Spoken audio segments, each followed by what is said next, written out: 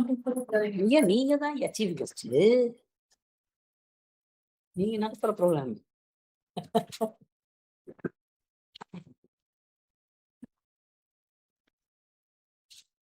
I had to prepare பண்ணி வரல.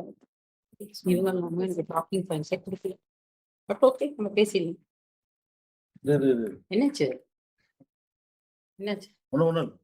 How many people have joined? 75. Oh, very less. ஆரம்பிச்சிருவோமா? ஆரம்பிச்சிருவோம் இல்லையா? நீங்க ஏதாவது பேசணும்னா பேசிட்டா நான் பேசலாமா? ஸ்ட்ரெயிட் அவே. இல்ல இவ பேசலாமா?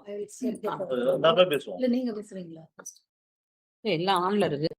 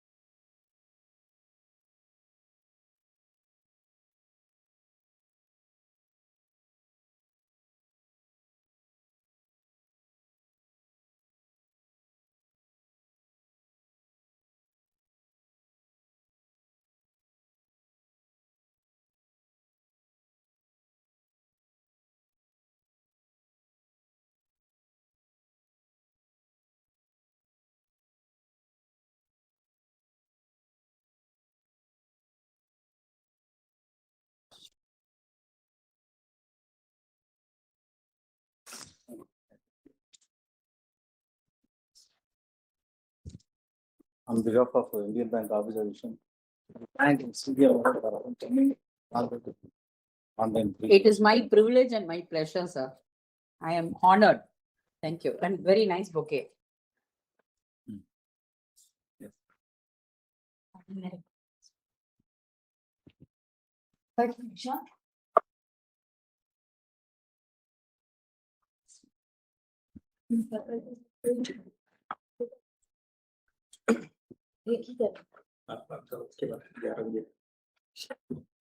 Shall I come in, sir? Yes, please, sir. Or should she initiate? No, sir will start. Respected CGM Madam, Principal Image, the faculty members, and my colleague office bearers, and the office bearers who are assembled through online, and my dear comrades. On behalf of All India Indian Bank Office Association, we welcome the participants and those who are going to join online subsequently for the one-day online pre-promotion training program. I thank our Chief General Manager for having come to inaugurate this online pre-promotion training program.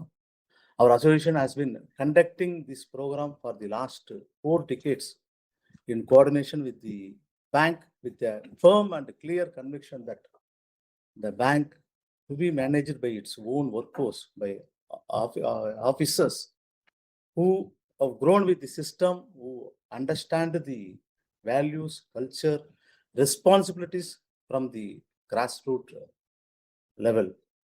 In our institution, the executives who are heading the zones, FGMOs, and departments have grown with the system, and they have dedicated, they have continuously learned, and hence they are heading these zones. So this clearly proves that any officer with a commitment, they can also grow in this process. Our bank ensures the promotion process every year, enabling the officers to take up the higher responsibilities and the leadership position. But providing opportunity is alone is not enough. The saying goes, early bird catches the worm. Our officers has to, those who are prepare yearly, invest in the self-development, they will be benefited more. In the same way, officers who are knowledgeable, responsible, and updated, the bank also getting more benefit. In the present competitive environment, the bank cannot be a static. To survive, to grow, the bank has to adopt to the policies and services which is matching the changing needs of the customers. Hence, we are in a very fast changing technological world.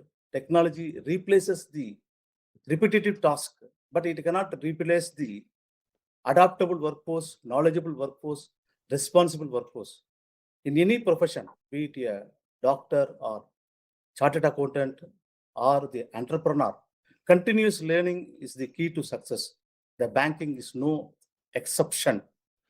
And our officers, those who wish to progress in the career, and they can also has to continuously prepare and update themselves. So in this online preparation training program is one such an attempt to support our officers in this journey. I request all of you to make use of this opportunity and update yourself. In this occasion, I thank our principal Image who has given this infrastructure for conducting the pre-promotion training program. And I thank the faculty members who have the vast experience and a deep knowledge, and they are going to ensure a flow of learning is going to take place.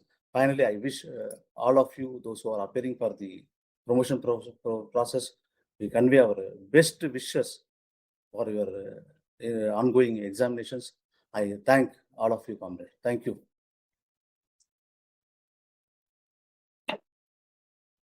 Or should I speak? Oh, okay. Respected Chief General Manager V.N. Maya Madam, CDO, CLO, and respected General Secretary Shri Shekharan Sir for the All India Bank Employees Confederation and the Officers Association of Indian Bank, and my respected office bearers of the association, and also my dear faculty and the participants today. I first of all accord a very hearty welcome to our CDO, CLO Madam for having consented to inaugurate this flagship program of the Association, Officers Association. I also thank our General Secretary Sir and the office bearers and the AIBOC for doing this program in collaboration with Image. This is a very crucial time for everyone's career. So a lot of preparation should go into coming out in flying colors. So Image is very glad to partnership with our association for doing this. I also thank our CDO, CLO Madam for placing the utmost confidence in us. I also thank the General Secretary for placing the confidence in rolling out this program. This whole day, I request you to kindly have a focused attention. Here we will not be going on a very elaborate theoretical concepts, or it will not be in a lectureship model, but we will be very crisply with all the important points, like the points which are generally asked in the questions in the exam about the policy digest, and then there will be a lot of MCQ sessions. They will be going on a question answer oriented mode, so that this one day will set the right tone for you to study further. Further, a lot of materials have also been uploaded in the Image site. One is Ladder for Leaders, which is a very, very good book. It is a very lot of hard work has gone into it, and we have updated it with the latest whatever has been rolled out, the latest policies, circulars, everything, even in the economy's front, the bank side, the latest products, everything is covered in Ladder for Leader. So you have hardly about 10 days time, because to a 15 days time, and I request you to make use of this, the people from Tamil Nadu to make use of these 3 days Pongal holidays to meticulously learn. At least 2 hours of deep learning will help you not only to come out with the exams in flying colors, but also will help you to face the interview board with confidence. And I wish you all the success, and I wish the maximum number of people should get elevated. And once again, I thank our association for giving us this opportunity. You can also, I think this will be there for a while, sir. They can also replay and see it, right? Yeah. Because this is the webinar. I think you may not have any option to, discuss And or where is it located? interact with the faculty, but you can always reach out to them through WhatsApp or you can call if you have any doubts. We are very happy to clarify. That is good And idea. with these few words, I request our CGM madam to kindly inaugurate this program and kindly share her wisdom on this. Thank you, madam. Thank you. sir. Thank you, everybody. Dear and respected General Secretary Shekran sir, AIBOA and other comrades from the association. Dear Kanaka, my friend and principal image and all the other faculty members, and above all, dearest participants. You are all the people who are going to be the future leaders, and you are all leaders in the making. So I am very happy to be here along with our friends here in this very important cause. Bank has also been giving pre-promotion training, but only for select group. But our General Secretary has been doing this for everybody. It's open for all, which is not an easy joke. And that cause, the intent, the purpose is so vast and noble that we should make the best use of it. They have been doing this for 4 decades. Is not a easy joke at all. And the intent and purpose also has reached out. That is why bank is where we are now. It is you all, the field level functionaries, who make the profit, who make the profitability, who make the business. Any parameter you touch, it is happening because of the field level functionaries. And that is happening because of these kind of continuous exercise, training given by image continuously, this kind of pre-promotion trainings which are organized in continuous manner, the interactions we have every now and then, the interactions which association has with their members, all these only together makes what we are, and the continuous learning process which the self-adopt. So this is makes what we are, and this is what makes the bank what it is. Bank is doing very well, which you all know, which you should know, at least for the exam and the interview purpose. Now all the business parameters, please get to know, irrespective of which scale you are appearing. Don't think scale 1 to 2, I need not know what is the net NPA or what is the deposit part, what is the advance part. Don't be in that mode. You are all going to be the future leaders, and the time is not like our time, where the future leaders are made after nearly 20 years. Now the future leaders are made in 12 to 14 years. 12 years is the barest minimum time, I would say, where the future leaders are groomed, future leaders are identified, and they are in the making. So please take every step as an important step. So that is one part which I wanted to say. And we all work for promotion, everybody.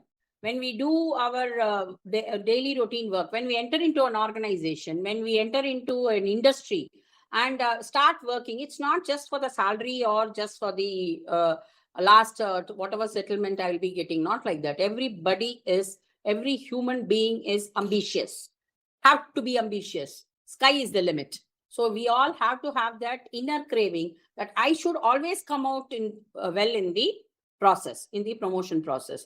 At the same time, not every child in the school also, not every child can be first rank holder. Maximum there can be 1 or 2 child who can have a tie. But always there can be only one first rank holder, and thereafter there are other things. That does not mean that the 7th rank holder is in any way less. Keep that also in mind. In fact, 7th rank holder may be a holistic personality than the first rank holder who is only good in the academics. So this process of promotion, all the pre-promotion training, all the interaction we have should not be viewed only for success. It is important. Success is important. Getting the promotion is important. I'm not denying that. And each one of us should aspire, I'm going to be the chief manager, I'm going to be the AGM, like that. I'm going to be the manager of this branch. I earmark the branch also, so that after my promotion process, I should be able to get that. That is the way the present generation is working also. But at the same time, if we do not get, we should not get disillusioned also.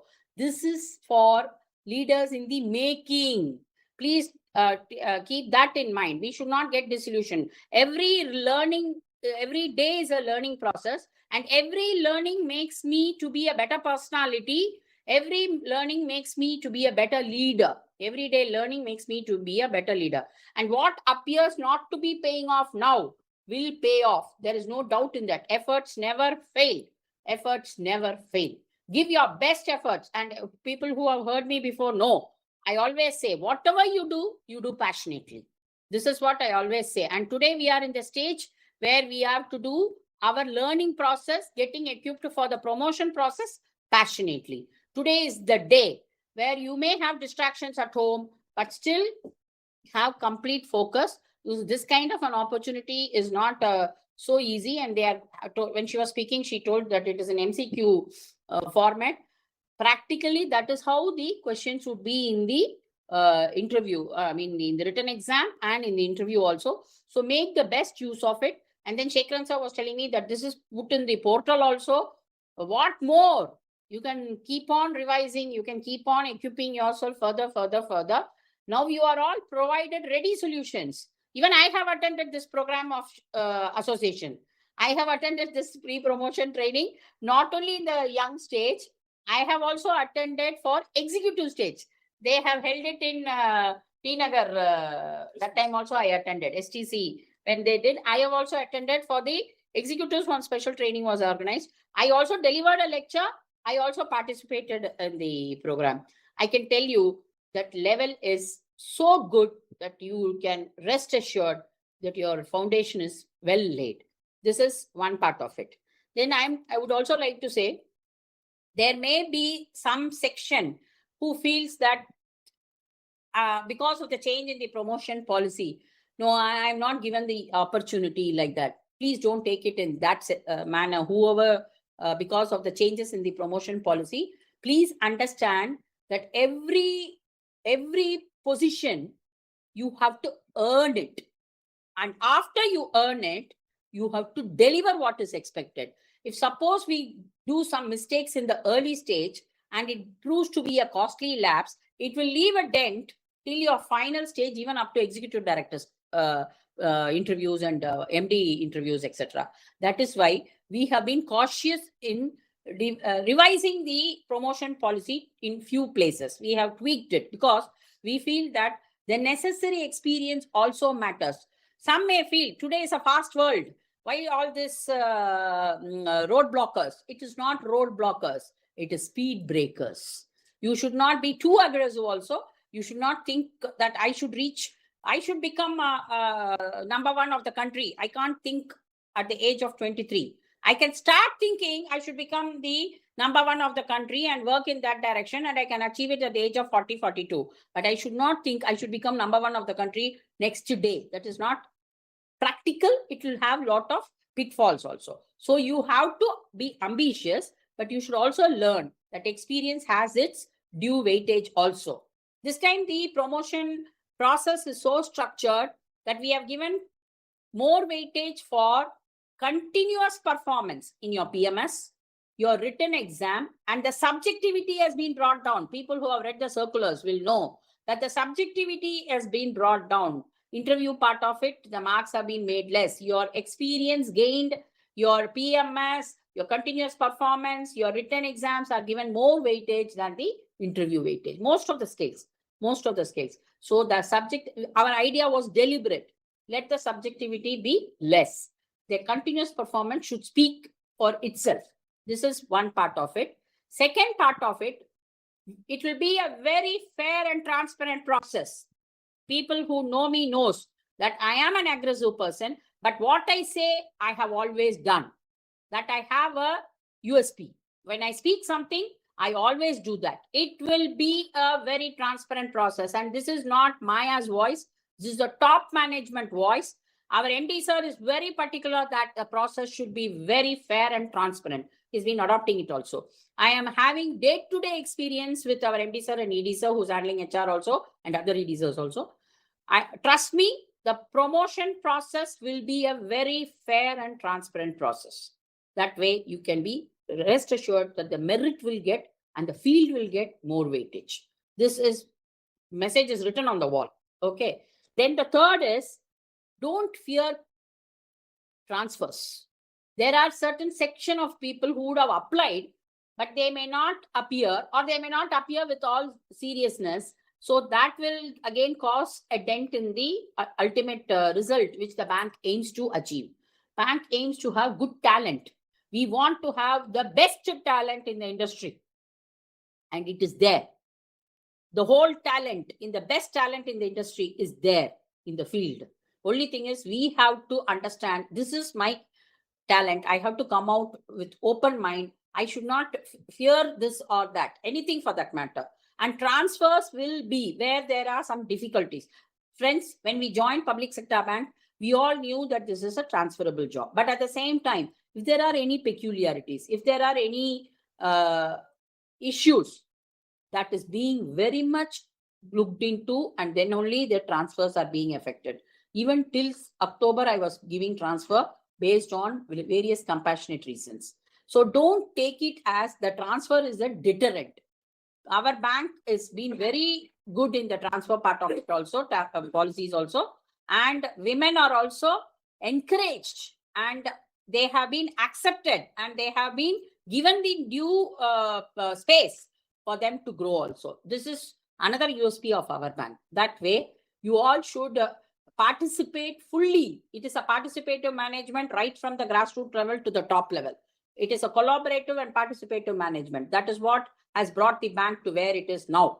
So all of you should participate in the process also with that open mind, that I should not get it. And my advice would be, please finish your transfers when you are young, so that when there is a requirement on the family front for your father, mother, or your family, or your children, anything for that matter, when there is or self-health issues, you will be at liberty to ask the bank, "Arey, Baba, please see, I've finished 14 years elsewhere. Now is the time where I have to be with my parents. Now is the time where I have to be with my child who's in +2 and has got some issues for learning." Like that, you can approach the bank right royally, and bank will also listen to you, because the bank sees the track record. A person who has never moved may not be encouraged to ask for the place of choice when the requirement comes, or he may not get it also. But a person who has proved, I have been everywhere until now I'm asking the bank, please, the bank should consider, bank will consider.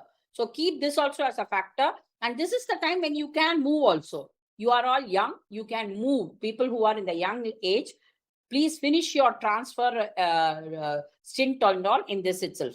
Then next is, we are all, this besides your material, besides your whatever trainings which you are undergoing, or your study material, leader to ladder, etc., please make it a habit. I'm not talking only for the promotion process. Please make it a habit from your scale 1 days to be updated in the newspaper. I'm not telling physical newspaper. You have so many front now. Please be equipped on the banking and economy front from scale 1 days. That is another factor which the previous gen, now the what is that? Gen Z, and then there is one Gen Alpha which has come now, I think. They are called Gen Alpha, the young children now. So all of them are so fast. I know that many of you would know, would have already started it, but still, this is my duty also to tell. We all were a little lagging behind, which mistake I don't want you all to do. In certain areas, we were all lagging in technology. Now it has become the order of the day. All our digital products and services, order of the day.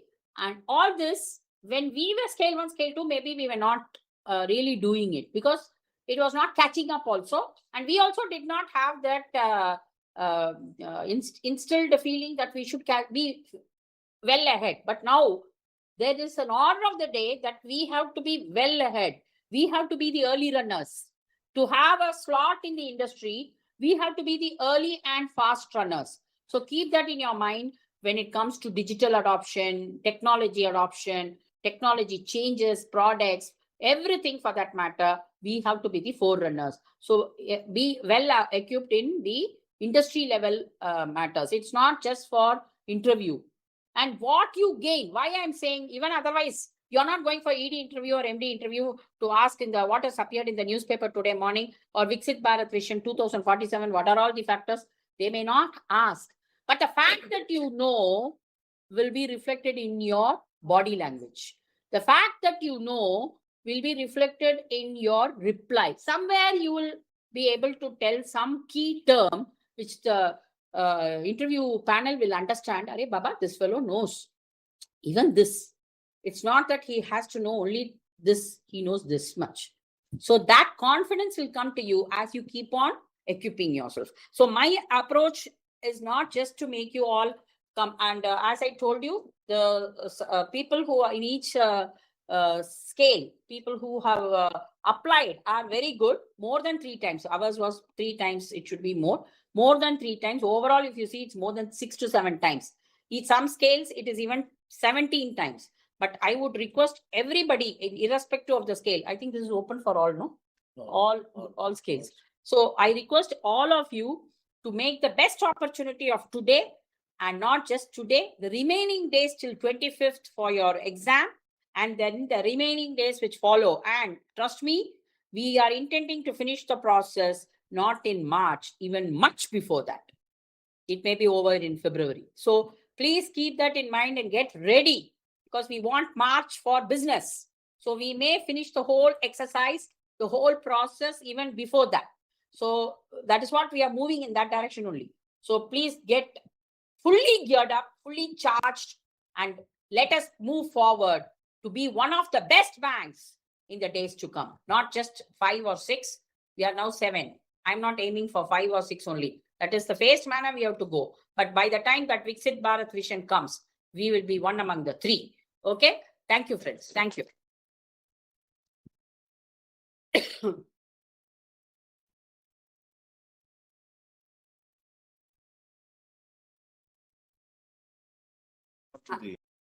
The regular session. I have to inaugurate is what our Sacred Sir says. It is inaugurated.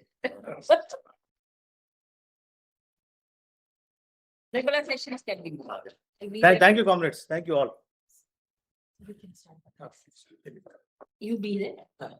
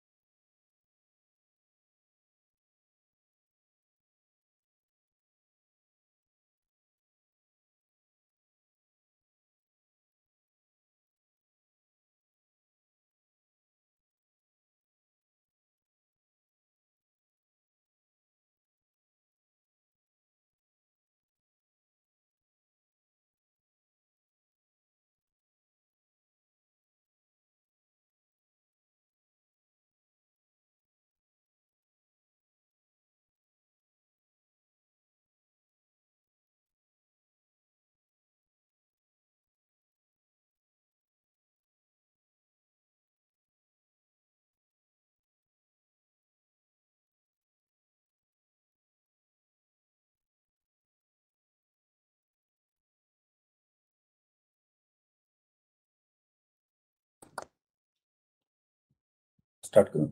Okay. Good morning, all. I'm Patsarthi Naik, Chief Manager Faculty from Image. And thanks to All India Indian Bank Officer Associations to giving me an opportunity to have a session on recent circular on Agri, government schemes and financial inclusion. We'll discuss in due course what are the topics and what are the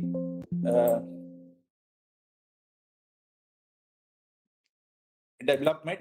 For example, generally in exam, we'll face at least 5 to 6 questions related to banks business. Although our topic is on agriculture, we'll see our agriculture position on as on 30th September is somewhat around 146,205 with a growth of 13.98. And our total RAM sector is 375,660 with a growth of 15.57.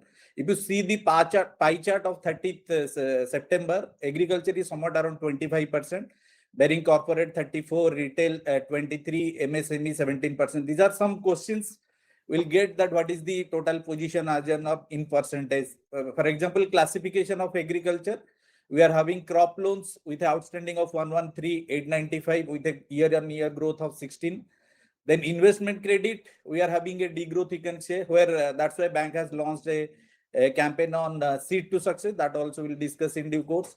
Agri allied activity, we are having a 8090 with a growth of 25.62. Infrastructure, somewhat around 11,624 with a total of 146,205. Now, continuing to priority sector, our bank's position as on the 30th September is out of the 40% is 42.51 and with an amount of 206,149. My request to all of you, don't go by the percentage. Sometimes there is a question that what is the agriculture priority sector achievement in amount. So out of the 18%, we are having 19.02, the amount is 92,246. Then similarly, small and marginal farmer with a target of 10%, we are having 10.15. Similarly, weaker section, out of the 12%, we are having 13.44 and amount of 65,191 crore. Then micro under MSME 7.5, out of we are having 11.59. Then non-corporate farmers 14%, out of which we have achieved 17.49 with the amount of 84,793. Now, out of the positions, number of SCG we have sanctioned finance 5.06 lakhs with a balance outstanding as on 30th September is 22,901 with a year-on-year growth of 10.2%. Disbursement we have achieved for the quarter 5287. Women beneficiary somewhat around 59 lakhs. And there are certain products, for example, we are having SSG Sakti where we are giving more above 10 crore to above 10 lakhs to up to 20 lakhs and that is covered under CGFMU. Similarly, there are SSG Nirmal and other products that Griha Lakshmi products are there. Nirmal we are giving 20,000 to 3 lakhs and my total exposure including this should not exceed 6 lakhs. Similarly, Griha Lakshmi now there is a changes that we can go up to 1 lakh, we can go up to 2 lakhs with a where mortgage is available. Similarly, there are also exemption up to 1 lakh in term loan cases where insurance exemption is there. Now there is a changes also in the processing fee that we'll discuss in due course. There is a processing fee exemptions. Then position as on 30 September pertaining to Mudra, we are having 4713 crore loan disbursed to almost around 1,35,797.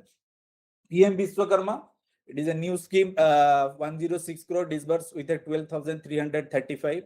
PM Swanidhi, 887 crore loans disbursed to 6.46. There is a new amendment in this financial year. That amount is changed up to first rank is 15,000, second rank up to maximum. Second is 25, third is 50. And there is a credit card in introduction also. For those have already paid the second rank and that is up to 30,000. Initially, it will be given 10,000. Now, we'll go through as major chunk of our agriculture is basically from gold loan. We'll start with gold loan and some part of the structured loan product pertaining to agriculture. Recently, the gold loan related to gold loan valuation, there is an amendment. Previously, we are taking average closing price of 20 karat gold over the last 30 days. Now, closing price of 22 karat gold on the preceding day quoted by the IBJA, Indian Bullion of Jeweller Association, and commodity exchange, any commodity exchange regulated by the Security and Exchange Board of India, that is SEBI. Out of these three, whichever is lower, Then with effective from 21st December 2025, the effective market value of gold for determining the gram lending rate under jewel loan shall be reckoned at 90% of the prevailing market value. Then Agri jewel loan, we already know we are giving ornaments, articles, primary golds, and we can accept up to gold 50 grams that we bank 20 carat, 24 carat fitness. And related to this embezzlement of appraiser, previously you might have seen there are a lot of cases where jewel appraiser have done something detrimental to the interest. So bank has now come up with a guidelines of empanelment of jewel appraiser, where I can go for fresh empanelment of up to 3 years. If my appraiser conduct is good, we can extend another 3. But after 6 years, it will be a completely fresh empanelment. And related to jewel loan appraiser, there is a entry age 30 and exit age is 60, and they should have a minimum 10 years of experience. But there is an exemption by JEDO. They can consider 5 years below the entry age, 5 years after the your exit age, and related to qualification, your experience also they can reduce.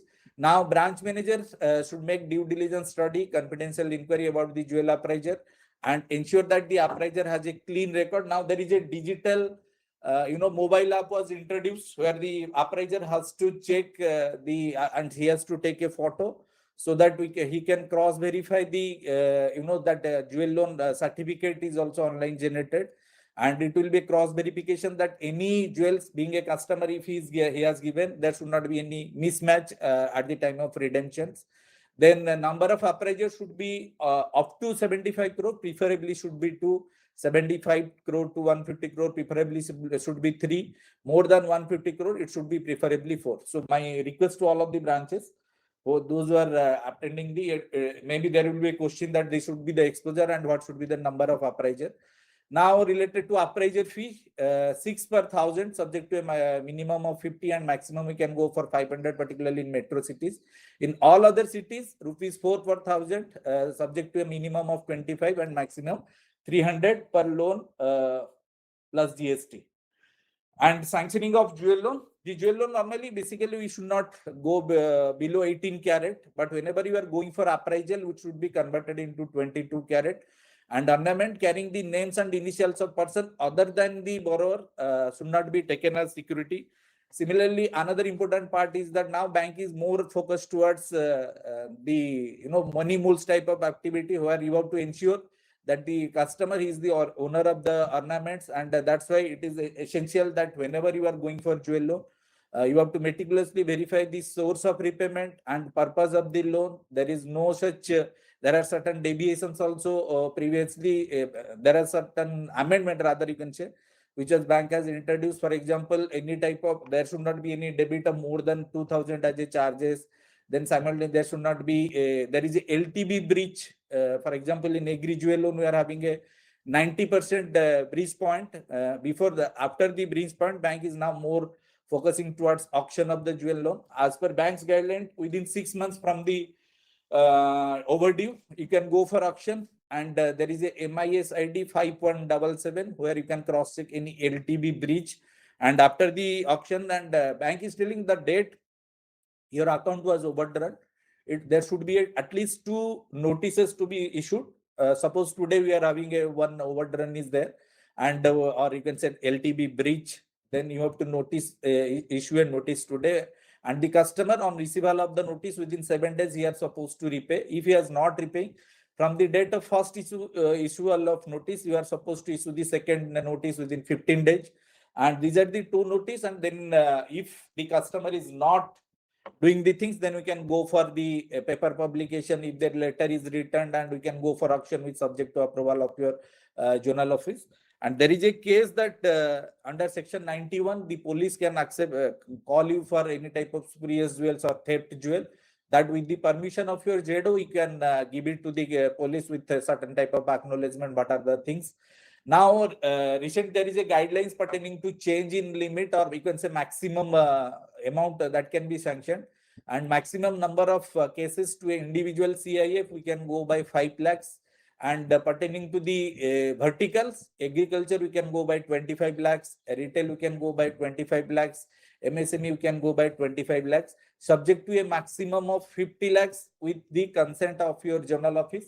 So if there is a question related to maximum exposure, with general office, we can go 50. Without general office, maximum we can go up to 25 lakhs.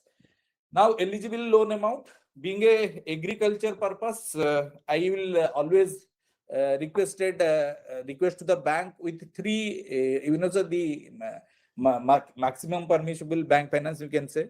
What I am applying to the bank and the requirement of the, as per the customer, then what is my LTV in the form of 85% or 70%. And the repayment capacity is based on the scale of finance. In the agriculture, that is fixed by DLTC, District Level Technical Committee, whichever is minimum, that will go for the finance in agriculture jewel loan. And there is a guidelines also related to declaration point of view. And particularly in retail jewel loan, there is an amendment in declaration. Now up to 2.5 lakhs if I am going for bullet repayment, and up to 2.2 if 2.5 lakhs is if I am going for EMI, and 2.2 lakhs if I am going for bullet repayment, then declaration is sufficient, and above than that you are supposed to give in case of retail. And in case of MSME, it is 1.75 lakh of loan and 3 lakhs of income. And if the loan amount is more than 1.75 lakhs, you are supposed to give the supporting documents. This is related to your MSME. There is a recent change in rate of interest also. Previously, bank was asking above 20 lakhs and below 20 lakhs. Now in MSME and retail, the rate of interest also based on above 20 and above 10, below above 10 and below 10. These are the recent changes.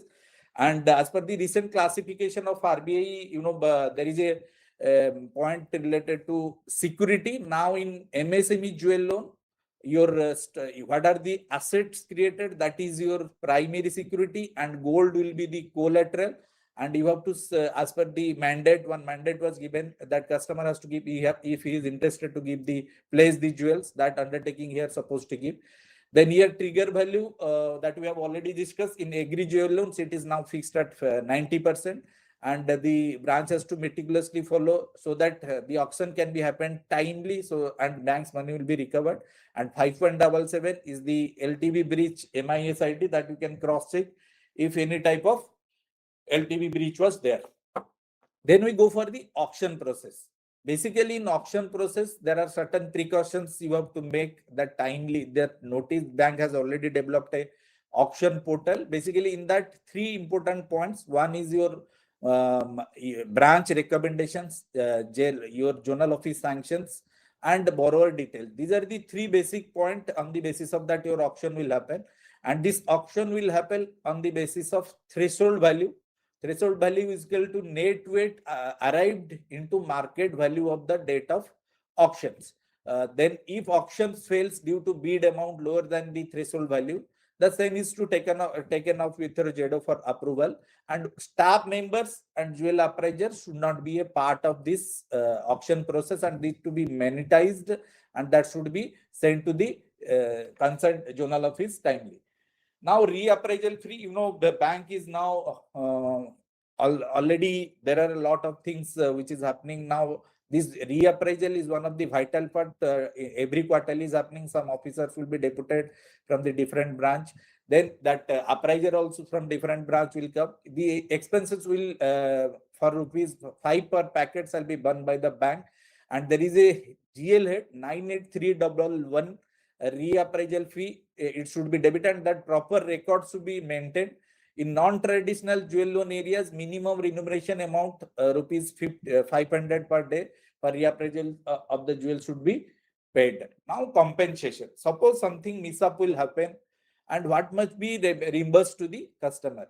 So here in the form itself, we are taking a declaration. I accept that banks shall reimburse the value of net weight of gold ornament as accepted at the time of advance to me in case of any untoward incident happens to the place jewel at the branch premises.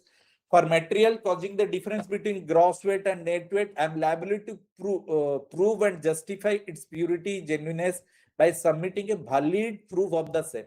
Means the customer has to submit the proper bills, in the absence of which I shall not make any claim against the loss for the same.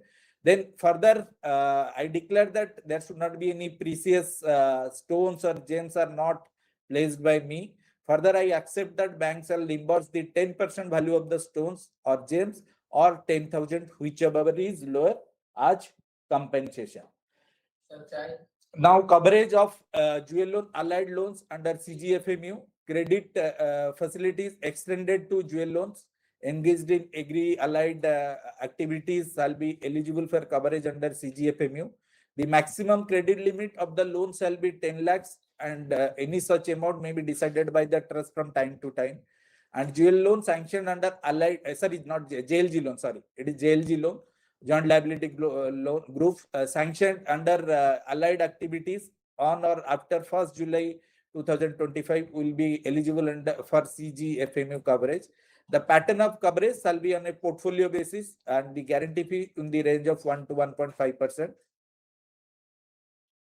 Then we'll go to, as I've already told, there is a campaign on investment credit, seed to success.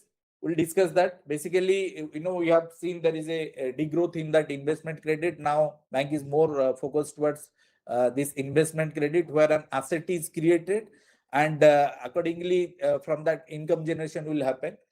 So feature of this seed to success for fresh accounts with the enhancement of minimum 20% of existing limit, takeover accounts are eligible. All products and Agri jewel Agri investment credit, excluding your jewel loan, KCC and SHG. Loan amount should be 25 lakhs up to 30 crore. For non-individual cases, proposal with CMR 1 to 4 and equivalent CIC rank, the minimum immovable security should be coverage of 50%. CMR is your civil MSME rank, considering your last 2-year credit history. What is the fate of the account in next 1 year? From that, CMR rank was given, and as per bank's credit policy, CMR 1 to 4, we can go for fresh sanction. 5 and 6, additionally 10% collateral, and 7 to 10, we are not supposed to sanction. And any deviations in CMR, that falls in the discretion of our COLC CED. Then proposal with CMR 5, proposals without CMR with additional 10% collateral, we can go in this investment credit campaign. For ETB, CMR 1 to 5 equivalent. For other commercial scores, concession applicable for additional fresh loans. Working capital limits for enhancement of more than 20% are eligible with concession rate of interest. And stamp duty for documentation and equitable mortgage shall be recovered in accordance with the prevailing laws of the respective state where it is applicable. Now, there is a concession in processing and upfront fee up to 100%. Concession in documentation and EM charges up to 100% except stamp duty and EM charges as per the prevailing state laws or wherever applicable. Then commission on performance guarantee issued in favor of government authorities for customer billing in case of rice mill cases where it's basically the customer wants this guarantee with at the rate for 0.40%, we can discount. Then there is a term called administrative approval. Now it is more or less you have to meticulously follow. Obtain prior administrative approval from zonal office before sanction of your Agri loans with effective from 1st April 2020. It is introduced. Then exempted category, all digital products, accounts backed by collateral security, and proposal sanctioned by MAPC or higher authority. Now, lapse is mandatory for all the Agri loans except Agri-based jewel loans and SHG, JLG exceeding rupees 10 lakhs. Then bank is now come up with a circular for purchase of drones for agriculture purpose, encouraging the adoption of drone technology in agriculture. For example, it can be improve your operational efficiency, enhance crop yields, reduce cost of agricultural operations. The basic requirement for a customer to have this loan that he hold a remote pilot license issued by DGCA, that is called Director General of Civil Aviation, and any authorized remote pilot training organizations. And drone used in customer hiring service also eligible under Mudra scheme for loan up to 10 lakhs with coverage under credit guarantee fund for micro units. Then SMAM, submission on agricultural mechanization, financial assistance at the rate of 40 to 50% capital subsidy of the cost of drone is provided by to the farmers or FPOs or cooperative societies. Then the bank, as we have already discussed, the seed to success related to agri investment credit. Now, during the financial year 25, portfolio diversification is the focus with investment credit as a business opportunity, and to build a robust and high value of agriculture investment portfolio by strategic deploying, and to strengthen the field level agri marketing, client acquisitions and development of investment credit. This agri business cell was introduced, and AIBOC will focus exclusively on marketing and sourcing of high value agriculture proposal about 10 lakhs. AIBOC cell comprises of head of the vertical, or you can say an officer, then MAPC processing officers. Then there is a new scheme, Pradhan Mantri Matsya Sampada Yojana, aquaculture, establishment of new ponds, you can say. Then circulatory aquaculture systems, biofloc units and aquaponics. Then mariculture, seafood cultivation, we can say marine and reservoir case cultivations, infrastructure, basically construction of hatcheries, cold chains. Then you can go for ice plants.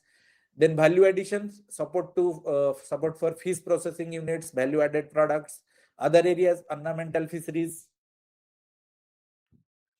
Then it is one type of umbrella concept with two varieties of, you can say, subsidies, or you can say assistance. One is your central sector scheme, where the projects are fully funded by the central government, that is 100%. And there is a centrally sponsored scheme. First one is central sector scheme. Second one is central sponsored scheme. For these projects, the financial assistance is shared between the central and state government. And this component is further divided into non-beneficiary and beneficiary-oriented subcomponents. Then funding pattern, or can say funding assistance, under central sponsored scheme, that is category 2, government financial assistance or subsidies available in PM MSY on project cost, and the remaining portion is beneficiary contribution, which is eligible for the bank finance. Then financial assistance of subsidy categories wise. For general categories, it will be 40% of the project cost, and for SC/ST and women category, it is 60% of the project cost, which will be, in splitting cases. In some cases, will be splitted by the state government and central government. In some cases, for example, in case of Union Territories, it will fully funded by the central government 100%. The Northeastern and Himalayan state, it is 90% and 10%. That is 90% is for the central government and 10% for the state government. Then other state cases, it is 60% and 40%. So there will be questions pertaining to the scheme, because this is a newly introduced scheme, where you can there will be a question that, for example, a person located in Northeastern Himalayan state, what will be the splitting of subsidy? So it will be 90:10. Then clarification on collateral free loan up to 2 lakhs. Recently, in November 2024, RBI has come out with a circular for exemption of collateral and margin. RBI guidelines regarding to waiver of collateral security and margin requirement for agricultural loan, including allied activity up to 2 lakhs. Loan against voluntary pledge of gold and silver as a collateral borrowers sanctioned by a bank up to collateral fee limit up to 2 lakh will not be construed as a violation of guidelines. That clarification is as per the RBI circular dated 11th July 2025. And there is also one point I want to add in jewel loan also. Recently, RBI has given the margin cases in case of retail jewel loans, that up to 2.5 lakh, 85% maximum. Then we can go for up to 2.5 to 50, 80. Then your above 5, you can go for 75. And bank is accordingly, you can go for less 5% finance. Then we'll go for the priority sector guidelines pertaining to agriculture, and to some extent, what are the changes in priority sector. As we know, agriculture cases, we should at least agriculture 18% of the ANBC or CEOBA, whichever is higher. Within this target, 14% is prescribed for non-corporate farmers, out of which a target of 10% is prescribed for small and marginal farmer. For foreign banks with less than 20 branches, we are having it is not applicable. For RRBs, it is 18% of the ANBC or CEOB, whichever is higher. Within this target, 14% is prescribed for non-corporate farmers, out of which a target of 10% is prescribed for similarly in case of domestic commercial banks. In case of small and finance bank also, 18% of the ANBC and COBA, whichever is higher within this target, 14% is prescribed for non-corporate farmers, out of which 10% for small and marginal farmer. Then basically, what are the description under priority sector?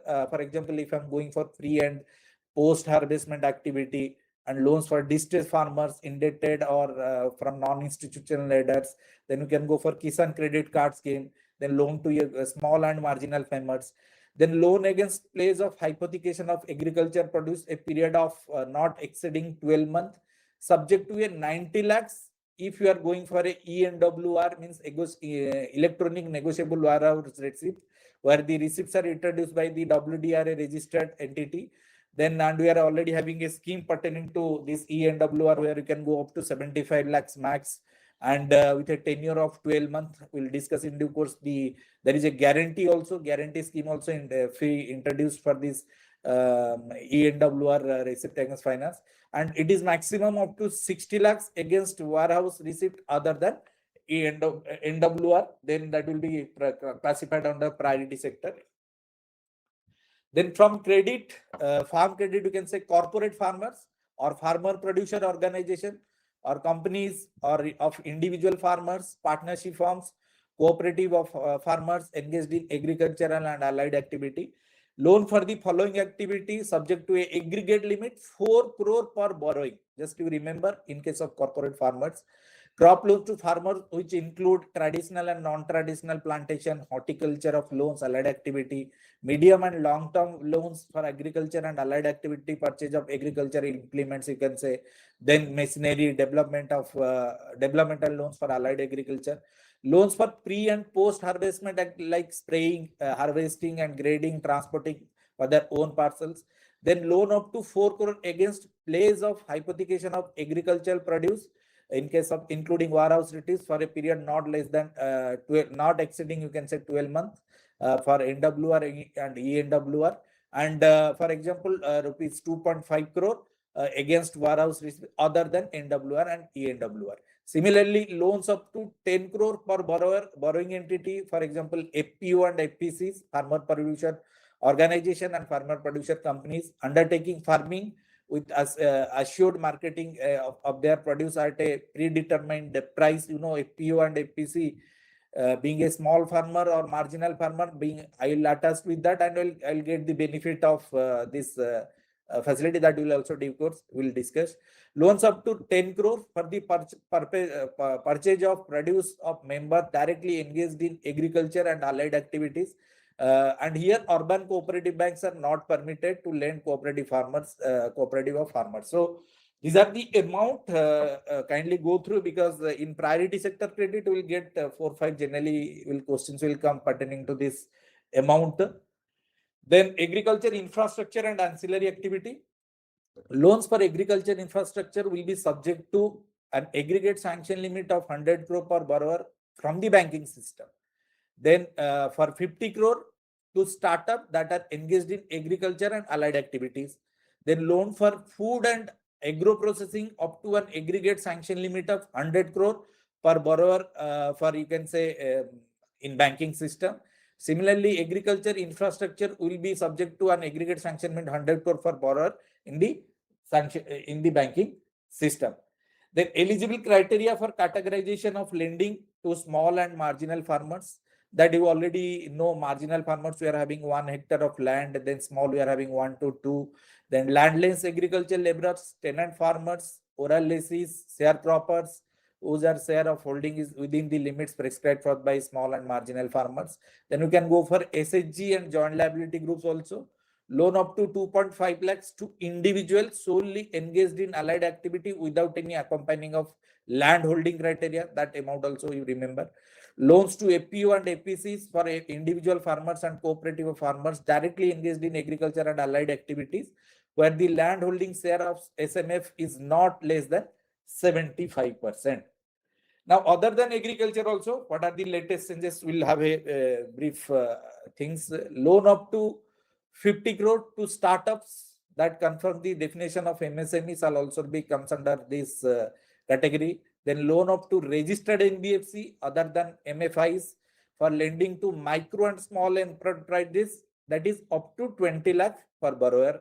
Similarly, export credit cases, incremental export credit over corresponding debt of the preceding year up to 2% of the ANBC or COBE, whichever is higher, subject to a sanction limit up to 50 crore per borrower. Just to remember, for banks and foreign banks or SFB or UCB, export credit up to 32% of ANBC or COB, where whichever is higher, for foreign banks less than 20 branches.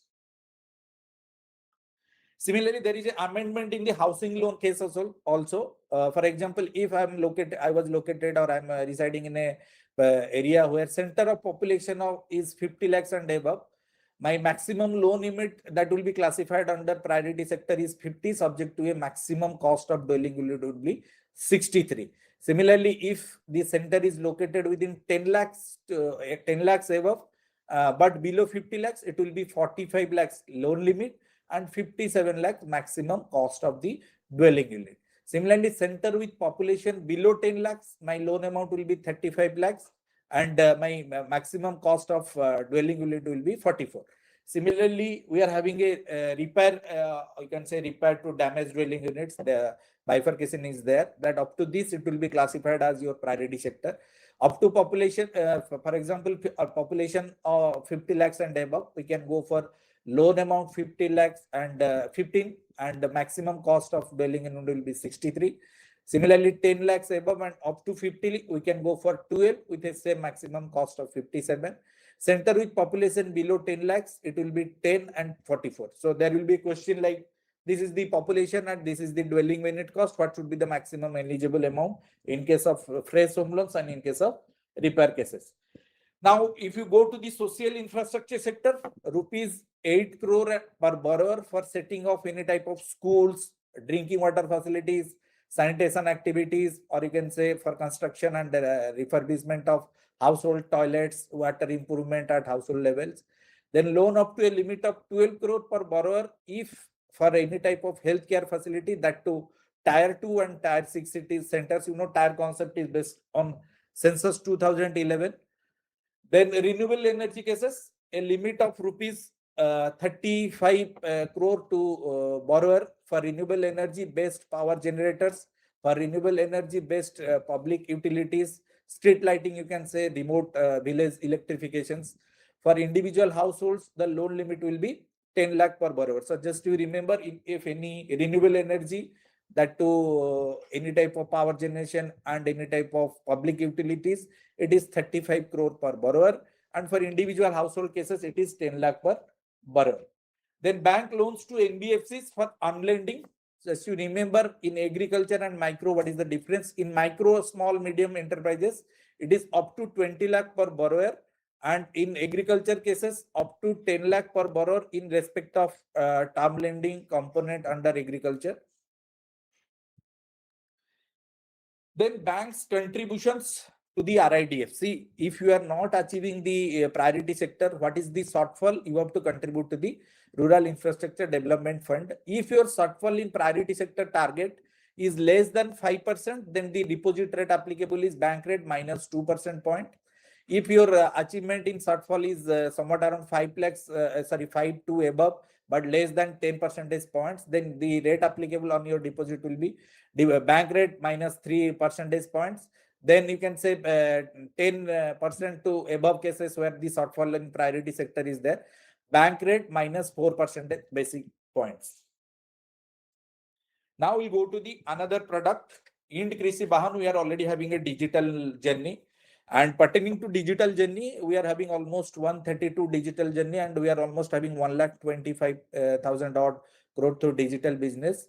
And as on 30th September, in Krishi Bahan, now this also digitally already done. And purpose, basically, we are going for machines and implements should be primarily utilized for allied to agriculture, or you can say customer hiring. In 2022 onwards, bank has come up with a circular for tractor cases. Previously, it is only on the basis of land holding. Now it is come with a customer hiring. And you have to ensure that DSCR is as per the bank norms. Target groups, we can go for all individual and farmers. Maximum tenure here is 60 months. We can go for 1 month more holiday period also. Security here, it will be covered under CGFMU. Maximum quantum loan you can go up to 10 lakhs, and the margin 20 to 30%, considering the CIBIL and land holding, that bifurcation also will discuss. Eligibility based on the cash flow and DSCR, and average DSCR should be 1.5 and the minimum DSCR should be 1.25. Here rate of interest is 12% fixed. Then dealer payout is there, 1.5%. We can go for dealer payout, and incentive to sell executive also 1,000 per tractors. We are having tie-up with Export Kubota and Action Construction Equipment recently, and we are having Mahindra, Swara, Stafe, TMTL. Related to the margin bifurcation, you can say, suppose my CIBIL score is greater than equal to 730 to 750, my margin will be 30%. Then my CIBIL score is more than 750, then I will have to give 25% margin. If I'm having a land holding, you can say 2 acre of wetland and 4 acre of dry land, my CIBIL score greater than 730, then my margin will be 25%. And if 750 and farmers with 2 acre of wetland and 4 acre of dry land and greater than 750 score, the 20% is there. So here margin you can say 20 to 30% depending upon the CIBIL score and land holding. Similarly, we can go for old tractor also. As per bank's guidelines, we can go for maximum 5 lakhs with a margin, we can say 30%, and tenure also 5 years. That also you have to stand, but tractor should not be 2 year old. Then new MOU of the tractor, as we have already seen, we are having tie-up with Tafe, TMTL, Mahindra, Escort and AC. That Preet Tractor Private Limited, PTPL, is the new agency which bank has already having a MOU tie-up for this tractor loan.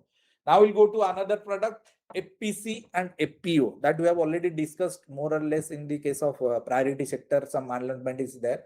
Then FPOC and FPO, new or existing company or farmer producer organizations, term loan, cash credit we can give. Term loan in case of farm machinery, equipment and refrigerated vehicle, we can go for that. We can go for 85% of the project cost. Cash credit, as per the more or less, we can go for the MSME type of things. Composite loan also we can give.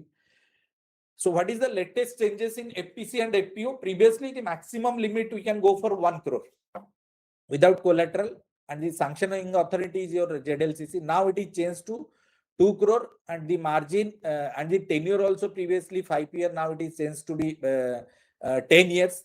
Told them to be repaid maximum 10 years. It is wrongly mentioned 1 year. So now term loan up to 50,000 nil, and above 50,000 0.05%. And working capital, as you know, there is a recent changes in priority sector guidelines that up to 50,000 there is exemption. Rate of interest considering up to 1 crore and above 1 crore, and considering rating, your rating level, this rate of interest varies. Related to collateral point of view, if the FPO and FPC, they are giving collateral well and good, and but if they are not giving also, that up to 2 crore it is exempted. There is a Sangarshan Private Limited, which is one of the subsidiary of NABARD. They are taking care of this FPO collateral coverage, guarantee coverage. Here, if credit guarantee coverage up to 2 crore, I will get a guarantee coverage of 75% credit guarantee, and I have to bear 0.85% loan amount guarantee fee yearly.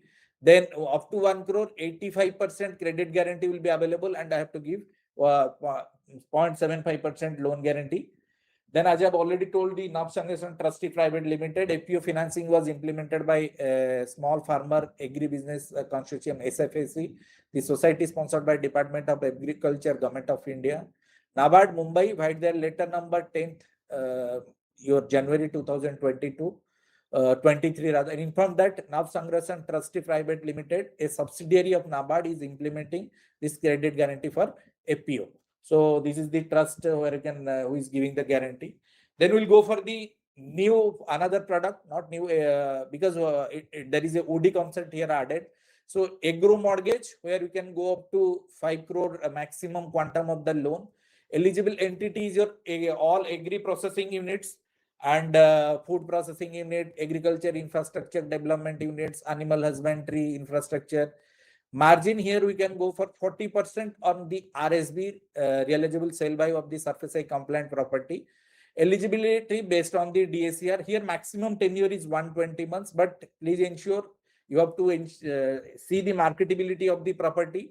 And those property, for example, agriculture property where tax attachment is there and disputed property should not be accepted here, considering as a collateral. Now, what is the latest development in agro mortgage? There is a drop line OD concept was introduced. For example, this drop line OD we have seen in MSME LAP also. Here there is in flexi OD in case of retail loans, home loan cases. Here drop line OD where DP of the OD will be reduced on monthly basis as per the tenure. And group accounts should be, none of the group accounts should be NPA. Last 3 year ITR along with the balance sheet should be available. Availability of cash flow DSCR to the service the mortgage as well as existing units. In case of accounts with credit exposure less than 50 lakhs, a BBB rating is as per the scoring model. So you just remember what should be the rating. Then in case of accounts with exposure 50 lakhs and above, minimum entry level of rating is IB BBB and project rating P2 as per the internal rating model. The entry level age and exit level age for the owners immovable property is here 18 and 70.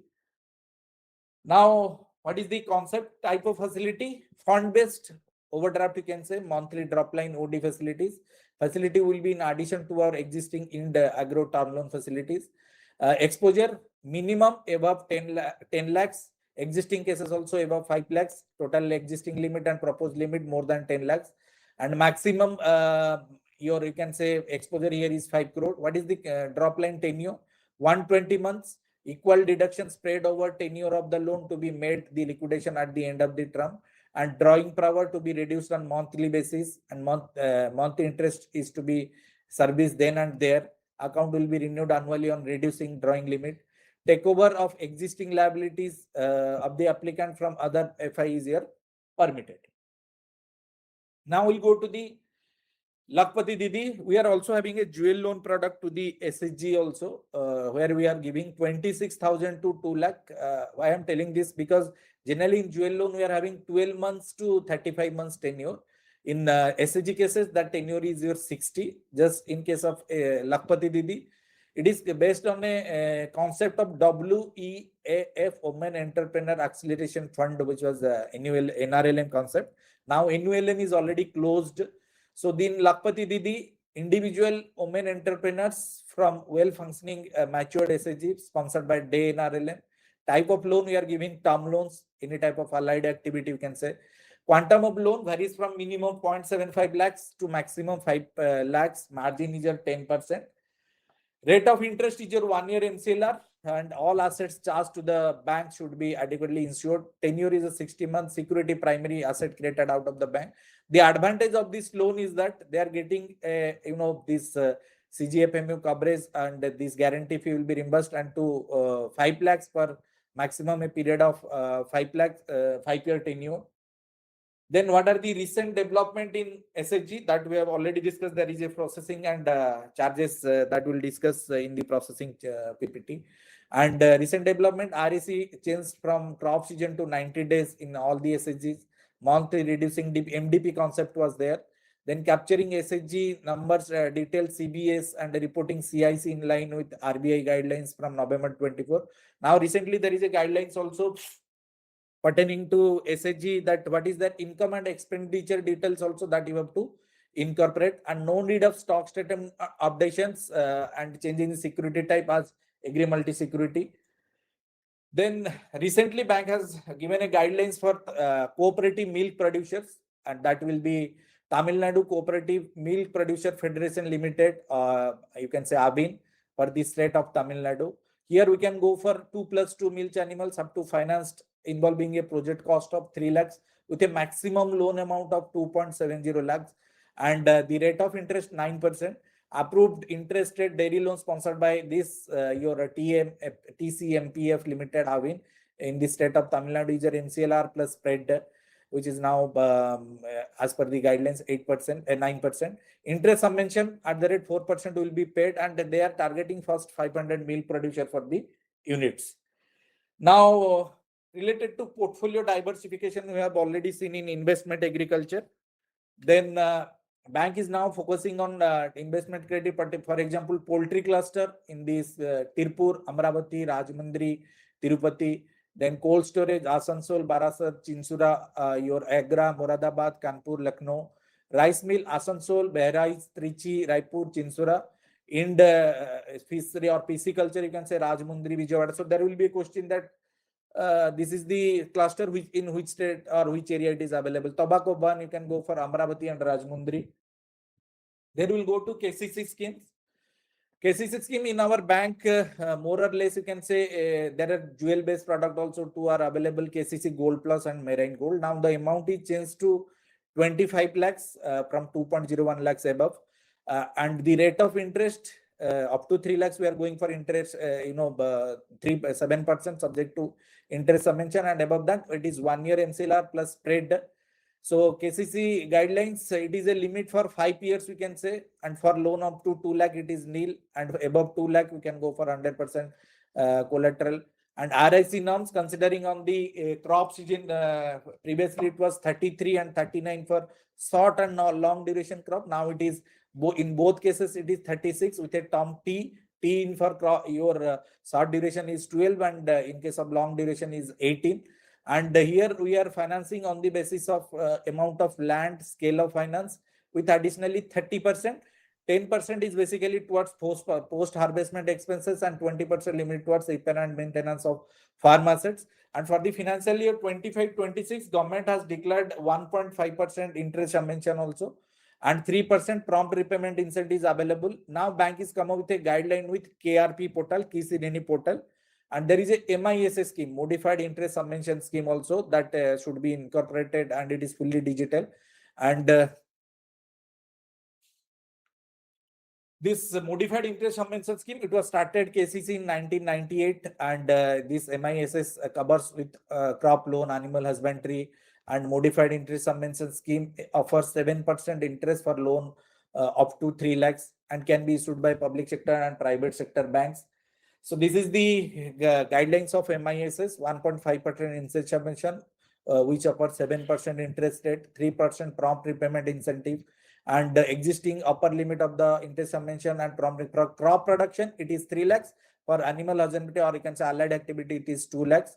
And the interest subvention is made available to bank for first 3 years or entire period, subject to a maximum of 5 years for restructured loans under your natural calamities. PRI shall also be provided to the affected farmers. This is the journey of KCC. 1998, then interest subvention 2%, then 2010 prompt repayment incentive 2%, then 11, then 14 to 55 loan to formation of JLGs, then KCC for fishery and animal husbandry in 18-19, then saturation drive, then Key Sireni portal. Now bank is telling that every loan should be routed through this KRP portal, so that there should not be any duplications related to financing.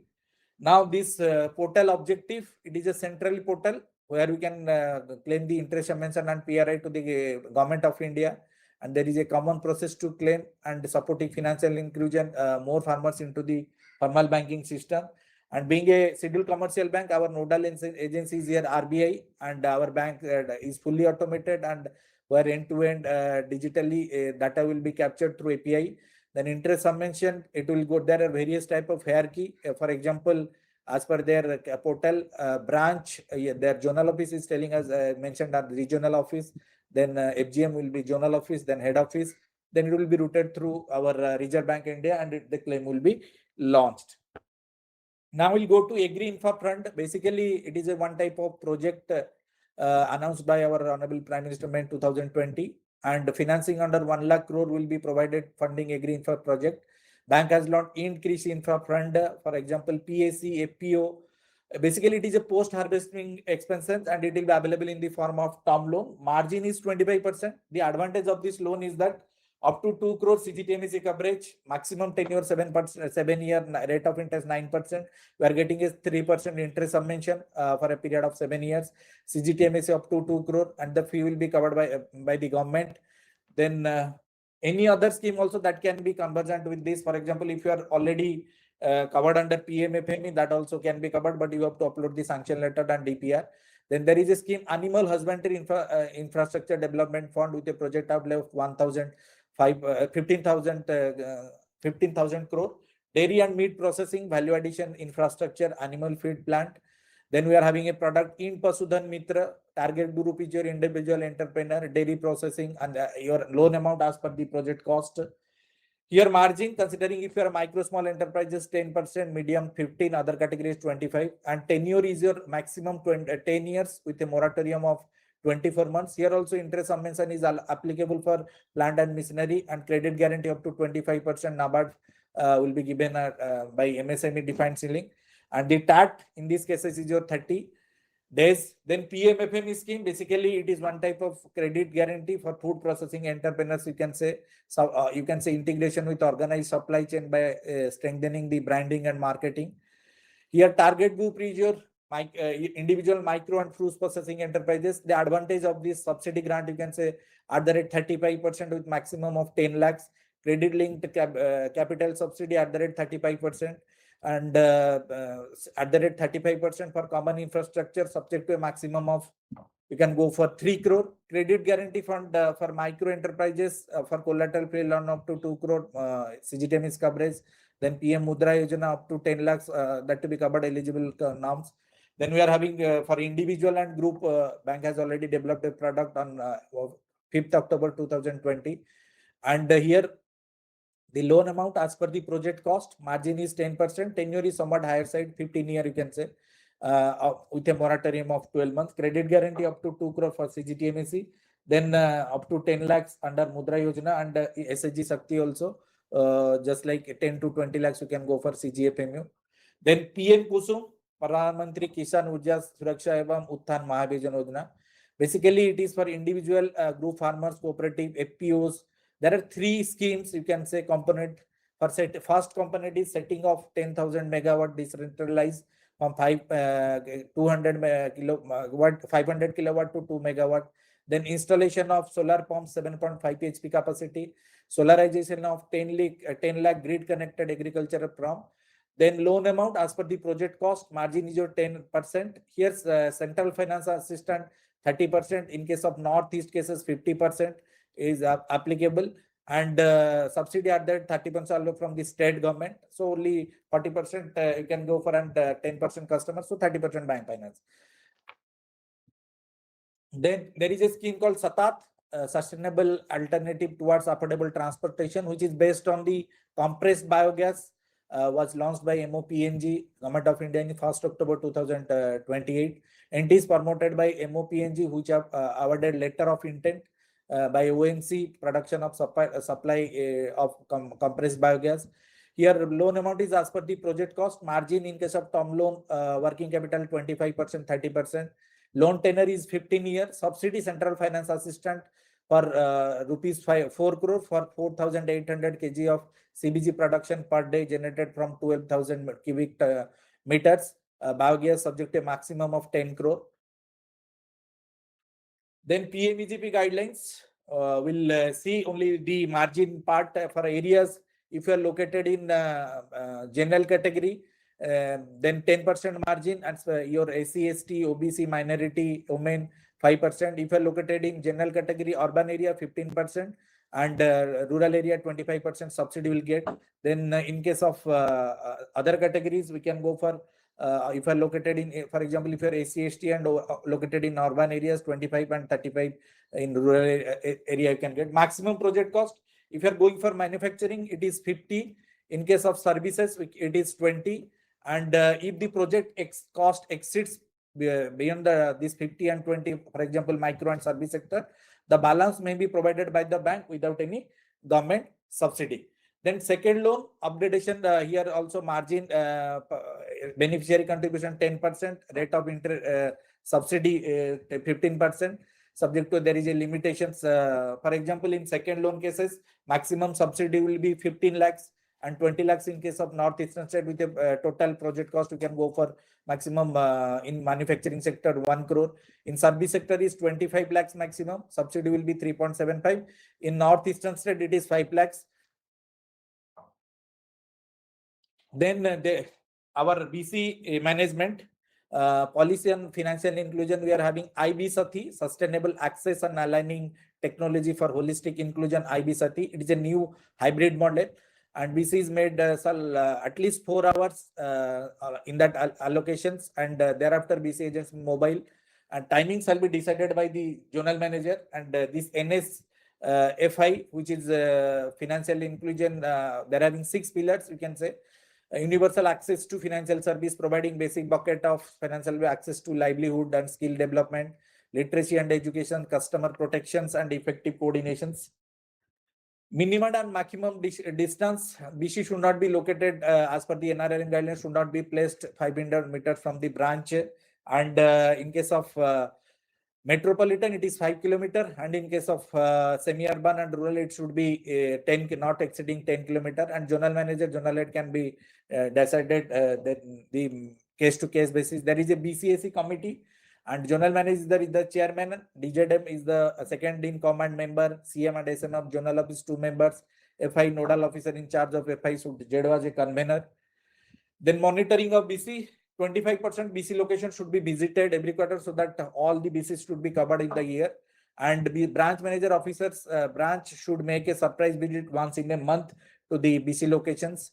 And bank at its discretion may declare incentive awards performance to FBC directly without 20% share of the CBC. Then executive director in charge of our financial inclusion department is competent authority to amendment any type of remuneration to the CBC and BC. We are having a 4-tier system. One is our bank, CBC, a technology service provider, and the bank and the BC. Sorry, inactive BC. Previously, there is now these guidelines. They should have at least should not be treated as inactive if he or she has not done any financial transaction login in the last. At least they have to do at least one financial transaction. If they have not done, then it will be treated as inactive. And review of BC should be at least quarterly basis. Then this is the service charges that I have already told. In SHG term loan and CC cases, processing fee up to 10 lakhs nil, above 10 lakhs 0.25. Then JLG cases up to 5 lakhs nil, above 5 lakhs 0.25.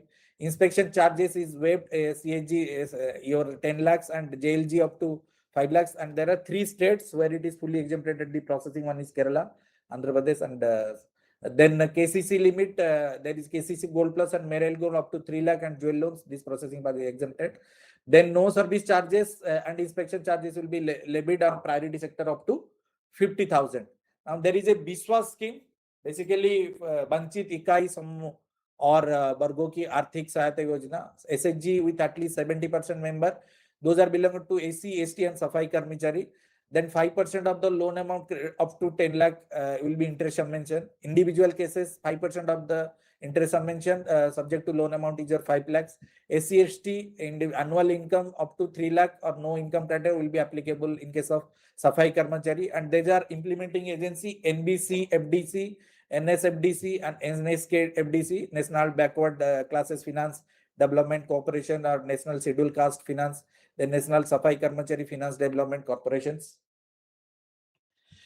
Then credit guarantee, ENWR, we have already discussed. We are having a product 75 lakhs up to ENWR, it is WDRA registered, and other cases 60. So here in ENWR cases, there is a guarantee agency, you can say combined guarantee scheme, CGS, implemented by Department of Food and Public Distribution from 24th, 25 to 31 financial year, with a corpus of 1,000 crore and extended to agricultural borrower up to 75 lakhs and farmer including small marginal farmers, FPOs and other farmers up to 200 lakhs. Rate of interest should not be more than 3% above MCLR.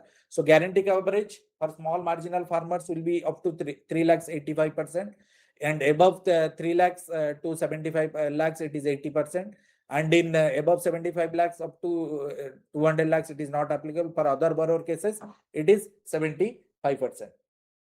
Now, modification in the PM Swanidhi, that minimum should be 5,000 to 15,000, 15,000 to 25,000. Second tracky, that is first tracky, previous one. Third tracky is your minimum 30,000 to maximum 50,000, and there is a credit card scheme up to maximum 30,000, but subject to repayment of your second tracky loan. Then we'll go to the MCQ. What I've prepared for this. What is the maximum tenure of repayment of retail jewel loans in EMI mode? Your answer will be 35. Similarly, what is the maximum number of jewel loans a customer can avail at any point of time, including Agri, retail and MSME? It is 5. Then who should be the sanctioning authority of existing? If the loan amount is more than 10 lakhs, the sanctioning authority is your branch manager. Then what is the maximum amount of gold coins can be accepted as a security for customer? It is 50 grams, that too from banks. Then what is the compensation value that we have already discussed? 10% value of the or 10,000, whichever is lower. Then with how many months should be auction happen? That as per bank's calendar, it should be 6 months. What is the trigger LTV percentage for Agri jewel loans? That is 90%. Then what is the maximum number of decimal allowed the weight gold entered in CBS? It is 3 decimal. Then what is the minimum carat of jewel that should be accepted as a security of the loan? It is 18 carats. Which feature is not included in the mobile app for panel jewel appraiser? That is online loan disbursement. Then what is the maximum jewel loan in metro cities? 6 per 1,000, subject to maximum 500 per loan. How often should be the quality of the jewel appraiser to be reviewed by the branches? It will be quarterly. And journal office, journal manager yearly, they should wear. And if it is good, then I can continue another 3 years. What is the maximum distance between base branch and BC point? We can go for 10 kilometers. Then how many CBCs are at present in our bank? It is 20. Then what is the lien period? Insurance cover shall not be available for PMJJBY. That is 30 days. Then how many entities are there in the bank? 37. What is the who is the grievance redressal officer at JEDO to address the deficiency in services rendered by the business correspondent? That is your journal manager at JEDO. What is the age limit available of OD under PMJDY? That is 18 to 65. Then which model followed by the bank in TSP service provider? We are having a CAPEX model. Then what is IB Sati? It is your IB Sustainable Access and Aligning Technologies for Holistic Inclusion. Then who is the competent authority for any amendment in remuneration structure? That we have already discussed. Executive Director in charge of the Financial Inclusion Department. Then what is the frequency of surprise visit by branch manager, DBC branch to monitor? It is once in a month. Then who will give the due approval for CBC selection criteria, terms, conditions, security deposit specified in respective RFP as per the requirement of banks at the time of floating RFP? The answer is AD in charge of the FI. Then minimum entry age of Inaugural mortgage is your 18 years. But maximum tenure for Agri mortgage is your 120. Margin requirement under Agri mortgage is your 40% of the RSB of the property. Agri mortgage maximum loan amount you can go for 5 crore. Then credit guarantee coverage for FPO loans is provided by NAB Sangrasan Trust Private Limited, which is a subsidiary of NABARD. Then maximum dealer payout permitted under tractor finance is your 1.5%. Then rate of interest prescribed for your tractor loan under the scheme is 12%. Maximum loan against warehouse receipt other than ENWR under priority sector is your 90 lakhs. Sorry, it is other means it is 60. In ENWR cases, it is 90. Then in Union territories under PM MSY subsidy is borne by the central government that we have seen in this percentage. Then subsidy sharing pattern in northeastern state, it is 90:10. Then which authority can relax the maximum distance criteria of BC locations? It is zonal managers. Eligible loan amount under seed to success ranges from 25 lakhs to 30 crore. Then lapse is mandatory for agri loans above 10 lakhs. Then SMM subsidy for drones ranges between 40 to 50%. Loan against warehouse received allowed up to 90 lakhs in under priority sector. Minimum enhancement requirement is eligible under seek to success is your 20% in case of existing accounts. So thank you. And one thing I just want to add related to latest guidelines pertaining to agriculture, we are having Tarun Plus categories is there. In that Tarun Plus category, margin is 20%. And if you compare the Tarun Plus of MSME and your agriculture, in MSME, we can go up to 60. In Agri, we can go up to 84-month tenure. And with this, I'm concluding my speech and wish you all the best for the exam. Thank you.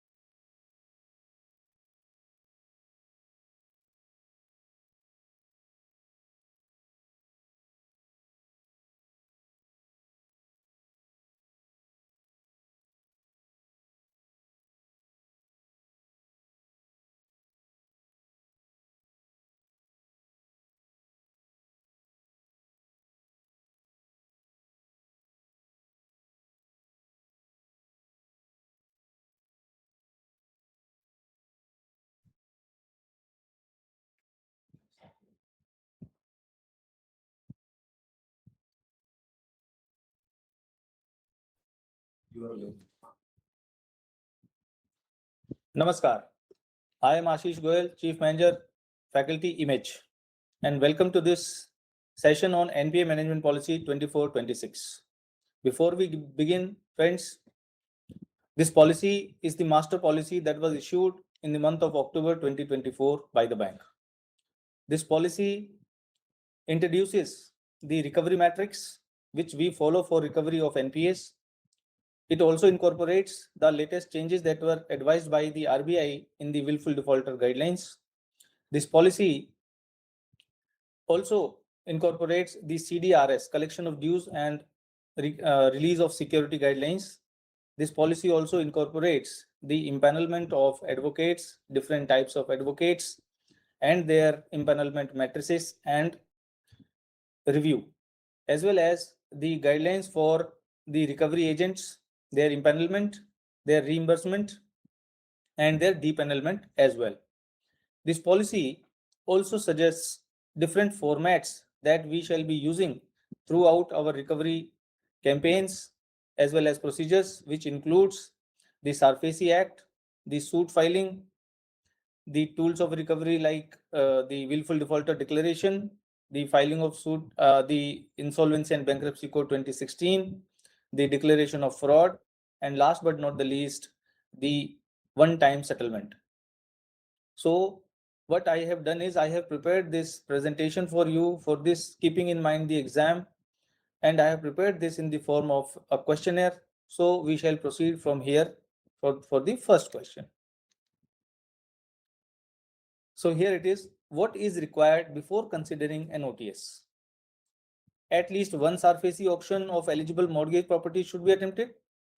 The proposed OTS amount should be below notional dues. The decision on OTS proposal should be taken by the same authority, or the OTS offer should be less than book balance and RSV. So let us find out. The correct answer is option A. At least one SARFAESI auction of eligible mortgage properties should be attempted. This is also mentioned in our NPA management policy. Next is, who will take the decision on waiver or acceptance of OTS proposals if the waiver amount falls within ZLCC?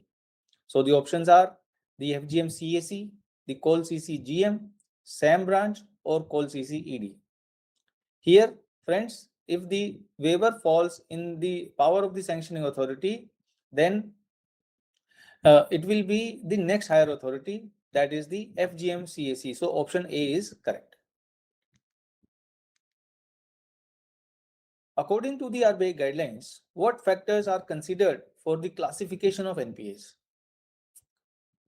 Option A, time lag between an account becoming doubtful of recovery, availability, valuation, and realization of security, erosion over time in the value of security charged to the bank, or all of the above. So the correct option is D, all of the above. Because classification of an NPA is into three categories, that is substandard, doubtful, and loss. And there are three subcategories in the doubtful, which are doubtful 1, doubtful 2, and doubtful 3. And it all relates to the availability of security and the erosion of security.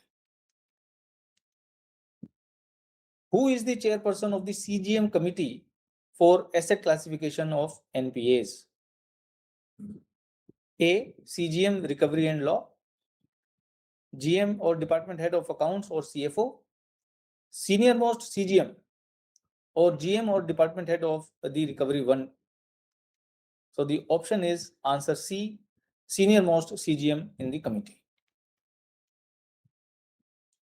What is the quorum required for the CGM committee to assess the availability, realization, and erosion of value of security in any account or class of accounts? Option A, 2 members including chairperson, 3 members including chairperson, 4 members including chairperson, or 5 members including chairperson.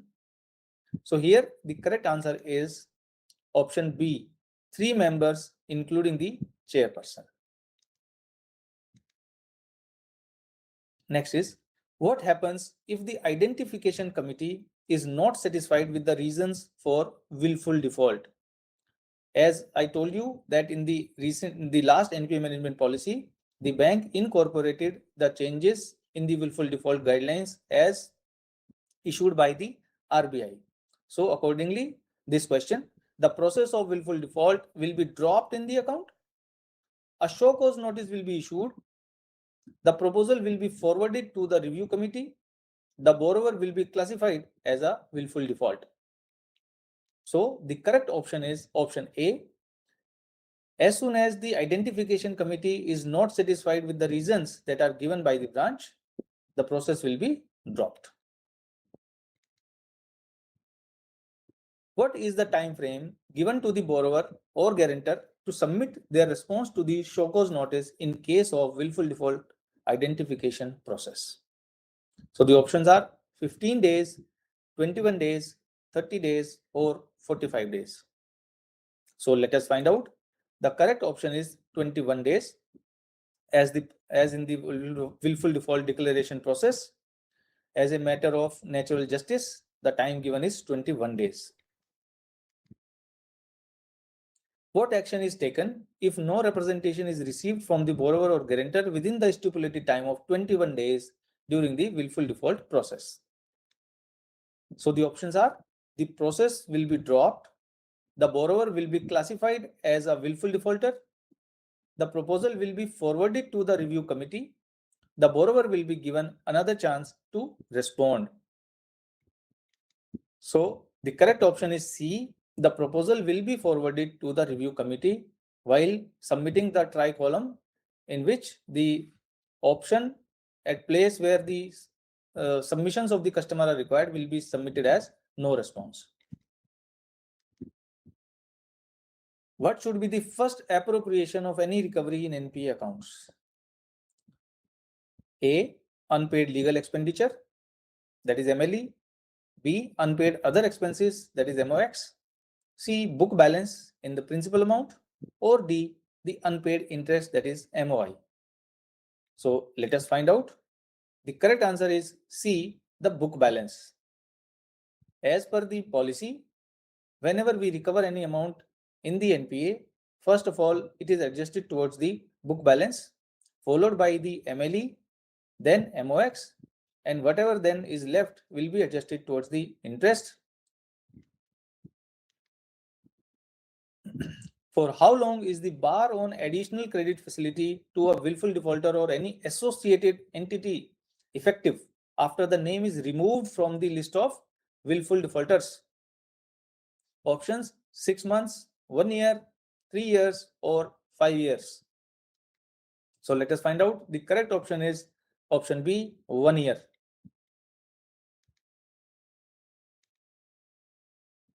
What is the period during which no credit facility shall be granted for floating new ventures to a willful defaulter or any associated entity after the name is removed from the list of willful defaulters? So the options are 1 year, 3 years, 5 years, and 7 years. So let us find out. The correct answer is C, that is 5 years.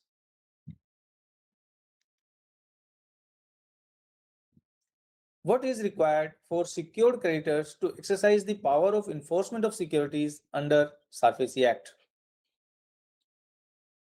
A. Consent from 30% in value of the amount outstanding. Consent from 50% in value of the amount outstanding. Consent from 60% in value of the amount outstanding, or consent from 70% in value of the amount outstanding. So let us find out. The correct answer is C, that is 60% of the consent. So this relates to the consortium account where SARFAESI action has to be enforced.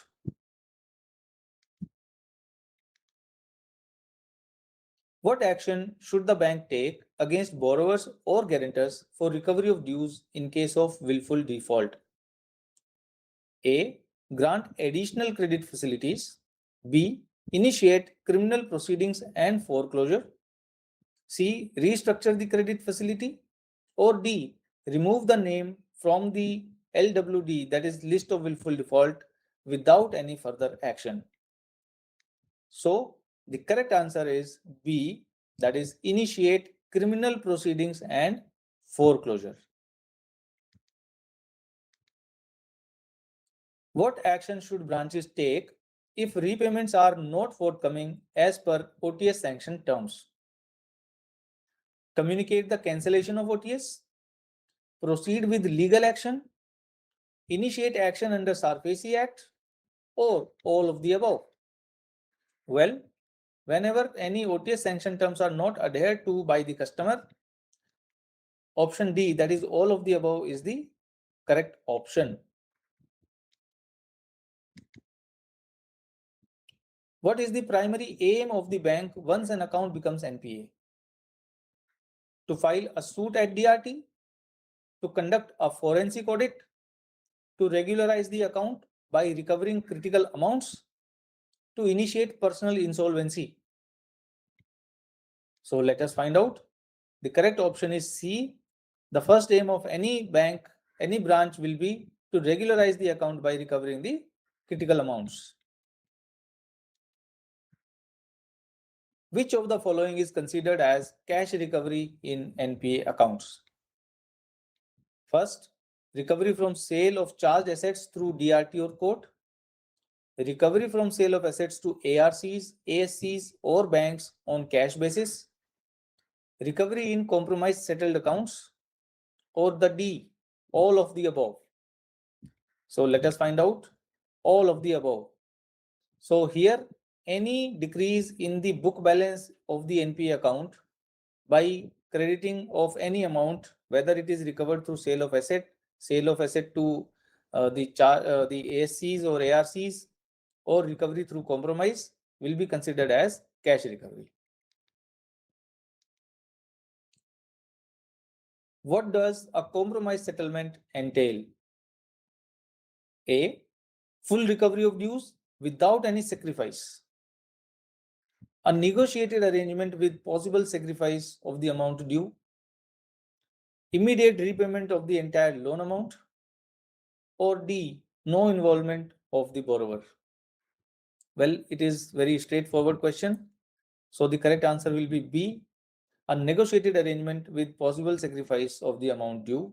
In any OTS, friends, we may have to sacrifice certain amount in the form of waiver as well as a write-off. What is the cooling period for non-farm credit after a compromise settlement? So bank has stipulated the cooling period for farm credit as well as non-farm credit. For farm credit, and that is to KCC, the bank has proposed a cooling period for 30 days. Whereas for farm credit non-KCC, the bank has stipulated a cooling period for 1 year. In case of non-farm credit, the bank has proposed a cooling period of 24 months. So the correct option is D, 24 months. What should be done before considering an OTS? Conduct a forensic audit, attempt at least one SARFAESI auction, file a suit at DRT, or initiate personal insolvency. Here, for conducting a forensic audit, the minimum book balance required is 50 crores in the NPA. Attempt at least one SARFAESI auction. Yes, it is proposed in our NPA management policy. Filing of suit at DRT, the minimum amount required to file a suit at DRT is the 20 lakhs. And initiate personal insolvency, we have to see all the eligible personal guarantors of the corporate debtor. So the correct answer will be option B, attempt at least one SARFAESI auction. What is the primary objective of determining the RRA, that is reference recoverable amount?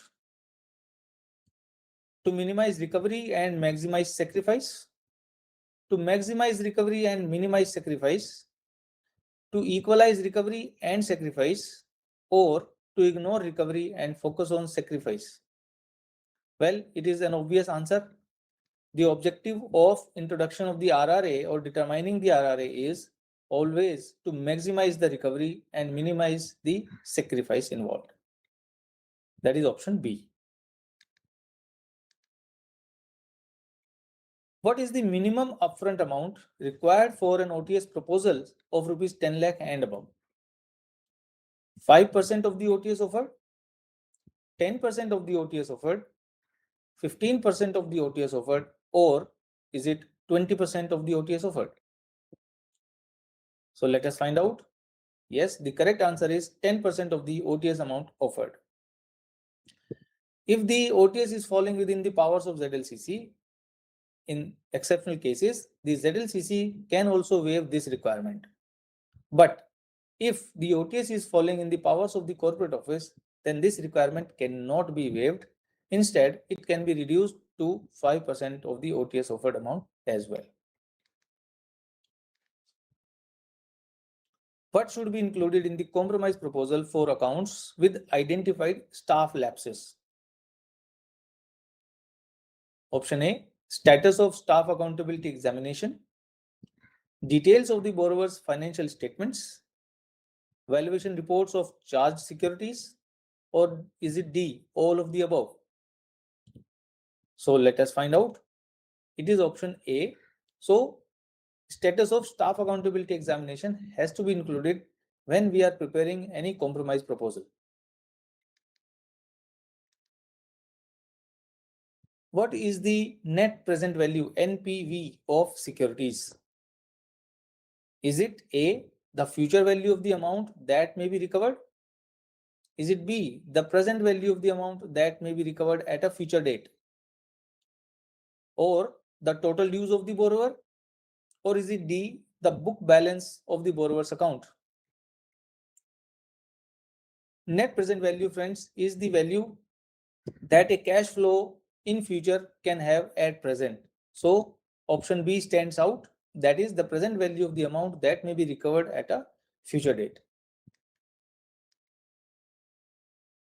What is the maximum age of valuation reports for securities in NPA accounts when considering compromise settlements? Well, let us find out. It is option B, 1 year. So whenever we are considering OTS, wherever the collateral securities are available, the valuation cannot be older than 1 year. For which category of loans is the net worth of borrowers or guarantors not reckoned for compromise settlements where the book balance is up to 100 lakhs? Option A, only for accounts classified as fraud. All NPA accounts with book balance up to 100 lakhs. Only for agricultural loans, or all NPA accounts without exception. So as our NPA management policy suggests, the net worth of the borrowers or guarantors will be taken as zero for the accounts where the book balance is up to 100 lakhs. So the correct option will be option B. Who should certify the realizable value RV of stocks and book debts for values up to rupees 100 lakhs? Is it approved valuer, branch manager, external auditor, or any government authority? So the correct option here is the branch manager, option B. As per our policy, the branch manager is the designated authority who will certify the available security in the form of stocks and book debts up to 100 lakhs. What is the prescribed realization period to be taken for calculating the NPV, that is net present value of securities like agricultural lands? Is it 2 years, 3 years, 4 years, or 5 years? Well, friends, our bank has advised through this policy a chart where it is showing the number of years to be taken for realization of different securities. So for agricultural properties, the realization period has been prescribed as 5 years by the bank.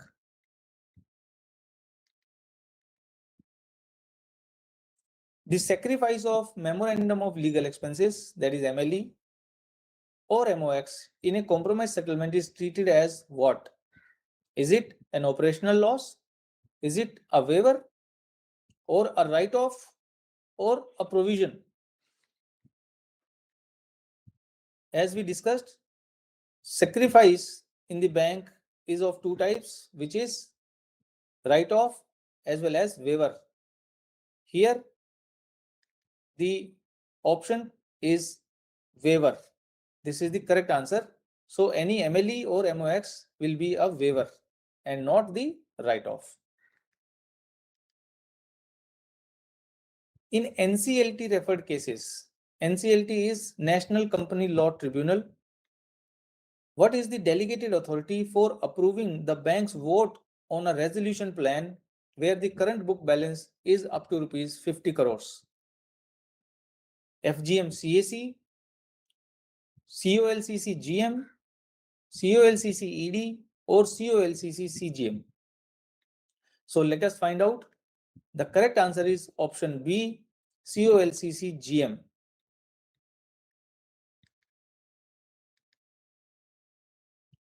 Who is the competent authority for approving the engagement of IRPs or RPs or liquidators and their professional fee when the appointment is being made by the bank itself for a CIRP. Here again, the question pertains to the Insolvency and Bankruptcy Code, where a CIRP has to be initiated or has been initiated. Then we have to find out or engage one resolution professional who we call as the interim resolution professional or liquidator also may be required after CIRP is over for liquidation purpose of the corporate debtor. In that case, who will be the competent authority? So option A, Col CC ED, GM of recovery and above, FGM CAC, or the branch head of SAM large branch. So let us find out. The correct answer is General Manager of Recovery and above. What is the cost of realization deducted from the realizable value to calculate the net present value? Is it 5% of the realizable value, 10% of the realizable value, 15% of the realizable value, or 20% of the realizable value? So let us find out. The correct answer is option B, that is 10% of the realizable value, and it is given explicitly in our NPA management policy. What percentage of the assessed value of agricultural land is taken as the realizable value for computing the net present value? Well, this is also explicitly given in our NPA management policy. Option A 50%, B 75%, 85%, or 100%. So let us find out. Option C, that is 85%, will be the value for agricultural land that we will take as RV. What is the discount rate applied for calculating the net present value for financial year 25-26? Friends, as I told you that the latest NPA management policy that was issued by our bank was in the month of October 2024. So the chart and the rates that were provided in that policy pertained to the financial year of 24-25. When we have now entered into the next financial year, in this year, the new rates will apply, where for calculating the net present value, there is a formula where we use discount rate also. And this discount rate is used for calculating the discounting factor. In this case, the discount rate is 1 year MCLR as on the last date of the last financial year. So in this case, it will be 31st March of 2025. And on that date, the 1 year MCLR was 9.10. So the correct rate will be option C, that is 9.10.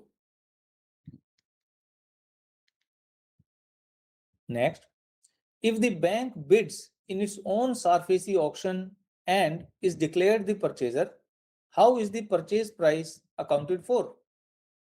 Friends, there can be a case where because the purchasers are not coming forward or we are not having bidders in a certain property, and the property can be useful for the bank in future. In that case, bank is authorized to participate in its own SARFAESI auction. So that amount will be adjusted where? Options. It is adjusted towards the amount of the bank's claim. It is held in a separate suspense account. It is treated as a fresh loan to a new entity, or it is paid in cash to the DRT. Well, the correct option is option A. It is adjusted towards the amount of the bank's claim. So the amount will be adjusted, whatever bank will pay, it will be adjusted towards the loan account. What is the maximum discount period for house or residential properties in metro cities? Again, the question here refers to the maximum discount period for calculating the net present value. So the net present value will depend on certain factors. That is, first of all, location of the property. Second, the type of property, whether it is residential, industrial, or commercial, or movable or immovable. Third, the time required. How much of time will be required as in discount period. So in this case, it is a housing or residential property which is situated in a metro city. There are 7 metro cities as mentioned in our NPA management policy. If the property is situated in any of these metro cities, the discounting period will be 2 years. So the correct option will be 2 years. Option B. And this is the chart that I was talking to you about. In this, the bank has provided the number of years will be taken for the realization of the asset and type of asset as well as its location.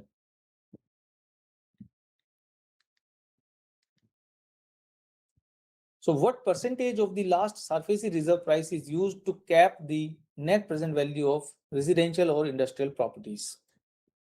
So friends, as we have seen in the previous slide, you can see here, there are time limits that are given, but there is a cap also on net present value of a property. The net present value of a property cannot be below 70% of the last reserve failed price. So the correct option will be C. Even if through our calculation, the net present value is going down 70% from the last failed reserve price also, the capping has been kept at 70%. And here is the latest discounting factors which will be applicable for the financial year of 25 and 26. In our NPA management policy, this chart is given for the year 24-25. Here we are providing to you the discounting factor chart for the financial year 25-26 as well. For 5 years, 1 year, 2 year, 3 year, 4 year, and 5 year, it can be utilized by all of you in your day-to-day business as well. And this is what the policy talks about, the capping on the net present value of any residential property or industrial property. There is also the rule that is given by the policy. It is that this capping will not be applicable for cases like schools, college, hospital properties, or the securities in respect of which the ownership is disputed, or there is any pending attachment, or it is landlocked, or boundary issue, or there is any stay of the court, etc. Or there may be cases where the SARFAESI auction has failed on more than 10 occasions. So the next is, what should the OTS amount generally not be less than according to the RBI directives? Option A, market value of securities, net present value of realizable value of securities, distressed sale value of securities, or is it book value of securities? Well, the RBI maintains that in any OTS, the amount offered for OTS must not be lesser than the net present value of the realizable value of securities. However, in certain cases, it may even go down, but in that case, the bank must give suitable justifications and a certificate also. So the correct answer in this case will be option B, that is net present value of realizable value of securities.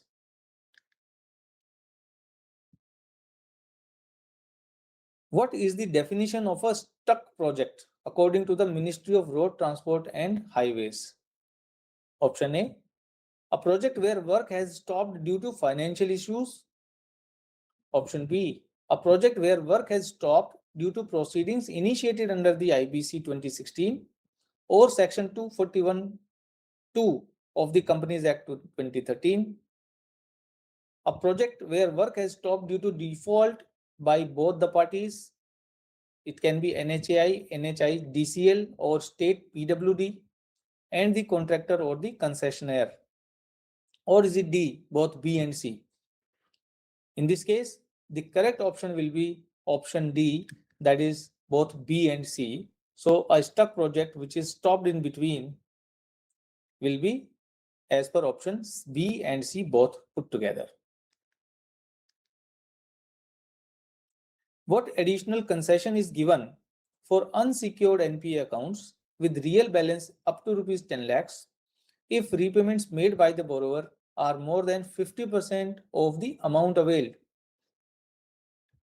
So there can be cases of OTS where the borrower has repaid the amount in excess of 50% of the availment. In that case, a further concession can be granted in the RRA to such borrower, and the correct option in this case will be the 10% in the RRA. For NPAs with real balance above rupees 1 crore, what is the settlement formula if net present value plus net worth is less than notional dues but more than or equal to RB in the D1 category?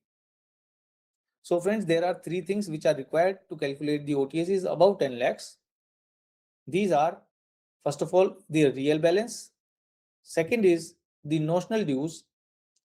Third is the net present value.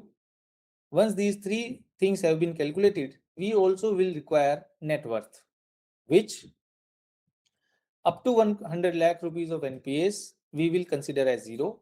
But above the NPAs of 100 lakhs, we will consider the net worth also. So based on these values and their comparison, we will calculate the reference recoverable amount as per the charts that are provided by the bank in its NPA management policy. So based on that, in the above case, the correct answer will be D, that is RB plus 30% of the int. This int refers to the interest, and this interest will be calculated at simple rate of interest from the date of NPA till the end of the last quarter at the rate of interest of 9.10, that is 1 year MCLR as on the last date of the last financial year. So it will be calculated at simple rate of interest. And here, this is the table that is provided by the bank in its NPA management policy, where based on this comparison, we can arrive at the RRA for different asset categories.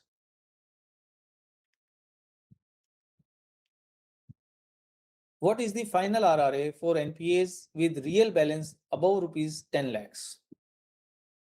Option A, the higher of net present value or RRA as computed, restricted to notional dues. The lower of the net present value or RRA as computed, restricted to notional dues. The total dues owed by the borrower, or the net worth of the borrower and guarantors. So let us find out. The correct answer is option A, the higher of net present value or RRA as computed restricted to notional dues. So as we mentioned earlier, that as per the RBI guidelines on the OTSs, the value cannot be lower than the net present value. So option A stands out as the correct answer. What is the upper limit for the non-discretionary and non-discriminatory OTS policy? So this non-discretionary and non-discriminatory OTS policy bank is following as per the RBI guidelines, and the upper limit for this is rupees 100 lakhs. So the option C is the correct answer, that is 100 lakhs. Next, what is the settlement formula for education loans with a limit up to 7.50 lakhs in the substandard category? Well, for this also, the bank has provided a separate table for calculation of the RRA in the education loans up to 7.5 lakhs.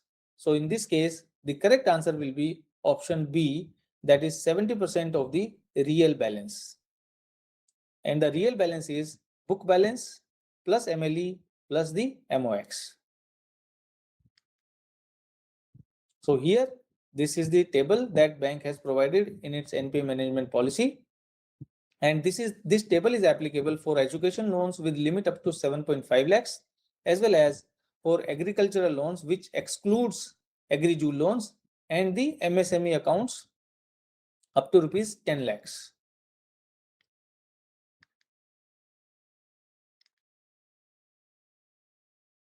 Which of the following cases are not covered under the non-discretionary and non-discriminatory OTS policy? Option A, OTS settled cases already under repayment. Units under rehabilitation or restructuring. Cases referred to NCLT under the IBC mechanism, or option D, all of the above. Well, the correct answer will be option D, all of the above. OTSs that are already sanctioned and under repayment will not be included. Units that have been restructured for their stress will also not be included in this policy, as well as the cases that are undergoing the insolvency proceedings.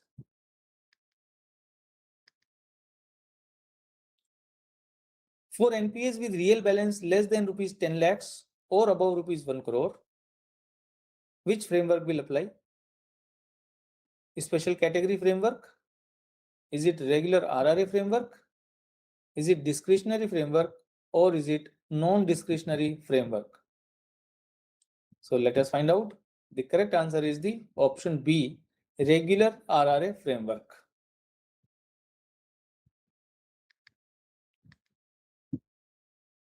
Next, for NPA accounts with real balance up to rupees 10 lakhs, what value should be taken for the net worth of borrowers or guarantors in the settlement formula? Option A, actual net worth. Option B, 0. Option C, 50% of net worth, or option D, 25% of net worth. So as we have already talked about, in the cases of OTS for book balances up to 100 lakhs, the policy advises that the net worth should be taken as 0. So in this case, the correct answer will be option B, that is 0.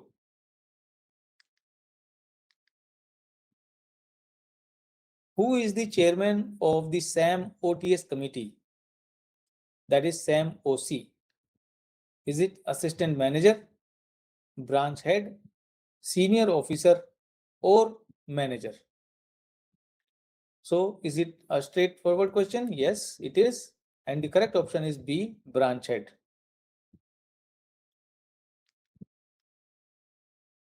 Who can consider OTS cases involving frauds, malfeasance, or willful default declared? So the options are ZLSCC, FGM-CAC, MCB, or is it called CCGM? So let us find out the correct answer. The correct answer is option C, that is the management committee of the board. So OTS cases in which any types of frauds, malfeasance, or WFD or willful default is involved will directly be taken to MCB only. Who approves special schemes of the originator to settle OTS with individual borrowers of pooled asset or co-lending? So the options are the ZLSCC, FGM-CAC, CRMC, or the COL-CC of GM. So let us find out the correct answer. The correct answer is C, that is the CRMC, Credit Risk Management Committee of the bank will approve the special scheme. Who should not use discretion in respect of loans they previously sanctioned? So it is option A, branch managers, authorities exercising delegated powers, committee members, or all of the above. So in this case, sometimes it can happen that I am the authority who is exercising of my power, and some case has come to me for exercising my powers in which I at the time of its sanctioning was part of it. So it will be the correct answer will be option B, authorities exercising delegated powers. Who is the approval authority for the bank's mandate on the resolution plan for all accounts? It will be ZLCC, FGM-CAC, COL-CC-ED, or is it the CAC? So if there is any resolution plan submitted by any resolution applicant under the IBC, which authority will be the approving authority for such a resolution plan? So the correct answer is option C, that is COLCC ED.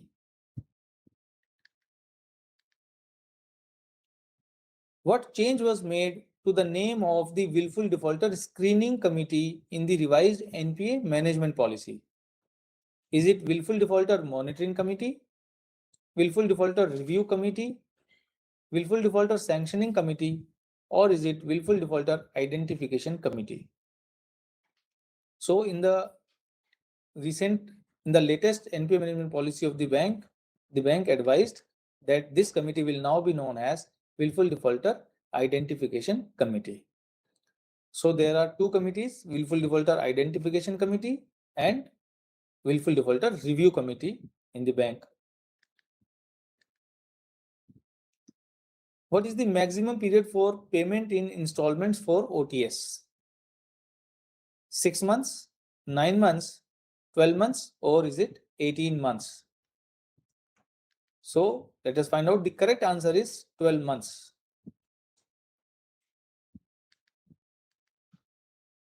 Which committee has the discretionary power to consider OTS proposals with a deviation in RRA up to 35% in respect of NPA accounts with real balance up to 10 lakhs where the borrower has expired? So there can be certain cases where the borrower has died and the proposal has come up for OTS. So in that case, there can be a deviation up to 35% also in the RRA that can be provided. So the authorities can be FGM CAC, Col CCGM, the competent authority at corporate office, or is it ZLCC? So in this case, the correct answer is option A. This is FGM CAC. Next is, if an impaneled advocate is a partner in a law firm, what is the firm's obligation regarding cases against the bank? So in this case, there can be an advocate who is a partner in a law firm, then the firm is obliged for the bank in certain matters. These options are: the firm must disclose the conflict of interest to the bank before accepting a case. The firm must not entertain any case against Indian bank.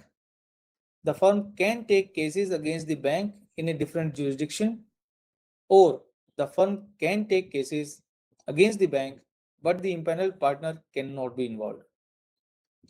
So in this case, the policy suggests that the firm must not entertain any case against the bank. Such a firm, a partner of which is an impaneled advocate, will not entertain any case that is filed against Indian bank. What should be included in consent orders for compromise settlements in fraud cases? So when we are doing OTSs in the fraud cases, then mandatorily there is a clause that is inserted.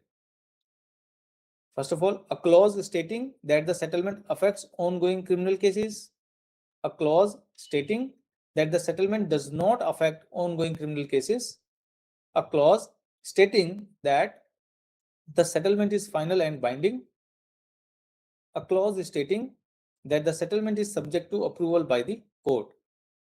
So the correct answer is option B, that is a clause stating that the settlement does not affect ongoing criminal cases. So in cases of fraud, the criminal cases are separately dealt. What is the purpose of establishing the stressed assets management vertical, SAMV? Option A, to handle new loan applications, to focus on recovery efforts for high value NPA accounts, to manage customer service inquiries, or to oversee branch operations. Definitely, as the name itself indicates, stressed assets management vertical, the correct option will be B, to focus on recovery efforts for high value NPA accounts. What is the procedure for selling movable securities under the hypothecation agreement outside SARFAESI Act? So there can be cases where we have custody of the hypothecated securities, which are movable securities, and we have to sell them. So the correct options will be obtaining quotations from parties, inviting bids from the public, holding auction or e-auction, or all of the above? So it will be all of the above. We have to invite quotations from the parties, then we have to invite bids, and we have to hold the e-auction or the auction. Which NPA accounts need not be transferred to SAM branches?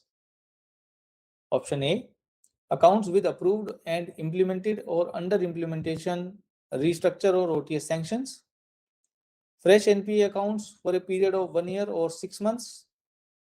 Accounts where operations are permitted by the competent authority as per the NPA management policy, or all of the above. Well, the correct answer is option D, that is all of the above. Any account where any OTS has been sanctioned or any restructure mechanism has been implemented, in such cases, account will not be transferred to SAM branches. Or any fresh account of NPA, if it is a term loan for 6 months, or if it is a composite facility or working capital for a period of 1 year, it may not need be transferred to SAM. Or where holding on operations have been permitted by the competent authorities, may also not be need to be transferred to the SAM. When can the bank participate in auctions for properties charged to the bank under SARFAESI Act? So the policy advises at least 2 failed auctions. So only after the auction has failed on 2 or more number of occasions can the bank participate in the auction process. So the correct option will be option B, after 2 failed auctions.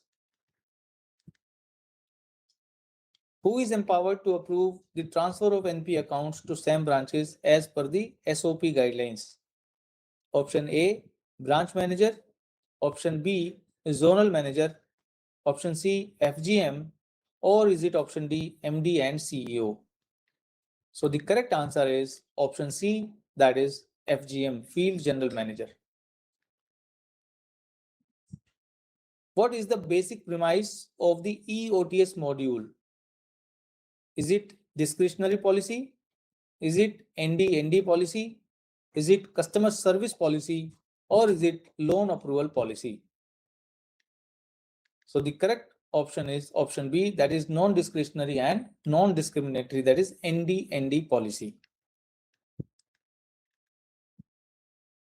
What is the eligibility criteria for NPA borrowers to use the EOTS facility?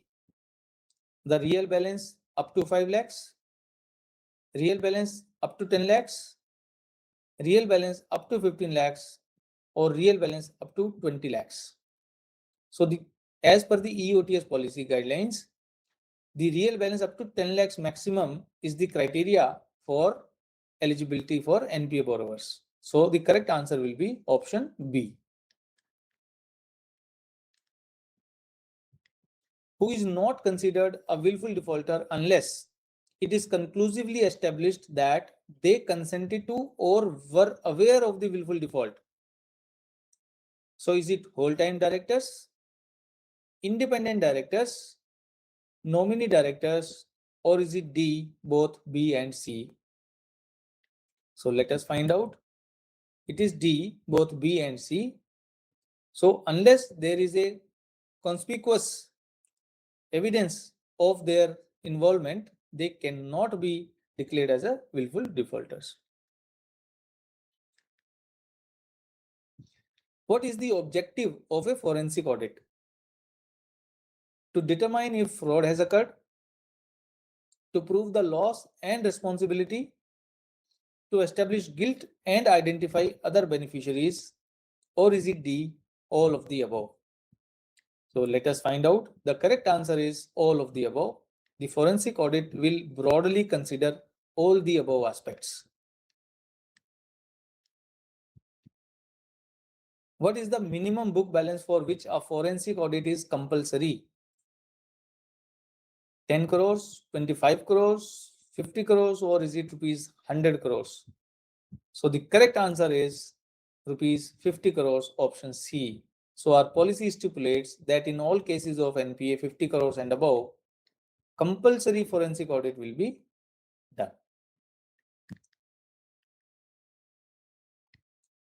What does technical write-off refer to? Option A, writing off non-performing assets for accounting purposes without waiving claims against the borrower. B, writing off non-performing assets and waiving all claims against the borrower. Writing off performing assets for accounting purposes, or is it D, writing off assets without any accounting purposes? So the most appropriate answer in this will be option A, that is writing off of non-performing assets for accounting purposes without waiving claims against the borrower. Usually, this option is exercised by the bank with the consent of the statutory auditors as a balance sheet management tool by the bank.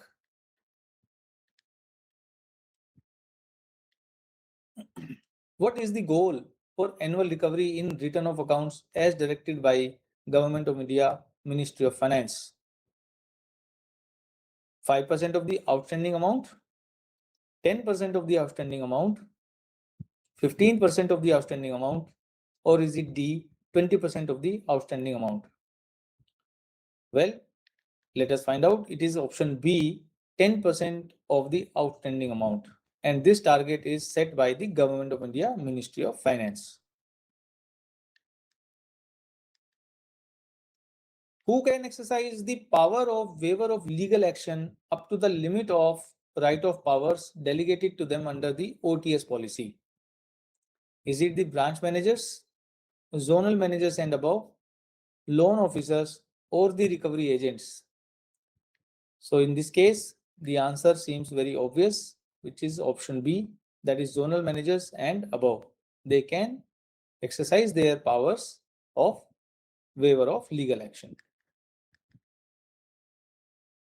For empanelment of recovery agents, the services of active BCs or SHGs or CBCs can be utilized for recovery in NPA accounts up to what value? A, up to 25 lakhs, up to 5 lakhs, up to 1 lakh, or up to rupees 10 lakhs. Well, as per our NPA management policy, the services of active BCs or SHGs or the community BCs can be utilized. They can also work as recovery agents, but they cannot be assigned accounts greater than 10 lakh rupees. So the correct option will be option D, that is up to 10 lakh rupees. What is the fee payable to a recovery agent for recoveries made in an unsecured loan account? Option A slab-based fee similar to secured loans, 10% of the recovery capped at rupees 10 lakhs, 5% of the recovery with no cap, or is it D, 10% of the recovery capped at rupees 15 lakhs? So let us find out.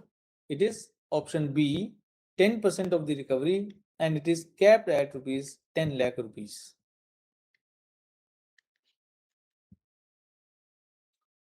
Next, what is the minimum voting share of the Committee of Creditors, COC, required to approve the withdrawal of an application pending before the NCLT under Section 12A of the IBC? The options are 75% of voting share, 66% of voting share, 60% of lenders by number, or is it 90% of voting share? So, for withdrawal of an application filed before NCLT and after the formation of the COC, the voting share required is 90%.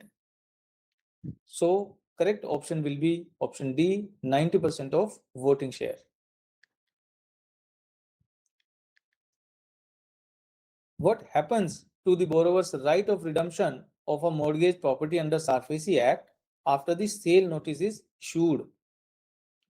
So the options are A, the right is available only until the date of issuance, service, and publication of the sale notice. The right is available for 30 days after the auction is concluded.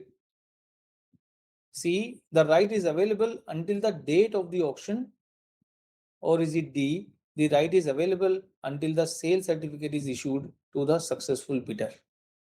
Well, this was an amendment which was brought in the SARFAESI Act in the year 2016, which was contested one after another.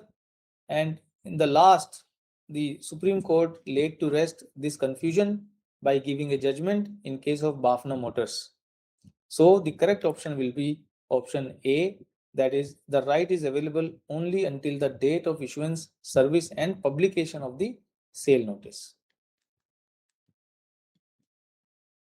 What is the primary purpose of the Indian Bank Model Code for collection of dues and repossession of securities? CDRS code. Option A, to outline the fee structure for recovery agents. Option B, to build a policy around dignity, respect, and fair practices in collection. C, to maximize recovery through any means necessary. Or is it D, to provide a legal framework for initiating SARFAESI action? Well, this code, CDRS code, is meant for building a policy around dignity, respect, and fair practices in collection. So correct option is option B. What action is required if a fraud is detected in a borrower account in terms of provisioning? The provisioning follows the standard NPA aging norms, that is for substandard, doubtful, etc. Provisioning is deferred until the criminal proceedings are complete. The bank should provide for the entire amount due immediately, or the bank must make a 50% provision immediately. So in this case, as and when any account is detected as a fraud and declared, the bank has to make 100% of the provisioning immediately. So option C would stand out as the correct answer. To smoothen the impact on quarterly profits, over what maximum period can a bank spread the provisioning for a detected fraud? Is it 1 financial year, 6 quarters, 4 quarters, or is it 2 quarters? So as we discussed previously, that bank has to make 100% provisioning of a detected fraud. But to prevent the quarterly profits, it has been decided, it has been allowed by the RBI to make such a provisioning in 4 quarters. So the correct option will be option C, 4 quarters. In case of a delay attributable to the bank in releasing original property documents after full loan repayment, what is the compensation payable to the borrower? Option A, rupees 5,000 for each day of delay, interest on the original loan amount for the delayed period. C, the bank is only required to communicate the reasons for the delay. Or is it D, a flat amount of rupees 5,000? So for this also, RBI recently had given this order or direction to the banks. So the correct option will be option A, that is rupees 5,000 for each day of delay. Under SARFAESI Act, action can be initiated if the amount outstanding is more than rupees 1 lakh and also exceeds what percentage of the principal and interest. So it is talking about the eligibility for SARFAESI action initiation. So the options are 50%, 25%, 10%, or 20%. So let us find out. The correct answer is option D, that is 20% of the principal and interest put together. It should be more than that.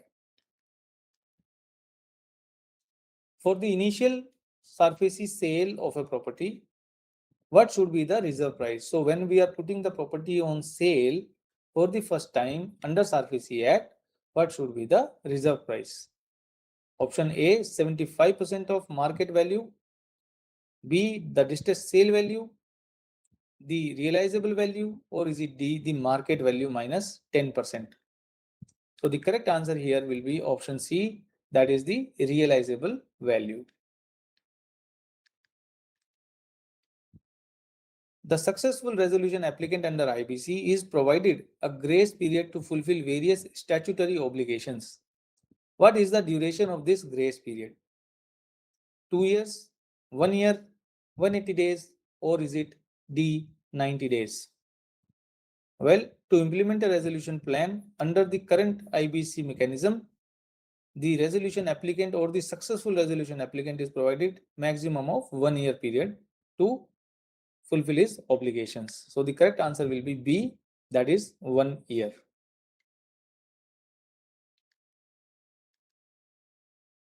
What is the quorum requirement for the Asset Sales Committee, ASC? 2 members, 3 members, 4 members, or is it 5 members? So let us find out the correct answer. The correct answer is 3 members, and this committee is situated at the corporate office. So here this ASC has been constituted with the GMs at corporate office, and what this committee will do is it will consider and recommend the sale of assets along with other related variables like ratio of cash and security receipts, management fee payable, incentive on recovery, upside sharing of recovery, and any other related matters which are borrowable accounts which have been classified as NPAs, SMA to securitization companies or ARCs.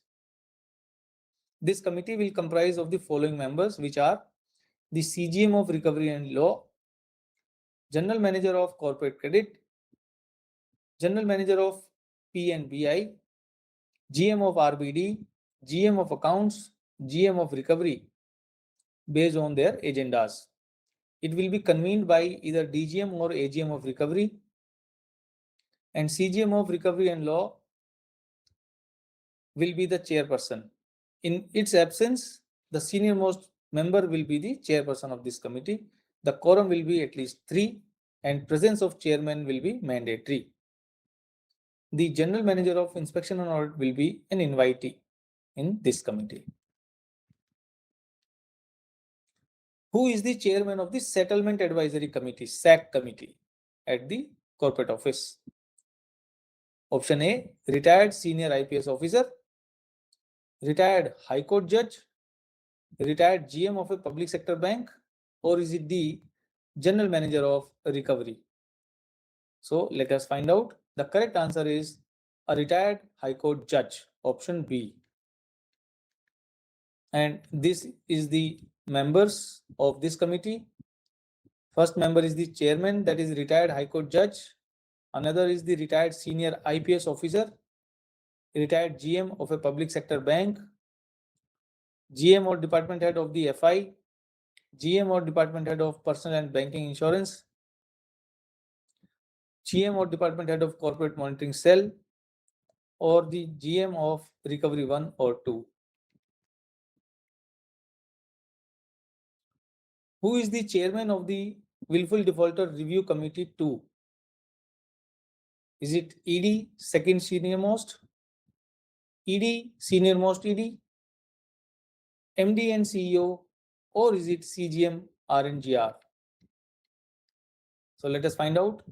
It is B, ED, the senior most ED of the bank will be the chairman of willful defaulter review committee 2.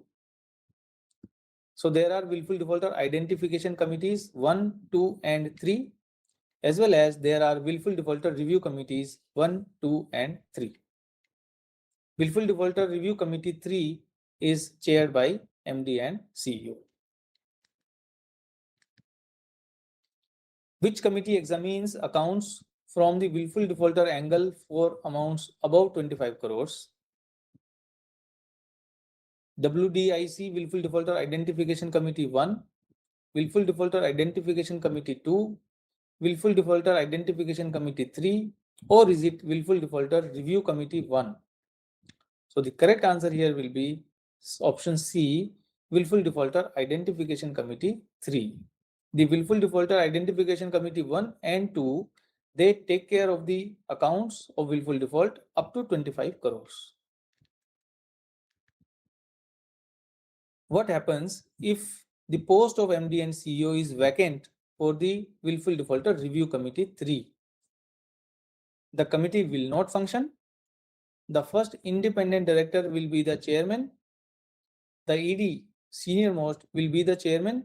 The committee will be dissolved. So here in this peculiar case, the option B is correct. That is, the first independent director will be the chairman.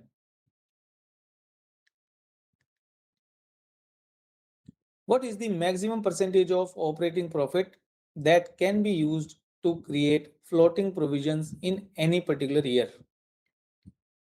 3%, 5%, 7%, or is it 10%? So let us find out the correct answer. It is option B, that is 5%. So in any subsequent year, a floating provision can be created by the bank by utilizing maximum of 5% of the operating profits.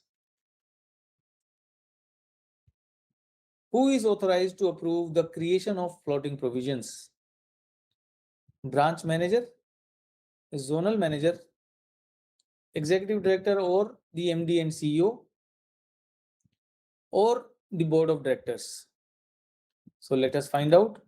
The correct answer is option C, that is executive director oblique the MD and CEO. Under what circumstances can floating provisions be utilized? A, for any operational expenses. B, only for contingencies under extraordinary circumstances. C, for regular loan disbursements. Or is it D, for employee bonuses? Well, the purpose of floating provisions is only for contingencies under the extraordinary circumstances. So option B is correct. That is only for contingencies under extraordinary circumstances. Who identifies eligible accounts for sale and recommends them to the board level committee for monitoring of recovery? A, branch manager. B, zonal manager. C, asset sales committee. Or is it D, the recovery agent? So let us find out. The correct answer is option C, that is the asset sales committee.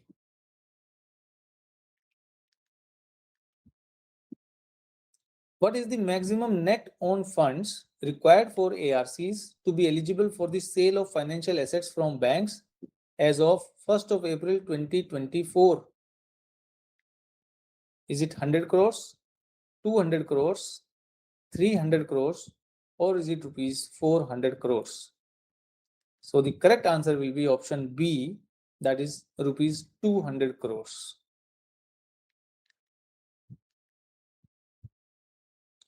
What is the basis for the bank's assessment of the value offered by ARCs, NARCL, banks, FIs, or NBFCs for financial assets? Market value, net book value and available securities? Is it C, historical cost, or is it D, replacement cost? So let us find out the correct answer. It is B, the net book value. Net book value will be the book value or the book balance minus the provisions.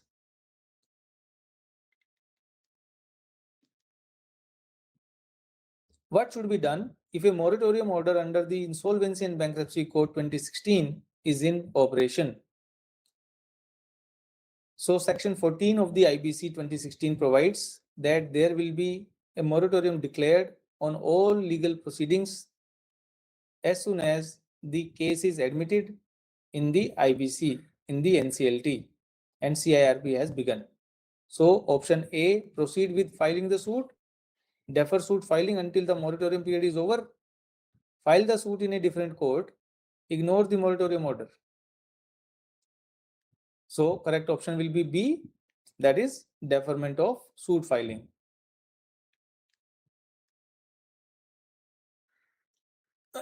What is the minimum practice experience required for advocates to be impaneled under category A? 5 years, 10 years, 15 years, or 20 years? Well, as I mentioned in the beginning, that this policy stipulates impanelment of advocates also. So we can impanel 3 types of advocates, which are category A, category B, and category C advocates. Category A being the topmost category, where the experience requirement of any advocate is 15 years. So correct option will be option C, 15 years. What is the minimum score required for advocates to be eligible for an interview for impanelment under category A and B? Well, for empanelment of the advocates in our bank has prepared an initial empanelment matrix where we are giving marks out of 100. Of these marks, the advocate has to secure 60% or 50%. For category A and B, they have to secure minimum 60%, and for category C, they have to secure minimum of 50%. Post this marks securing, they have to undergo an interview with the panel that is created by our bank. So for this, the correct option will be option C, that is 60%.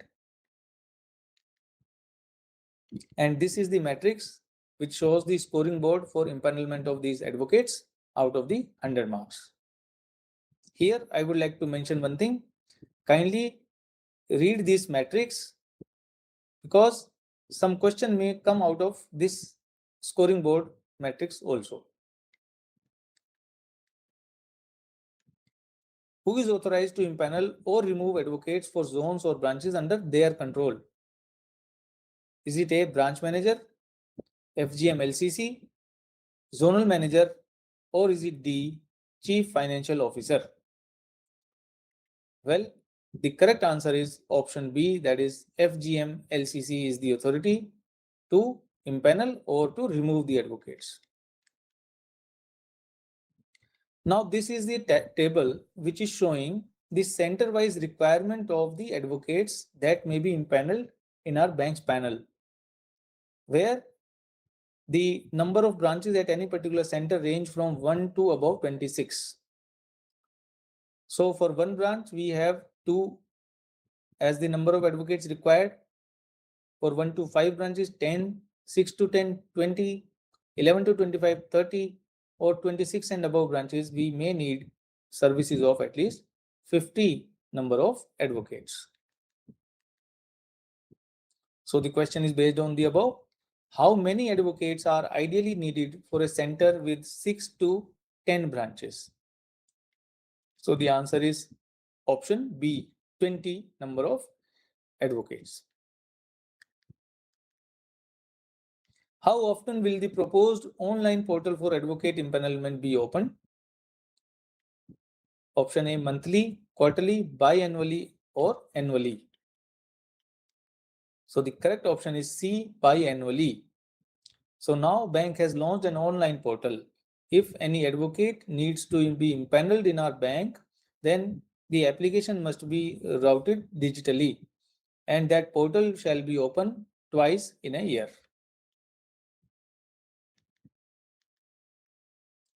Which document is not required to be obtained from advocates for impanelment? Biodata, high school certificate, bank account statement, PAN card, or Aadhaar card. Well, this list of documents required has also been given by the bank in its policy of impanelment. So in this case, the option C stands out, that is bank account statement. It is not required by the bank for impaneling any advocate. Who is empowered to create a panel of private detective agencies, PDAs, in the bank? FGM LCC, ZLCC, COLCC, or the SEC? Well, these private detective agencies usually are used to inquire about the whereabouts of the borrower if they are missing, or also to inquire about the whereabouts any properties that can be attached in case of any suit. And the authority is the ZLCC, option B. How many unsuccessful public auction attempts are required before considering a private treaty sale? So this time the policy has clearly provided this, that either option 1, 2, 3, or 4. So the correct answer will be option B, that is 2. At least 2 unsuccessful public auction attempts have been made before considering any private treaty. Which tribunal handles insolvency resolution for corporate debtors? DRTs, that is debt recovery tribunals, NCLTs, National Company Law Tribunals, High Courts, or Supreme Court? Well, the adjudicating authority for handling the insolvency for corporate debtors, that is companies and LLPs, is the National Company Law Tribunal as per the IBC 2016. So the correct answer will be option B. What is the minimum amount of default required to file an IBC application? Is it A, rupees 1 lakh, B, rupees 10 lakhs, C, 50 lakhs, or is it D, rupees 1 crore? Well, at the initial stages of IBC in 2016, the minimum default amount was rupees 1 lakh, but subsequently, owing to the difficulties happening to the CDs after the COVID impact, this amount of default was increased to rupees 1 crore. So the correct answer is option D, that is rupees 1 crore.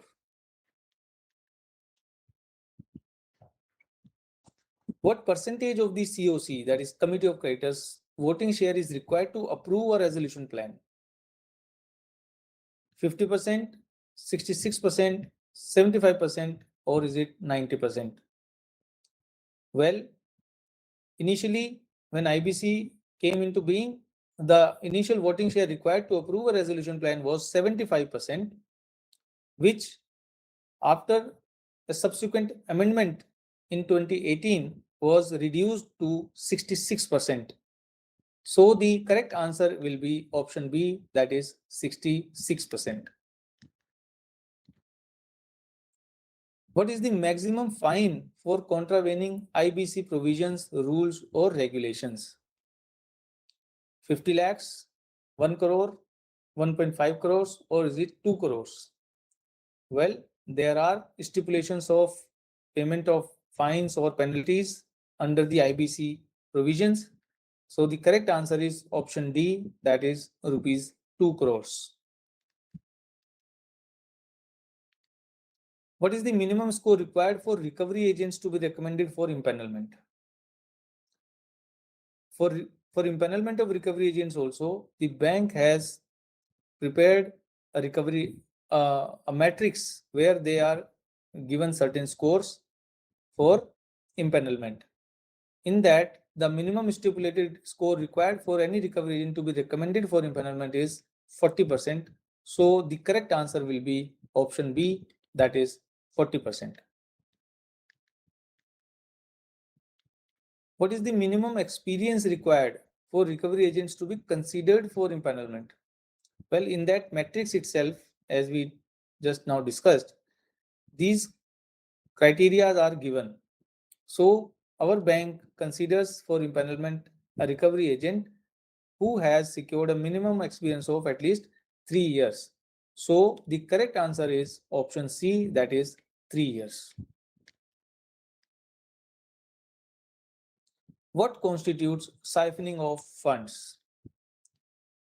A, using borrowed funds for unrelated purposes, investing in other companies, transferring funds to group companies, or the shortfall in deployment of funds.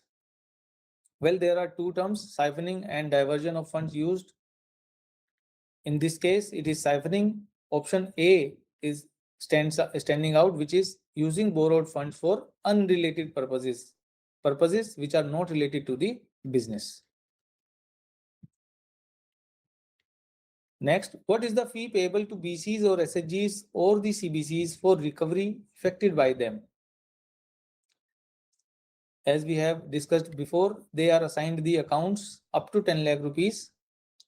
So the options, a flat fee of rupees 5,000 per account, 5% on the recovery affected, 10% of the recovery, or is it D, 2% of the recovery plus the expenses incurred? So let us find out. The correct answer is option B, that is 5% on the recovery affected. Who is the authority to issue show cause notices on behalf of the identification committee and review committee? Is it zonal manager, branch manager, the FGM, or the convener of the committee?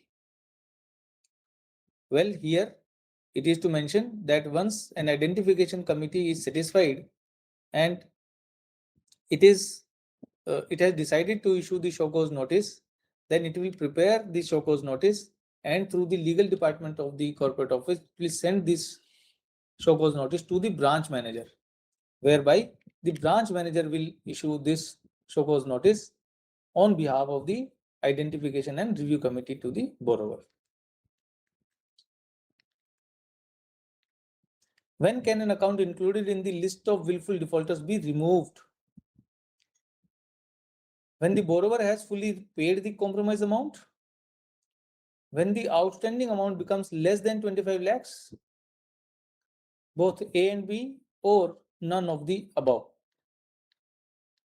So let us find out. The correct answer is A, when the borrower has fully paid the compromise amount. So in this case, either fully paid the compromise amount or he has fully repaid the total liability. Both cases will be inclusive. What is the timeline for completing the willful defaulter classification process? 3 months, 6 months, 1 year, or 2 years? So let us find out. Well, in the latest willful defaulter guidelines that were issued by RBI in the year 2024 July, the RBI proposed that the entire willful defaulter classification process will have to be completed in a period of 6 months from the date of NPA. So the correct answer is 6 months. That is option B. So friends, with this, we come to the end of this presentation, and I have tried to include all the questions that I felt were important from the point of view of the upcoming examination. But this is just a hint. There may be different questions. There may be easy or a little more difficult questions than this. So I request all to kindly prepare and go through the NPA management policy once again for a detailed questionnaire and understanding of the policy. Finally, I would like to extend my heartfelt thanks to the All India Indian Bank Officers Association as well as Image for granting me this opportunity to come here and present in front of all of you. So my best wishes to all of you once again. Thank you very much. Jai Hind.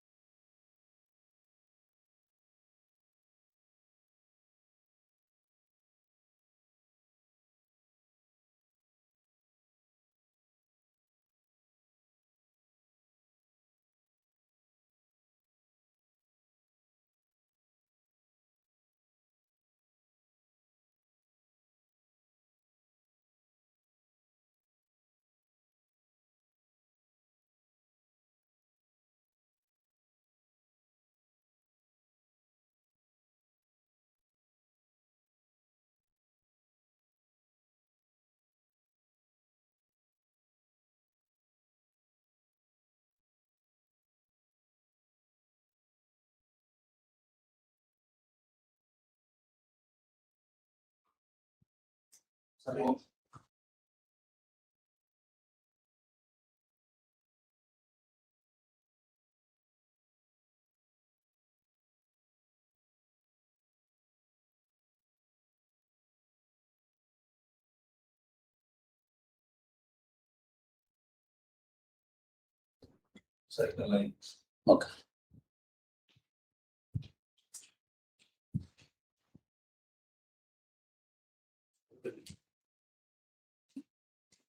मेरी photo नहीं दिख रही है ना? Okay, so good afternoon, friends. In continuation of the previous session, now myself, Dhiren Pratap Singh, I'm Chief Manager, Faculty at Image. Now we are going to see the policy of inspection and audit. So we'll start. So first of all, what are the regulatory references by which our inspection and audit policy has been designed? So a robust framework of guidelines is the requirement set out by the RBI, based on which our inspection and audit policy has been designed. So it contains basically 4 components in the policy. First, risk-based internal audit. Second is about concurrent audit. Third is IS audit, or we can say information system audit. And fourth is offsite monitoring cell, that is OSMC. Now, for any policy, first the purpose has to be defined. So clearly our policy, inspection and audit policy, has also defined the purpose. That is to undertake an independent risk assessment, formulating the risk-based audit plan, monitoring the inherent risk of the business activity, independently evaluates the adequacy, completeness, operational effectiveness, and efficiency of the control system within the organization. Precise scope of risk-based internal audit would be determined for low, medium, high, very high, and extremely high risk areas. Now, next is the scope of RBIA, that is risk-based internal audit. So what should be the scope of our RBIA, or commonly we call it as inspection? So first is evaluating the effectiveness of internal control system and monitor its application. Second is reviewing the adequacy of the risk management procedures and methodologies and take up with the process for improvement. Third, checking the efficiency of routine operations of the bank. Fourth, evaluating the reliability and accuracy of the financial record and reports. Fifth, reviewing the management information system and efficiency of the electronic banking services. Sixth, implementation of policies and procedures and ensure its effectiveness. Seventh, ensuring that the procedures comply with the legal and regulatory requirements. Eighth, undertaking of fraud investigation, if at all it is required. And last, evaluating the adequacy of procedures to safeguard the bank's asset. Now, beginning, this is the organizational structure, which is the topmost hierarchy in this organizational structure of inspection and audit is ACB, that is Audit Committee of Board. Next comes the ACE, that is called Audit Committee of Executive. Third comes our head office department, that is inspection and audit. Fourth, that is FGMA's Field General Manager Audit Committee of Executive. And the last is ZACE, that is Zonal Audit Committee of Executive. So this is the organizational structure through which, or the hierarchical structure of the inspection and audit department. Now, again, on a more descriptive organizational structure. So as we have seen, the board of director, ACB, and ACB followed by MD and CEO, then ED, equivalent to that, audit committee of board and audit committee of executive, and head of inspection audit.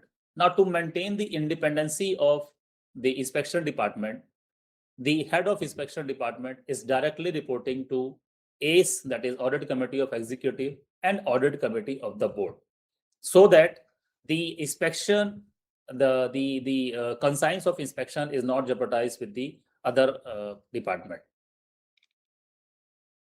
Now, the A structure. So in this policy, few changes have been brought in the A structure to make it more relevant to the changing needs of the inspection and audit policy. So audit committee of executive, it will work with the guidance of audit committee of board, and all the minutes of A's will be put to ADs and ACB. The frequency of A's is they should meet at least once in a quarter, with minimum 6 times in a year. So ideally, every 2 months, there should be a meeting of ACE wherein all the ATRs or all the agendas of inspection and audit policy will be discussed in the ACE. ACE is authorized and empowered to approve or ratify changes or amendment in the scoring pattern, rating parameters, and reporting formats. Who are the members of ACE? So chairman, that is executive, who is executive director, who is overseeing inspection and audit department. Invitees are other ADs. Convener is head of inspection and audit, and member are your chief risk officer, chief operating officer, chief financing officer, chief compliance officer, and chief information security officer.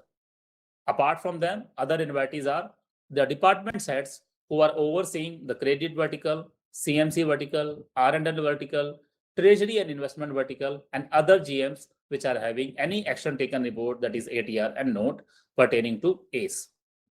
Quorum requirement is, again, there are change in this: minimum 2 EDs, including chairman, and any of the 3 members which has been described above, that is CRO, COO, CFO, CCO, and CISO.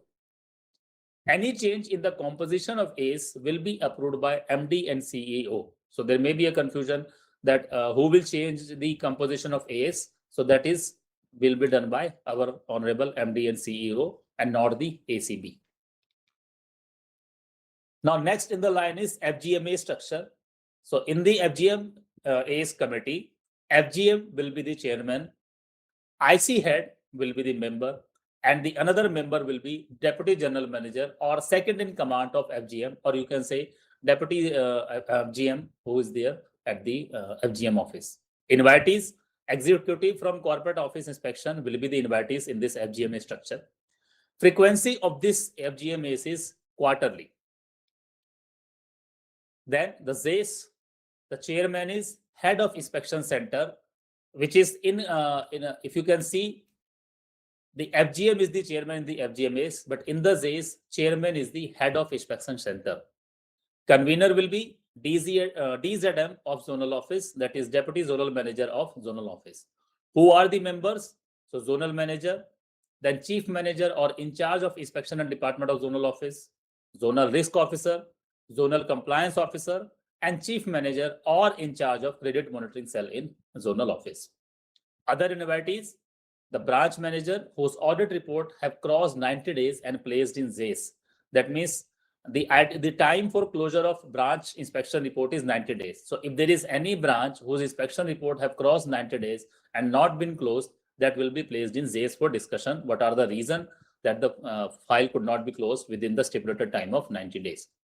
Branch managers with the risk rating of high and above, whose audit reports are placed in ZACE. So all the branches which have been rated high during the inspection, their report will also be put up for deliberation and discussion. What was the reason for high rating and what can we could do to reduce the or to upgrade the rating from high to low or medium. Quorum will be head of IC, zonal manager, and chief manager in charge of inspection and department, and any one of ZODO, ZCO, and CMO in charge of CMC in ZO. Here, the frequency of ZACE will be monthly in the for the respective zones, which is coming under the IC span. Now, in front of you, you can see the rating metrics based on which the classification of the branch or the risk categorization of branch is defined. So on the left-hand side, you have a risk rating matrix on which x-axis contains the business risk. So from low, medium, high, and on the x-axis, you have a control risk, and on the y-axis, you have a business risk. Now, business risk includes like credit risk, what is the percentage of NPA, whether that have risen or NPA is more than the last inspection, credit has gone down from the last inspection, business has gone down from the last inspection, or business has grown up from the last inspection. If business is going down, the risk will be high. If business has gone more, so risk will be low. So based on this, whenever an inspection is conducted, the inspector is filling up the data of the branch, which defines the business risk, and the irregularity identified during the inspection will be primarily the control risk. So based on this, every branch is given a score, which you can see on the right side of the screen.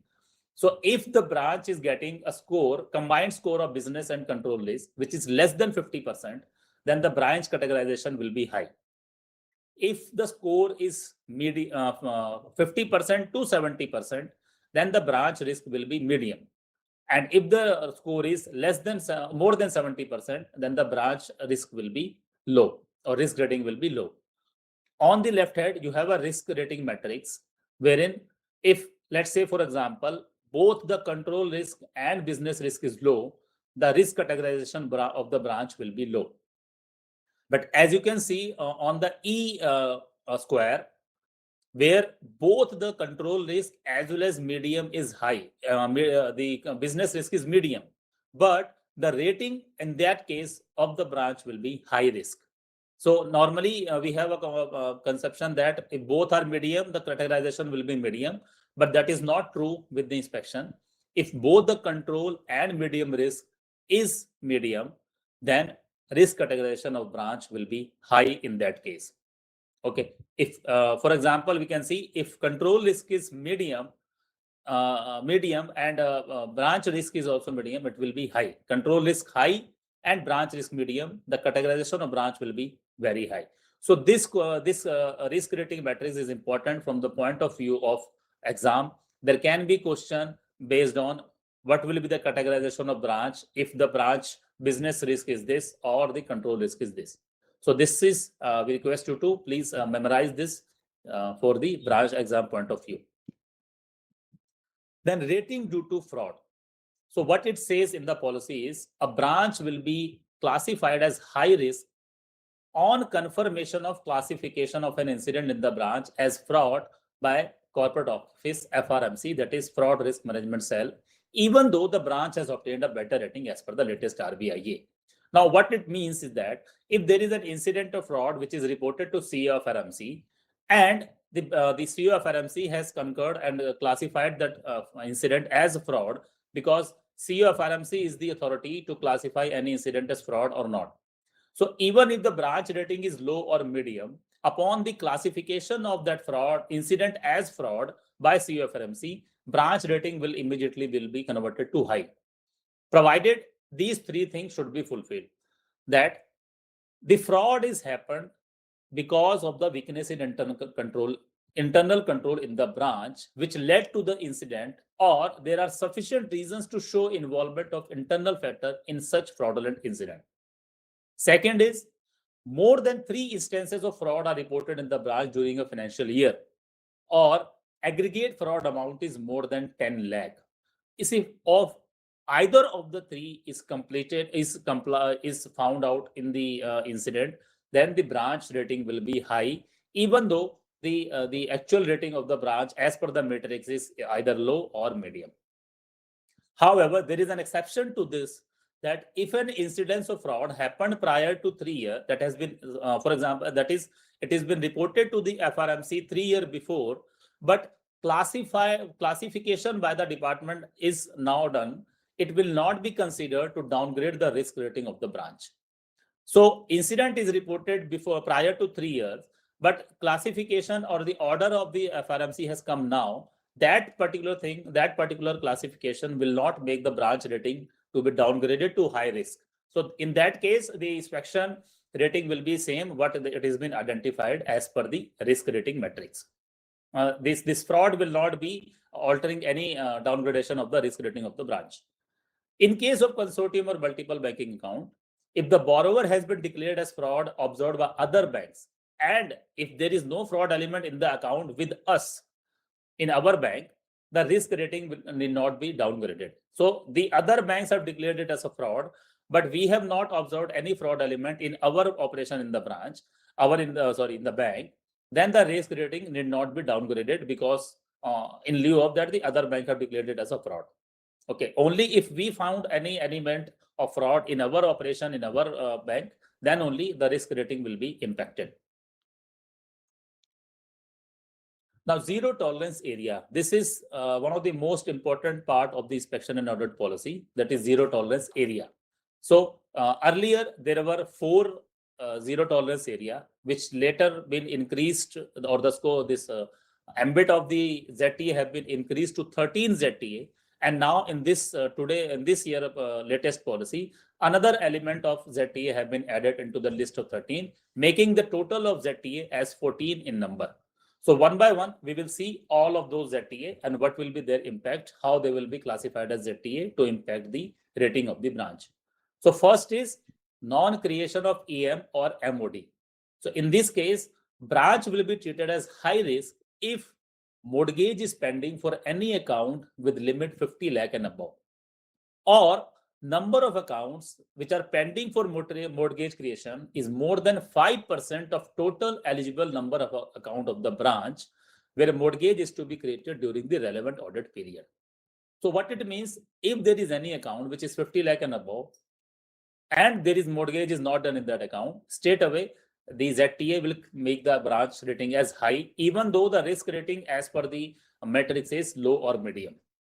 Or none of the account is 50 lakh and above, but total number of accounts which are eligible for mortgage creation in the relevant audit period is more than 5% of the total eligible account, then also that will make the branch categorization or risk categorization as high risk.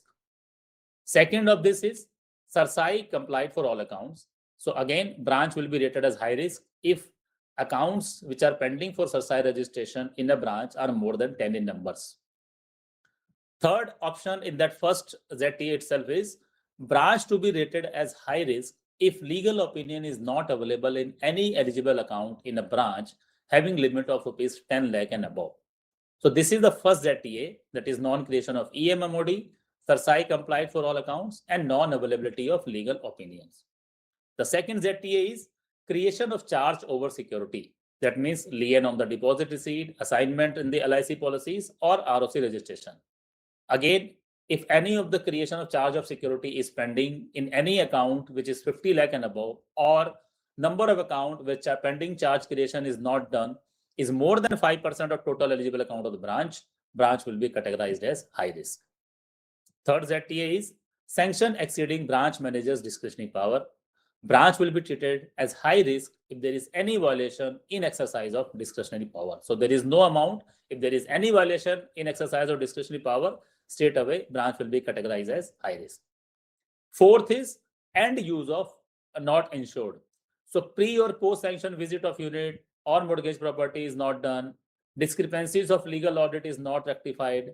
Branch will be treated as medium risk if the number of fresh sanction account during the review period pending for non-compliance of mentioned ZTA are more than 5% of total number of advances of the branch. So in this particular ZTA, it will be a ZTA, but the branch categorization will not be high, rather it will be medium risk. So end use not insured among all the four is the one ZTA where the categorization will be medium risk and not the high, provided this any of the conditions mentioned is pending for more than 5% of total number of advances of the branch.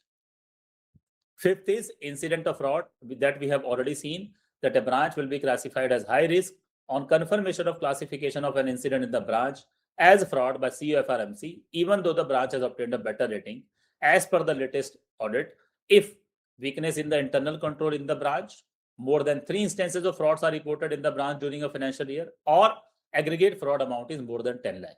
However, if the incident is happened prior to 3 years but confirmed presently by the FRMC, that will not impact the risk rating of the branch. In case of consortium or multiple, if there is no fraud element in our operation in our bank, then it will not be down. The risk rating of the branch will not be downgraded simply because the other member of the consortium or multiple banking have declared it as a fraud. Special report, if any, pending for closure, it will make the branch rating as high. Non-reconciliation of impersonal heads of accounts. So any manual debit in BGL heads like interest, commission, and operation in the inoperative account, not as per guideline, will make the branch rating as high risk. Time barred account. So here there are two categories which will impact the branch rating in two different ways. First is when the branch will be high only when there is any account with a limit 50 lakh and above is time barred. It will be medium, that is the risk categorization of the branch will be medium if number of accounts which are time barred are more than 5% of total number of the account of the branch. But all such cases of less than 50 lakh. Now, what does it mean? If in any branch during an audit, it is found that there is an account which is 50 lakh and above, and their document is time barred, in that case, the risk categorization of branch will be high risk. However, there are more than 5% of total number of account of the branch, whose documents are time barred, but none of the account is more than 50 lakh and above. In that case, it will be a ZTA, but here the categorization or the risk categorization of the branch will be medium and not the high. As we have seen in the earlier ZTA, that if either of the condition is fulfilled, the categorization will be high. But in case of time barred, only if it is 50 lakh and above, the categorization of a branch will be high risk and not the medium. And it will be medium risk only if none of the account above 50 lakh is time barred and more than 5% of total number of account of the branches where the documents are time barred. Okay, so previously it was the end use which was making the categorization of the branch as medium, and second is the time barred account where more than 5% of eligible account of the branch is time barred, but none of the cases more than 50 lakh and above. Ninth ZTA is incomplete or blank document. So what is the case? Required stamp duty not paid, document not properly maintained. In this case, the special attention is to be given to the inspector to ensure 100% of spot ratification. So if during RBIA, inspector found that there are documents which are incomplete or blank or required stamp duty is not paid, documents are not properly filled, documents not properly executed, then it should be the effort should be made by both the branch as well as the inspector to make it 100% spot ratification. The irregularities in this case should be rectified then and there only during the inspection of the branch. But if it is by any way it is not possible for the spot ratification, then the categorization of the branch will be high risk if spot ratification is pending for any account with section limit 50 lakh and above, or number of accounts which are pending for this ZTA are more than 5% of total number of outstanding account of the branch. So if spot ratification is not done or it is not possible, then the branch categorization will be high. Otherwise, if it is spot ratified, there will be no impact on the rating of the branch. The 10th ZTA is non-compliance of KYC norms or due diligence for loan and deposit accounts, non-availability of photo and address proof with authentication, non-availability of verification of genuineness of financial document on which credit limits are assessed and approved. Third, address confirmation for issuance of checkbook not available. So this is regarding the KYC compliances or the other compliances. Again, in this ZTA also, it is insisted in the policy that for all the above cases, that is non-compliance of KYC, due diligence, non-availability of photo, non-verification of genuineness of financial documents, address confirmation for issuance of checkbook not available. So first of all, it should be made effort by the inspector to get it 100% spot rectified. So special attention to be given by the inspector to ensure 100% spot ratification for the above ZTA irregularities. But in case it is not possible, then the branch will be rated as high risk if the spot ratification is pending for any account having sanction limit of 50 lakh and above, and number of accounts which are pending for ratification are more than 5% of total number of account of the branch. So likewise, we have seen in the incomplete or blank document, in this case also, there should be every effort made by the branch or the inspector to make it 100% spot ratification. But in case the circumstances not making it possible, then the branch will be high risk if spot ratification is pending for an account 50 lakh and above. Even if it is single, it will be the high risk, or there are number of accounts which are pending for ratification are more than 5% of total number of account of the branch. So that is the 10th ZTA out of the 14th. The 11th is reference to CIBIL or RBI defaulter list or special approval list or ECGC restricted list not made before sanctioning the loan. If this is the case where the inspector found out in the appraisal note that there is no references to these list which is mandated by the regulatory authorities, non-availability of such records taken, scrutinized and kept in file. Again, in this case, branch categorization will be medium risk if number of accounts pending for rectification are more than 5% of total number of account of the branch. So here also, like we have seen in the end use not ensured, And the second option of time barred, in the reference to CBL or other list, branch categorization will be medium risk if it is pending for rectification for more than 5% of total number of account of the branch. The 12th is revenue leakage. If any identified by concurrent auditor, revenue auditor, HO inspector, ZO official, or during revenue audit is not recovered or duly recommended for waiver if eligible, branch will be high risk if leakage of income identified is not recovered in the spot. So what it means, if during inspection, during concurrent audit, during revenue audit, or during any audit, revenue leakage is identified, but branch has not been able to recover it on the spot, and some part is pending for recovery out of all the identified, if some part is pending for recovery, then branch will be high risk if revenue leakage identified, which is pending for recovery, is more than 10 lakh in a metro or corporate branch. If it is more than 5 lakh pending for recovery in an urban branch, or if it is 3 lakh and above 3 lakh in a semi-urban branch, if it is pending for recovery. And for rural branch, the revenue leakage identified and pending for recovery is more than 2 lakh. If any of the condition is fulfilled out of the 4 in front of your screen, then the branch will be high risk. If every revenue leakage identified is recovered on the spot, then there will be no need for marking this as a zero tolerance area. But if in this categorization, in this as per the tabular format in front of you, if it is pending for recovery, then it will be make the branch categorization as high risk if it is pending for recovery. The 13th, the non-submission of stock statement in time.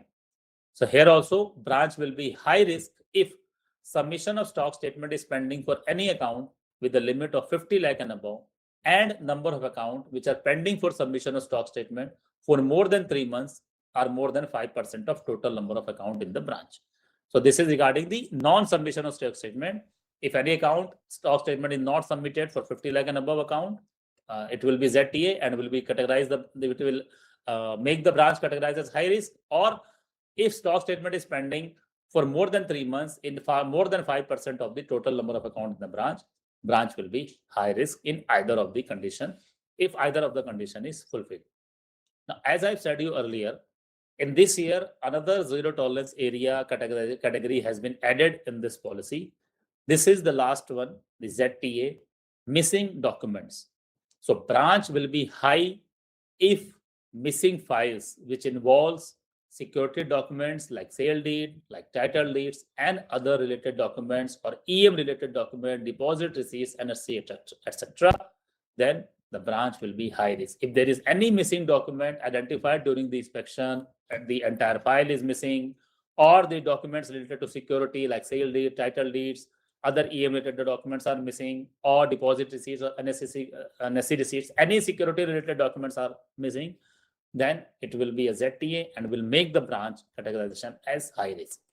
So these are the 14 ZTA which is mentioned in the policy, which if marked, it will make the categorization of it will impact the branch categorization as either medium or high risk.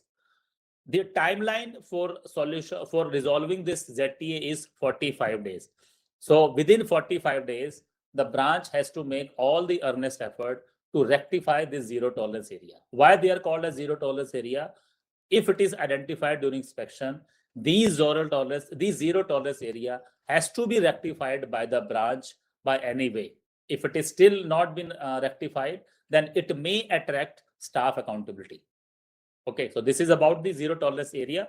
We'll move next to periodicity of an audit. So as we have seen that the categorization of the branch as low, medium, high, very high, extremely high, it has an impact that when the next audit will fall due for those branch. So if it is a low risk branch as per the last RBI, then the next audit will fall due on 18 months. From 18 months, like that is after 15 months to next 18 months. And GM inspection and audit can permit the extension from this 18 months to another 3 months. If it is a medium risk branch, the next audit will fall due up to 15 months. That is more than 12 months to 15 months. And again, GM inspection and audit can allow for 2 more months extension in the medium risk branch. For high risk, the periodicity of audit is 12 months, which can be extended to 1 month by GM inspection and audit. For very high or extremely high risk, the next audit will fall due on 9 months, can be extended to 1 month. For newly opened branch, the first inspection will fall due within 6 months from the date of opening of that branch, which maximum can be extended to 3 months. For even though the branch categorization is low or medium, but if it is located in a border areas of the country, or the total advance of the branch is 100 crore and above, minusing the LOD and jewel loan as on date of previous 31st March, then whatever is the rating, either low or medium, the audit will fall due within 12 months. So, but if it is high risk or extremely high, it will be as per the given in the point number 3 and 4. So if it is located in a border area or the total advance is 100 crore and above, excluding LOD and jewel loan, then the next audit will fall due on 12 months. But if it is very high or extremely high, it will fall due on 9 months, not the 12 months. For large corporate or SAM branch, the next audit will fall due on 12 months. And for foreign branches and foreign branches on Indian soil, the next audit will fall due on 12 months. So this is the impact of the rating on the periodicity of audit. Now, Inspection Center of Excellence. This is a dedicated team which has been created at the corporate office that will analyze the risk arrived for the branches on quarterly basis or more frequently, if required, via dynamic risk assessment module. And this team will place a note to head of inspection and audit for preponement of RBIA or conduct of snap audit, surprise inspection, etc., based on the analysis. So this team, every quarterly, they are analyzing the risk which has been finalized in the inspection during that quarter through this dynamic risk assessment module. And if required, they may prepone the RBIA of any branch, or they may recommend for conducting snap audit or surprise inspection of that branch if that is required, based on the analysis. That this decision of head of inspection and audit will be final in this case. So they will put up a note that for this branch, we need to conduct the audit before actually their timeline for the next audit is due. So for example, it is a low risk branch, but they identified that there are more risk in that branch. We have to do it in the 12 month or on the 15 month. So they can put a note, they will put up a note every quarter to the GM inspection and audit, and he will take a decision whether preponement is required or not. ED, Executive Director, who is heading this inspection and audit department, will be approached for concurrence for extension of further period due to any unavoidable circumstances or reason beyond the control of the bank.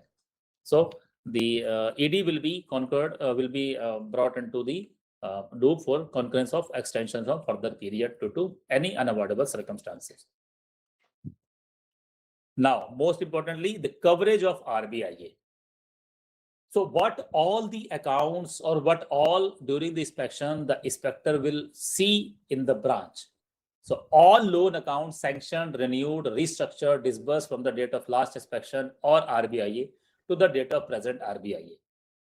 Top 100 borrowable accounts, all staff or staff related loans, loan accounts where serious or critical irregularity, that is incomplete security documents, defective or imperfect mortgage, dilution of security, diversion of fund, transgression of discretionary authority, non-compliance of terms and etc., were pointed out in the last RBIA, but not yet rectified.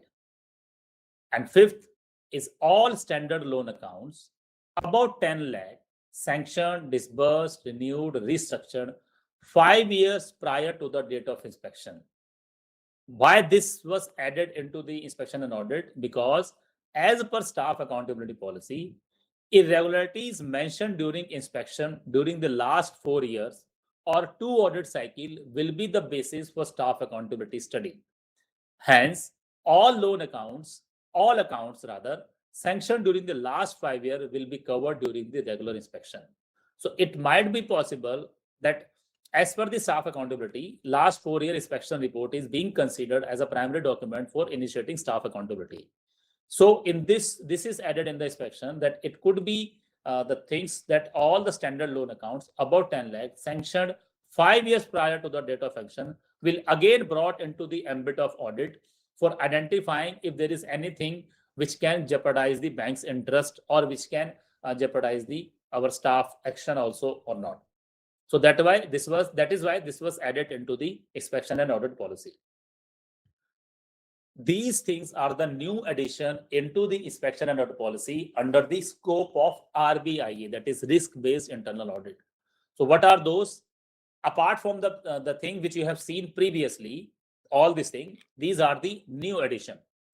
Verification of motor accident claim tribunal accounts, verification of nomination in existing and fresh accounts on sample basis, verification of all NPA accounts of 10 lakh and above, all accounts slipped to NPA during the current review period, top 100 NPA accounts below 10 lakh, which will include the scope, periodicity, and coverage for RAPC and MAPC that is separately covered in the SOP also. Verification of all saving bank or current accounts where preferential rate of interest is given, if at all it is given. Verification of eligibility of accounts open under special deposit scheme of the bank and government sponsored saving schemes. Now here what they have said that for above, all such accounts is to be verified first time during RBIA with effect from 1st April 2025. So all the inspection from 1st April 2025, they will see all those above accounts, that is all SBA current account where preferential rate is given or all under special deposit scheme and government saving scheme. So all accounts will be covered first at the first time of RBIA. Subsequently, once this is over, then all those accounts during the review period to be verified only, not all the accounts. Now, another thing which has been added into the policy is the audit of the foreign branches. So foreign branches are also subject to RBIA with a periodicity of 12 months. As we have seen in the periodicity of audit, foreign branches are subject to RBI within a periodicity of audit of 12 months. However, approval for assignment of inspector for these branches, it vests with the MD and CEO. Who will conduct the inspection of those branches? That is rest with the MD and CEO. RBI of foreign branches will be carried out by minimum of 2 inspectors, including team leader, who will be equal or one scale above that of the BM or CEO or executive or officials with domain knowledge in credit and forex will be preferred for inspection of the foreign branches. So first, who will assign the task? Who will approve the assignment of the inspection or the inspector? MD and CEO. Who will conduct? By minimum of 2 inspectors, including 2 team leader, who will be one scale or equal to the manager or CEO or executive of that branch. Any executive or official with domain knowledge in credit and foreign exchange will be preferred to inspection for the foreign branches. So these are the new addition in the inspection and audit policy for the new addition in the scope of RBIA.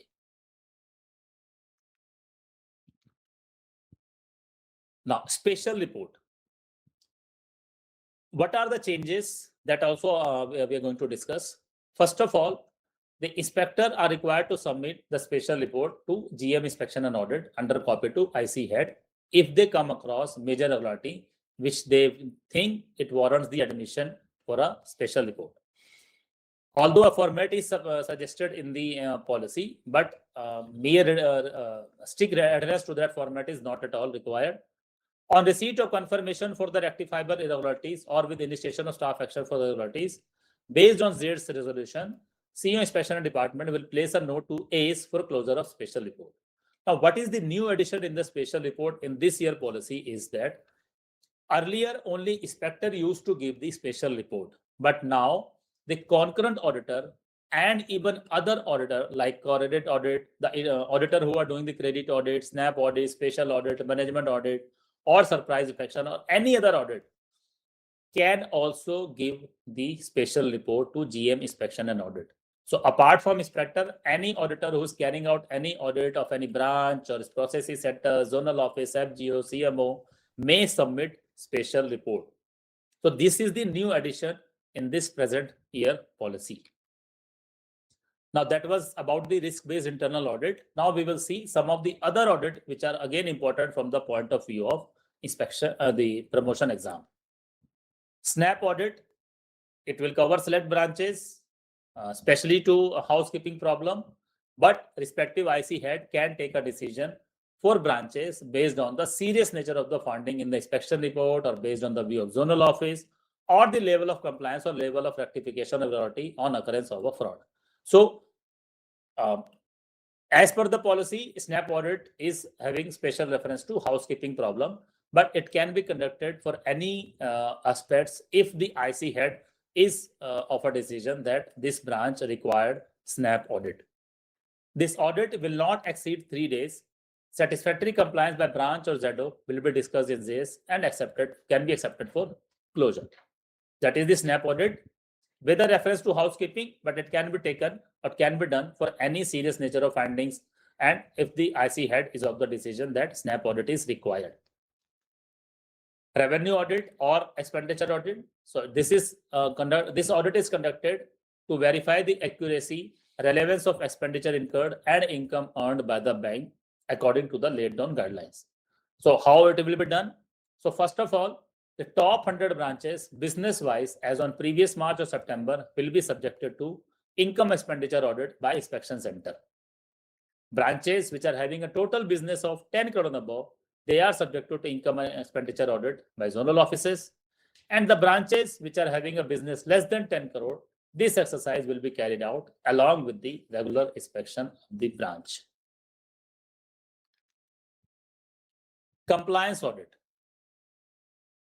Inspection center will carry out compliance audit for all high risk branches and 10% of medium risk branches where recommendation for RBIA file closure has been received by IC within 15 days from the date of recommendation of file closure. So once the branch has initiated the file closure in the ethic module to ZO and it has been received by IC, so IC will conduct or will allot the compliance audit to inspectors. Which all branch is eligible for it? So all high risk or above branches, that is very high or extremely high, and 10% of medium risk branches are subject to compliance audit. What will be done? So during the compliance audit, inspector will verify all the compliance related to ZTA observation. So 100% ZTA compliance will be verified by the inspector, and the compliances submitted by the branch for 15% of remaining observation, including spot rectified observation in RBIA. Earlier, this was excluding spot rectified. Now this year, they have modified it to including spot rectified observation in the RBIA. So out of all the observation identified, ZT observation will be 100% verified. Remaining will be 15% of them will be verified by the inspector during compliance audit for all high risk branches and 10% of medium risk branches. Spot rectification of branch where compliance audit is not required, that is low risk branch, will be done to be checked at the time of next RBIA.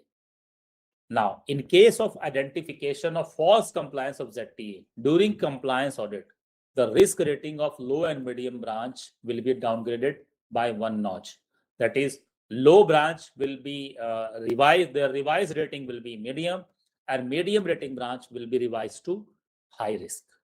That is the impact if during the compliance audit, the compliances submitted cannot be verified by the inspector or it was a false compliance. Legal audit. Legal audit, as we all know, this is for exposure 100 lakh and above, where mortgage or property is involved. In case of consortium account, where our bank is the lead bank and mortgage created with our bank, we will carry out the legal audit. In case we are members, legal audit will be carried out by the decision of the consortium meetings. For exposure of 5 crore and above, whether standalone or combined limit, including existing exposure, periodical legal audit will be conducted within 3 years from the date of last legal audit or periodical legal audit. So for the 5 crore and above, these accounts will be subjected to legal audit every 3 years from the date of last legal audit. For other up to less than 5 crore, it will be done during the fresh or during the enhancement only. Now, in the inspection and audit policy, they have now been this has been modified where the closure of the legal audit is also been clearly mentioned. So loan sanctioned at corporate office level, the maximum 60 days from the submission of report. What does mean? If a loan is sanctioned at CEO level, their legal audit report will be closed within 60 days of submission of the report. Other than CEO sanctioned cases, within 45 days from the submission of the report should be closed. So this closure part is being added freshly in the policy. Now, management audit, we have seen for the branch. Under management audit, the inspector or the team will examine the efficacy of management, evaluate and report on the adequacy and reliability of the existing system to ensure that laws, regulation, internal policy and procedures are meticulously followed and the work is carried out as per the delegation of power. Now, on the left side of your screen, you can see the tabular form where all the management audit, what is their frequency and what is the mandates required. So as you can see, other than inspection center and regional rural banks, that is RRBs, every other ZO, FGMO, corporate office departments, treasury branch, image, the subsidiaries, and the training center, they will be subject to management audit every year. So their management audit will be conducted annually, but only for the inspection centers and for the RRBs, the management audit will fall due in the 2 years. So it will be done once in 2 years. Okay, this is the management audit. Now, risk rating factors, as we have seen. Now, during the management audit, which all factor will be considered for risk rating metrics of FGMO and ZO and corporate office department. So for FGMO and ZOs, both the control risk and business risk will be factored for finding the risk rating of that FGM or ZOs. However, for corporate office department, ICs and RICs, it is only the control risk which is the risk rating factor, not the business risk. Same risk rating of RBI will be followed. Okay, risk score versus risk grade for FGMO or ZO. So for the FGM or ZOs, this is the same as we have seen the risk rating gradation for the low, medium risk grade based on the score. So same for the FGMOs and ZOs is also followed as we have seen for the branch. That is more than 70% score, low risk, 50 to 70% medium risk, less than 50% score, high risk. However, for the CO department and IC, because only control risk is factored for categorization risk rating, what is the percentage of marks required? So more than 90%, low risk, 80 to 90% medium risk, and less than 80% high risk. So there is a change in the risk score of the FGMO ZO vis-a-vis the corporate office department and ICs. Sustainability audit. So this is confirmatory and validating audit of the bank's adherence to MANC, that is major area of non-compliances, RMP, risk mitigation plan, RAR, risk audit observation, risk audit report, and observation of RBI and other significant regulatory requirement to ensure sustainability. This is done only at the corporate office level. Surprise inspection, this is also the addition in the last year's policy. Though through the officials from ICs and RICs on various operational aspects of the branch, with the emphasis on verification of transaction in staff accounts, including the verification of any pattern of regular debit or credit staff account for speculative purpose, like trading of share, online gaming, etc. So any branch can be subjected to surprise inspection, either through inspection center of excellence if they require, or with the help of IC and RIC. Even the IC can also initiate this surprise inspection. So this is the addition in the last year policy. Another audit is thematic audit.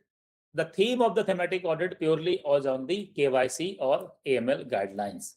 So it will be conducted in 3 branches per IC per month, which covers the awareness of KYC norms, obtention and verification of KYC documents, status of uploading KYC document to central KYC registry, opening of CIF or account appropriately, creation or updation of customer risk categorization or fixation of threshold limit, deduplication of personal CIF or identification of beneficial owner, cash transaction in BGL, and issue of DD against cash as per AML guideline. Reports will be submitted to the branch, ZO, IC, and CO KYC ML department. Based on this report, the deficiency will be taken by respective ZO for rectification and compliance and placing the same in ZS for closure. Quarterly note on implementation of KYC ML guideline is to be submitted to AS or ACB by CO, KYC, AML department based on this thematic audit report. So thematic audit only pertains to KYC compliances or AML guidelines. What is the dynamic risk assessment? As we have seen when we were discussing the inspection center of excellence. So under the audit transformation project, the bank has developed an effective way for determining the risk rating of the branch on quarterly basis, or maybe earlier, in order to arrive at risk of the branch in real time with respect to change in business profile, so as to supplement the effort of the inspection and audit department to strengthen the internal control system. So a dynamic risk assessment module has been introduced covering all business branches based on segmentation of the branch, which is like this: corporate and credit intensive branches, personal and commercial, rural and other branches. So based on this, there is a module, dynamic risk assessment module. Based on this, they are real time, they are identifying the actual risk rating of the branch. In case where DRA rating of the branch slips from low to high and above, next audit may be preponed, or snap audit or surprise inspection may be conducted in the branch based on the analysis of parameter by inspection center of excellence and quarterly assessment team with concurrence of head of inspection and audit. Another concept in the policy is spurt in advances. So what is spurt in advances? If there is any increase in the advance or in the number of accounts by more than 10% over the previous quarter, then that branch will be classified for spurt in advances. So what will happen? Zonal office will place quarterly statement 2 days with analysis for any spurt in advances of more than 10% by number or even amount over the previous quarter, and says to take a call on further investigation. The SAYS may get the same investigated by an officer at ZO or by an inspector of branches, and the same will be completed within 50 days from the date of SAYS meeting. IC head has to forward the report of such investigation to CO inspection and audit department. The analysis will be done by CO or MD in this regard, can also be shared with zonal officer inspection center. So any spurt in advances is observed may undergo separate investigation. However, spurt in advance will not be considered if the branch have not completed 3 years, if spurt is due to loan against deposit sanction under manager's discretionary lending, and spurt in advance is due to sanction made at higher level. Now, concurrent audit. So at least 70% of aggregate advances and other risk exposure of the bank should be covered under concurrent audit on an ongoing basis. Which all branches will be covered? All forex authorized branches, all branches attached with currency chest, all branches with advances other than LOD, jewel loan, food credit and NP accounts level as of March year above 40 crore, corporate office department like Treasury, SWIFT, FSCPC, ATM Service Center, Credit Card Center, HRM, Stationery and Premises and Expenditure Department, all high-risk branches in which total advance of the branch is above 25 crore, again excluding jewel loan, LOD, NPA and food credit. As on March of the year, foreign branches and foreign branches on Indian soil, they are also subject to concurrent audit. Approval for these branches audit will be with the MD and CEO. Other than above, all central processing center like RAPC, MAPC, CAPC, CPPC, GBSB, Survey Branch, Deva Center, RTGS NetSet, DEMS, etc. They are also covered under concurrent audit. What all areas will be covered in the concurrent audit? So cash transaction, loans and advances, including physical verification of securities, delegation of power for sanction, security charge creation, and end-use verification of funds, monitoring of accounts, adherence to KYC or ML guidelines, including monitoring of transaction and accounts, remittance or bills of collection, including SWIFT transaction, monitoring of overdue statements, housekeeping, including reconciliation of accounts, monitoring of BGL, parking accounts, non-fund based business, forex transactions, conduct of employee or mis-selling of products, compliance to RBI guideline and internal policy guidelines, monitoring of NPA, and general areas. So these are the areas which will be covered during the concurrent audit. Now, appointment of concurrent audit. So there are basically 2 committees, because we can use our retired officer also as the concurrent auditor. So 2 separate committees are there in the policy, which will appoint the concurrent auditor. So if they are chartered accountant or cost accountant, the committee who will decide their appointment constitutes of GM inspection and audit, corporate credit, mid-corporate, CMC, MSME, COO, and accounts. So all the GMs of inspection and audit, corporate credit, GM mid-corporate, GM CMC, GM MSME, GM COO, and GM accounts will be the members of the committee which will decide on the appointment of concurrent auditor who are chartered accountants or cost accountant. For the retired officer, the criteria is he should not be more than 63 years of age and not less than scale 3 and have an experience of layer of the inspection. So the committee which will approve the appointment of concurrent auditor as retired officer as concurrent auditor, it will constitute again GM inspection audit, GM HRM, DGM vigilance, and chief risk officer. So because there is a difference in the committee who will appoint the concurrent auditor of CA or cost accountant or retired officer, this we feel is important for discuss with you. IS audit, that is information system audit. What all will be covered in the IS audit? So as the policy approved by the board, it covers all computerized department or offices of the bank, including CBS project office, data center, DR site, near on site, branches under NBC, foreign branches and foreign branches or Indian soil, service branch, ATM switch or ATM service center, ATMs, treasury branch, credit card department, HRM department, NEFT or RTGSL, registration authority, that is digital certificate IT security operations center, information system security department, and any other new information technologies to be implemented by the bank from time to time. In short, it includes all the active areas of the organization where IT systems are used for business purposes. The objective of the IS policy is safeguarding information system assets or resources and IT processes, verification of data integrity, availability, and confidentiality and security, evaluation of system effectiveness and efficiency, and verification of compliance to internal guidelines and procedure, in addition to legal, regulatory, and statutory requirements. Now, audit by external IS auditor. Now, before what we have seen, normally the branches IS audit is being in line with the RBIA. So when an inspector is going for inspection, he will also conduct the information system audit also, where set of some 90 some odd questions were there. The inspector will see whether those things are complied in the branch or not. That is how the IS audit of the branch or the others is done. These are the center where external IS auditor firm will conduct the IS audit, these are the audit firms which are certified by the Computer Emergency Response Team from the Indian government, that is CERT-IN. So what are those offices? Data center, DR site of CBS and near on site, CBS project office, all e-banking channels, specialized branches like service branch, treasury branch, etc. COHRM department, international division, ATM switch service and card issuance center, IT security operations center, ISSD department, NEFT RTGSL, COML cell, CPPC, CDPC, CAPC, DEBA, credit card department, financial inclusion department, MIS department, and registration authority digital certificate. These are all the areas which will be conducted, whose IS audit will be conducted by external IS auditor or external IS audit firm.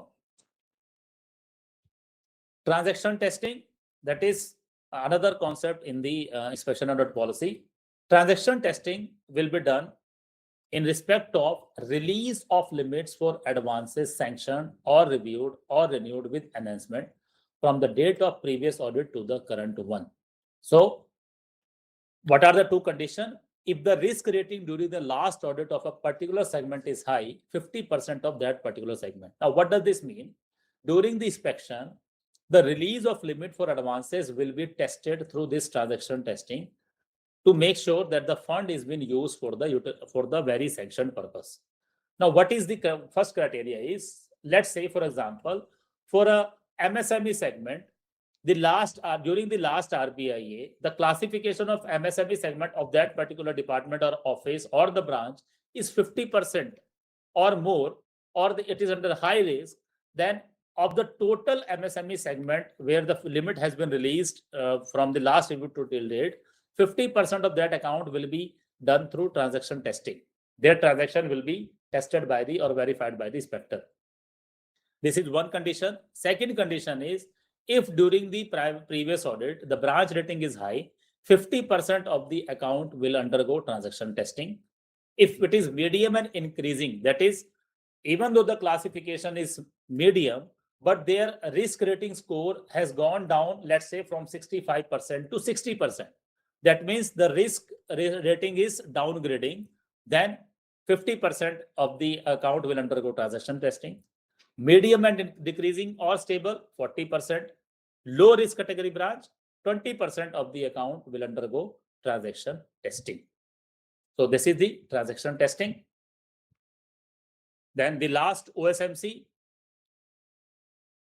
Now the functional department, which I find this important from this particular aspect, is the functional department at CEO for closing or handling different alert will be as under. So again, there can be a question from this also, that which particular department handles which particular alert.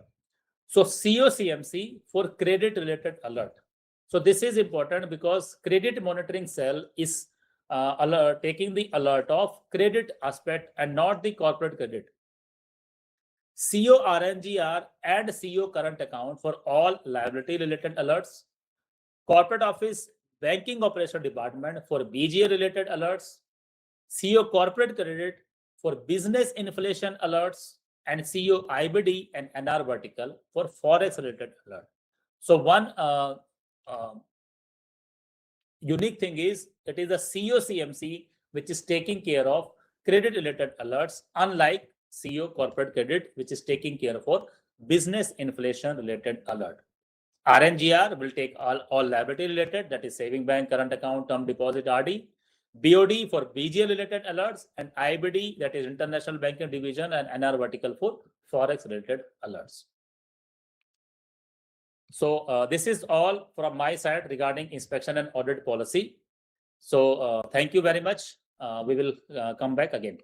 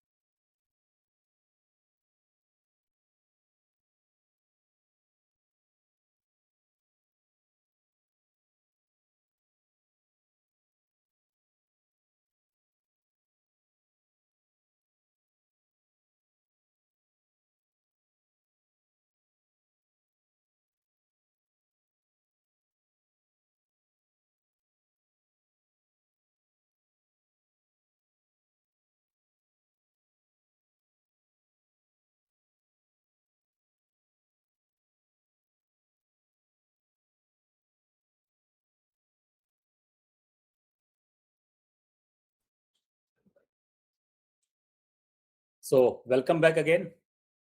This is the credit monitoring policy. So in the previous session, we have seen the inspection and audit. Now I'm starting with the credit monitoring policy.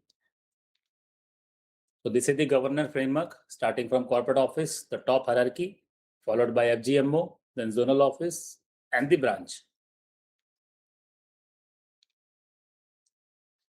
Stages of monitoring: pre-disbursement, disbursement, post-disbursement. So pre-release terms and conditions like MOTD, registration of MOTD with SERSI, registration with sub-registrar office if required, and ROC registration.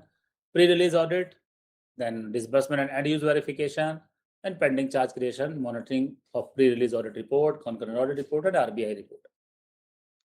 Now, pre-release audit. So there are two situations for which the pre-release audit is applicable.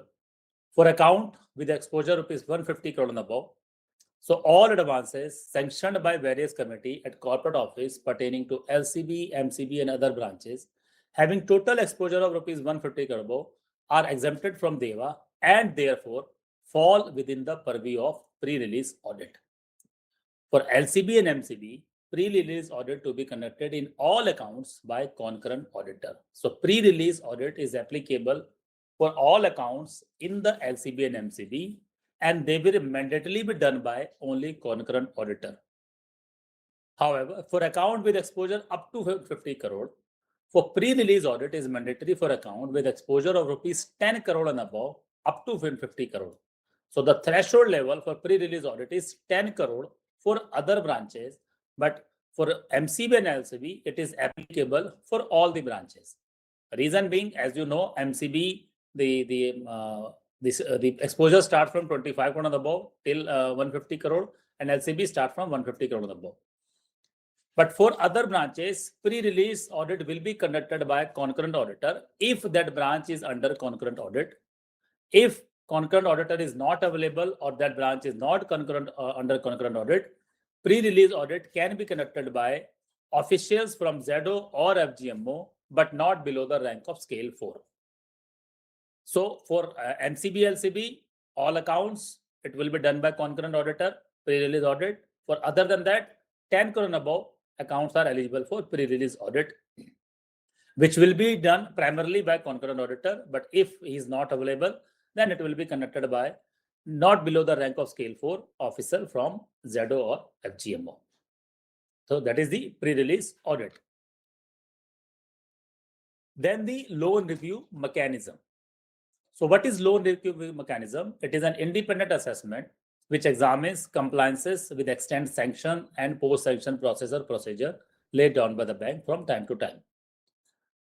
This LRM will focus on approval process, accuracy, and timeliness of credit rating assigned, adherence to internal policies and procedure and applicable laws or regulations, compliance with loan covenants, post-sanction follow-up, sufficiency of loan documentation, portfolio quality, and review of improving portfolio quality.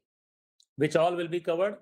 Coverage under LRM and credit audit shall not be less than 40% and then 10% of the standard domestic credit outstanding as of previous year and respectively.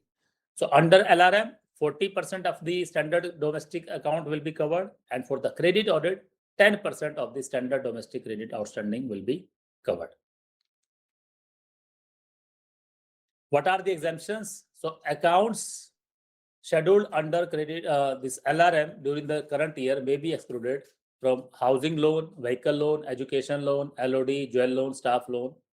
All loan review renewal proposal with 5 crore and above will be put under LRM within 6 months from the date of sanction. Now, which account will be eligible? So if the account is sanctioned by FGMCC or corporate office with an exposure of 20 crore and above, the LRM authority for this is corporate office. If it is sanctioned by zonal office, second level approval committee or ZLCC, and the exposure is 2 crore to less than rupees 20 crore, the LRM authority is FGMO LRMC.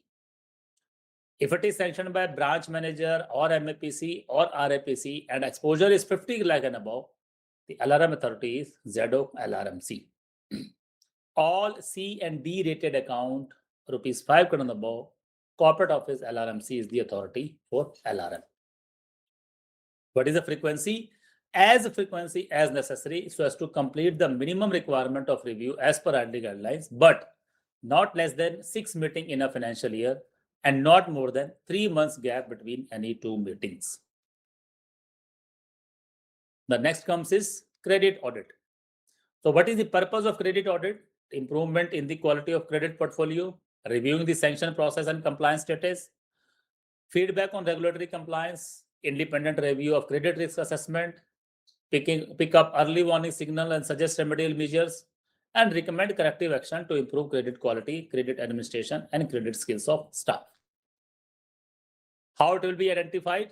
So all the standard accounts with rating IB/BBB and above, and the limit is 5 crore and above, they will be under credit audit. If the rating is below IB/BBB and the exposure is 1 crore and above, they will also be identified for credit audit.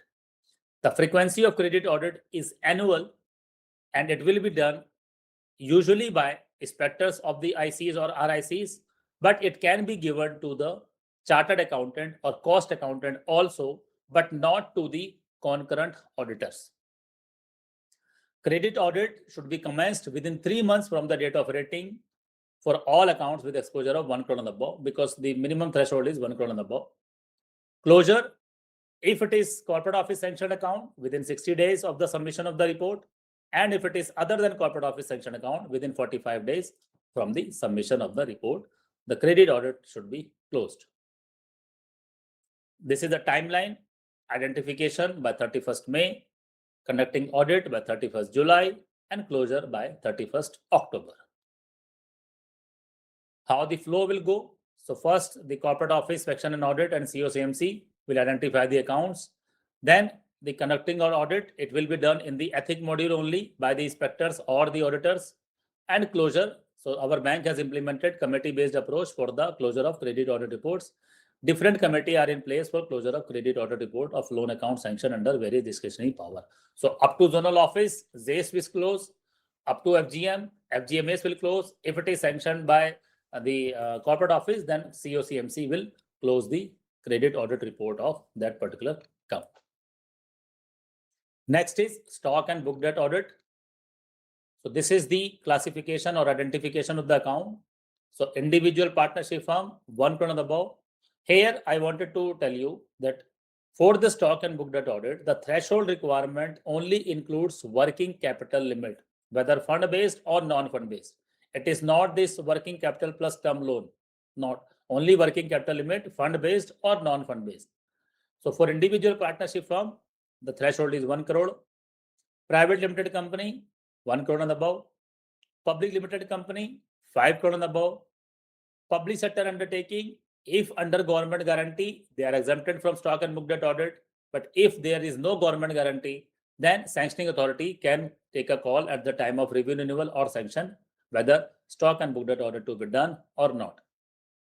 If we are a member of consortium, as per policy of leader, if we are leader of the consortium, then based on the above 4 criteria, depending on the constitution of the borrower, will take a decision on stock and book debt audit.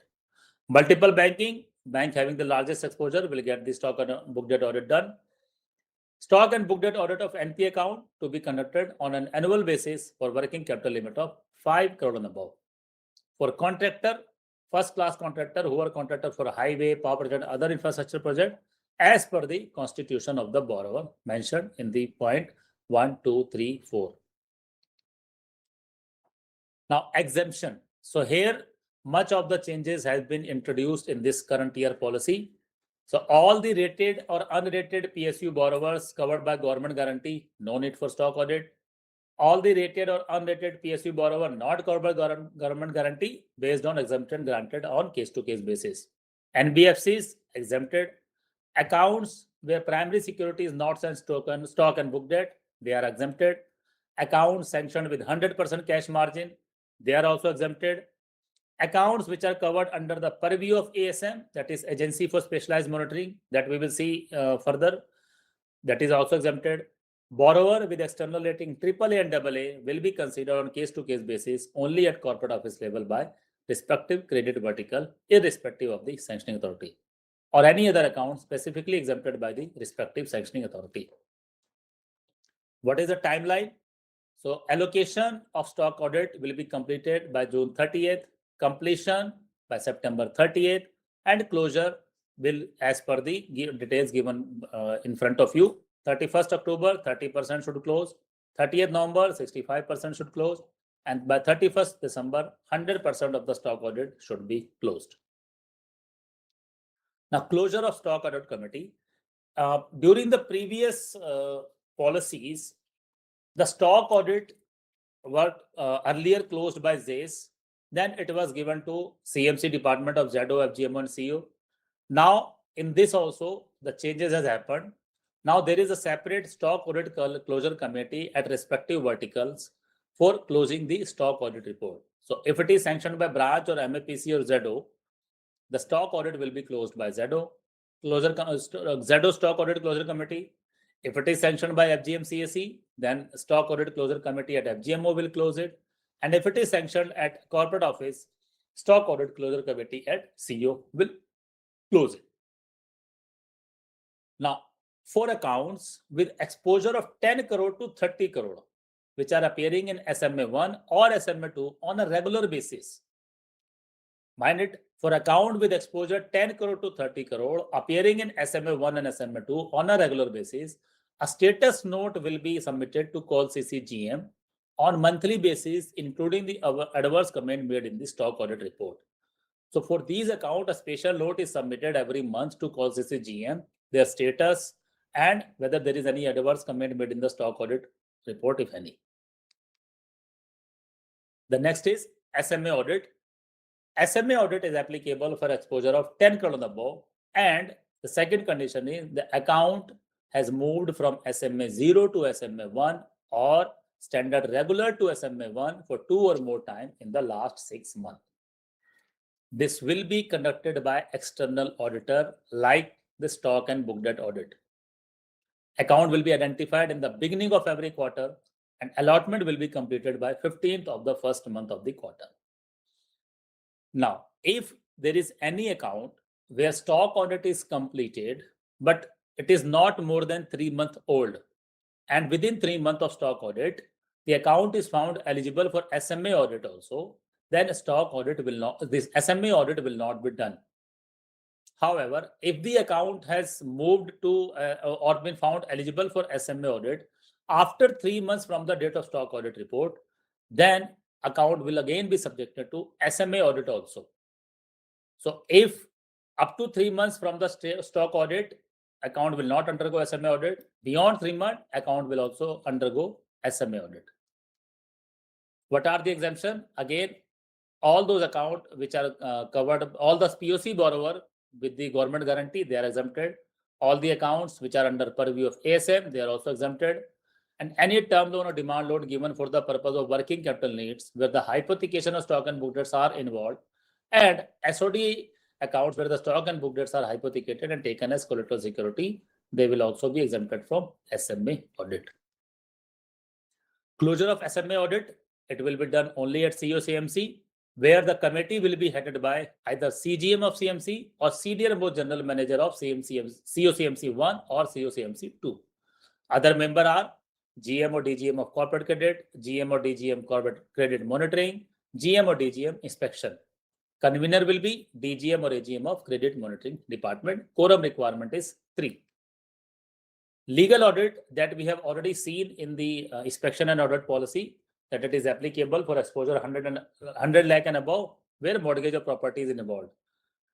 Although if the exposure is 5 crore and above, the account will be subject to legal audit every 3 years, which we commonly know, which it is commonly known to us as periodical legal audit. Okay, and the closure timeline is, as we have seen in the policy, 60 days for corporate office account and 45 days for other than corporate office account. Their legal audit report will be closed. Okay, that is what I have discussed you. So if it is sanctioned at corporate office, the legal audit report will be closed within a maximum of 60 days from the submission of report. For other than CEO level sanctioned cases, maximum of 45 days. Now, review or renewal of account. For regular or operational review, for RAPC, MAPC, ZO, FGMO or corporate office sanction account, branch should submit the proposal at least 3 months in advance. If regular review renewal is not done or not possible before the due date, short review, operational review can be allowed for a maximum on 2 occasions, with each occasion for maximum 90 days period.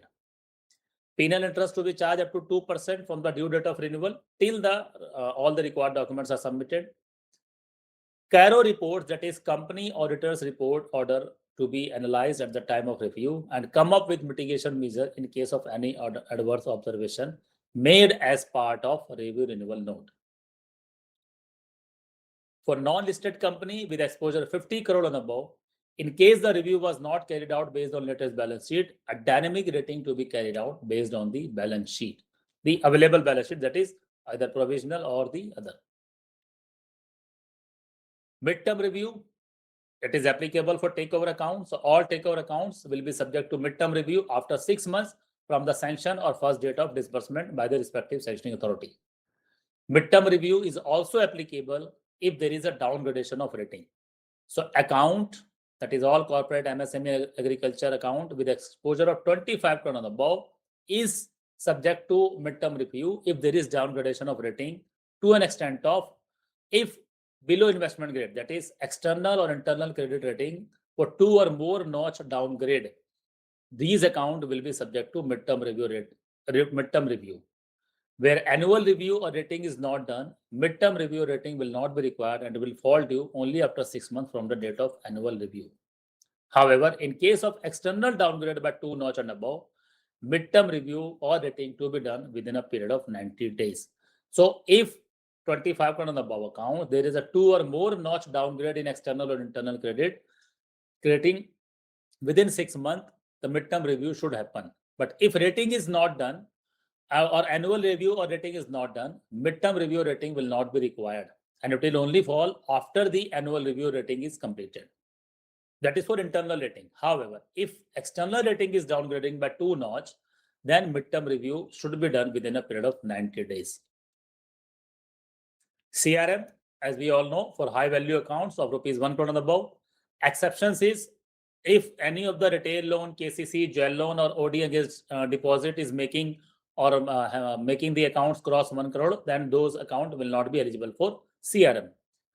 The CRM are submitting their monthly reports through that CRM portal, EWS portal, and branch or MCB or LCB, the ZO, FGMO, CEO should conduct the quarterly meeting of CRM and have a detailed discussion with their reports.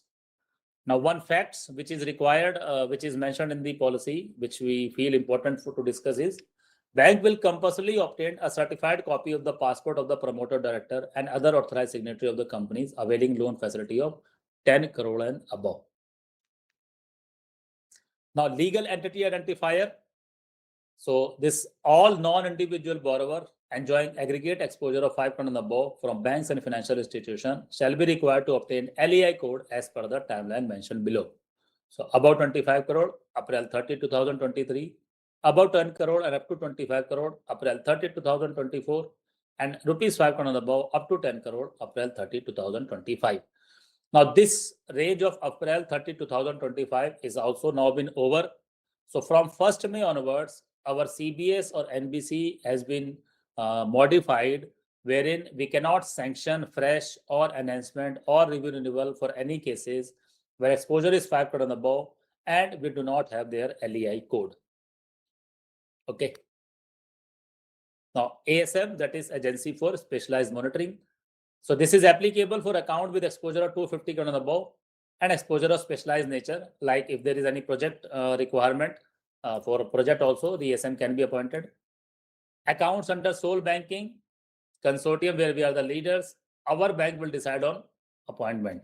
In respects of account with sign of stress, appointment of ASM for exposure of 50 crore and above may be examined or explored under the consultation with respective credit vertical. Now what it says, in general cases, exposure of 250 crore and above is applicable where the ASM will be appointed for monitoring. But if there is an account which is under stress and the exposure is 50 crore and above, the CEO can examine the option to appoint ASM in these accounts also. This is the new modification in the policy which has come up in this year. So if for the sole and consortium where we are the leader, we will appoint. In case of MBA, the bank with the exposure about 250 crore shall appoint. Advances to company with external rating of AA and above, AAA rated NBFCs and state or central PSU government entities can be excluded from the purview of ASM appointment on case-to-case basis on the merits and reasonable grounds for business consideration with suitable risk mitigation. ASM report to be closed at ASM committee headed by CGM CMC at corporate office. Now, this is the composition of closure committee of ASM. So GM credit monitoring 1 and 2, GM credit large corporate or mid corporate, GM inspection, GM international division, GM recovery and legal, and AGM or DGM of CMC will be the convener. Who will be the chairman? Either CGM CMC or senior most GM of CMC 1 or 2, if there is no CGM of CMC. A quorum of 3 GM or department head is required, and at least 1 GM for credit, either mid corporate or large corporate, is mandatory. Frequency quarterly. Now, why frequency is quarterly? Because ASM is required to submit their report on monitoring of those accounts or project on quarterly basis. Hence, this committee is also meeting on quarterly basis for closure of ASM reports. Now, next very important part in the policy is early warning signal and RFA. So first we will see EWS. So what is EWS?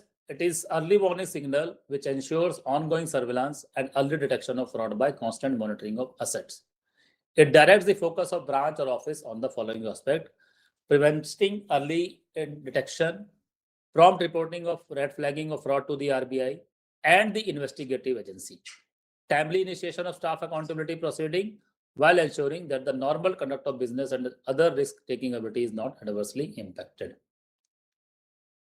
So these are the sources by which the CRM and AWS are taking the cues or the clues for the early warning signal. That is CBS, Exim, RAM. Now it is ICON, CRILIC, external data, CRM reports. Early warning signal are in the form of alert, notification, and reports. And for our bank, it is applicable for all accounts rupees 10 lakh and above. At the time of onset of early warning signal in the bank, RBI given some 42 early warning signal and Department of Financial Service given some 84 early warning signals. Now, in 2024, that is our bank has also given one more early warning signal that we call as custom early warning signal, that is irregular GST filing, and its frequency of generation is monthly. But so far, this particular early warning signal is only applicable for exposure of 25 crore or above. So all in all, we have total of 127 early warning signal, 42 from RBI, 84 from DFS, and one that is custom early warning signal called irregular GST filing. So all the 126 are applicable for 10 lakh and above. This irregular GST filing is only applicable for 25 and above accounts. So out of those 127 alert, these alert are serious alert as per the policy guideline. Huge cash withdrawal in loan accounts, substantial related party transactions, large number of transactions with interconnected companies, high value RTGS payment to unrelated parties, bouncing of high value checks, not routing of sale proceeds through consortium, member bank or lender to the company, CRILIC or RFA fraud by other banks, invocation of BG, devolvement of LC, indication of fraud, and irregular GST filing, which is applicable for 25 and above.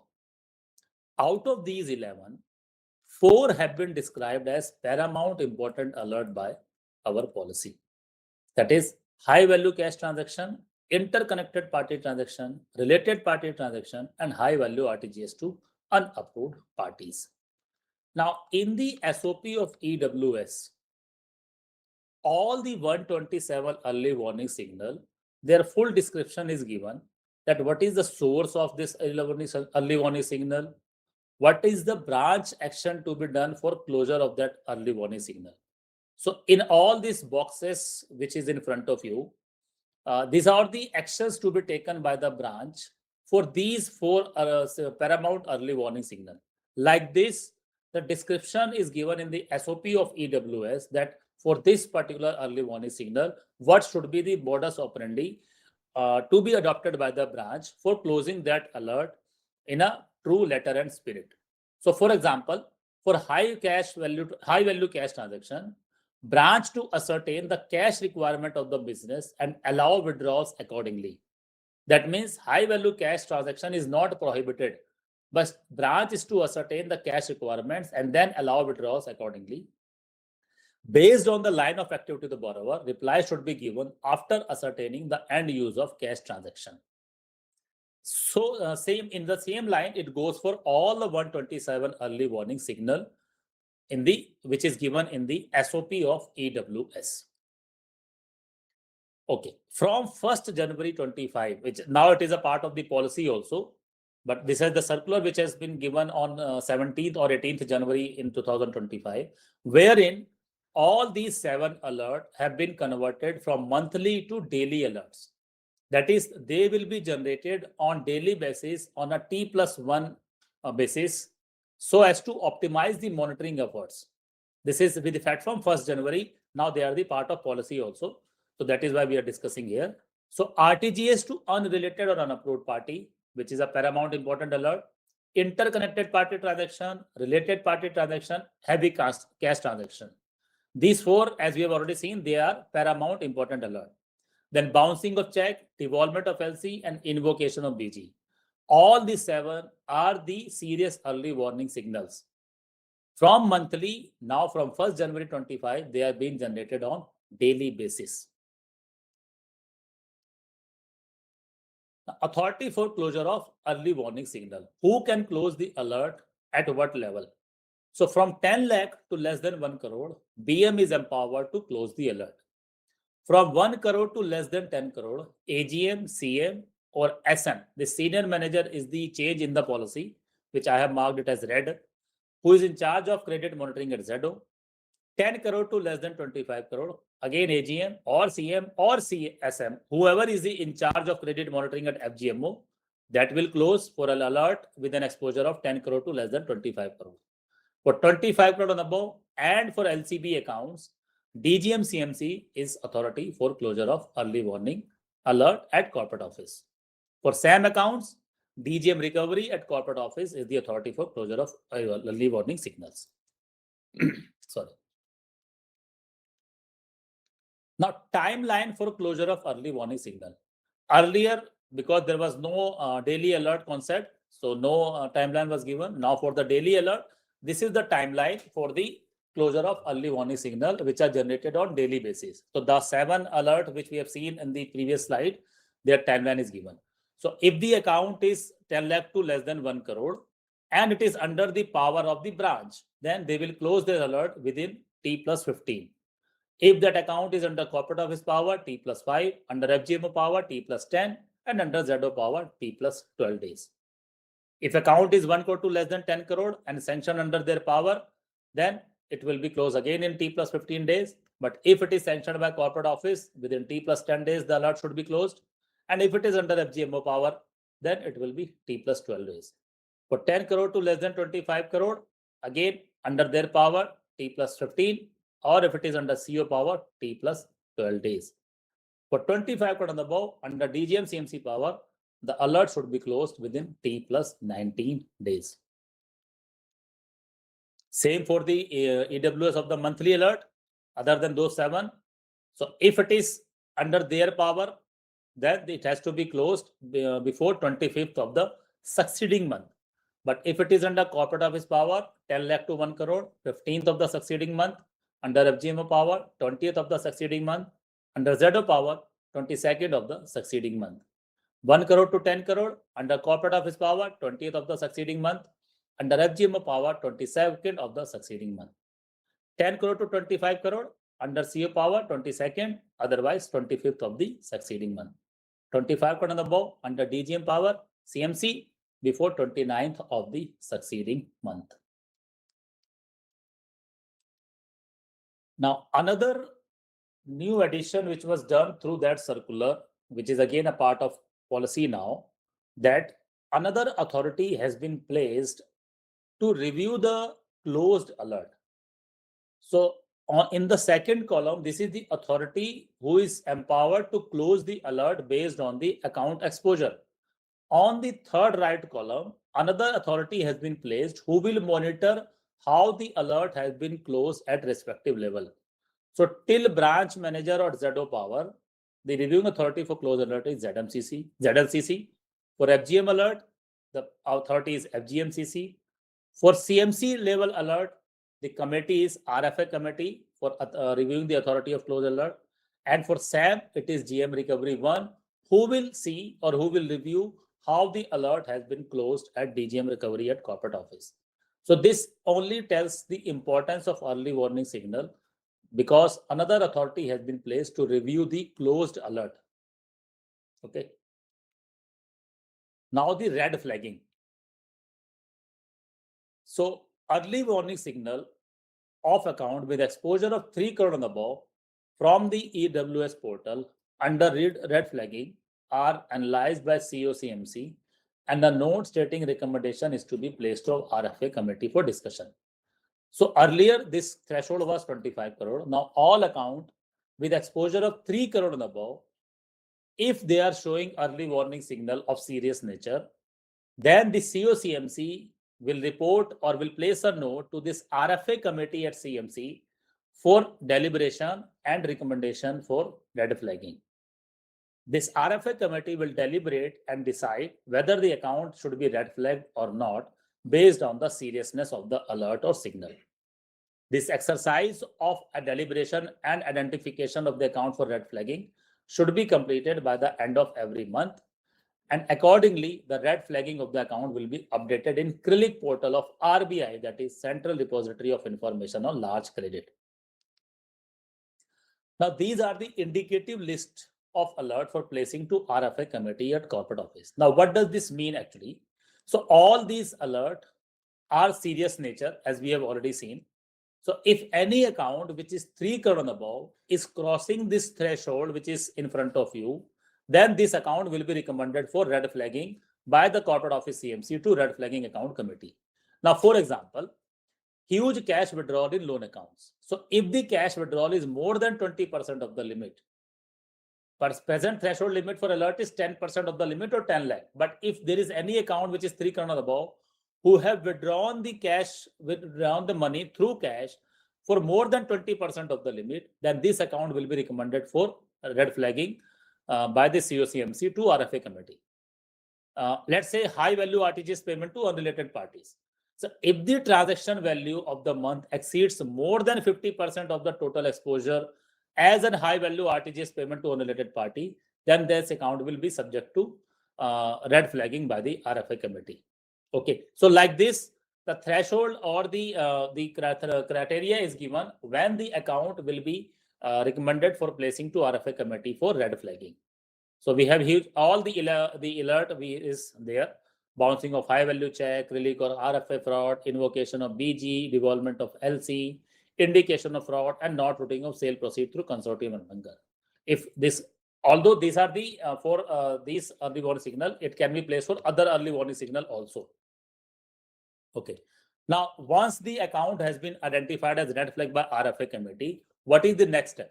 So once account is red flag in standard account, forensic audit will be allotted by the branch or ZO within 30 days, and their report to be obtained within 90 days from the date of reporting to CRILIC. So all in all, within 90 days, the allotment as well as completion of the forensic audit should be done.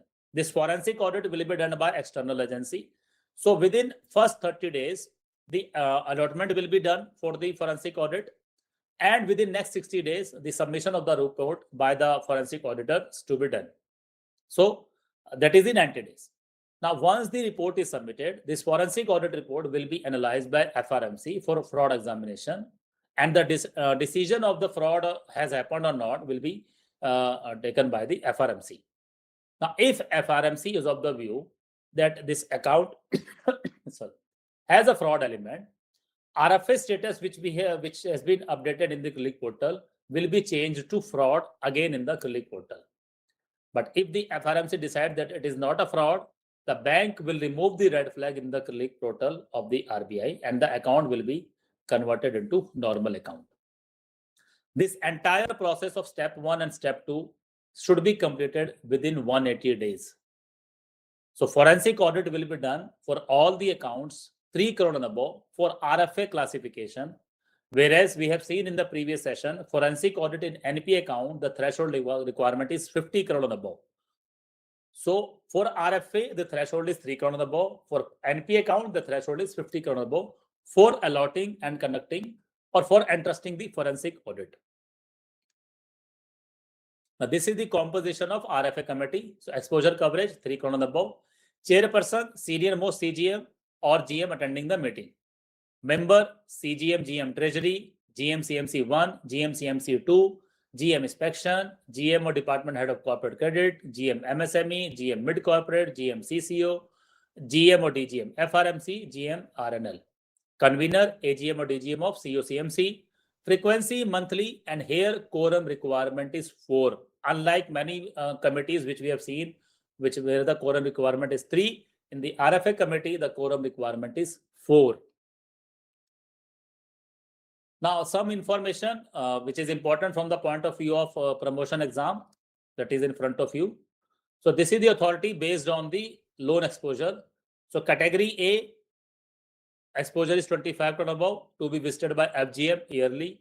Category B, 10 crore to 25 crore zonal manager yearly. 5 crore to 10 crore DZM yearly. 2 crore to 5 crore CM at ZO yearly. Up to 2 crore branch manager yearly. Now visit to SMA 1 and SMA 2 borrower based on exposure, which is different from what we have seen in this slide. This is for the standard loan exposure. This authority to visit to based on loan exposure. This particular is SMA borrowers. So up to 1 crore branch manager, which earlier for the standard account is 2 crore. 1 crore to 5 crore DZM, where in the previous slide we have seen 2 crore to 5 crore CM at ZO. Here 5 crore to 10 crore, if SMA, then zonal manager will visit, which in the earlier case, zonal manager will visit for 20 to 25 crore. 10 crore to 25 crore, FGM will visit, and about 25 crore, GM from corporate office will come for the visit of that exposure for SMA 1 and SMA 2 borrower guarantor. The periodicity of notice to be sent to borrower guarantor: SMA 0, ordinary notice; SMA 1, registered notice; SMA 2, legal notice.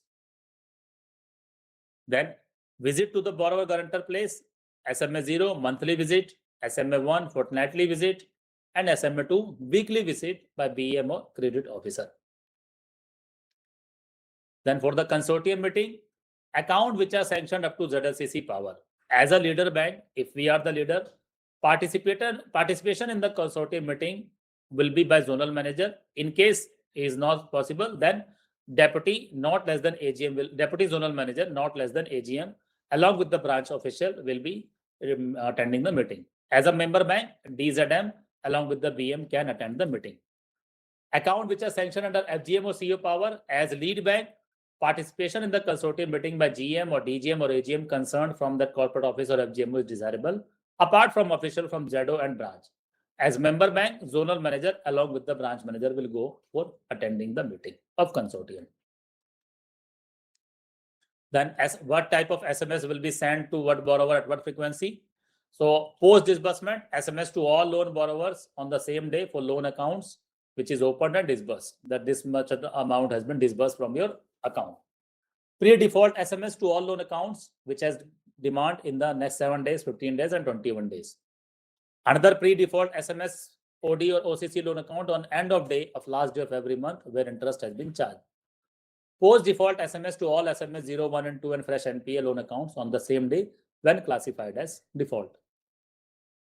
Then DAMC application, these are the module for fresh, ad hoc, new loan or enhancement.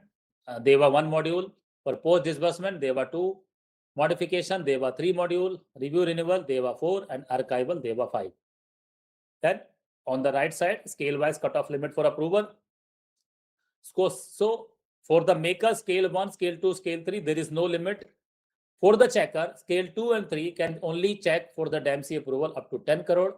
Scale 4, more than 10 crore to 25 crore, and scale 5, more than 25 crore. If scale 5 is not available, scale 4 will be the checker for all loan 10 crore and above.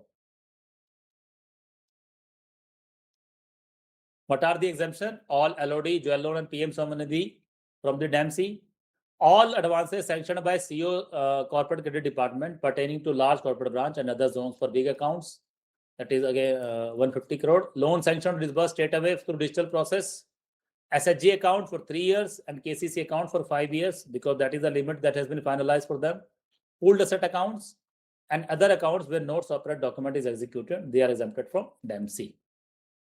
Then for the nominee director, the bank may appoint a nominee director on the board of borrower company in the following instances: where bank's credit exposure to the company exceeds 500 crore, or where bank's credit exposure exceeds rupees 50 crore and the account has become SMA or NPA, and or where mismanagement or inefficient or recalcitrant management has been observed, and or available evidences indicate that the unit or management is functioning in a manner detrimental to the interest of the bank. Appointment of nominee director on the board of the assistant companies rests with the GM Corporate Credit. In addition to serving a retired officer of the bank, a reputed professional from banking, finance and accountancy fields like chartered accountants having experience of minimum tenure as statutory auditor in PSBs or senior faculty from IIMs or reputed management institute can also be considered for such appointment. So this is all from my side regarding credit monitoring policy. Again, thank you all for giving me this opportunity. Thank you. Thank you very much.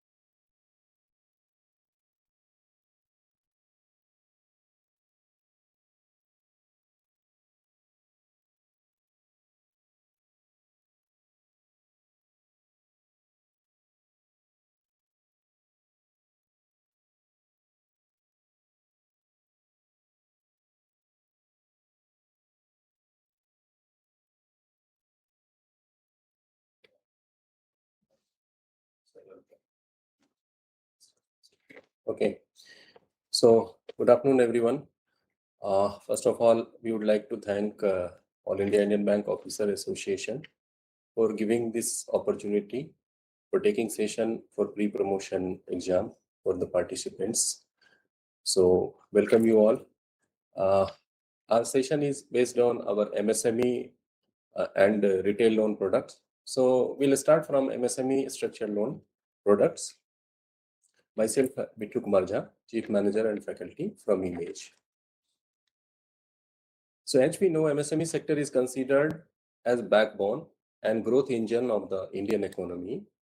MSME plays pivotal role in achieving the Government of India's vision of Viksit Bharat. MSMEs contribute nearly 30% of the country's GDP, employment to over 25 crore people by 5.9 crore registered MSMEs, and it contributes to 45% of total exports and 35% in the manufacturing sector output. So the Make in India initiative from the government focuses on ease of doing businesses, which is likely to create several opportunities to MSME units. Recently, we have seen MSME classification has been done. So for micro enterprises, investment in plant and machinery or equipment should not exceed 2.5 crore, whereas annual turnover of the unit should not exceed 10 crore. For small enterprises, investment in plant and machinery or equipment should not exceed 25 crore and annual turnover should not exceed 100 crore. When we talk about medium enterprises, investment in plant and machinery and or equipment should not exceed 125 crore, whereas annual turnover should not exceed 500 crore. Timeline has been given by Government of India for MSME application disposal. So if the loan application is up to 25 lakh, application has to be disposed within 14 days.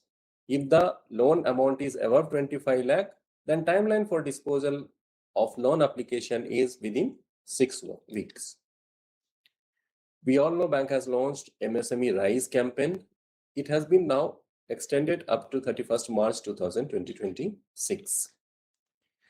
So MSME portfolio of the bank, as we know, has crossed a landmark milestone of 1 lakh crore. Competent authority has approved this extension of our MSME Rise campaign up to 31st March 2026. So target group of the campaign as existing, MSME proposal of 50 lakh and above, excluding our jewel loan, SHG or loan against deposit. Minimum internal rating should be BBB. That has to be ensured for all the proposal covered under this campaign. For limit above 25 crore, external rating of BB or above, that has to be ensured wherever it is applicable. New to bank or existing to bank with CMR of 1 to 4 or equivalent. Other commercial CICA score and minimum immovable security, liquid security coverage of 50% and above is required. In case of existing borrowers, the campaign concession are applicable only if the net enhancement additional funding of fund-based limit is above 50 lakhs. In respect of CMR 5 or 6, or if it is not available, FGM CAC may consider extending the campaign benefit on case-to-case basis. So administrative clearance has to be obtained following the credit policy guideline. Our next point of discussion is Ind GST advantage. We have seen major enhancement has been done under this Ind GST advantage. So let us see what are they. Partnership firm have now been brought within the ambit of the scheme in addition to individuals and sole proprietors. Enhancement module has been developed and made live alongside fresh and renewal modules. Then geo-tagged pre-sanction unit visit has been made mandatory for all the proposals. And also sanctioning authority is auto-mapped in line with our current discretionary power. Routing through DAMC has been made mandatory for eligible proposals, ensuring uniform credit appraisal standards. So let us see the feature of the product. So under this Ind GST advantage, target group is micro and small enterprises having valid Udyam registration certificate. Constitution now will be individual, sole proprietorship and partnership firms. What are the eligibility criteria for the unit? Unit should have been doing minimum banking vintage with our bank for at least 1 year. Entry level of the individual applicant proprietor should be minimum 18 years and maximum 70 years. At least one GST number of the unit should be active. GST return should have been filed at least for the past 2 years, and applicant should not have any other working capital limit with other banks. The firm or promoter should not appear in Central Fraud Registry, Civil Detect, and RBI defaulter list. So unit should be generating profit for the past 2 years, and net worth of the unit should be positive. Minimum score for this is should be 50 as per business rule engine scoring. Purpose of the product is this is being provided only for working capital requirement. Nature of facility will be OCC, open cash credit. Quantum of loan, minimum amount will be 5 lakh and maximum amount 25 lakh per borrower. When we talk about CIBIL score, consumer score should be 750 and above. CMR of the borrower should be 1 to 4. And if CMR is not available, then minimum promoters consumer CIBIL score should be 750 and above. And also we should see DPD should not be more than 60 years in past 12 months. When we talk about internal rating, minimum rating requirement is IB BBB. Icon rating for customer with exposure 1 crore and above is required. And if it is less than 1 crore, a scoring model for customer exposure less than 1 crore is sufficient. When we talk about assessment of loan limit, how it is happening. So sales declared in GST return during the past 12 months is being considered for assessment of the loan limit. That means eligible limit will be 25% of sales declared in GST return during the past 12 months, subject to maximum 25 lakhs.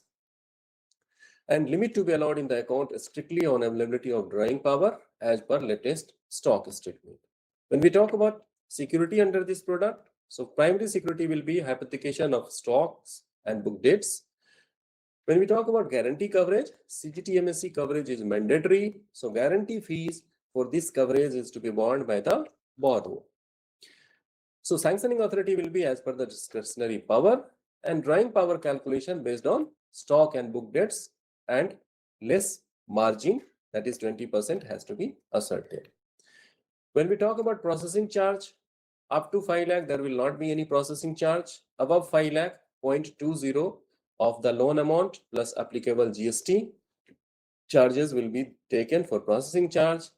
When we talk about documentation charge for loan amount up to 10 lakh, there won't be any documentation charge. Whereas for loan above 10 lakh, there will be documentation charge of rupees 250 to 250 per lakh or part thereof, subject to maximum of 6,250 plus applicable GST, that is 18%. Inspection charges also to be levied. That will be 0.075% of the loan amount with a minimum of 250 per annum plus applicable GST. Other charges to be borne by the borrower, that will be consumer CIC charges, that will be 30 rupees, and if commercial civil CIC charges, that will be 815 rupees. So the charges are subjected to revision as per bank's extent guideline. Our next product is Ind GST Sahay. So let us see the key feature of this Ind GST Sahay. This is digital and paperless process. So the entire loan journey from application to disbursement is digitalized, utilizing components such as e-sign, e-stamping, e-match mandate to ensure a seamless experience. Then it is quick disbursement, means eligible businesses can receive funds in less than 24 hours, addressing immediate working capital needs efficiently. So it is a mobile application based and end-to-end digital process, providing cash flow based lending on the basis of GST sales invoices. So the application is hosted on our IndSmart mobile banking application under apply loan section, and the product will be available for our existing customers with satisfactory track record. So let us see the feature of the product. Target group is all MSME individuals or proprietorship constitution having GST compliant customer. Eligibility will be that MSME customer satisfying customer registered with IndSmart application, customer registered with GST at least for a period of 1 year, customer without any cash credit limit, and minimum score of 60 as per the inbuilt business rule engine score sheet. So minimum BRE score requirement for this product is 60. Purpose will be working capital requirement only, and nature of facility is short term based on GST invoices. So how the assessment will happen? Assessment will be based on GST sales invoice. Maximum age of the invoice should not exceed 45 days. So inbuilt assessment will happen based on invoice value and margin. So margin will be again as per business rule engine score sheet. So we can see here margin will be 10% if the business rule engine score is coming between 91 to 100. If it is coming 75 to 90, the margin will be 15%. And if it is coming 60 to 74, margin will be 20%.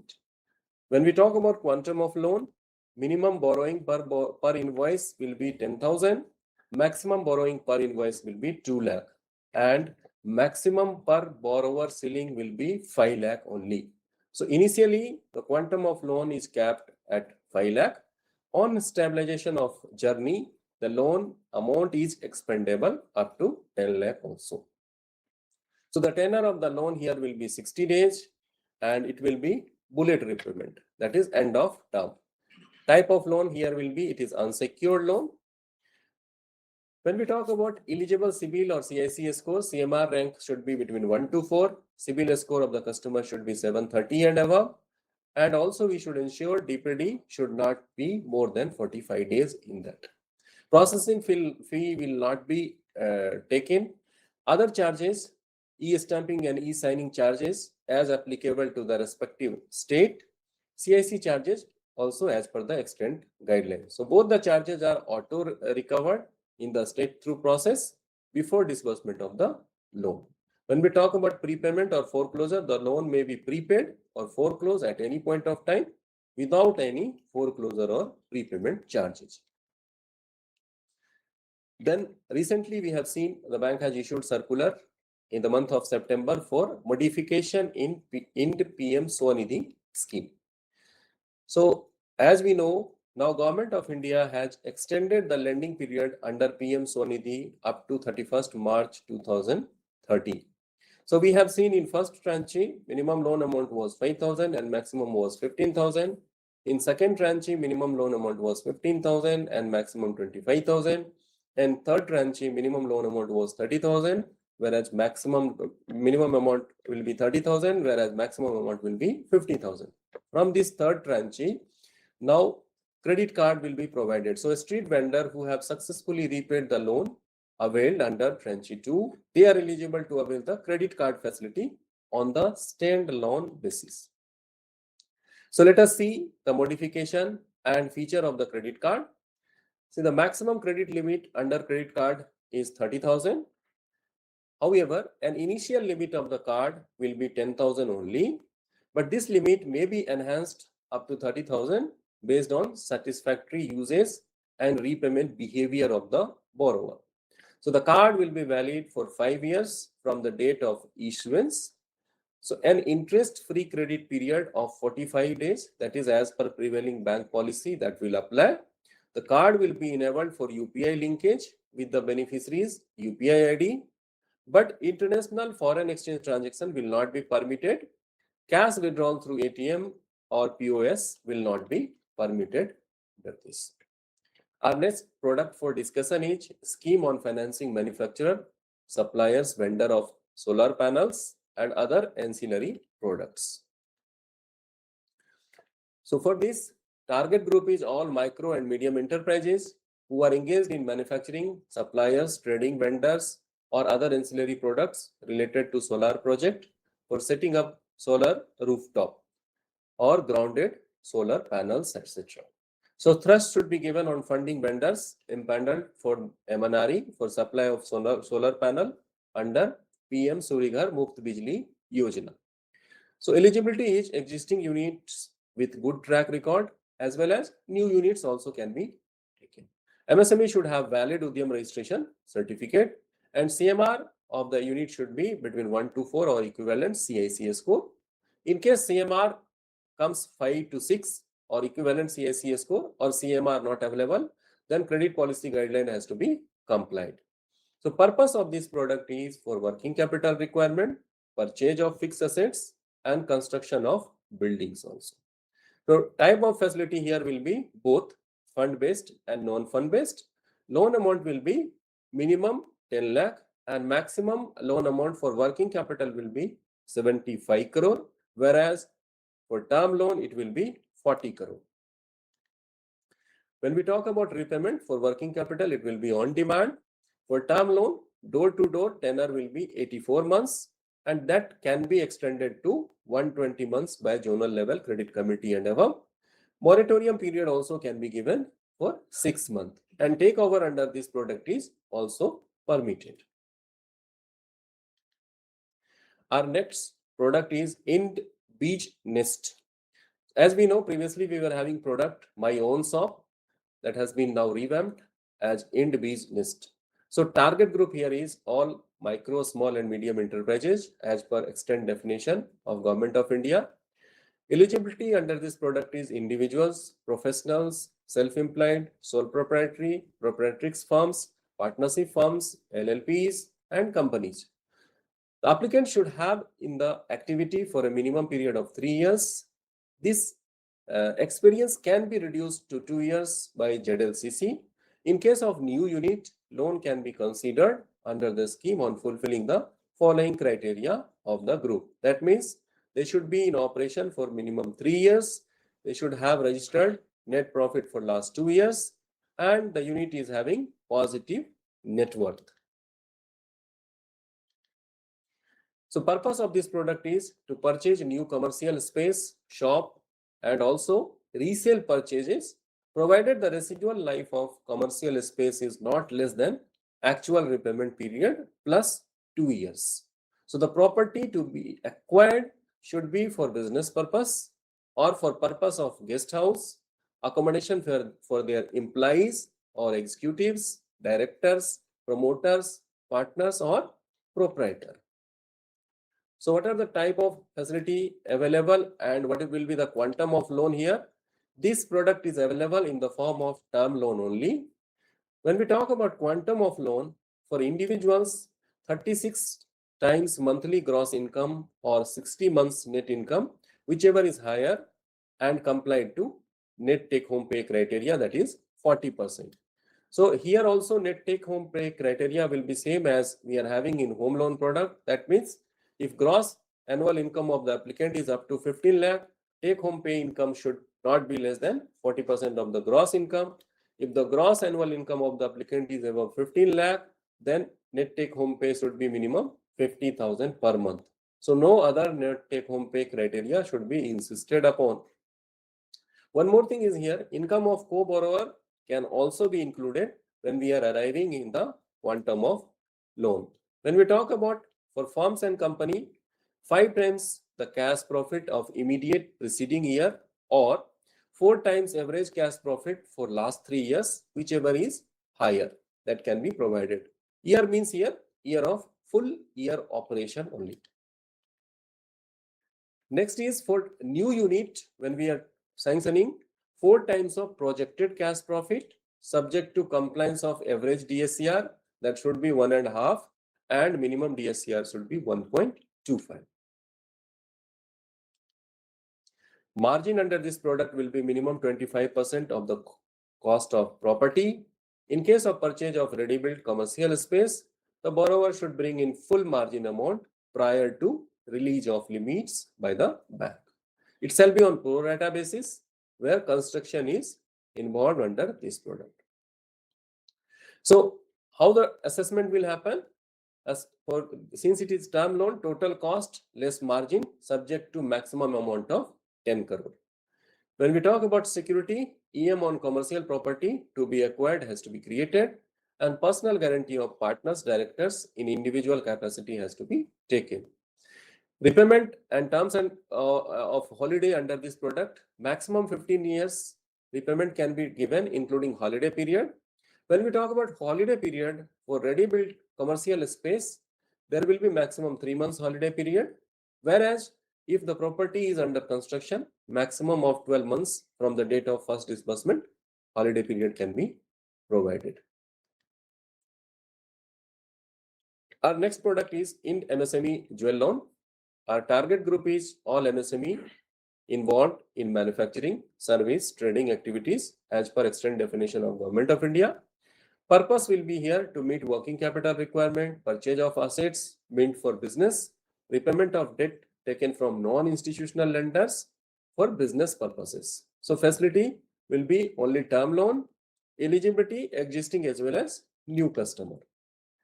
When we talk about margin under this product, so this product we are giving to the customer in 2 types. One is when we are taking bullet repayment from the customer. In another, we are taking EMI from the customer. In case of loan based on bullet repayment and the loan tenor is up to 6 months, margin will be 30%, loan to value will be 70%. If the loan tenor under bullet repayment is between 6 to 12 months, margin will be 32%. and loan to value will be 68%. If the loan is repaid in EMI, that will be above 12 months to 35 months, margin will be 30% and LTV will be 70%. As we know, maximum jewel loan to per customer in all the vertical, that is MSME, retail and agri, should not be more than 5 at any point of time, and maximum amount should not exceed 25 lakh in EMI or bullet in any vertical, and overall limit of 50 lakh subject to zonal office approval. Our next product for discussion is Int Surya Shakti. So target group is individual and all business enterprises irrespective of the constitution. Individual, proprietorship, partnership, company, trust, association, other than HUF. HUF is not eligible. So this product can be provided to our existing and as well as new units. Property where the solar unit is proposed to be installed shall be under the ownership of the borrower, or the borrower shall have the leasehold rights, including option of renewal on the property covering the tenure of the loan. The minimum entry level internal rating should be BBB, CMR rating from 1 to 4. 5 to 6 also can be taken with additional 10% collateral.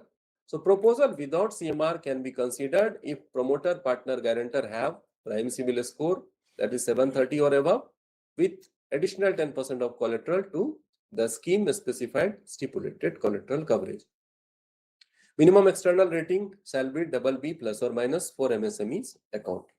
So purpose of this product is purchase and installation of rooftop ground mounted solar unit for captive consumption for existing business use with solar grid transfer net metering arrangement. So solar power plant should be in accordance with the technical standard issued by MNRE and or Central Electricity Authority. So maximum loan, when we talk about under this product, minimum will be 10 lakh and maximum will be 36 crore, and only term loan is permissible. So from 10 lakh to 36 crore can be provided under this product on term loan basis. Margin will be 20%. In case of collateral coverage is more than 35%, then margin may be reduced to 15% on case-to-case basis. So assessment will be here cost of assets less margin. Repayment will be door-to-door maximum 10 years, and moratorium or holiday period can be given for 6 months. Insurance to be insured by borrower's cost. When we talk about capacity, minimum 10 kilowatt and maximum 10 megawatt will be the capacity. Some other guideline has been given in the circular, that is any concession in rate of interest can be given by COLCC, ED and above only. Connectivity of with proper grid has to be ensured. Special approval from CEIG, that is Chief Electrical Inspector to government under jurisdiction DISCOM. Disbursement shall be made directly to the MNRE approved manufacturer, supplier, Tata Power or any other company with which our bank has entered into agreement along with borrower's margin. Next product we are going to discuss is Int MSME Sakhi. Target group under this product is individual members of self-help groups availed finance from our bank. So member of self-help group with satisfactory repayment track record of 2 years, availed 1 dose of bank loan with timely repayment, and minimum CIBIL score should be 650 and above, or 0 or minus 1 also equivalent other CICS score. Borrower's age should be between 18 years to 65 years at loan maturity. Purpose here is for setting up manufacturing, trading and service units. Type of facility will be term loan only. Loan amount will be maximum 5 lakh and margin will be 10% under this product. So security under this product will be hypothecation of assets created out of the loan and account to be covered under CGTMSE scheme. Repayment will be maximum 60 months, including moratorium if any, and processing and other charges will not be there under this product. When we talk about credit guarantee, applicable only for loans availed by women members of SHG under Deen Dayal Antyodaya Yojana NRLM. The credit guarantee fee on the disbursed loan amount will be reimbursed for loan up to 5 lakh for a maximum period of 5 years. When we talk about end use, loan proceeds to be directly remitted to the supplier. Need-based cash disbursement may be permitted for loan up to 1 lakh. Bill invoice of goods purchase should be obtained after disbursement of the loan. Our next product is MSME e-Vahan. Target group are all small, micro, small and medium enterprises. Eligibility is individual, proprietorship concern, partnership firm, private limited company, public limited company, limited liability partnership firm, trust. Age criteria here for individual or any partner or proprietor is minimum 18 years. Exit age will be 70 years. Relaxation can be given up to 75 years by ZLCC and up to 80 years by FGM and above. Purpose of this product is for purchase of two-wheeler, three-wheeler or four-wheeler electric vehicle, new vehicle only for business purpose. Exposure limit will be, there will not be any ceiling, only term loan will be provided and more than one vehicle per borrower can also be considered. Margin under this product will be 15% and ZLCC and above can relax margin by 5% and assessment will be for term loan, it will be total cost less margin. When we talk about security, primary security will be vehicle purchase out of the loan. Collateral security will be for MSME, MSCs, CGT MSC cover up to eligible level. Above that, 100% collateral security covered by way of immovable properties or liquid security. For medium enterprises, loan up to 25 lakh, there will not be any security. Above 25 lakh, 100% collateral security cover by way of immovable properties or liquid security for portion above 25 lakh. And sanctioning authority at ZLCC may waive this on merit basis. Takeover under this product is not permitted. When we talk about repayment terms, for two-wheeler and three-wheeler, maximum repayment will be 48 months. For four-wheeler, maximum repayment will be 5 years, door-to-door tenor. Other conditions, we have to see banks lien to be noted on the vehicle registration certificate. Holiday period also can be given up to 3 months under this product. Our next product is in the startup scheme. So objective and the scope of the product is to provide financial assistance and support to startups recognized by Department for Promotion of Industry and Internal Trade. So this is there to foster innovation and entrepreneurship for a vibrant startup ecosystem in the country and also to create employment opportunities and to achieve an inclusive socio-economic growth and wealth creation. So purpose of this product is to provide financial assistance to startups for their various business requirement. Eligible borrower under this product are constitution like private limited company, registered partnership, limited liability partnership, or as acceptable for classification as a startup under Startup India scheme of Government of India or any other notification issued in this regard from time to time. So Government of India norms as of now for startup is an entity shall be considered as a startup up to 10 years from the date of its incorporation or if its turnover for any previous year has not exceeded rupees 100 crore. When we talk about registration, they should be registered with recognized by DPIIT, Government of India or any other government department. Now you need to avail loan under sole banking arrangement only. So maximum loan amount here can be provided up to 20 crore. So 10% of the sanction limit can be given for preliminary and pre-operative expenses of the unit. NCGTC guarantee amount is limited only up to 20 crore, including fund-based and non-fund-based exposure per borrower as per existing guideline from Government of India. When we talk about margin, working capital minimum margin requirement is 25% and term loan also margin requirement is 25%. Activity clearance to be obtained as per statutory requirement bank guideline as updated from time to time. So facility offer here is term loan, working capital, standalone request of non-fund based limit under this product is not permitted. Our next product for discussion is IND MSME SPICE. The abbreviation of SPICE here is Scheme for Promotion and Investment in Circular Economy. Target group is again micro and small enterprises having Udyam registration certificate. Scheme of objective is RRR, that is reduce, reuse, recycle. So reducing resource flows, consumption of fewer resources per product without compromising the quality. Reuse here is extend the utilization period of the products, and recycle, it implies reprocessing waste material into products, materials or substances, whether for the original or other purposes. So eligibility under this product is only brownfield units are eligible.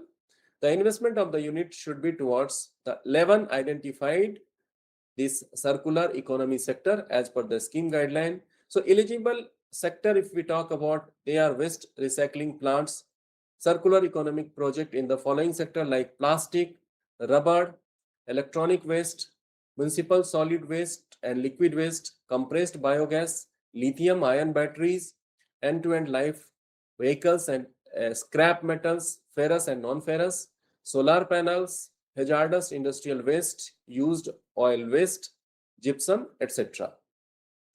So MSME will be eligible for any one subsidy, either MSE gift or MSE SPICE. So the investment of the unit should be, as we have discussed, these 11 identified CE sector only. CMR of the borrower should be between 1 to 4 or equivalent CIC. In case of CMR is not available, CIC of the promoter, that should be above 750. So eligible project we have already seen, brownfield project for MSCs. The maximum plant and machinery cost admissible under the scheme for subsidy is 50 lakh for brownfield project. Project with cost of plant and machinery exceeding 50 lakh, the subsidy is limited up to 12.50 lakh. That is up to 25% of the plant and machinery cost. So term loan here will be minimum 5 lakh and maximum 1 crore with a margin of 25%. When we see the security part, primary security will be machinery, hypothecation of assets created out of the term loan proceeds, and collateral security, there will be nil collateral if covered under CGT-MSE, and guarantee fee has to be borne by the borrower. If it is covered under hybrid model, that is also permitted as per CGT-MSE guideline. In case the borrower is not willing to cover under CGT-MSE, then the borrower has to provide minimum 50% of bank exposure as a collateral security. Repayment period under this product, repayment of term loans shall be fixed on cash flow of the firm and company, subject to the compliance of DSCR and other benchmark norms as per credit policy. Minimum repayment period will be 36 months, including moratorium period, and maximum repayment under this MSME SPICE will be up to 60 months. When we talk about upfront fees, processing charge and upfront fee here will be 50% of card rate, and documentation charge also will be 50% of card rate as well. Next product is MSME gift. Abbreviation here is Green Investment and Financing for Transformation. Target group again, micro and small enterprises having Udyam registration certificate.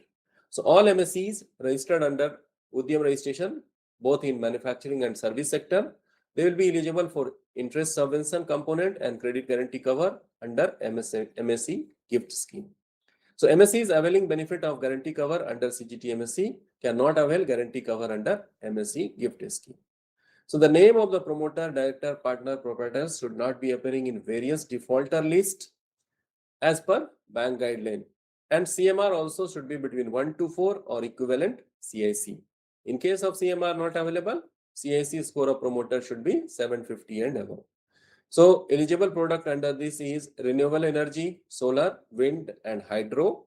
Mitigation including energy efficiency, cleaner production, resource efficiency, circular economy, etc. Adaptation, water management, water efficiency, wastewater treatment, environment protection, pollution control, prevention and treatment, green building, green product and materials in transport, urban rail, metro, electric, hybrid, battery, EV charging station, in waste management, recycling, waste treatment, disposal. So interest subvention under this scheme, interest subvention of 2% per annum for term loan with limit of 2 crore. Subvention will be available to MSCs for a maximum period of 5 years. And interest subvention will be available on loan sanction up to and including 31st March 2026. So here nature of facility will be fund-based term loan, minimum amount 10 lakh, maximum 2 crore. And margin 25%.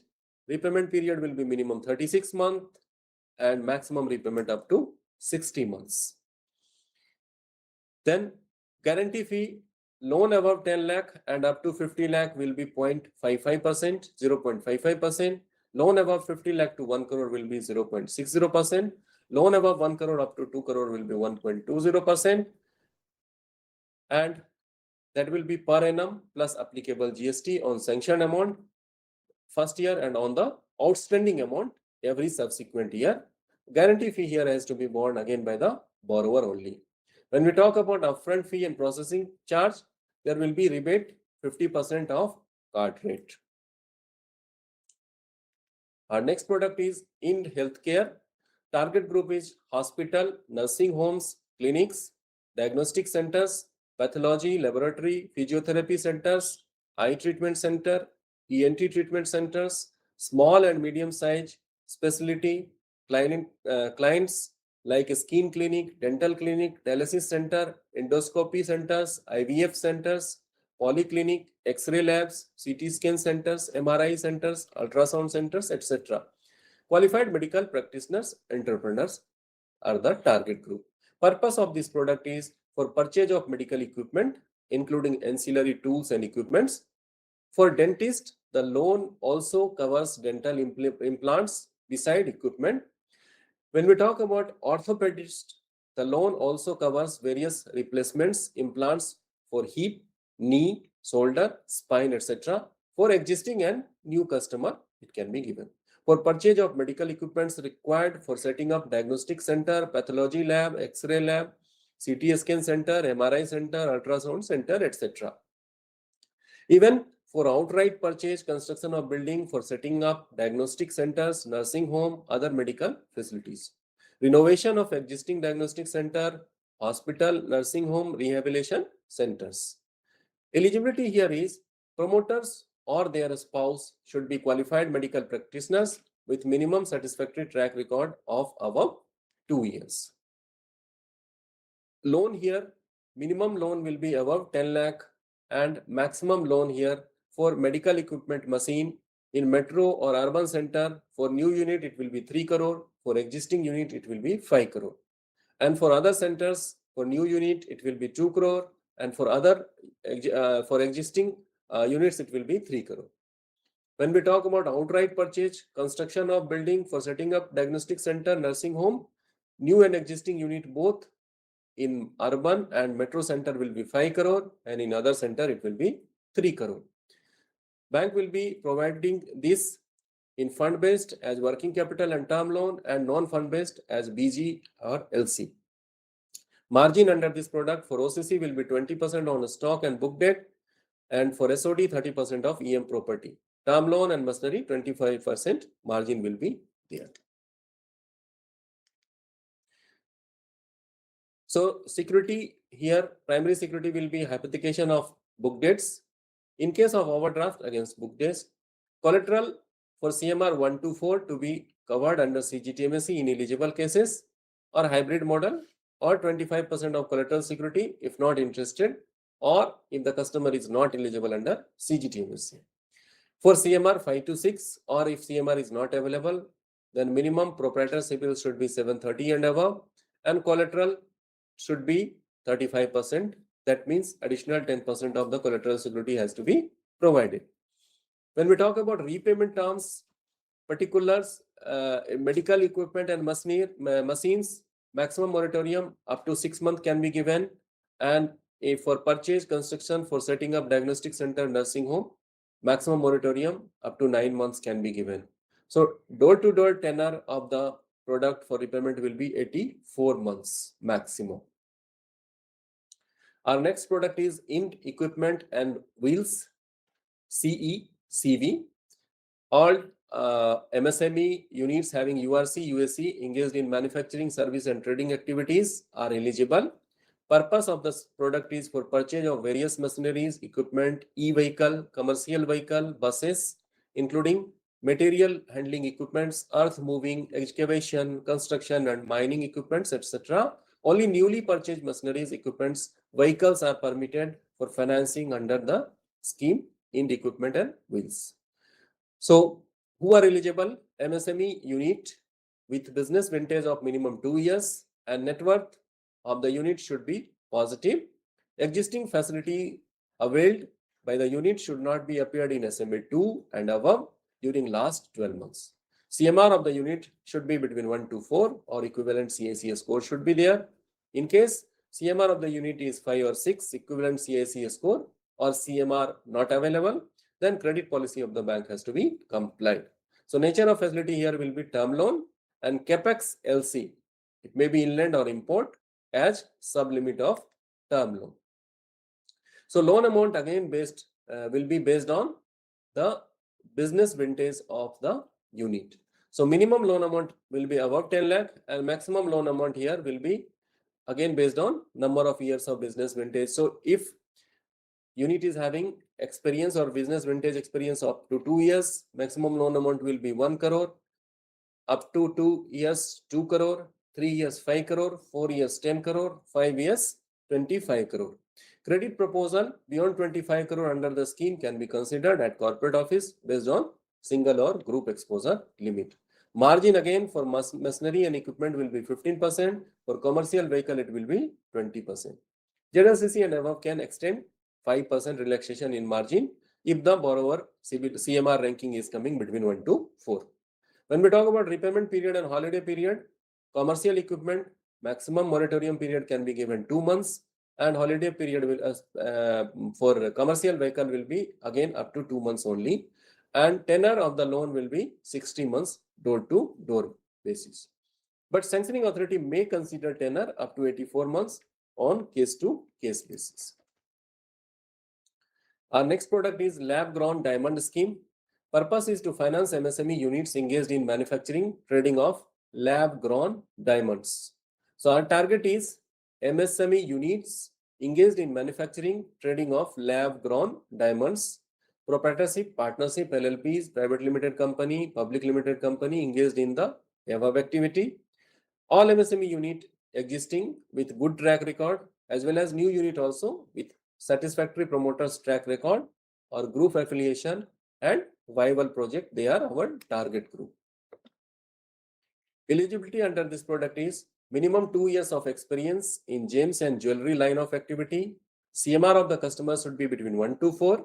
Wherever CMR is not applicable or available, CIBIL score of the main promoter should be 730 or above or equivalent CIC.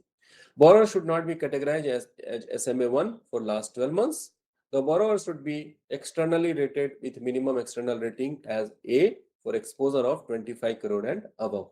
Internal combined RAM rating should be A and above, and minimum 100% of the collateral security by way of EM of immovable property or liquid security has to be taken. Exposure under this product is minimum 0.10 crore and maximum exposure is 50 crore. Exposure above 50 crore will be considered under this product by COLCC, GM and above. Margin again for term loan on land and building there will be 30%, on plant and machinery there will be 25%. For working capital, margin will be 25% on stock and 30% on book debt up to 90 days. So only cut and polished diamond certified will be calculated for DP with the certificate from Gemological Institute of America or such other institute. Repayment under this product will be maximum 7 years. Holiday period also can be given up to 6 months. Sanctioning authority will be ZLCC and above. And insurance, adequate insurance with bank clause against all risk has to be taken as per guideline for the assets charged to us. So that's it from our MSMEs. Now we'll be discussing our retail loan schemes. So let us start from home loan to resident Indian. Eligibility here is salaried class, businessmen, professional and self-employed, regular employee of central government, state government, public sector undertaking, government or government-aided educational institution with salary statement from existing employer for at least previous 3 months. Regular employee of MNCs, reputed companies, externally rated as BBB or above, with salary statement from the existing employer for at least previous 3 months. Experience of minimum 2 years. Regular employee will not include ad hoc, contract, or casual employee. And also we should remember home loan to HUF should not be considered. When we talk about age of the applicant, minimum entry age should be 18 years and maximum exit age should be 70 years. 50% of the balance outstanding in the home loan account at the time of retirement is to be paid out of the terminal benefits in case of retirement. Also, for the age, RAPC, LCC and above can consider exit age up to 75 years for applicants whose income is taken for eligibility. RAPC, LCC and above can also permit relaxation in exit age beyond 75 years for applicants whose income is not reckoned for eligibility or recovery, where the name are included for family, sentimental, legal or other reason. And also other applicants' income alone is reckoned for eligibility and repaying capacity. Some RERA disclosure. RERA has to disclose number and type and carpet area of the apartment, consent from affected allottee for any major addition or alteration if they have made, quarterly updating of RERA website with details such as unsold inventory and pending approvals. Then they have to update project completion time frame, no false statement or commitment in advertisement, no arbitrary cancellation of unit by promoters, and we have also to ensure the validity of RERA prior to sanction of home loan. So co-borrower, their income is regular and backed by income proof that we can take co-borrower. Number of such co-borrower or co-applicant should be generally restricted to 3. That means 1 applicant plus 3 co-applicant can be taken generally, but ZLCC and above can consider more than 3 co-applicant also. In case of income of parents we are taking for eligibility calculation, then NOC from all the legal heirs has to be obtained for considering income of the parents who are not close relative, but they are co-borrower and co-owner in the proposal up to RAPC level can be considered subject to administrative approval of ZLCC. Income criteria for business class in case of professional and self-employed business category based on average of latest 2 years, subject to the applicant have minimum 3 years experience in the business.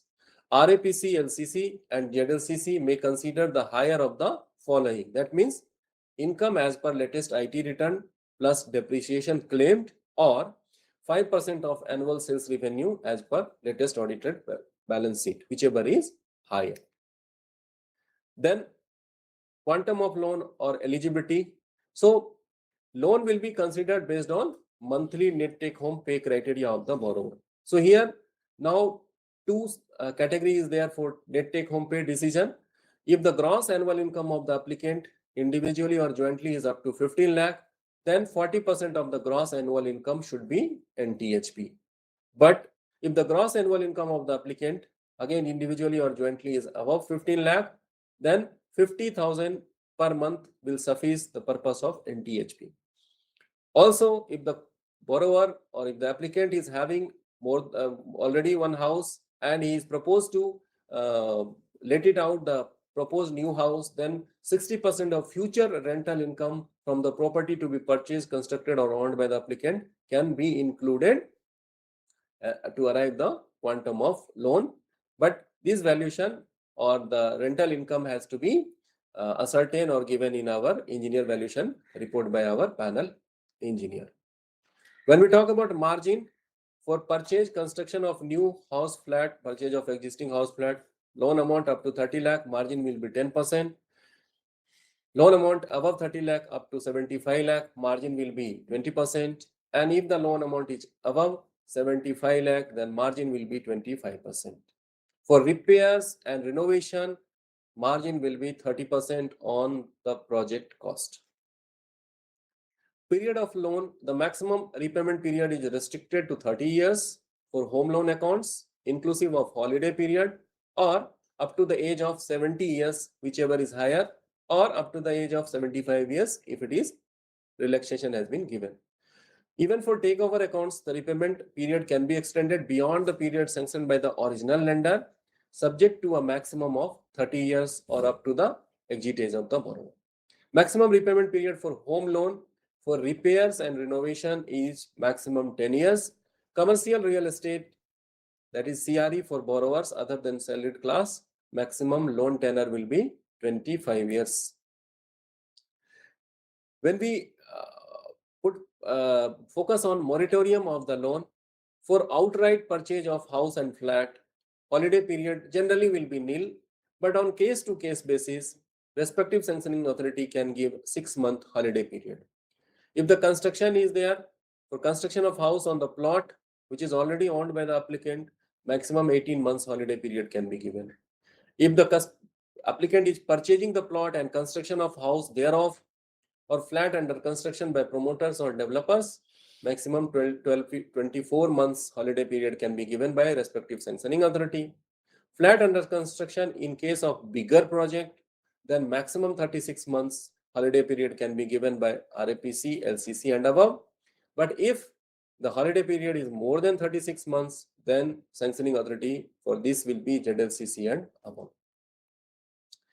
Security equitable mortgage. So home loan property can be extended as security for other structured, non-structured loan advance by way of extension of EM based permitted by RAPC, LCC. Home loan property to be purchased could not be offered as security for any valid reason. Then alternate property can be accepted as security, provided the value of the property is more than 2 times of the limit to be sanctioned by ZLCC. For borrowers employed in defense service, paramilitary forces, EM can be created by the power of attorney holders. These power of attorney holders preferably should be spouse, father, mother, brother, or for this should be given for valid reason subject to ZLCC approval. So obtention of EC immediately after registration of memorandum of deposit of title deed for ensuring our charges over the property wherever applicable. Then with home loan, the bank is giving group mortgage redemption assurance scheme, that is GMRA. So this is a term loan facility which is being provided. So premium paid under this policy is eligible for tax benefit under Section 80C of the Income Tax Act. So one-time premium payment can be either financed by bank as a separate clean loan, or this can be paid by the borrower himself from his or her own sources. So GMRA scheme in our bank has been given name as IB Home Suraksha, and this is by the arrangement with Kotak Mahindra and Aditya Birla Sun Life Insurance Company Limited. So maximum repayment term for this GMRA loan will be 60 months and commencing from next month of disbursement of loan. So no holiday period will be permitted when we are financing GMRA loan to the customer. Home loan to non-resident Indian. So eligibility here is NRI, gainfully employed abroad, and who have put in a minimum period of confirmed service experience of 2 years, including previous employment experience and confirmed in the present employment, with a residual contract period of service for at least 3 more years to run NRI professional with a regular monthly income. They are also eligible. Age of the NRI applicant at the level of entry will be 21 years to 50 years and exit age will be 60 years. But ZLCC is having power on case-to-case basis. They can give relaxation up to 60 years at entry level age and up to 70 years at exit level. Waiver of minimum period of residual service whether renewal of employment or contract or alternate employment is assured, that also can be given by ZLCC. When we talk about margin here, the margin will be same as we have discussed for home loan for resident Indian. Repayment period for NRI will be 20 years maximum, including holiday period. Moratorium period under NRI is same as resident Indian. Then creation of mortgage, again a valid reason, a power of attorney holder, preferably close relative, general irrevocable power of attorney, including the power to create mortgage for the purpose, may be permitted to create EM, again by ZLCC. Not permitted for resident home loan borrower except borrower employed in defense service, paramilitary forces and NRI or PA. So branch has to ensure that this power of attorney is in force while creating equitable mortgage.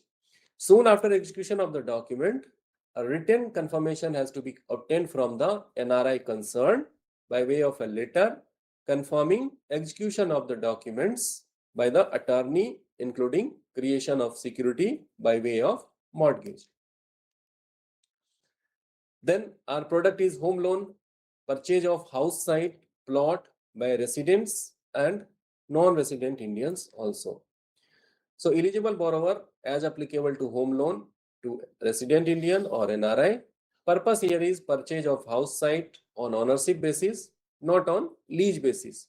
So layout of which is duly approved by competent authority. Here quantum will be decided based on gross monthly income. So it is permitted up to 36 times of the gross monthly income as per latest salary slip. This is for salaried class. If it is for professional and self-employed or business class, 3 times of annual net income. So what will be the quantum of loan? In rural area, maximum 1 crore. In semi-urban area, maximum 2 crore. In urban area, maximum 6 crore. And in metro area, maximum 12 crore. Margin under plot loan will be 25% on project cost, and rate of interest also will be here 1% over and above the applicable interest rate for home loan based on CIBIL score or CIC of the borrower. Repayment period for plot loan will be maximum 15 years and there won't be any holiday period. Then our next product is IB Improve. So eligibility is existing home loan borrower, both residents and non-resident, including our staff member, prospective home loan borrower who are salaried class customer, professional, business people, even our staff member who had availed staff housing loan, they are also eligible to avail against extension of EM of SHL property. So what will be the purpose of IB Improve? To purchase of household furniture, interior decoration, air conditioners, kitchen chimney, modern gadget for kitchen, modular kitchen and pipe gas supply, cost of digging borewell with suitable water lifting devices like jet pump set, compressor, solar system and immersible pump set. Branches can include the cost of rooftop solar PV home lighting system as an eligible item for providing loan to all eligible applicant as per the total project cost under home loan or home loan improve scheme. So what will be the maximum loan provided here? That is based on monthly net take home pay criteria and maximum will be 3 crore. So income of a spouse, other co-applicant whose income was reckoned for calculation of home loan eligibility recovery can be included for availing this facility also. Even income of a spouse, adult children can be included if not originally reckoned for home loan. So suppose somebody's son or daughter or spouse, they were not having income or they were minor and subsequently they have become major in case of children, then they can be included to decide the quantum of loan. But income of other relatives that cannot be added afresh for availing this facility. When we talk about margin will be 15% of the cost of the article which is going to be purchased under this loan, and take home pay criteria will be same as we have seen for home loan. Repayment here will be 10 years maximum. Then our product is home loan enrich. Target group here is resident individual and NRI having steady source of income, salaried class, businessmen, professional and self-employed people, pensioners who have put in a minimum period of confirmed service or experience of 3 years, including previous employment, experience and confirmed in the present employment. Staff of our bank as well as spouse of the staff can also avail this facility. In such cases, the guarantee of a spouse or staff is compulsory. In case of a staff related other than a spouse loan, personal guarantee of a staff need not be insisted. Our existing home loan customer can also avail this loan. So here purpose of this product is for repair and renovation of the residential dwelling unit. Eligibility is individuals owning a residential dwelling unit in their name and supported by copy of latest tax paid receipt, sale deed, gift deed, mutation certificate or partition deed.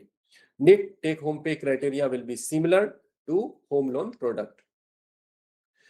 Minimum entry age here will be 18 years and maximum entry age will be 65 and maximum exit age will be 70 years, whereas ZLCC can extend this to 75 years.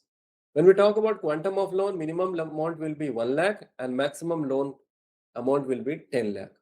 Maximum loan limit will be 70% of the security or 70% on estimated cost of repair and renovation, whichever is lower.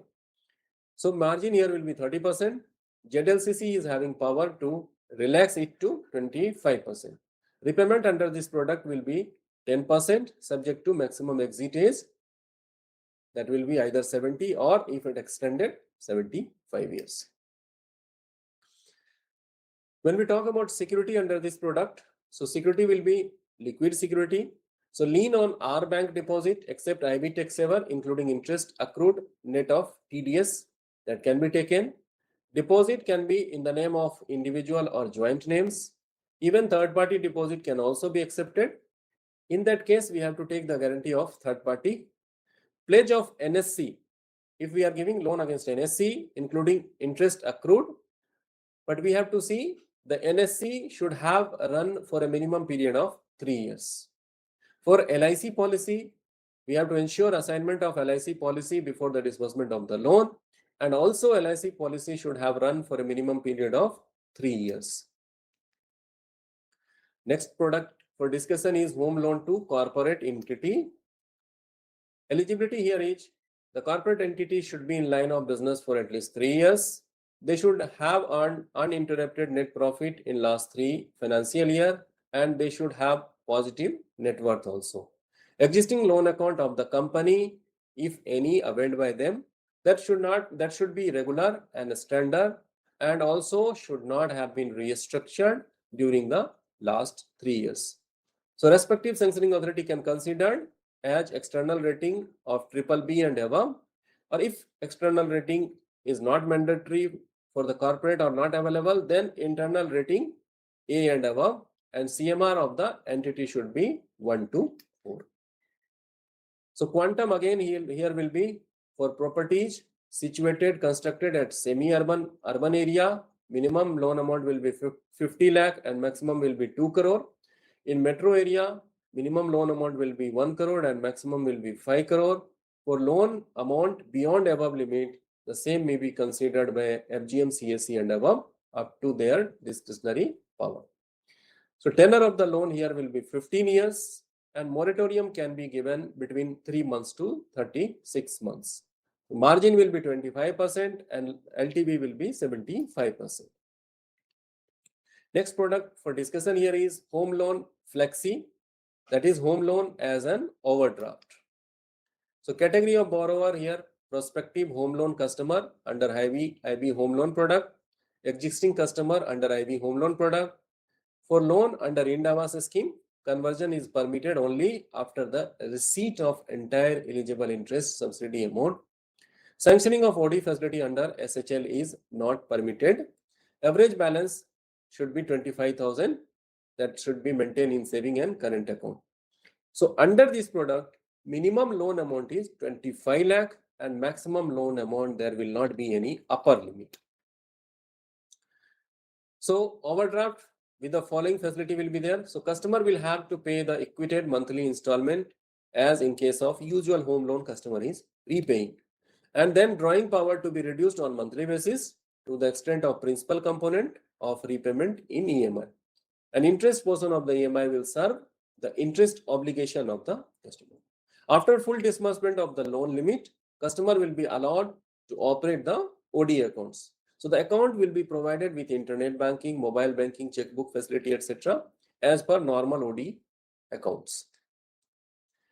Even our existing home loan customer can also convert their account into IB Home Loan Flexi OD if the account is fully disbursed with limit of 25 lakh and above and having outstanding balance of 10 lakh and more.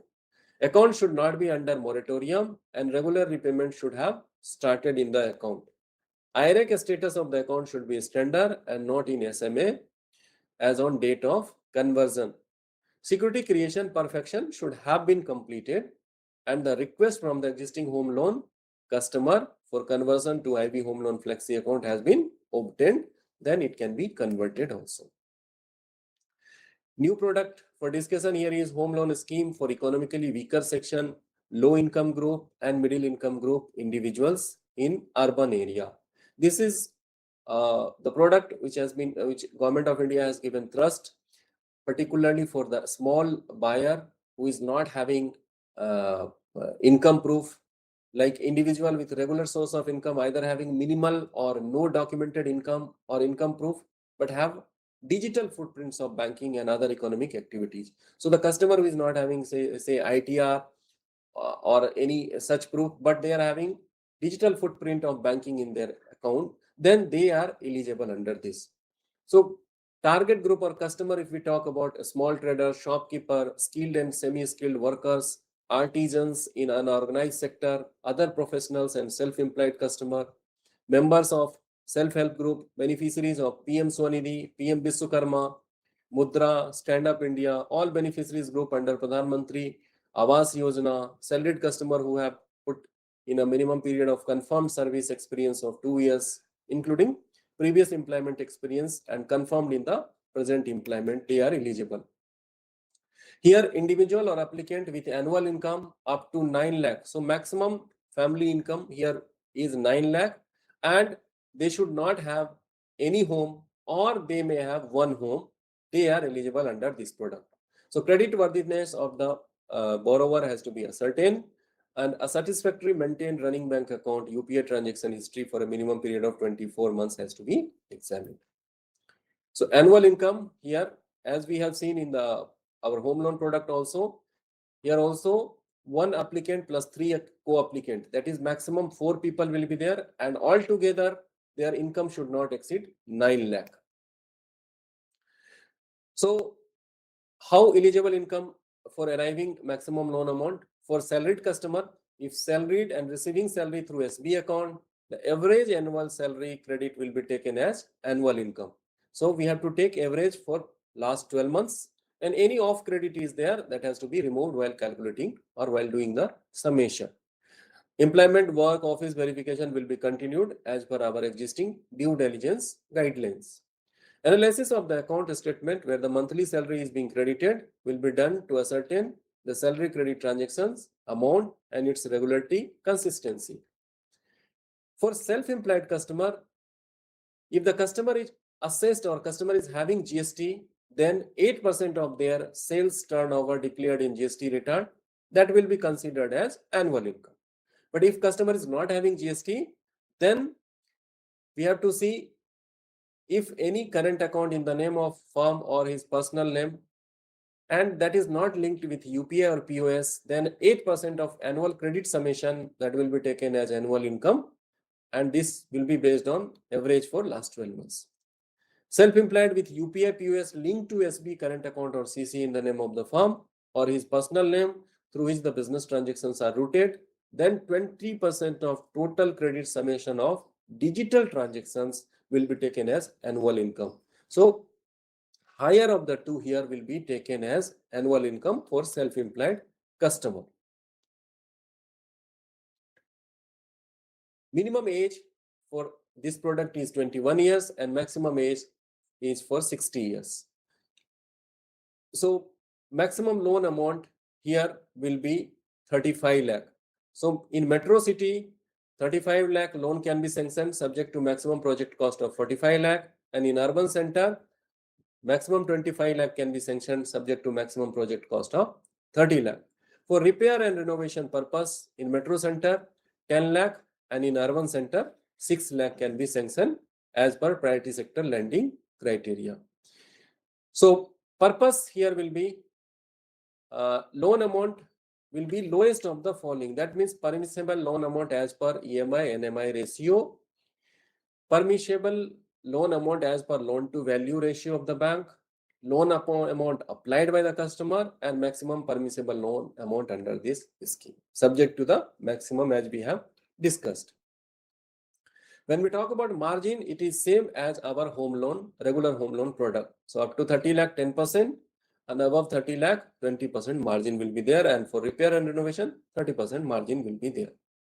Under this product, credit guarantee is available up to 20 lakh by National Credit Guarantee Trustee Company, that is NCGTC, and premium for means fee for the credit guarantee fee has to be again borne by the bank. So what will be the credit guarantee fee? This is one-time credit guarantee fee. If the loan amount is up to 5 lakh, fee will be 1%, maximum 5,000. If loan amount is 5 lakh to 10 lakh, fee will be 0.5%. And if the loan amount is above 10 lakh to 20 lakh, fees will be 25.25%, that is 7,500 plus 0.25% on amount exceeding 10 lakh and up to 20 lakh. Fee, again I am repeating, this fee has to be borne by the bank only, not by the borrower. Again, repayment period under this loan will be 25 months. And moratorium period can be provided up to 12 months in all eligible cases for self-construction of house. If it is builder flat construction linked, that can be provided up to 36 months. And if it is ready-built house, then no moratorium can be provided. Processing fee under this product will be nil, and bank can recover maximum 5,000 plus GST as out-of-pocket expenses for legal and valuation fee. Our next product for discussion is vehicle loan scheme for four-wheeler, that is for new product, new vehicle loan.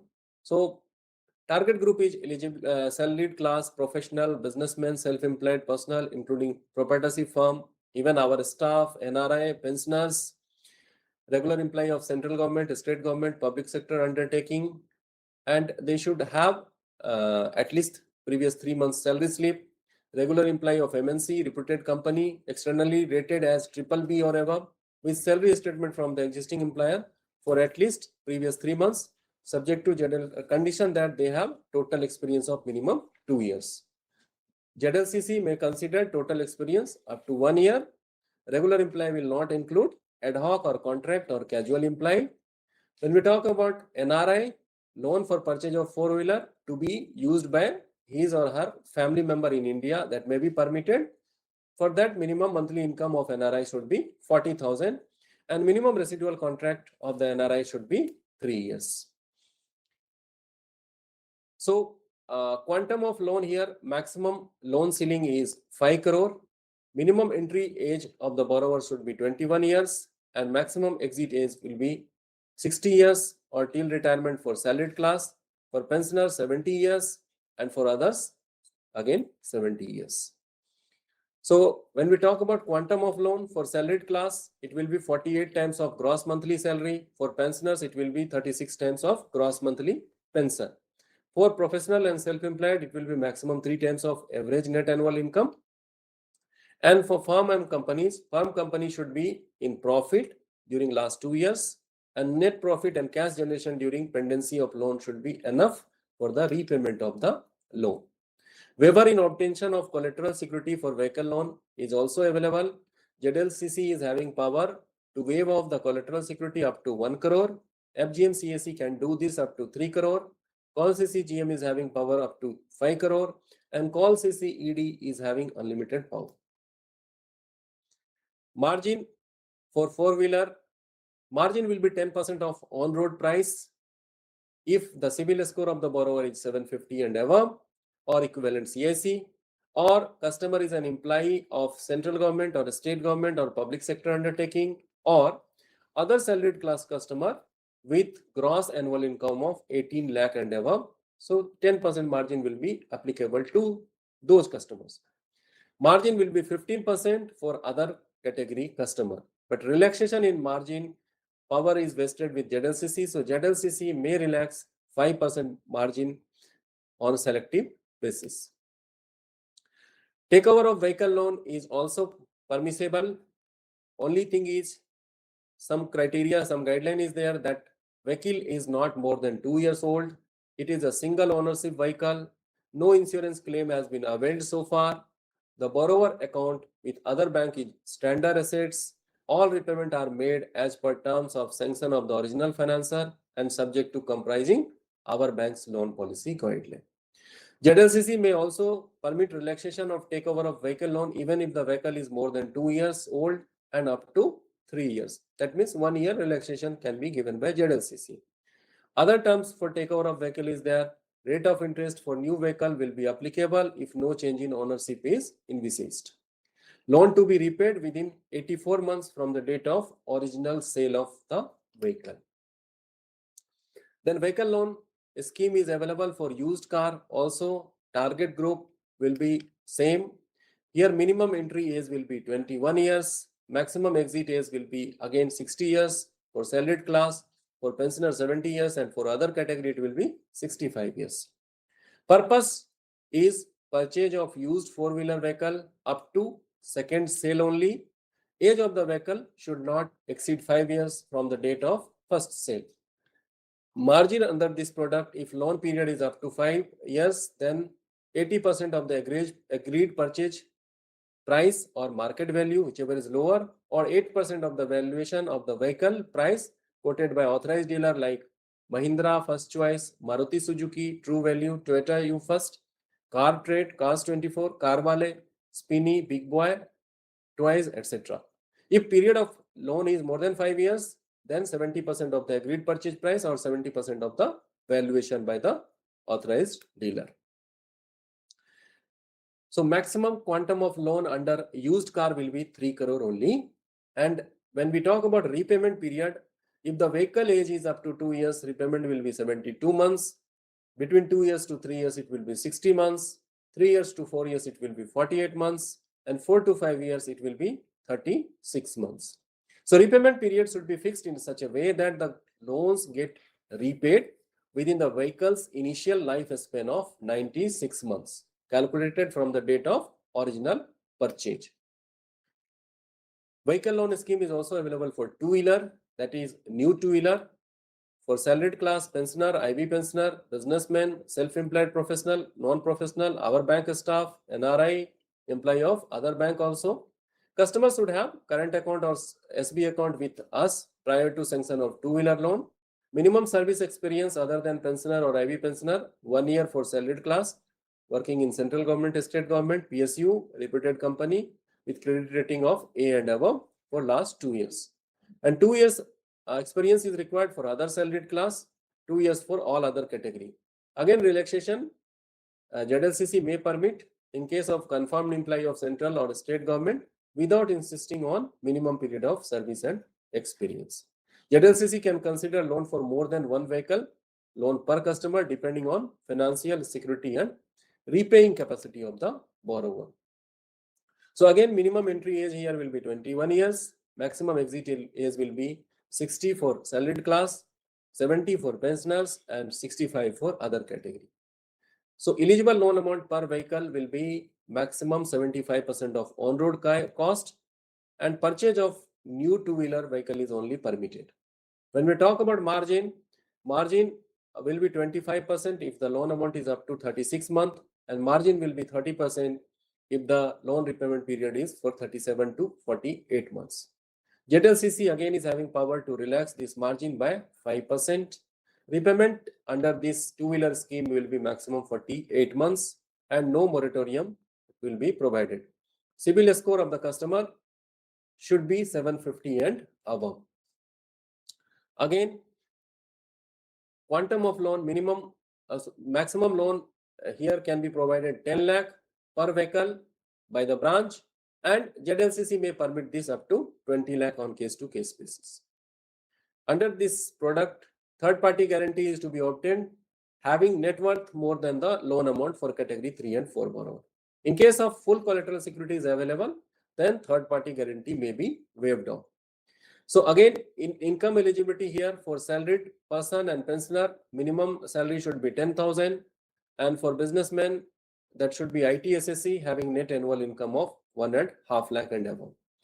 So for salaried person, the quantum is being decided as 48 times of net monthly income. For pensioners, 36 times of monthly income, and for the businessman, self-employed professional, maximum 3 times of average net annual income for the last 2 years as per latest income tax return. We are having also product related to loan against NSC, Kisan Vikas Patra, LIC. So eligible customer is all properly induced customer whose capacity to serve the loan and interest is appraised, including our staff. Retired staff can avail this facility. Purpose is for any permitted bankable purpose like trade, housing, professional, personal consumption and educational purposes. Margin under this product will be 20% on accrued or surrender value of the liquid security. Repayment should not exceed 5 years for NSC, KVP, and it should not exceed 6 years if it is availed against LIC policy. Security we have to see lien on NSC, post office lien marking charge to be recovered, and assignment of LIC has to be done in bank's favor and charge has to be paid. Then we are having product IBA education loan scheme. So eligibility target group is student should be an Indian national, including non-resident Indian. For NRI or PIO, overseas citizen of India, and a student who were born abroad having overseas citizenship by birth, when parents were on deputation with foreign government or government agency or international or regional agency, etc., and now studying in India after repatriation of their parents, loan can be considered for studies in India only. So purpose is should have secured admission to a higher educational course in recognized institution in India and abroad through entrance test, merit-based selection process after completion of 10+2. And executive management program, executive MBA, this loan can be availed. So credit worthiness of the borrower for cases other than covered under government subsidy scheme, CIBIL score of the student should be 730 or above or -1. And also borrower may not have a credit history and he or she is assured to be credit worthy if the borrower is not having credit history. So category of the college here is for studies in India, institute have been categorized in 4 category: Premier Elite, Premier Special, Premier and other category. For studies abroad, except institution in Russia, Ukraine and China, institution have been categorized in Premier Special and other. So institute ranked from 1 to 1000 colleges as per latest Webometrics ranking will be Premier Special, and institute ranked above 1000 will be in other category. When we talk about margin in education loan up to 4 lakh, that is up to 4 lakh loan amount margin will be nil. Above 4 lakh to 7.5 lakh for studies in India 5%, and for studies abroad 15% margin will be there. Above 7.5 lakh for student in India 15%, and for studies abroad 20% margin requirement will be there. For executive management program, margin will be 25%. For executive management program, maximum quantum of loan will be 25 lakh, whereas for studies in India and abroad, there will not be any limit. It will be need-based finance. Reimbursement of fees also can be made if fee paid for the academic year in which the loan application is submitted and the overall criteria is being fulfilled. Takeover of education loan is also possible. So takeover of education loan other than Premier Elite Institute is permitted on satisfaction of the following. That is, loan account where repayment has started and the student borrower has been placed on a suitable job and at least 12 EMI have been paid and accounts are regular. Accounts are fully backed by collateral security. Accounts are standard as on date of takeover and never restructured or rephased. When we talk about the students of Premier Elite Institute, takeover of education loan from any bank or FI permitted on satisfaction of the following. Education loan under Premier Elite category may be done anytime during the currency of the loan, including course period, moratorium period, or even in repayment period. A student should be regular and consistent in existing or course. All other existing norms for takeover of education loan are compliant. Then our next product is IB skill loan scheme. This is again Government of India product. So objective is IB skill loan scheme are to facilitate easy and affordable access to financial assistance for individuals seeking to enhance their skill through vocational training and skill development courses. So any individual who has secured admission, who meets the eligibility criteria with minimum qualification to undergo skill training for the National Skill Qualification Framework aligned course or non-NSQF aligned courses by the training entities onboarded on the MSD's Skill India Digital Hub platform. Here again, creditworthiness, CIC as per credit policy. Normally, the student borrower may not have credit history, and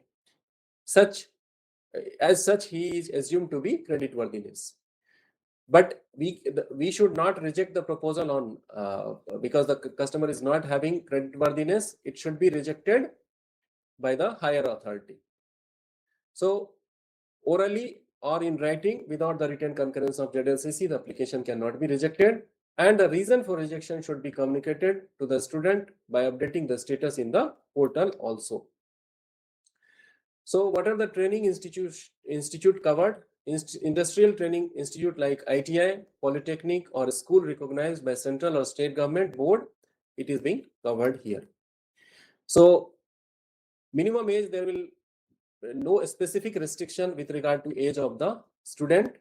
When we talk about quantum of finance, minimum 5,000 and maximum 7.5 lakh amount can be given under this product. What are the expenses considered? Tuition course fee. Banks shall pay such tuition course fee directly to the training institute. Any other reasonable expenditure, if bank found necessary for completion of course, that also has to be paid. So margin here will be 10% and rate of interest will be repo plus prime spread plus 0.5%. Bank will not charge any processing fee and there will not be any security fee also. Again, CGFSSD, that is Credit Guarantee Fund Scheme for Skill Development, has to be covered and it is being provided by again NCGTC. So premium for that insurance has to be borne by the bank again. So repayment, if loan is up to 50,000, repayment will be up to 3 years. If loan is between 50,000 to 1 lakh, repayment will be up to 5 years. If loan is above 1 lakh, repayment will be 7 years. When we talk about moratorium period, duration of course is up to 1 year, then 6 months. And if the duration of course is above 1 year, 12 months of repayment can be given to the borrower. Then one more education loan product launched by government, that is PM Vidya Lakshmi. So under this PM Vidya Lakshmi scheme, any students who get admission in quality higher educational institution will be eligible to get collateral free and guarantee free loan. So a scheme will be applicable to the top quality higher educational institution of the nation as determined by National Institute Ranking Framework. So for loan amount up to 7.5 lakh, the Government of India will support bank for credit guarantee of 75% of outstanding default. For a student with up to 8 lakh annual family income, the scheme will also provide 3% interest subvention on loan up to 10 lakh. And this is in addition to the full interest subvention already offered to the student with up to 4.5 lakh annual family income. So eligible students are students admitted through open competitive examination. Merit-based admissions shall get this loan, and students admitted through management quota are not eligible. So following are the criteria of an institute to be considered as quality higher educational institute under PM Vidya Lakshmi. Top 100 rank higher educational institution in the overall category, specific or domain specific ranking in the latest list of NIRF published by Ministry of Education. plus top 200 rank higher educational institution under the governance of a state or UT government in the latest list of NIRF, all remaining higher educational institution under the governance of Government of India, and Indian campus of foreign educational institution, foreign campus of Indian educational institution, and foreign educational institution will not be covered under this product. So again, eligible courses are graduation, post-graduation, degree and diploma courses offered by quality higher educational institution. Loan will be again need-based finance, and there will not be any maximum limit for education loan. Security here again, no collateral security or guarantee is required. Only assignment of future income of the student, and parents or guardian or a spouse as applicable has to be made as co-borrower. Again, credit guarantee fee has to be paid by the bank. 3% interest subvention under PM Vidya Lakshmi scheme is available up to loan amount 10 lakh for the family having income of 8 lakh. This is in addition to the interest subvention already available for family having income of 4.5 lakh. Then our product is PM Suryaghar Muft Bijli Yojana. As we know, the Government of India has approved this PM Suryaghar Muft Bijli Yojana on 29th Feb 2024. And this is there to increase the share of solar rooftop capacity and empower residential household to generate an optimum of utilization of green generation. So the scheme has an outlay of 75,021 crore, and this scheme has to be implemented till financial year 2026-27. So purpose and loan amount for installation of solar rooftop up to 3 kilowatt, maximum loan amount will be 2 lakh. Installation of solar rooftop more than 3 kilowatt and up to 10 kilowatt, maximum loan amount will be 6 lakh. Maximum loan amount, assuming cost of installation at the rate of 70,000 per kilowatt approximately will be taken. So who are eligible? All individuals applicant having CIBIL score of 680 and above. Here again I am repeating, CIBIL score of 680 and above. NTC are also eligible. Customers should have roof right on which installation is proposed. Customers should have sufficient roof area as mandated by MNRE. Latest electricity bill should be in the name of the applicant. So margin under this product is again 10% and 20%. If this is up to 3 kilowatt, the margin will be 10%, and from 3 kilowatt to 10 kilowatt, margin will be 20% of the project cost. Interest rate again up to 2 lakh will be repo plus 0.5% spread, and above 2 lakh to 6 lakh, if the customer is availing this product under home loan, then home loan rate will be applied, and if it is availed without home loan, then home loan rate of interest plus 100 BPS more will be charged. Loan will be availed for maximum 10 years. No minimum period is there, no prepayment penalty, and this is inclusive of moratorium period. Security will be hypothecation of assets. Processing charge will be nil. Moratorium maximum 6 months from the date of disbursement can be provided. Subsidy under this scheme is available. For 1 kilowatt it is 30,000.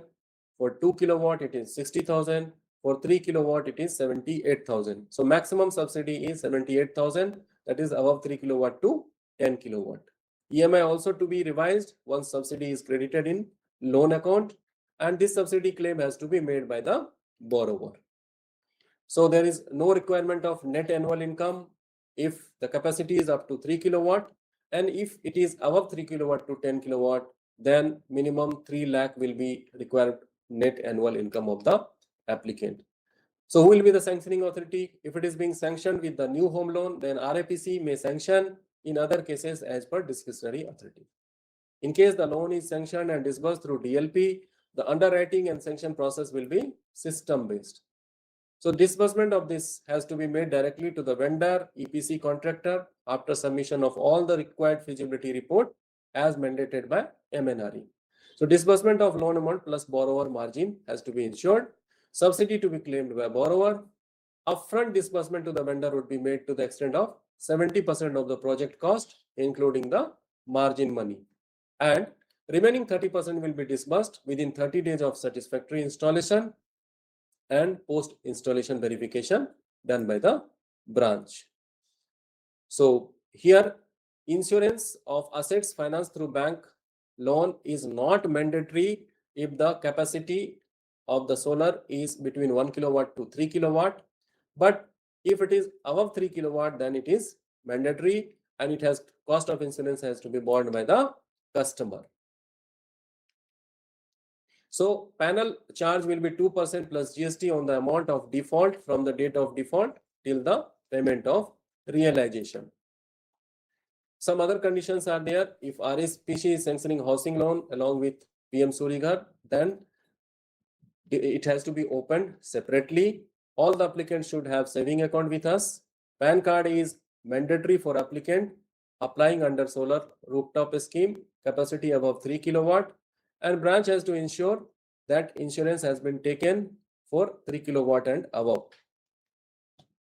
Some other conditions are also there, that our staff member can also avail this product under public assets verification to be carried out in line with home loan scheme.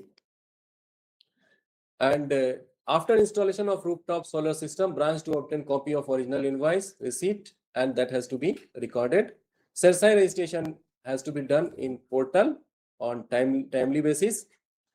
Undertaking has to be taken from the customer. It has to be ensured that there is no change in existing housing loan scheme, including security parameter. And if it is being closed, then satisfaction of charge over CERSAI portal has to be done within 30 days of closure of loan. So that's it from our side. Thank you for All India Indian Bank Association for giving this opportunity, and all the best to the participants. Thank you.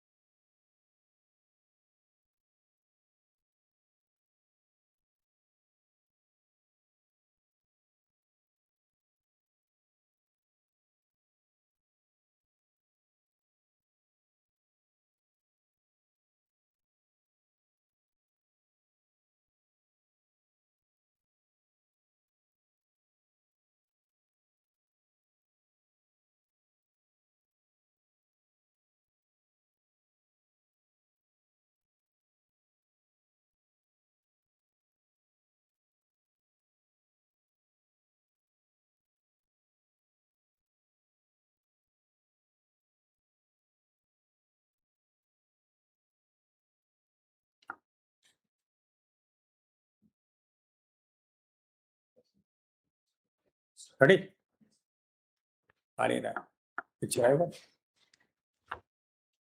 Okay, good afternoon to all of you. I am Dr. Nishan Bhaskar, Chief Manager Faculty here at IMES. So friends, since morning you all are going through the different topics. Now we are coming to this topic, foreign exchange management. So we'll discuss about the foreign exchange management. First, think about that. We should know about what are the players who are dealing in the foreign exchange. So mainly three players are there who are dealing in the foreign exchange. First is that RBI. Second is our this DGFT, and third is the government, which is they have framed the policy of FEMA guidelines. So role of the RBI, we have discussed in a very brief manner. In a role of RBI, that institution is the, you can say, foreign exchange. They are keeping a foreign exchange reserve. Today, as on 2nd of the January, when they have released the data, the foreign exchange reserve of India was $697 billion. That is there was such a huge increase in 15 days back. before to 2nd of the January. So RBI is playing a role of this in form of first conservation of foreign exchange reserve. Second is facilitating external trade payments. They are the things who are just looking after what are the foreign trade are going on, how much facilitations are going on, and promoting orderly development and maintenance of foreign exchange, issuing a license to the full-fledged money exchanger as well as the authorized dealers who are dealing with the foreign exchange. Such certain selected financial institution they are dealing, and they are implementing the any amendments is coming under the levelization made by the RBI under FEMA guidelines. These are the main role of the RBI. Next is the role of DGFT. DGFT working under the Ministry of Commerce and Industry. They implement particularly their role is that to framing a foreign trade policy. The foreign trade policy 2023 onwards it is there. Earlier in the foreign trade policy there was a sunset period, but now there is no any sunset period in the foreign trade policy. Issuing of the IEC code, export import code, they are issuing. Export import code is nothing. Now the PAN number is the export import code. Document maintenance, classifications they are doing, ITCHS, Indian trade clarification and harmonization system, they are giving a code. There are around 300 plus codes are there for the goods who are going to export, who are using for the export and import. Providing platform for the EBRC, electronic bank reconciliation certificates. When export and import is going to be happen, then there should be a reconciliation. Yes, export has happened, payment has come, and it has been reconciled. Then coming to the FEMA, it's a Foreign Exchange Management Act that was implemented in 1999 and in effect from June 2000. This is the regulations they are empowering to the Reserve Bank of India for to pass a regulation enables Government of India. Violation of FEMA rules, then it is considered to be civil offense. Earlier in a it was the replacement of FERA, where there was a criminal. And under the FERA, there was no any such kind of legal help. Here, they can get the legal help. Clear distinction between the current and capital transactions under FEMA guidelines, it is there. And residential status clearly defined under the FEMA guidelines. They are the three main players who are doing, who are playing a role in a foreign exchange management. In bank hour, there is a classification of branches. Classification of branches. Now there is only one classification of branch, that is category A branch. Category A branch means those who are maintaining a nostro account. In our bank, category A branch is only treasury branch. Here, category B and C we have written, but there is no any relevance. We have put this B and C only to know about you. That now all branches, they are the foreign exchange branches. They can deal in the foreign exchange branches with the help of FXPC. So only category A branch concept it is now there. Foreign exchange transaction, what are the transactions are happening in the foreign exchange? As you know, foreign exchange we always talk about. Why? Because there is always exchange between the foreign currencies. So we cannot say foreign, since there is a exchange of a foreign currency and with the domestic currency. So it is coming into the exchange and foreign exchange transactions are happening. Foreign exchange transactions are happening in an interbank as well as the merchant transaction it is happening. In a foreign exchange transaction between two banks it is happening, then it is called interbank transactions. If the transaction is happening between the bank and customer, then it is called a merchant transaction. In a merchant transactions, bank can do purchase of the transaction and sell transaction.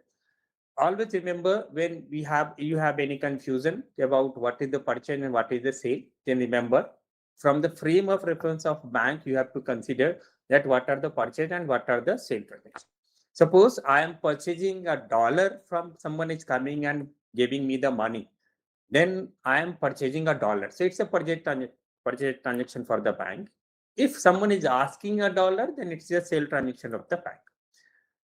Better to understand, take it as this currency as a goods, means someone is selling a goods, you are purchasing, so that is the purchase. Someone is asking a goods, you are selling, that is the sell transactions. Forex transaction is happening. There are the modes when it will happen, that is the time factor here it is coming. Cash transaction is the cash or ready transaction is today it's happened. You have come $1 with $1, you have given me, immediately I have paid you the cash. Term transaction, it is happening. The settlement of this transaction is happening on a T+1 day. Means tomorrow it will happen, today it happened. That is the settlement in the foreign exchange market. And the spot is T+2 day. T+2 day, if there is any transaction, it is coming under spot transactions. And more than 2 days, it is coming a forward transactions. Means over a period of 6 months and 3 months, I will hand over the, you can say, foreign exchange to you. Then there is a forward transaction, it is coming. So these all transactions are happening through the accounts that is called Nostro account, Vostro and Loro account. Nostro account is that our account with other banks in a foreign exchange. So not in a foreign exchange, foreign currency, it is called a Nostro account. Suppose Indian bank has an account with any US bank in a dollar, then it will come called to the Nostro account. Vostro account is that foreign currencies, foreign countries, banks, they want to open an account in India. So they will need to have open account in a INR currency. So that is called a Vostro account. And Loro account is that those accounts where Indian bank wants to do the transaction, but there is no any such kind of branch it is there in that country. So they are taking help of other banks branches there. So that is coming under the Loro account. So in a simple way, you can say Nostro account, our account with them. It is called a Nostro account. Vostro account, their account with us, that is called a Vostro account.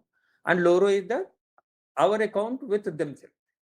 Okay, or you can say their account with others. That is called the Loro account. So Loro accounts generally held by the third party bank, other than the account maintaining bank with whom account is maintained. And for example, SBI JPY account with a bank in Tokyo will be a Loro account for Indian bank. So Indian bank have one account with the SBI, then SBI having no any account, and SBI is having an account in Tokyo in JPY. That will be treated for Indian bank, it will be treated as a Loro account. There is a concept of the mirror account. Mirror account means it's just like a mirror. When you are before the mirror, you are finding that your left to right, right to left, it is happening. Mirror account is the account which we are maintaining.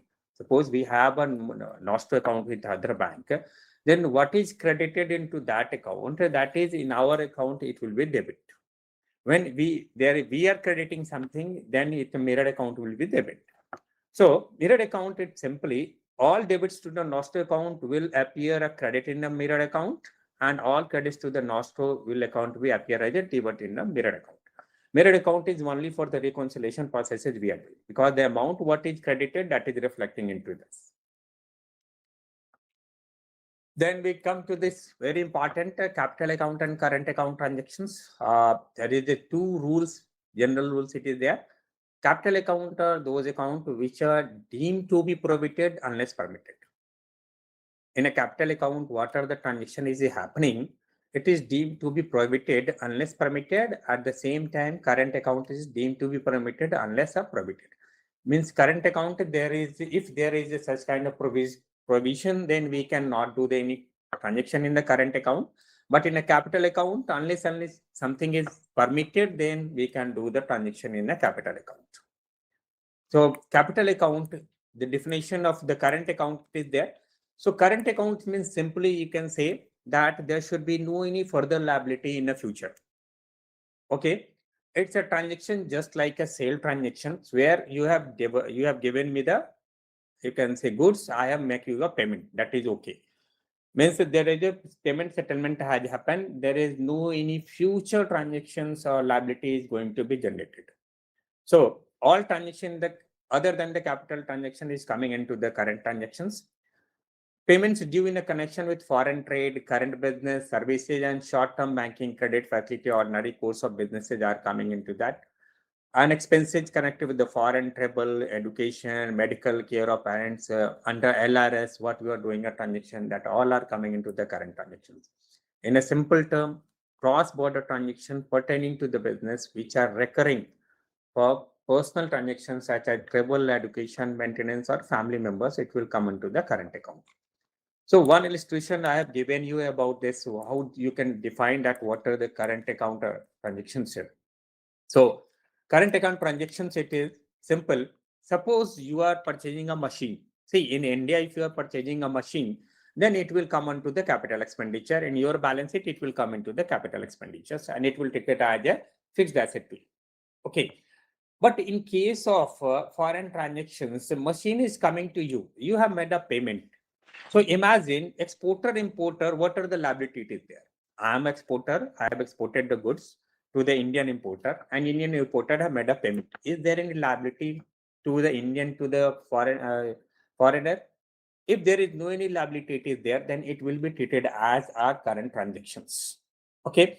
Here, as per the accounting procedures, income tax law, purchase of machinery is a capital expenditure. But in FEMA, it does not alter or create any asset in India for US supplier, nor it does any create any liability for the US vendor for Indian importer. Once the payment is made, Indian importer or US supplier neither round owes anything in the other country, then it will be treated as the current transaction. So best thing is that to understand this, take it in India as a one person and a foreign US as another person. So if I have given a loan to you, then there is a liability and asset concept it is there. If I have made a payment in lieu of something, you have given me some goods, there is no any liability it is there. So it will come into the current transactions. Okay. So current transactions, the provisions only in the current transaction, provision is only to travel a Nepal or Bhutan transaction with a person resident in Nepal and Bhutan. It will not come in. There is a provision in all of the foreign exchange, only in case of the Nepal and Bhutan. Capital transactions that I told you that it is pertaining to the asset and liability. So a transaction which alters asset and liabilities, then it will come into the capital transaction. Here, what is happening? Asset or liability, including contingent liability outside India, okay, of person resident in India. One person resident in India, they have created some asset outside the India, okay, and other the same, the other resident who is residing outside the India, they have purchased some asset in the India, okay, then it will alter the both the asset and liabilities. These asset and liabilities, when there is a you can say asset and liability is still there, then it will come into the capital transactions. So in a simple terms, cross-border transaction pertaining to an investment, loans, immovable property, transfer of asset across border are called capital transactions. See, remember cross-border transaction, those transactions which is nullifying by providing a goods and taking a payment, it will come into the current transactions. Cross-border transaction means one of the criteria for capital transaction is the cross-border transactions, of course. So pertaining to the investment loans, suppose someone has given me some other country's bank has given a loan to our resident Indian, then of course there in resident India, it is showing as a liability.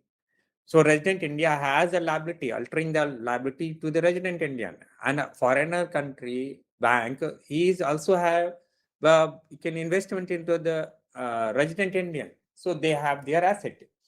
So these kind of the transactions are coming under the capital transactions. Okay. Capital account transactions classification, it is there. So what are the transactions can be happen in this current transactions? So first deposits, of course, someone has put a deposit on that, then it will come into the capital transactions. Foreign investment in form of FDI and ODI. FDI means overseas domestic investment, foreign direct investment, foreign portfolio investment, it is there. ECB, external commercial borrowing, and immovable property if they are going to purchase. These all are coming into the capital transactions classifications. Okay.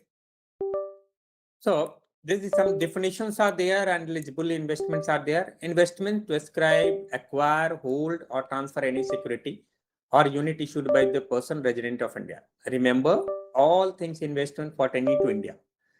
If someone is foreigner, that means non-resident people, foreign investment is coming to the India, okay, then it will come into the foreign investment made by on repatriable basis by a person resident outside India through equity instrument or company or a capital LLP, then it will call the foreign investment. Okay, foreign investment, there are two parts, foreign direct investment and foreign portfolio investment.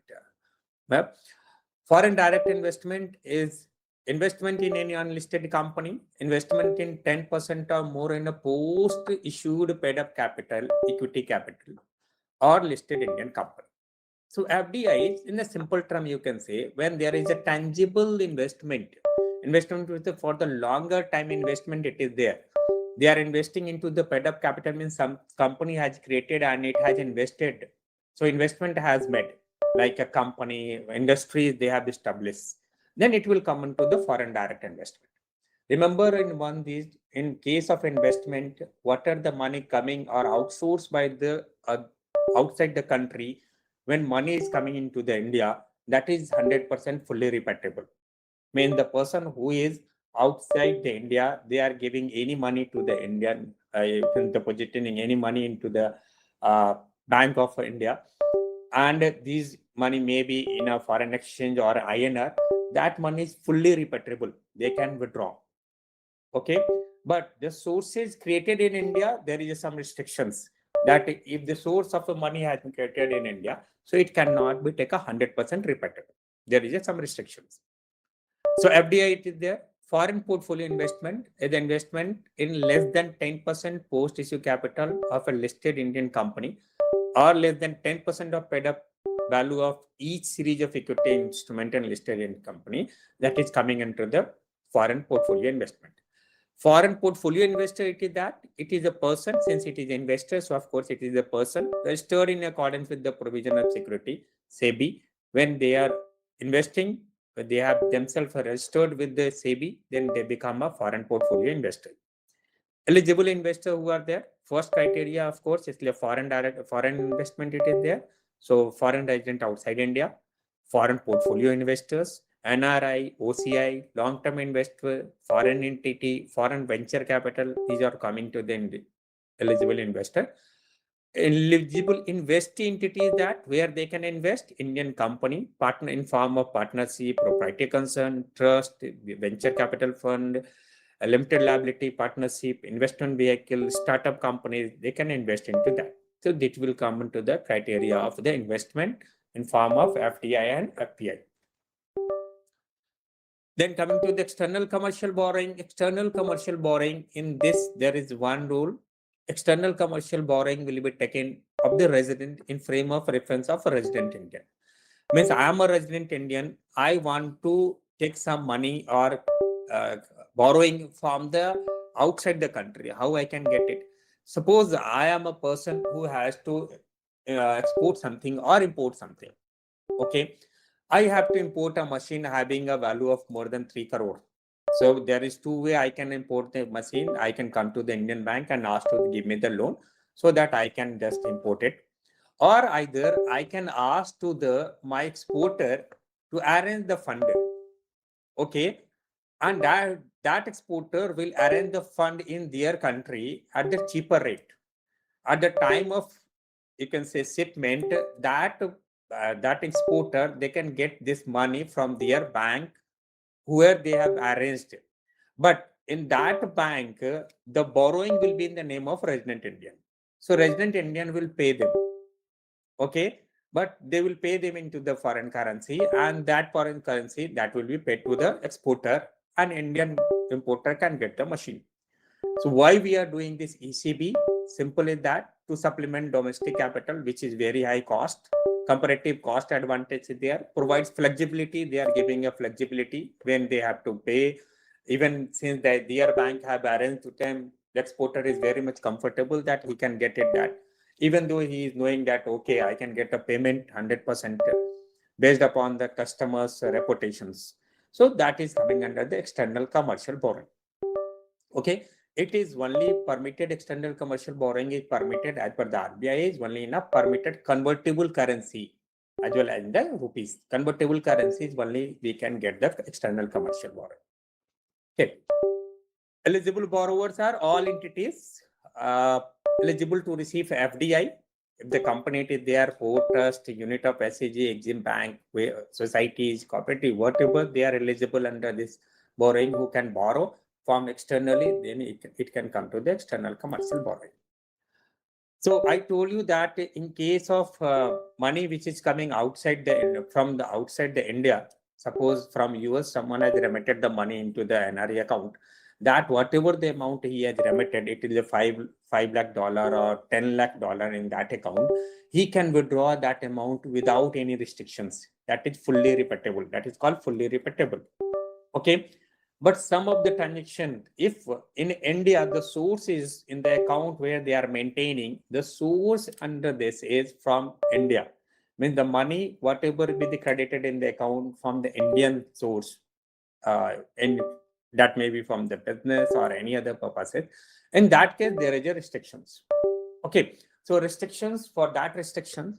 So RBI has come out with the liberalized remittance scheme, under which any person can withdraw, can repatriate, can send the money up to $2.5 lakh in a year, in a one financial year. That is coming under liberalized remittance scheme. Liberalized remittance schemes all are coming under current account. Okay, it is they have a purposes. You can define the purposes and you can remit. Okay. So in this, AD has to satisfy themselves about, AD means authorized dealer, means our bank. AD here, the authorized dealer means a bank. About the genuineness of the transactions. Under the scheme, AD can allow remittance by residence individual up to USD $2.5 lakhs for any permitted current or capital account transaction or combination of both. Okay. Even the capital transaction, if they have to do it for this, then there is a restrictions that up to this amount we can do, or if the both they can want to use it for the businessman, they can take the help of the liberalized remittance or current account remittance also. This scheme is not available for the corporates, it is for individual. Remember, liberalized remittance scheme is only for the individual. It is not for the corporate, partnership firm, HUF, trust and etc. This is in the scheme is available to all resident individual, including minors. In case of remitter being a minor, Form 80 to be countersigned by the minor's natural guardian, they have kept. Remittance in the scheme can be consolidated in respect of family members.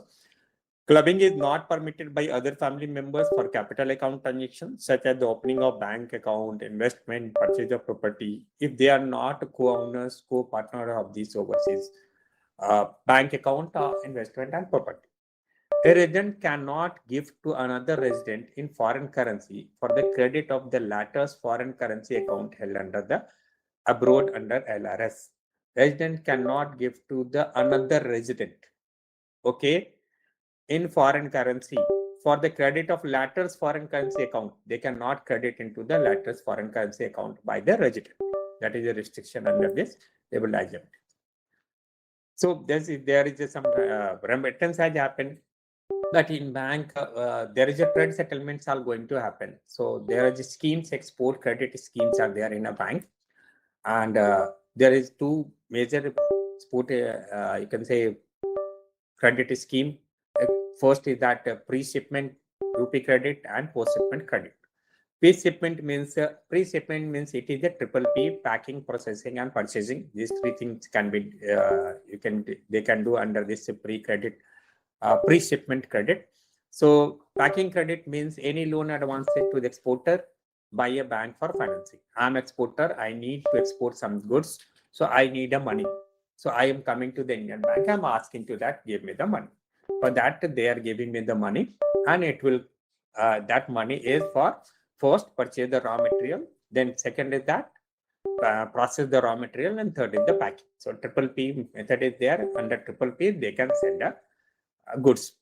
They can get this all the pre-shipment credit at the cheaper rate. So when period of advance under this pre-shipment credit, when we are doing, so pre-shipment credit is happening. In a pre-shipment credit, the advances are to, if I have made an export, then export payment should come into the 360 days. Means within a 1 year, payment should come. But taking into consideration of some, you can say, turmoil in the world economy, RBI from 14/11/2025, they have given a relief package under which pre-shipment is disbursed till March 2026. Maximum permissible tenure is 450 days. Earlier, if I have given a loan, then this loan should be, and after that my exporter has gone for the exporting the goods. This goods earlier within 360 days payment should come. Now it has been increased from 360 days to 450 days for those remittances, those export which has been done up to March 26. Okay. Disbursement of pre-shipment packing credit, each PC maintained. So separate credit accounts. If I am one time I am sending for one purpose, then each PC will be credit. I can say PC account will be open. So each PC maintained at separate credit account for purpose of monitoring a period of sanction and in use. So I have made a you can say export. Then this export period from this day to the reconciliation period, maximum 450 days. So each and every time we have to open one each separate PC packing credit. Bank may release PC in one lump sum in stages or as per the request of the executing under the LC. Whatever be the requirement of the exporter it is there, it may ask for one slot, it can ask in the lump sum or stages as per the requirement. Bank may maintain different accounts at various stages of processing, manufacturing, hypothecation, pledge accounts, and may ensure outstanding balance adjusted by transfer of one account to other finally by proceed of export bill on purchase or discount. Okay. Different accounts for various stages they can maintain, and they have to ensure that all the outstanding balance should be adjusted from transfer of one account to the another account. Packing credit is in a self-liquidating nature. It will be liquidated by itself. Bank to ensure end use, lower interest rate and genuine exports. Since in this packing credit, we are giving a cheaper rate export credit. So we have to make it sure that for customer, for which purpose he has taken a credit, it should be for that only purpose. For verifying that purpose, we need to go and verify the end use. Export credit in a foreign currency, we are also available. That is called packing credit in a foreign currency. A PCFC at internationally competitive rate to exporter for domestic and inputs of exported goods. So PCFC we are giving to the customer for first. That customer is taking this only so they can save the foreign exchange fluctuations. They can take a loan from PCFC for importing the goods as well as the exporting. A scheme applicable only to the cash export. All provision of rupee export will be applicable to PCFC. What we are doing also in the currency. Borrower option is that pre and post credit in rupees or discount, rediscount of export bills in the EBR. They can take this option they have. They can take into the rupee also, or they can take into the foreign currency also, or they can go for the rediscounting of export bills. Pre-shipment credit in foreign currency and rediscount of export bills in forex under EBR also, we can give it to them. Third, pre-shipment credit in rupee and then convert PCFC to discretion of the bank.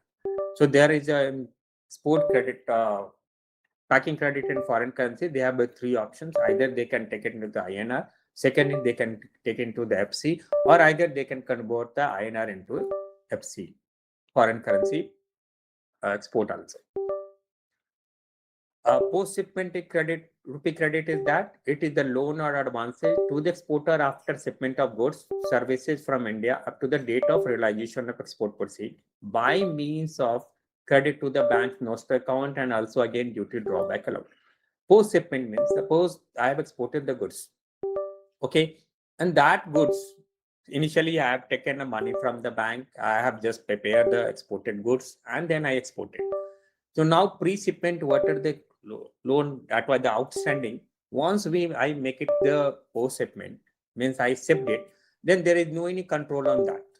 So for this pre-shipment, a bank has no any control over that, and bank is having an unsecured.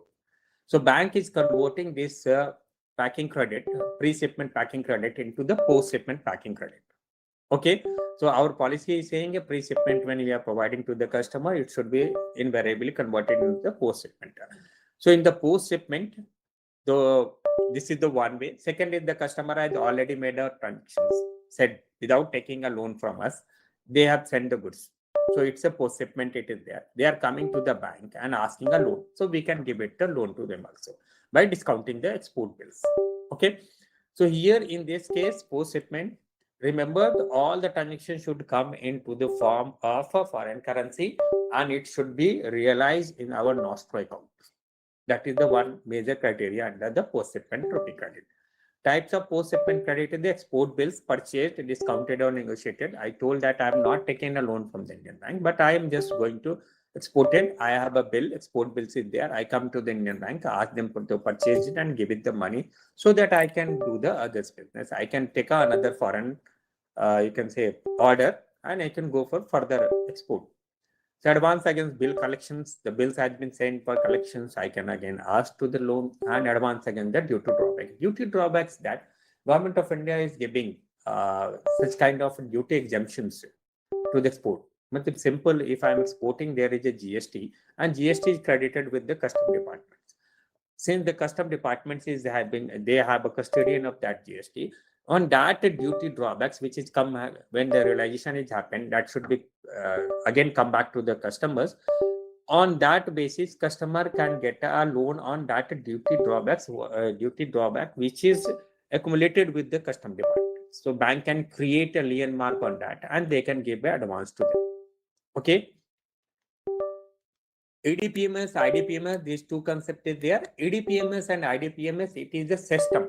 System means export data processing and monitoring system. It is a system by which RBI is taking care of the how much export has happened and what is the status of that export. Whether the goods what were exported from the outside the country, whether the payment has come to us. Okay, and they are monitoring on that. That is the same case with the IDPMS, method import data processing, where what are the goods are entering into the country. So the goods which enter into the country, whether the payment has been made or not. Okay, so this is the through EDPMS and IDPMS, we are going to do the monitoring on that. Okay. Merchant trade, it is there. Merchant trade, it is the kind of the things. What is actually merchant trade is that when in a merchant trading, the goods are not entering into the country. Or you can say simply, it's a kind of the things where I am doing a commission business without putting a goods in my godown. So here there is three concepts it is there. First, supplier of goods with a resident in one foreign country. One supplier will be there, one buyer will be there, and one merchant will be there. Who can arrange this? Okay. So in simple, merchant transaction is one which involves shipment of goods from one foreign country to another foreign country involving Indian intermediary. Hence, it is called an intermediary transaction, intermediary trade. So in this case, what is happening? So the entire trade,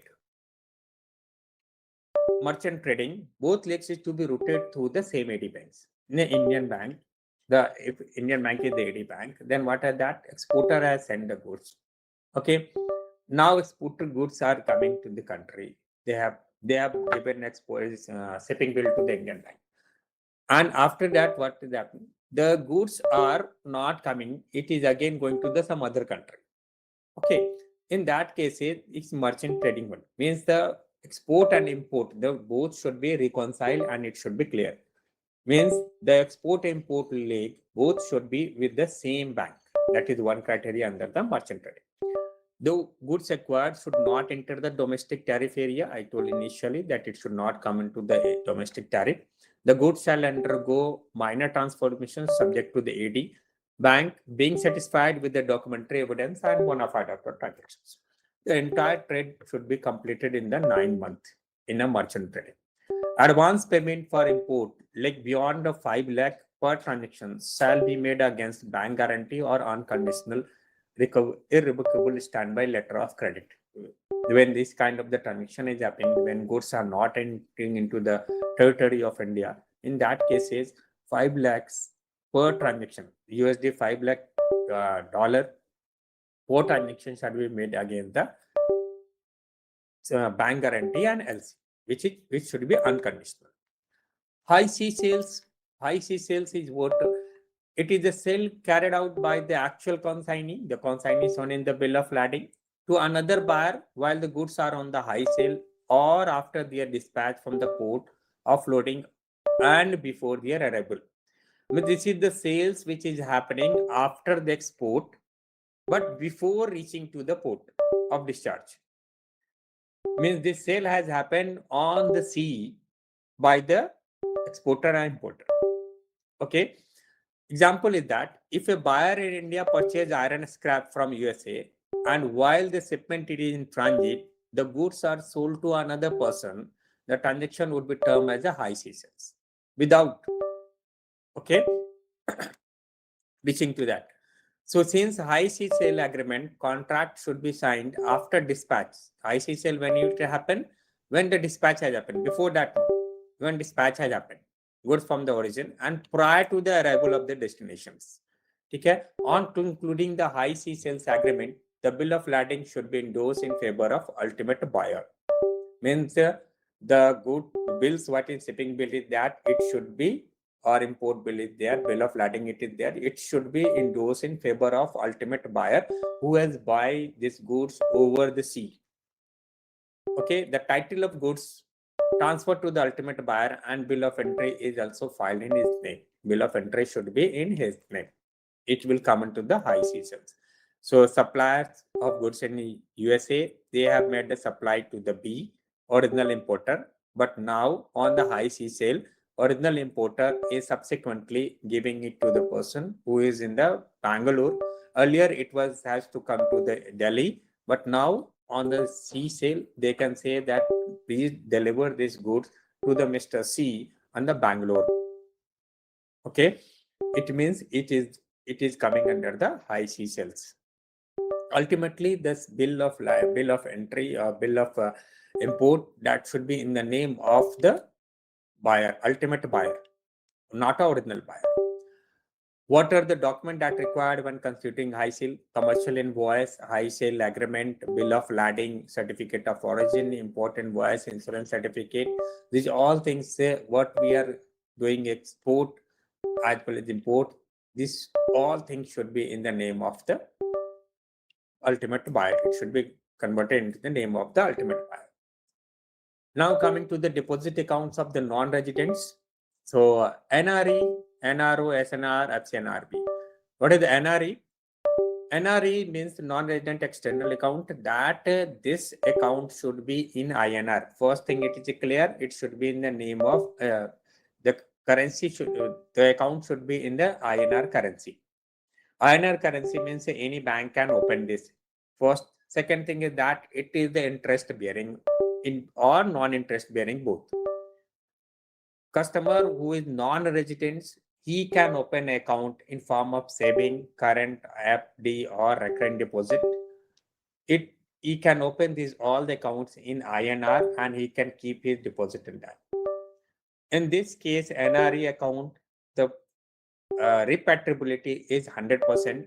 I initially told whatever the 100% money which has come into the NRE account, NRE account customer can withdraw 100%. There is no any restrictions. Second, this NRE account can be opened with the resident Indian also. But the condition is that it should be in the farmer or survivor basis only. NRO account is that rupee dominated, NR can open and can be maintained saving, current, recurring, FD. Repatriation is USD $1 million. Joint account with resident on farmer or survivor basis. NRO account is what? I am a person, I am now here, I am Indian Bank. After the retirement of me, I want to settle with my son. I want to stay there and that. Since my all the LIC proceedings, all this pension and other rent income, that is coming in my account. Okay. Under my account, so what I will do, I can, although in that normal saving account, I can get my money back through the LRS up to the 2.5 lakh dollar.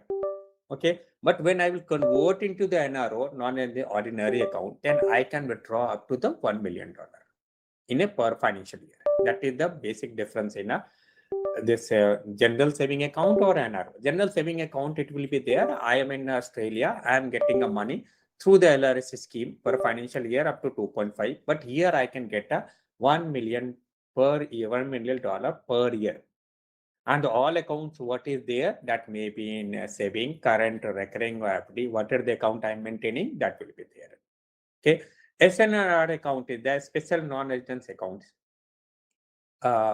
Non-residence rupee account. It is particularly for the foreigner or non-residents who are coming here for the business purposes. They want to do the business, so they can open a current account. Okay, it's a non-interest bearing account, so they can open a current account here and they can do the transaction through this. Okay, they can take the money, foreign exchange, foreign money is coming into this account, and in that account will be converted into the rupee account. As by its name, it's a rupee account. In a rupee account, they can do the transaction as per the current account transactions. They can engage, they can do their businesses here in India.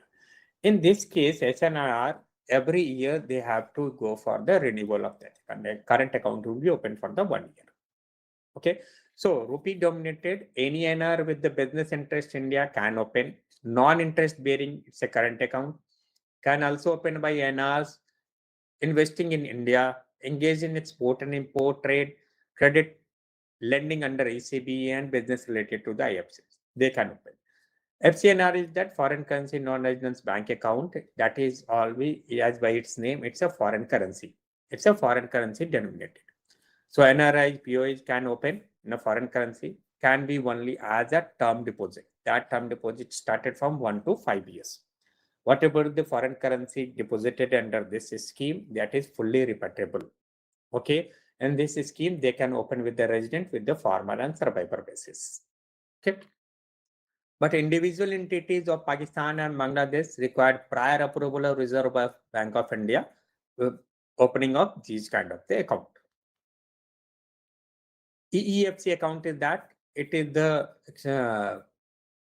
account which is exchange earners foreign currency account. It is there. It's a foreign account. What is happening? I am a businessman, but I know that I have made some kind of export, and I also expecting that I have to do the import. So if I made export, then I have come to the Indian bank and asked to that okay, for export, I have to remit the dollar. So Indian bank will ask the payment related to the foreign exchange commissions. At the same time, when import is coming, I have to make a payment to them. Again, Indian bank is going to taking this currency, currency conversion charge. So EEFC is that where the businessman is opening this account for export and import settlement. So it can be opened by exchange earners, non-interest bearing, it's a current account, can be credited with 100% export earnings, repayment of loans given to the foreign importers, disinvestment proceeds on conversion of ADR, GDR, to allow forex earners keep fund in the forex for future expenditure in forex for all permissible current and capital account transactions. They can open into this foreign exchange. RFCD is there, resident foreign currency domestic. What is that? Resident foreign currency domestic can be opened by the individual. It is again non-interest bearing, unspent amount of foreign exchange. When I went to the Australia, I had $1,000. Now I have a $500. Or this for this lecture I was there, I have got a $10,000 also. Okay, 10,000 Australian dollars. So what I will do? This foreign currency will come to me. So I will open a resident foreign currency. It is the individuals, non-interest bearing, unspent of foreign exchange acquired from the AD. For travel abroad, if I have gone for the travel abroad, there was unspent, gift from close relatives, forex received as a payment, service, gift, honorarium, partially allow resident to have a forex assets in India for all permissible current and capital transactions. So I will open this current account. I am expecting that again I have to go outside. So whatever with the dollar it is have to me with me when I come back, I can open resident foreign currency domestic. I put this dollar in that foreign currency. And when I want to go, I can utilize it. So what will happen to me that I will not pay any currency conversion charge to the any bank. Okay. RFC is that resident foreign currency account. It can be opened by individual, current, saving, term deposit, any they can open in a foreign currency. When I come back, I change my residential status. Suppose I was working in America. Now I come to the India. Okay, I want to settle here. I'm staying here more than 182 days. So I become a resident. I'm not a non-resident. I become, my residential status change, I become a resident. Okay. So what will happen? My salary, when I was working there, my salary will come. My some proceeds will come. Whatever the money, it will come. So I came here. I say to the bank to open the current saving and term deposit in that foreign currency, and it will come to the money in that account. Okay, and it will remain there. So here it's a change in residential status. When customers' residential status change, then they are going to be becoming a resident, but their proceeds in form of forex received as per superannuation benefit. Forex relies on the conversion of forex assets required under the Section 64 of MR to encourage resident to bring asset into India. There is no any restrictions on utilization. They can utilize this foreign currency. Okay. Now DDA is there. That is the diamond dollar account. Firm and companies eligible under FTP, non-interest bearing, export proceed and local sales in this. For since its name is diamond dollar, so all the proceeds which will be related to the diamond business, whether it's a rough diamond, cut a diamond, for polishing a diamond, for pre and post finance available in USD, can be credited in such account. It is the they can take this diamond dollar account. Diamond dollar account, any customer who is having a very good track record, exporters, they can open maximum 5 diamond dollar account. Okay. Shipping and airline companies, insurance, reinsurance company, project export, overseas contract, and export payment for deferred terms, students, visit abroad, these all things, LRS can open a foreign currency accounts abroad. They can open the foreign currency account abroad. Okay. Now the difference between the NRI and POA is there. Person of Indian origin. NRI means it's a resident Indian which has become a non-resident due to the overstaying. More than 182 days they are staying outside the country, so they are becoming an NRI. PIO is the person of Indian origin. They are not Indian citizens, but they once time they were holding a Indian passport. Now they are the person of Indian origin, but not a Indian citizen. Okay. Here in case of NRI, citizen is the Indian. Here it's a foreign citizen holding passport, holding foreign passport in PIO. Should produce document of proof establishing uncertainty, stay abuses, should produce documents of proof establishing Indian roots. In case of PIO, it can be Indian roots they have to read. Why this PIO? What is the benefit to the PIO? In the case of PIO, they don't need have any kind of this what we can say visa. They don't need to have a visit to the India. They don't require a visa, and they can stay at the longer period also. Types of account for NRI, non-resident external accounts. What are the accounts? What is the type? In which currency it is there? These are all things we will discuss. Here, non-resident external account is there. Type is FD, MMD, RD, SP. It should be in INR. Minimum 1 year, maximum 10 year. Non-NRO is that. Again, it should be in the INR.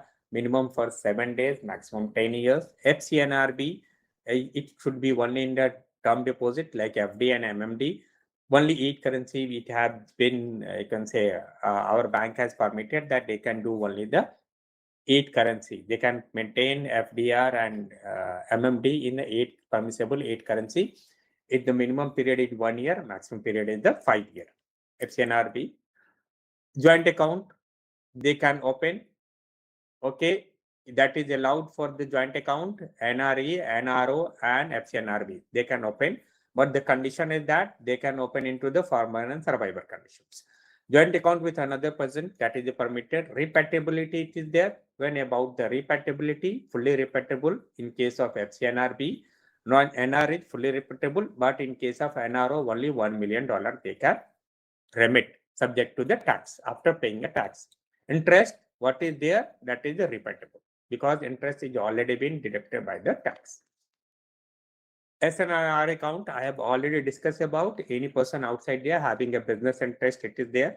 It's a non-interest Indian rupee account, it is there. Permissible transaction, debit and credit.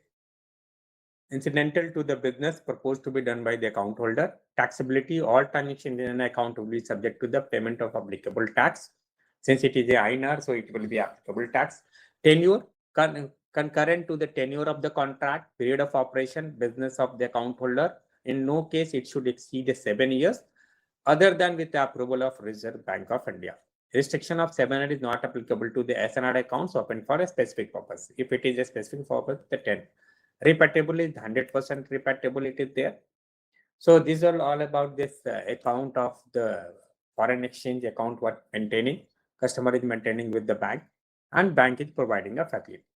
Now in the non-fund based facility, banking providing a non-fund based facility in a letter of credit and through the bank guarantee. Okay, so letter of credit, what is that letter of credit? That letter of credit is a kind of commitment by the bank on behalf of beneficiary that they can make a payment. Okay, so there are 3 persons there in transaction. There is involved. What are the parties to the LC? That first is the applicant, buyer of goods on whose behalf credit is issued. Means customer is coming to the bank and asking that, okay, I want to buy a machine from the US. For that, US exporter is asking a commitment letter, that is the letter of credit they need. Okay, so applicant is there. Issuing bank which issue the credit and undertake to make a payment on behalf of applicant. That is called the issuing bank. Beneficiary, it is that the sellers who goods who in the favor of the credit is issued on who obtains payment on presentation of documents, that is coming to the beneficiary. Then advising bank is that there are some advising, confirming and nominated bank is there. So advising bank is saying bank that advises the credit without any engagement of its part at the request of the issuing bank. So issuing bank is asking to the bank, advising bank, that we are advising you to please let it know to the customer that yes, the LC has been opened. Okay, so advising bank is only taking this LC and they are going for the authentication that yes, we are advising to the customer that LC is opened by the Indian bank. Confirming bank, a bank that adds confirmation. Advising bank can be the confirming bank. If the customer wants to go for the confirmation, then he can add another bank. That is the bank that adds its confirmation to a credit upon the issuing bank request. A definite undertaking in addition to the issuing bank to honor or negotiate or comply presentation can be more than one if the value is high. Confirming bank, it means he is putting his source into the issuing bank. Means once he made a confirmations, means he has to make a payment. Okay. Then negotiated bank. Negotiated means the issuing bank may nominate another bank in the beneficiary country to whom the beneficiary present the compliant documents and obtains a payment of the sum against the LC. Okay, he can negotiate. In a freely negotiable credit, in any bank can act as the negotiated bank. Okay, reimbursing bank, a foreign office corresponding holding the nostro account of the opening bank. Okay, act upon the reimbursement authorization given by the opening bank. Opening Indian bank has a nostro account with the City Union Bank. Then Citibank can be a reimbursing bank. They can reimburse. Type of LCs is there. What are the type of LCs? They're revocable, irrevocable, standby, confirm, unconfirm, transferable, back-to-back, payment at site, deferred payment, red clause, green clause, revolving. We'll go a little bit very brief in that. Recoverable, irrevocable LC means which cannot be recovered without the consent of the beneficiary as well as the issuer. Clear? Revocable means the LC type can be cancelled or modified by the bank who have issued the LC at the customer instruction without prior agreement with the beneficiary. This irrevocable LC is not in a fashion, it is not going to be implemented. RBI is told that there should be no any revocable LC issued by the bank. But it is there. Standby LC, it is the another confirmation in form of bank guarantee. Also LC is there. In a bank guarantee, what is that? In case of non-commitment fulfilled by or in case of default by the customer, bank is making a payment to them. In case of LC, when commitment has been completed, then LC payment is done. This standby LC is the combination of both, where LC and BG, both the features are involved in that.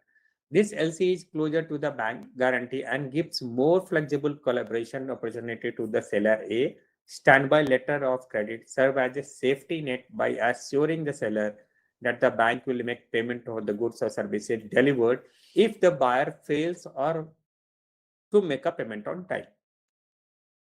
Confirm LC. In addition to the bank guarantee of the LC issuer, this LC type is confirmed by the seller's bank. Okay, seller's bank means exporter banks or any other bank. Exporter bank maybe we have issued in the favor of some LC in case of exporter. Exporter, they can put this LC to the exporter bank and he can get it, or he can get it this confirmation from the other. Irrespective to the payment by the bank issuing the LC, the bank confirming the LC is liable for the performance of obligation. Means once they have made a confirmation that they have confirmed it, means their obligation is to make a payment. That is confirmed LC. Unconfirmed LC, only the bank issuing the LC will be liable for payment to this LC. When I have issued a one bank that in this name its bank will be make a payment, then this is called unconfirmed LC. Okay. Transferable LC. LC enables the seller to assign part of letter of credit to the other party. This LC is especially beneficial in those cases when the seller is not a sole manufacturer of goods and purchase some part of from other parties, and it eliminates the necessity of opening several LC. I am a one person who is having a LC. I have to make export. Okay. So in that case, what is that? LC is coming in my name. I have exporter. I have to export some machinery to the importer. Now importer has issued LC in favor of the exporter. This exporter is when he is going to manufacture, let it be the MRI machine. He needs a lots of the, you can say, parts for assembling or manufacturing. So what he is doing, he is asking to the bank that give me the transferable LC. In that case, a part of LC, suppose $1 million is that, $0.5 million, I can, from that LC, I can transfer it to the another person who is supplying me the parts, raw material for manufacturing the MRI. Okay, this kind of the LC is called a transferable LC. Back-to-back LC is that this LC consider issuing the second LC on the basis of the first year letter. LC is open in the favor of intermediary as per the buyer's instruction, and on basis of LC and instruction of intermediary, new LC is open in favor of seller goods. Back-to-back LC means one LC I have issued and I'm in anticipation that another order I can get it that. Again, the LC what I issued, again I can get another LC. Then it is coming to the back-to-back LC. Payment of site LC, according to this LC, payment is made on the seller immediately, maximum within a 5 business days after the required documents have been submitted. When the documents have been submitted to the exporter, okay, I mean the seller is acknowledging, he is putting before the bank, immediately they have to make a payment. That is called the payment at site LC. Then usage and deferred LC, that it is giving a time. Payment at site, it is there. One LC is that, okay, LC is presented, but it is giving a time.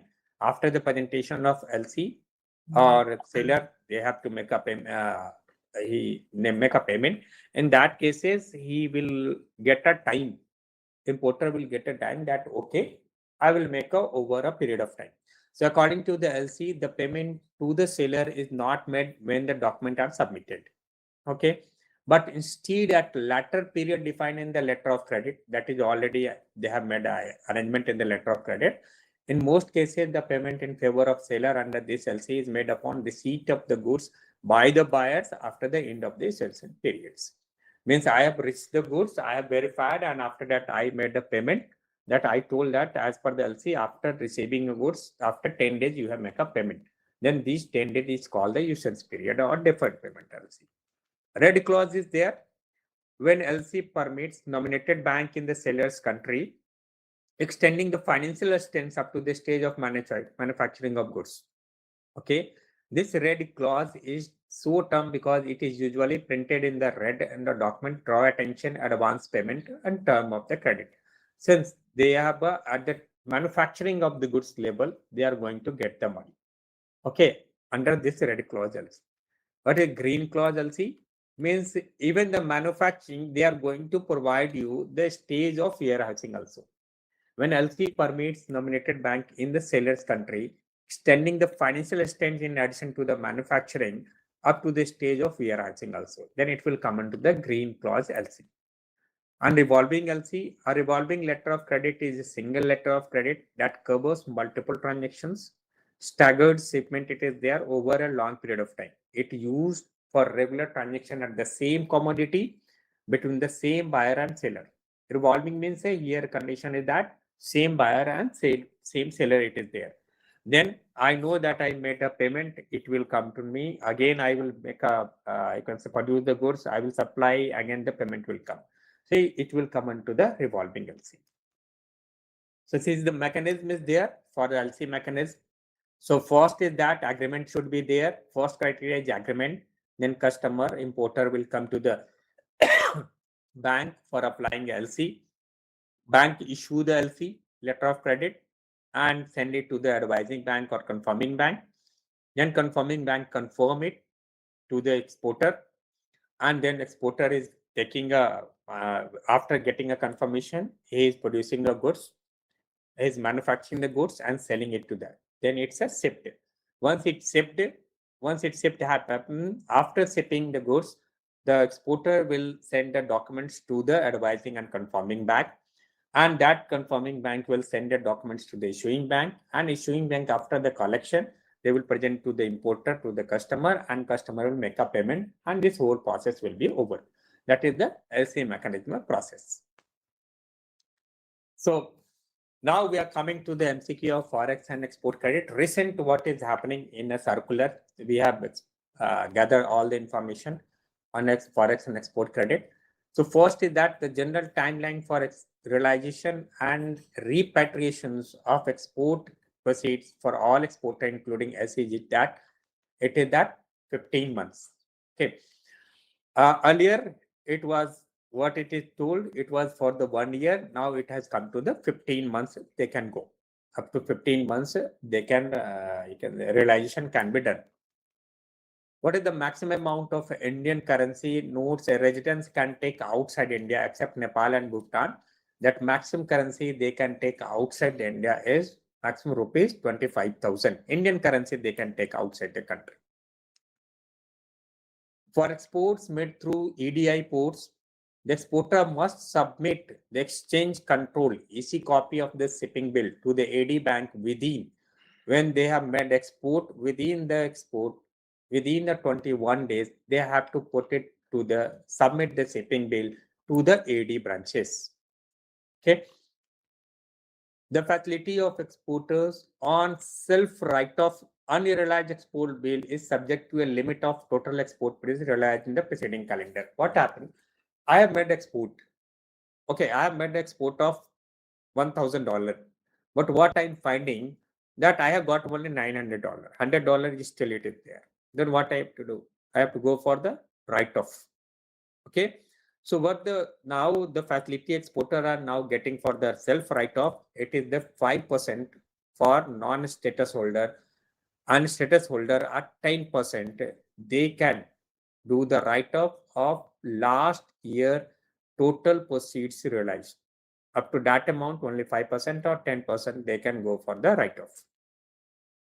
An AD bank can grant extension of realization of export proceeding up to at a time irrespective of the invoice valuation. AD bank means the authorized bank can give a 6 month time. Okay, irrespective of maximum means that suppose it's a 180 days. It is written that in a 180 days it should payment should be completed. Then maximum they can go for the next 6 months. An EEFC account can be jointly held with, of course, they can held with the resident, close or relative with the farmer and survivor conditions. The responsibility of realizing and repatriating export proceeds from a declared third party lies with. The responsibility of realizing and repatriating export proceeds from a declared third party lies with the exporters. It is their exporter responsibility that they can realize the money and repatriate. An exporter can avail the facility of netting of exports receivable against import if they are unit in a domestic tariff, status holder, unit in a SEJ. Units which are unit in a special economic zones, they can have a netting off. means I have made export, I have made the import also. So whatever be the export and import difference it is there, that is called netting off. So they can get the facility of netting of export receivable against imports. The balance in a diamond dollar can be used for making investment overseas, paying for imports of rare finance, granting personal loan. Of course, it is a diamond dollar account, so it is only for the related to the diamonds. So it's a paying for the import of the rough diamonds. The electronic bank EBRC is generated by initially I told you that it's a DGFT. They can issue the EBRC. So that is all about from my side. Thank you. Again, there is another 2 sessions are there. I request to all of you that you should be there, although it's exceeding a time, but it's a very fruitful to all of you. So again, thank you to all of you, and hope that you will do a better in this section in your examination. Thank you.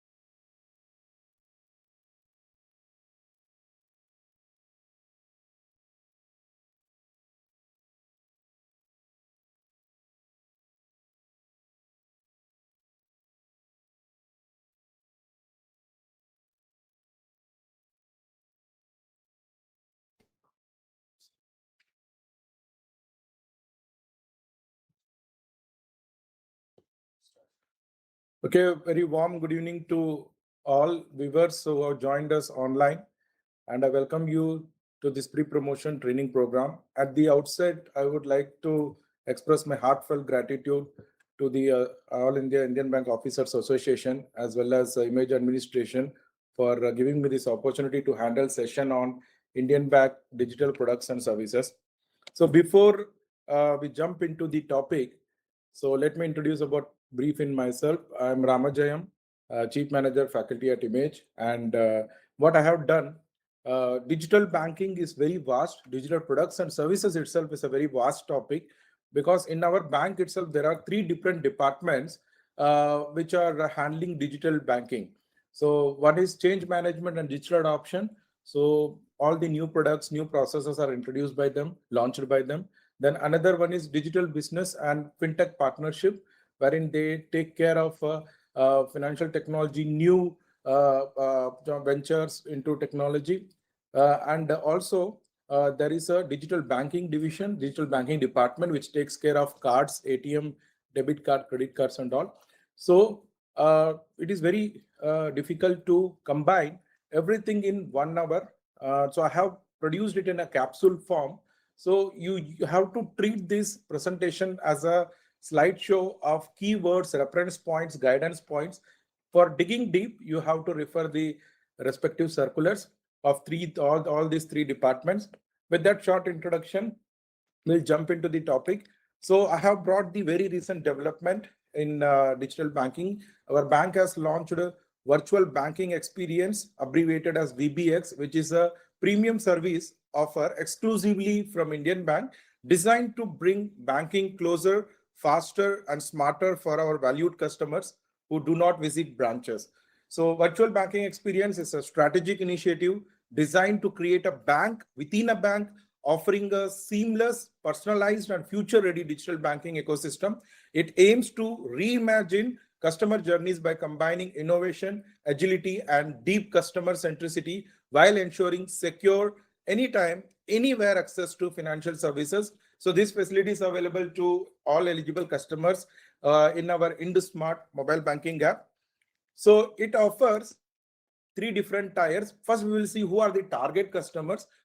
A target customer is one who has an active personal SIP, at least has 1 savings account, at least 1 digital transaction has been performed by him or her in past 3 months, and did not visit branch for last 9 months together. So VBS tiers are offered from Emerge, Vibe and Spark. So there is VBS Basics, which gives entry eligibility only. Then there is an Emerge customer category, wherein starting privileges of VBX will be given to them. Then there is a Vibe category, which has enhanced privileges. And also there is Spark, which caters to top tier high net worth individuals. How these customers are divided are based on certain criteria, like last 6 months minimum savings bank average balance, how much they have maintained, then last 6 month term deposit average value, as well as on loan side, home mortgage loan outstanding. Using this matrix, customers have been divided into Emerge, Vibe and Spark. We'll get to know about them in next few slides. So if you log in into our IndSmart mobile banking app, you can see that the pinkish interface or user module is there. So which means it is an Emerge customer, and they get all Emerge benefits which are listed here on your screen, and their in-app experience will always be different from the normal basic variant of VBX. So here they get right from IMPS, NF, NEFT, RTGS, UPI, number of free services are there. And these services will be given in phase 1, phase 2 and phase 3. They are underway. And if you see Vibe, it is better than Emerge because it will have enhanced privileges as compared to Emerge, but little less than Spark. So here the user color, experience color, in-app experience color for Vibe is greenish. So these are the benefits which are listed out on your screen. Then there is a Spark, which is the topmost layer or premium VBS privilege, wherein it is above Emerge, Vibe and Spark, and you get a purple user experience with purple enterprise experience. Here also from phase 1, 2, 3, these benefits will be passed on to the customer. 1 or 2 items I would like to point out, like callback request, virtual relationship manager, dedicated relationship manager, priority customer service at branch. All those things, that our peer banks in private and foreign banks are offering this. So we have also come neck to neck in peer comparison. We are also not lagging behind by launch of this experience. Then very swiftly we move on to IndSmart omni-channel banking. So here my focus point is, before IndSmart, our bank had IndOCs. Before that, IndPay was there, and also in Astral Allahabad Bank, Npower was there. But still, our bank went ahead and introduced this IndSmart with only one aim, that this is a omni-channel banking experience it will offer. Then what is omni-channel? omni-channel means irrespective of the device used by the customer, whether it is smartphone, tab, laptop, desktop, or any other device, the look, feel, user experience, alignment of the menus, the continuity will be same across all these devices. With that aim only, our bank has launched the omni-channel app. Now, I would just give topics. Here you have to take this as keywords, because in each of these menu, if you click on one, there are many other benefits are available, and it will also help you to explore and go dig deep. So this bank app, this smart app offers financial services, then non-financial services, and deposit related, including opening up term deposit, and also opening up small savings schemes is also included. Then account related services, wherein you can even monitor, customer can monitor their average quarterly balance, average monthly balance, then loan interest rate history, loan repayment schedule also can be monitored by them. Then we have loan services, wherein customers can apply all types of loans, whether it is pre-approved or across all the three categories, retail, agri, MSME, loan can be applied through this. Then Bharat Bill Payment System, entire module is available. Then there is registration for various services like debit card, green pin, and dashboard, which gives a very multi-dashboard with themes, widgets are available. Then there is a spend analyzer, which gives personal fund management dashboard, budget planner, budget can be viewed, and goal planner is also there to create a goal account. Then service requests can be raised like doorstep banking, checkbook request, stop check, positive pay system and all. And even Form 15GH, which used to be a major source of customer complaints, has been included here. And Form 16A, even balance certificate, where customer downloaded right from here. Then wealth management related services, wherein we are getting commission income. We have a tie-up with many mutual fund companies and like Wisdom and all. And here they can avail this benefit. Security related services are incorporated. Then shopping and entertainment related, even new customer service excellence initiatives like NRI callback facility, doorstep banking, all these are available in our smart app. Then personalization, you can choose color, size, font, accessibility, menus are available. Card services, both debit card services and credit card services are included, including hot listing of debit card, as well as locking, unlocking credit card, and hot listing as well is available. So UPI, entire module of UPI, whatever you need to do, generating the request, downloading and sharing QR, mandate updating, collect request, then creating a UPI ID, UPI push notification, signed intent and QR. FIR management is also included. So with that, I have concluded in the smart mobile app. Actually, we have bank has launched in the smart web platform as well as in the smart biz. So the mobile app which I have shown, which we have discussed, it's an omni-channel app. So that same look and feel experience you will get in net banking and in InduSmart Biz as well for corporate net banking. So with that, I will swiftly jump into other next topic, that is digital journeys. Here, my point of focus is on digital journeys in retail, agri, and MSME segment, and also other non-fund based segments. So these are the active digital journeys in our bank as on date. So retail, agri, MSME, and others I have listed out here. So this I have prepared one slide each for each of these products. So we'll discuss in detail in each of these slides. So these are the active digital journeys. This is synopsis of digital journeys. Here I have listed out all the digital journeys available in our bank, and it is available across what platforms, like whether it is available through net banking, InduSmart website, branch assisted is there, or SMS. If you can see, KCC digital renewal is the only digital journey which is available across all 5 platforms, and other digital journeys are available maybe in 3, 4, and KCC digital being agriculture centric, it has been made available even in SMS mode, where it can be operated on feature phone, basic phone as well. So the synopsis continues. Now, what is digital lending platform? The process of lending using technology platform for authentication, credit evaluation, and sanction is referred as digital lending. And the platform used for is called a digital lending platform. So this DLP is available across all digital channels, including net banking, mobile banking, even in kiosk, branch, and many other channels, including ATM as well. So automation of KYC check and due diligence with the help of integrated fintech companies. So this digital lending platform has a tie-up with fintech companies. Account aggregator framework is applied, and KYC check and due diligence is duly taken care by these fintech companies. Then also automation of decisioning through business rule engine, abbreviated as BRE. So there are predefined rules as per guidelines of the bank with flexibility to change at the back end. That means if we change our risk spread or our interest rate margin is changed, then automatically that can be incorporated in this business rule engine.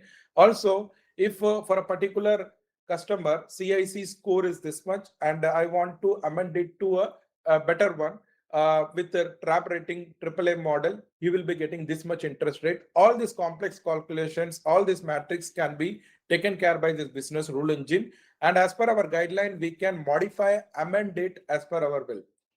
Credit appraisal, sanction, e-documentation, and account hand up to CBS is possible. So credit appraisal, where our appraisal officers are being engaged, this takes care of all the menial routine calculation work. Sanction ticket is also generated.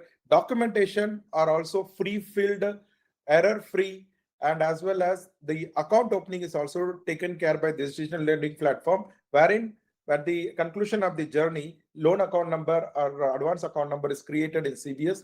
This is easily configurable with any in-house application, core banking solution, third-party application through application programming interface. So integration with fintech companies, as I already told you, and application programming interface.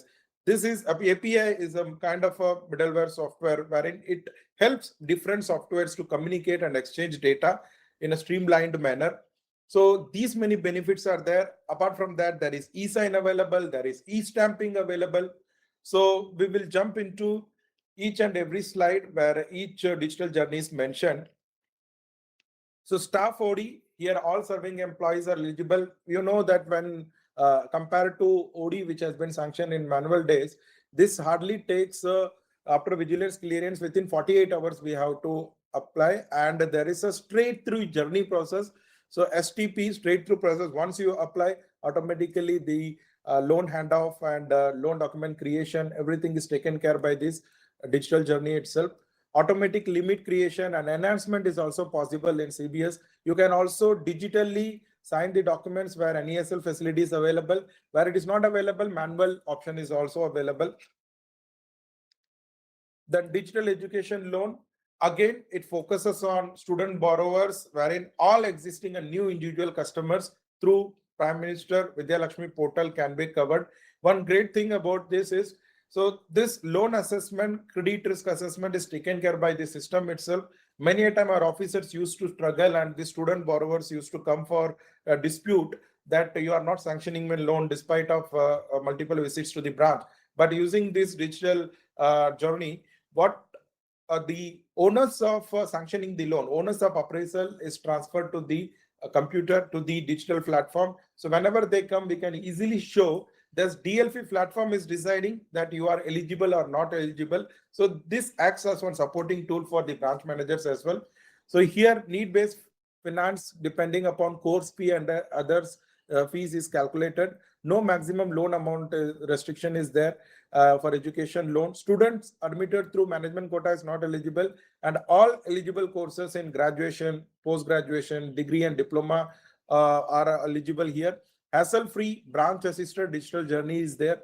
Moratorium calculation, then repayment period calculation, margin calculation, everything is taken care by the DLP. Loan falling under branch authority can be sanctioned digitally in DLP platform. Above branch authority, it cannot be sanctioned. It has to go to next level. Inter-DG vehicle loan, particularly in metro areas, where there is a huge demand from the customer. They say, stand on their toes that we need vehicle loan today itself because I have fixed, this is the color I want. It is available today and it is a special occasion for our near and dear one. So we want vehicle loan immediately. Even I have faced many a time such a situation in metro areas. So this is again one effective digital journey wherein it is possible to sanction up to 25 lakh per borrower on the same day with immediately digital processing, automatic CBIL, ITR verification, everything is taken care by the digital journey itself. Re-KYC and e-KYC verified customers with mobile number, valid mobile number, you can dispose of on the same day itself. In the Digi Home Loan, and here my personal experience when we were appraising officers, you know how much of hassle it was to calculate 60 times of gross, 36 times of net, and all those calculations were involved. So many a times we tend to make mistakes and we have to depend upon the Excel. So here, this takes care of all such calculations and it takes care of loan document generation, collateral creation, and also it applies right interest rate for the right customer based on the matrix of interest rates. So yes, again, a very effective digital journey for retail segment, Digi Home Loan. Then EODAD, overdraft against deposit. So one great thing about this digital journey is that both online and offline deposits can be clubbed together and the OD limit can be arrived.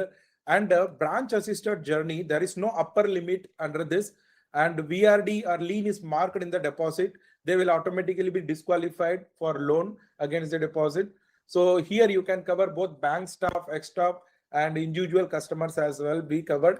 This will save a lot of time because here no CBIL is required. The deposit is with our bank, collateral is with us. So this is a very good initiative from the bank. From customers' point of view also, it's a win-win situation for both. Then we have digital OD against insurance. So many times we sanction loan against mortgage of collateral. We sanction against hypothecation.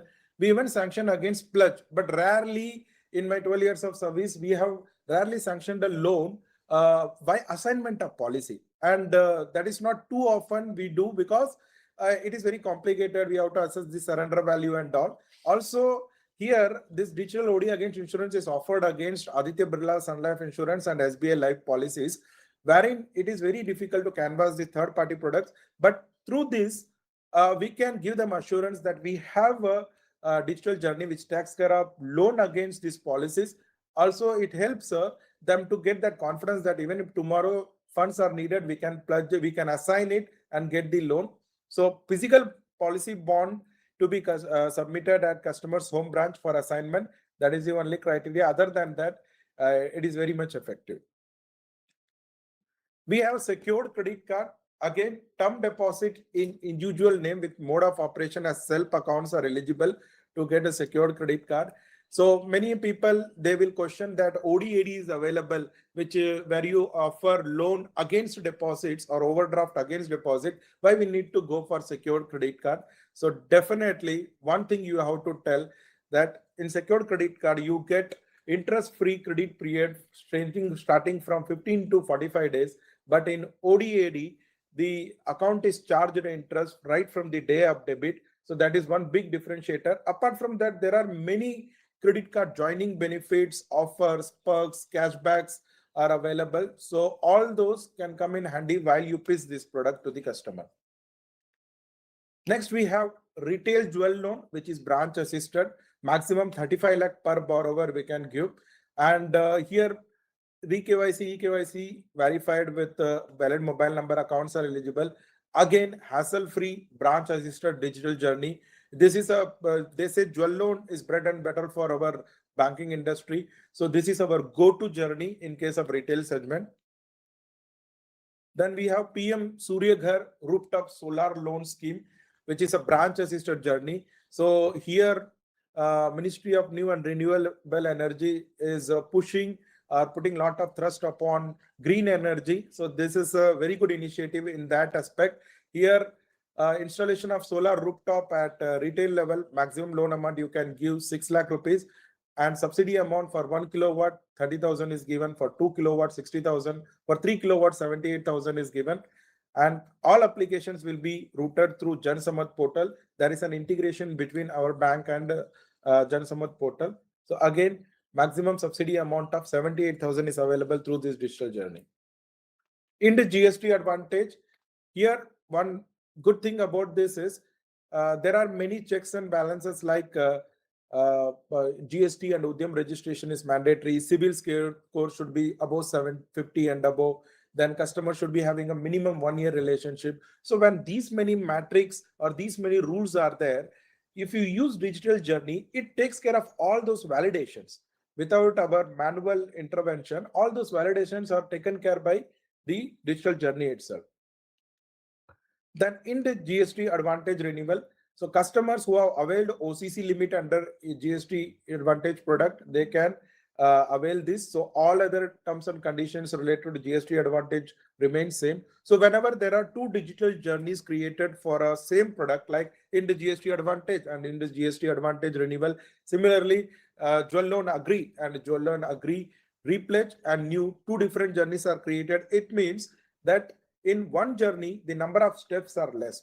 That's why two different digital journeys are created. For example, in Agri Jewel Loan New, the custody of the jewel ornaments is with the customer. So we have to get custody, then we have to get it appraised, and all those procedures need not be repeated in renewal. In renewal, custody of the jewel is already with us. So why customer need to undergo all those 10-15 steps which he has undergone during new? So while repledge, when he closes the account, immediately the jewel loan custody is available with us. We can change the packets and process the loan. So that's why two different journeys are available for the same product. Shishu Mudra, micro manufacturing services, trading, individual proprietorships can be covered under this. Again, this is one of the loans where we used to get a lot of customer disputes. Here, the onus of decision making is handed over to the digital lending platform. So if the system says no, it cannot be done, you can easily show that to the customer, you are lagging in this much, these areas. So I'm not rejecting the loan. It is being rejected by the digital lending platform. Again, from customer's point of view also, if they have all the needed criteria are satisfied, they will get it. Their turnaround time will be reduced and they will get swift processing of the loan. So it's a win-win situation for both the customer as well as the sanctioning authority. So MSME renewal up to rupees 20 lakhs. This is one segment wherein MSME customers who are having limit of 20 lakhs, they live hand to mouth. They depend upon the business rotation, business rollover of the funds. So very, very essential that these accounts do not go into exceeds arrangement, or their limit does not get expired due to non-availability, due to delay in TAT. So this digital journey takes care of that. All existing MSME accounts for individuals and sole proprietor firms can be covered under this. Even if GST is not available, account credit turnover in last financial year, if it is greater than or equal to 5 times of loan limit, can be calculated by the system and the renewal can take place. Pre-approved business loan. So our bank has started its digital lending journey by PAPL, that is pre-approved personal loan. Now we have moved on to pre-approved business loan. And here maximum amount 10 lakh rupees we are giving. When we have started PAPL, we have started with 2 lakh. Now 10 lakh we are giving for bona fide business purpose. Again, very, very effective mode of lending, because here the lead is already generated. The lead is principally approved by the central office. Now you have to approach the customer, call him and get the loan sanction, because all other criteria verification is already identified and selected by our central office, corporate office itself. So no KYC re-verification, as only KYC compliant existing customers are selected by the system. MSME lab, again, any MSME related digital journey is a welcome move, because as I told you, in India, the MSMEs depend upon bank finance a lot. They get their fund rolled back. So it is very important that we focus on such journeys and we utilize it to the fullest extent. So any bona fide business purpose, that is business expansion, improvement, extension, can be covered under this. And you can maximum rupees 10 crore can be sanctioned under this digital journey. SME Secure, one of the long-standing product of our bank. All micro, small and medium enterprises with Udyam registration certificate and GST registration, they can be sanctioned loan under this digital journey. Both fund-based, non-fund-based can be covered with minimum 50% coverage of bank exposure by way of realizable sale value of immovable properties. So there is no maximum ceiling in case of cash credit.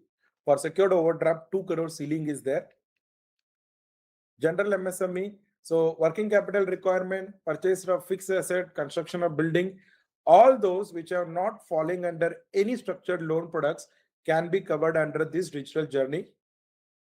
Again, takeover is also permitted as per policy using this digital journey, and loan amount, no ceiling at all. Into GST Sahay. So one great thing about this digital journey is there is an inbuilt assessment, that is a business rule engine is available which calculates invoice value, and margin is deducted from that invoice value as per business rule engine, varying from 10 to 20% as per the internal scoring. Similarly, if CMR rank 1 to 4, CIBIL 730 and above, DPD not more than 45 days, all this is cross-verified, validated by the digital journey itself, digital lending system itself. So customers registered with GST at least for a period of 12 months, registered with IndSmart are eligible, and assessment will be based on GST invoice, and maximum age of invoice need to be up to 45 days only. So all this validation, all this checking is taken care by the digital journey, the DLP itself. In the MSME DG, all MSMEs with valid Udyam registration certificate are eligible. Here the focus is on brownfield units with minimum business vintage of 12 months. So maximum you can sanction up to 100 lakhs, and no collateral if covered under CGTMSE. Guarantee fee is to be borne by the borrower. So here one condition is net worth of the unit should be positive. In the DG KCC renewal, as I already told you, this is the only journey, digital journey, which is available across all the channels, including SMS. So KCC having account open date within 4 years and 6 months prior to the date of digital renewal are eligible. So instant enhancement of 10% is possible. Maximum limit of rupees 2 lakhs is kept. Here, one good thing is it is end-to-end digital. That is multi-language facilities also available for the farmers who are proficient in local language only. And also no documentation, because you know the KCC setup, the documentation is done for a period of 5 years, and every year there is an annual review going on. So here immediate renewal is possible after each year end, and the present renewal date is within 90 days prior to the existing limit expiry date. So customer also feels that I should renew the KCC on time using this digital journey. In the Digi KCC, so this is for crop cultivation only, existing bank customers only, individual land ownership needs to be there. So great thing about this digital journey is there is a validation of land records with state database. That is by inputting the survey number, the system cross verifies the same with Revenue Department in Tamil Nadu, and it checks whether the survey number is having a land owned by our borrower or not. So that cross verification validation is inbuilt, and also no closed account with return of status in our bank or CIBIL and CRIP reports are eligible. So that elimination part and getting only quality customers is also ensured using this digital journey. Into Digi Agri Jewel Loan Repledge, customers having live Agri Jewel Loan accounts, including SMA category. So here, as I already informed you, there are two separate journeys for Agri Jewel Loan Repledge and Agri Jewel Loan New, just to reduce the number of steps involved based on the custody of the jewel ornaments. Here, number of steps are decreased. So again, bread and butter for our bank, go-to loan in rural and semi-urban areas. Here you can offer for crop cultivation up to 1 lakh, for animal husbandry, fishery component, allied activity, you can give 2 lakh rupees. Agri jewel loan having multiple collateral is not eligible. So all these are taken care by the system itself. Like some conditions are there that you cannot have more than 5 jewel loan at any point of time. Your total overall limit cannot exceed 50 lakhs. Total limit in each of the category like RAM. retail, agri and MSME cannot exceed 25 lakh. All these checks are inbuilt and the DLP itself takes care of all these validations. Into Digi Agri Jewel Loan new. So as we have discussed regarding repledge, here also all the facilities are available. Maximum combined limit up to 35 lakh per SIP can be sanctioned. Here, online booking of slot is also available using this digital journey. Rest of the things remain same. Into Digi SHG, which is a branch assisted journey. So whenever we talk about SHG business, it's a voluminous business. People feel bit held back because it's a stereotype loan and all those things. But repayment in SHG is staggering. It has almost 97.85% as per Press Information Bureau released in 2022. So this is SHGs is focused. It's a government initiative which focuses on poverty alleviation and women empowerment. So very good step. And here, instead of asking the SHG members to do it on themselves, here branch assistance is also given. So it is a journey, digital journey, which is being performed through system located in branch, and SHGs are handheld, supported by the branch officials. Here, this also reduces too much of dependence on our core banking solution, and we can do work in NBC. At the same time, we can operate the DLP as well. Here, automated loan account creation and disbursement takes place. Those SHG members who are not eligible are automatically eliminated from the process of lending. So all these checks and balances are there, and loan document generation as well as e-signing and as well as e-document generation, e-stamping, wherever it is applicable, everything is taken care by the DLP itself. Then into Digi Krishi Vahan. So our rural banking department has made this loan to be opened through digital journey only. It is mandatory. No physical journey is supported.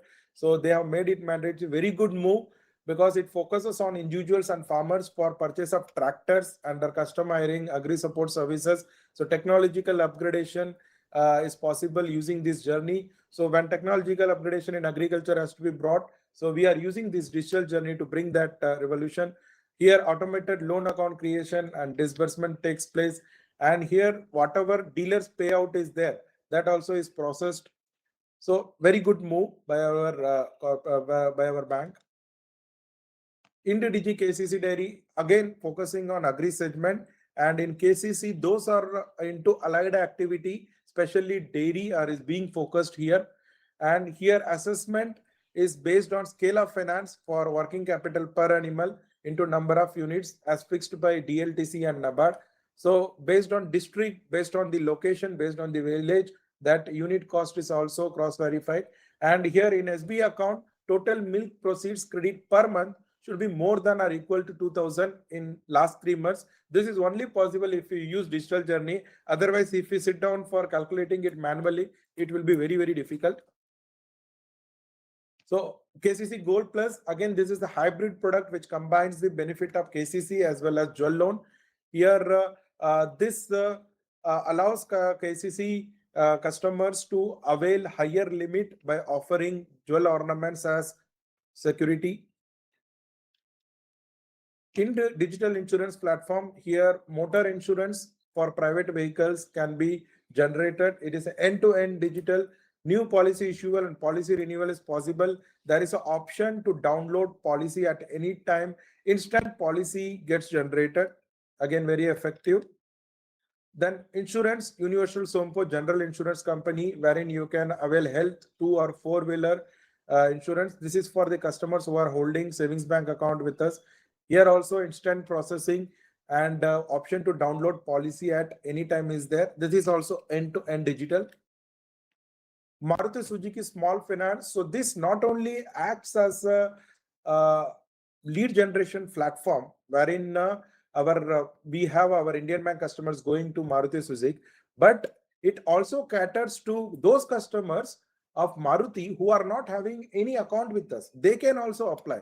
So not only it's a lead generation platform for our bank, it is actually you are getting new to bank customers as well. Maruti customers are also brought to our fold.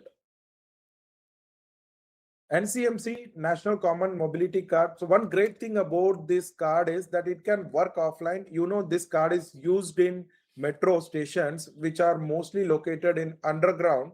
And these underground stations have limited or no data connectivity. By using this card, you can operate, you can pay your ticket without the facility of data or internet. So that is the biggest selling point for this card.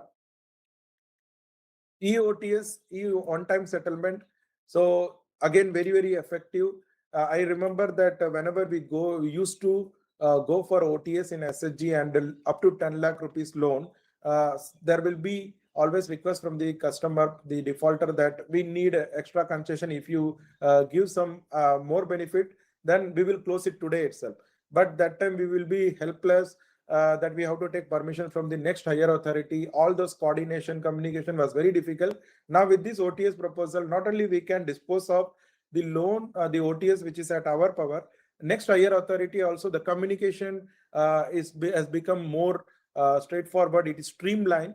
So again, very, very effective for closure of loans up to outstanding book balance up to 10 lakhs. And no due certificate is generated digitally, which can be downloaded by the borrower instantly. No physical documentation is involved. Many, many benefits are there. EBG, so non-fund based business. This is the creamy layer business wherein commission income is earned by our peer banks in private and foreign banks. So our bank has also launched this EBG. It is end-to-end digital, e-signing, e-stamping. Only one thing, here we have to get the draft copy of bank guarantee vetted by legal department. Otherwise, it is very, very effective and a huge non-commission income churner for the bank. Okay, so with that, we have concluded digital lending journeys. Now we will move on to retail solutions for the retail customers. So we have point of sale terminal, prepaid card, FASTag, UPI QR soundbox. So point of sale terminal, it's the point at which a cardholder makes a payment to the merchant through debit, credit, prepaid cards in exchange for goods or service. And sale through debit card or UPI QR on POS, EMI on cards is possible. Near field communication acceptance on POS, all these features are available. So there are two different types of merchant billing software which is being provided by our bank. One is PC POS solution.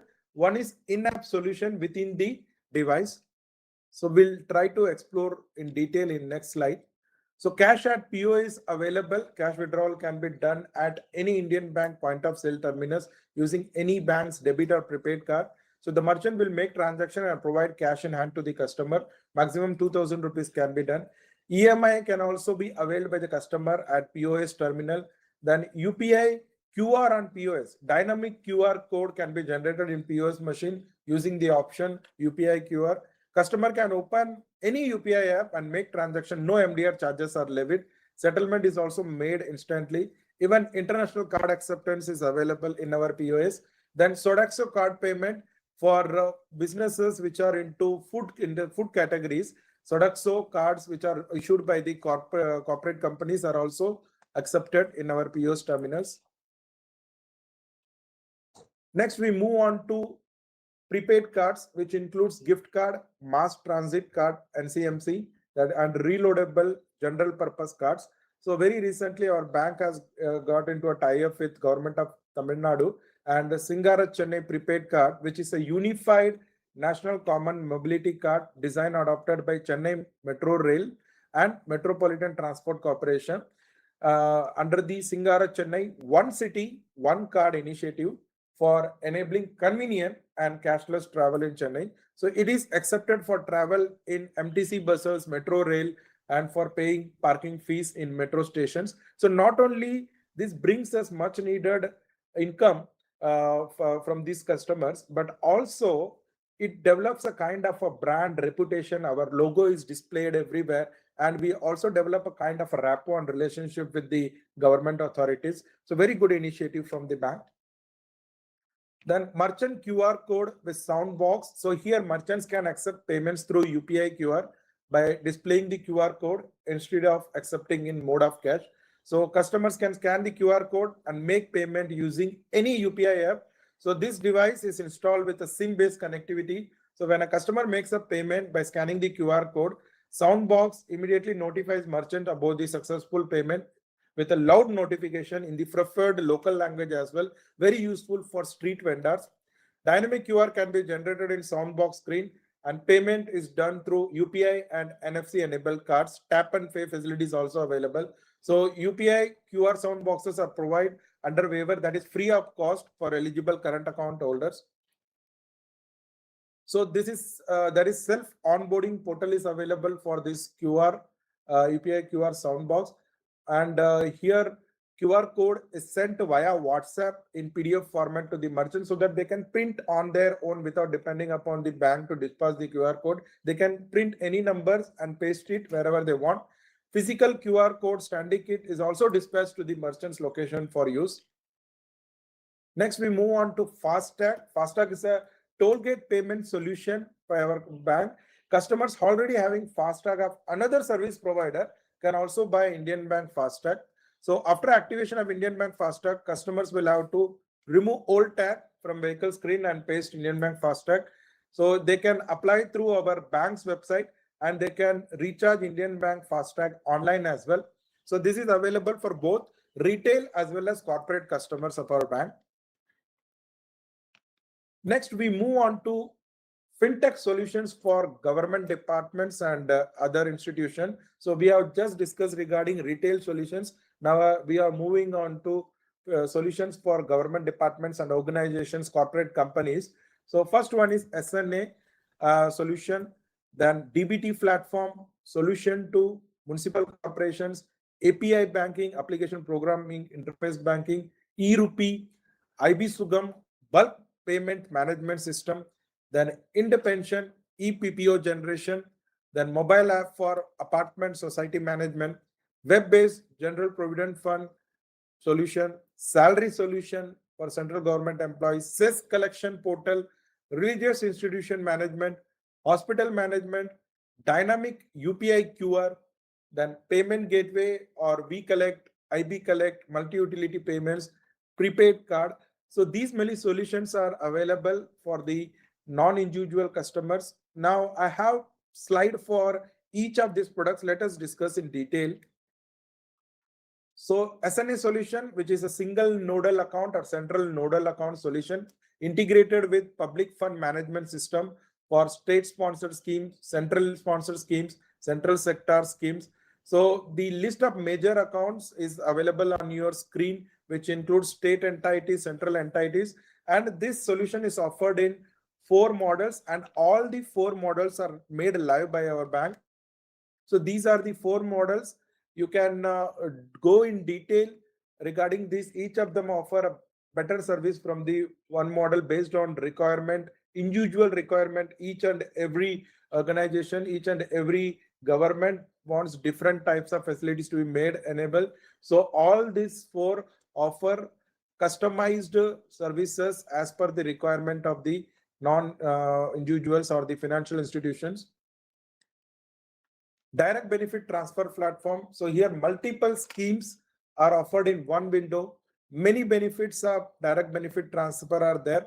That is, Aadhaar validation is taken care, account validation is taken care, beneficiary name match exactly with the Aadhaar is done. Aadhaar seeding status check can be done. Bulk payments. This is integrated with public fund management system as well as treasury account of the government. Unified error reasons are ported whenever there is a rejection. T+1 day reconciliation happens, and there is dynamic dashboard which gives all the statistics in pictorial form, and it is highly secured. The pictorial representation of how it works is also given. Co-branded debit card for direct benefit transfer schemes. So here, Kalanjar Magalere Udume Thittam scheme for women who is intended to run their family in Tamil Nadu. Here, co-branded debit card is made available by our bank.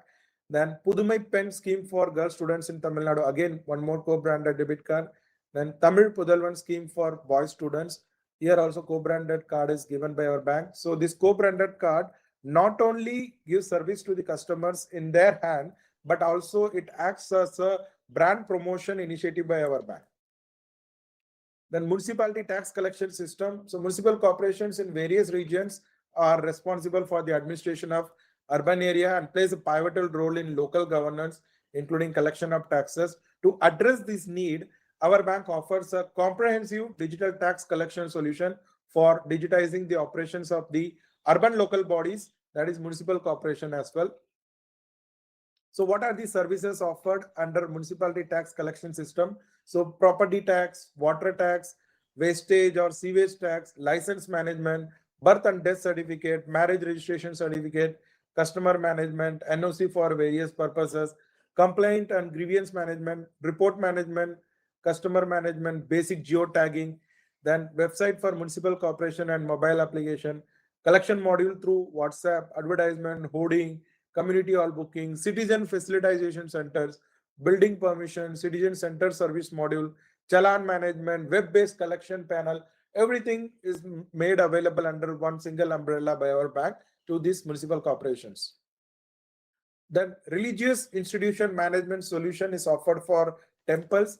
It enables temple management to operate the smooth operation of the temple, and seamless services are offered to the trust which takes care of these temples. Day-to-day activities of the temple is also taken care through this solution. It is beneficial to devotees, pilgrims as well. Online donation bookings is possible. It is customizable as per the needs of the management of the temple. Many attractive features like live darshan, online darshan booking, online donations, online guest house room booking, online puja vidhi booking, carting module, asset inventory management, items invoice, receipt generation, everything is done in this solution.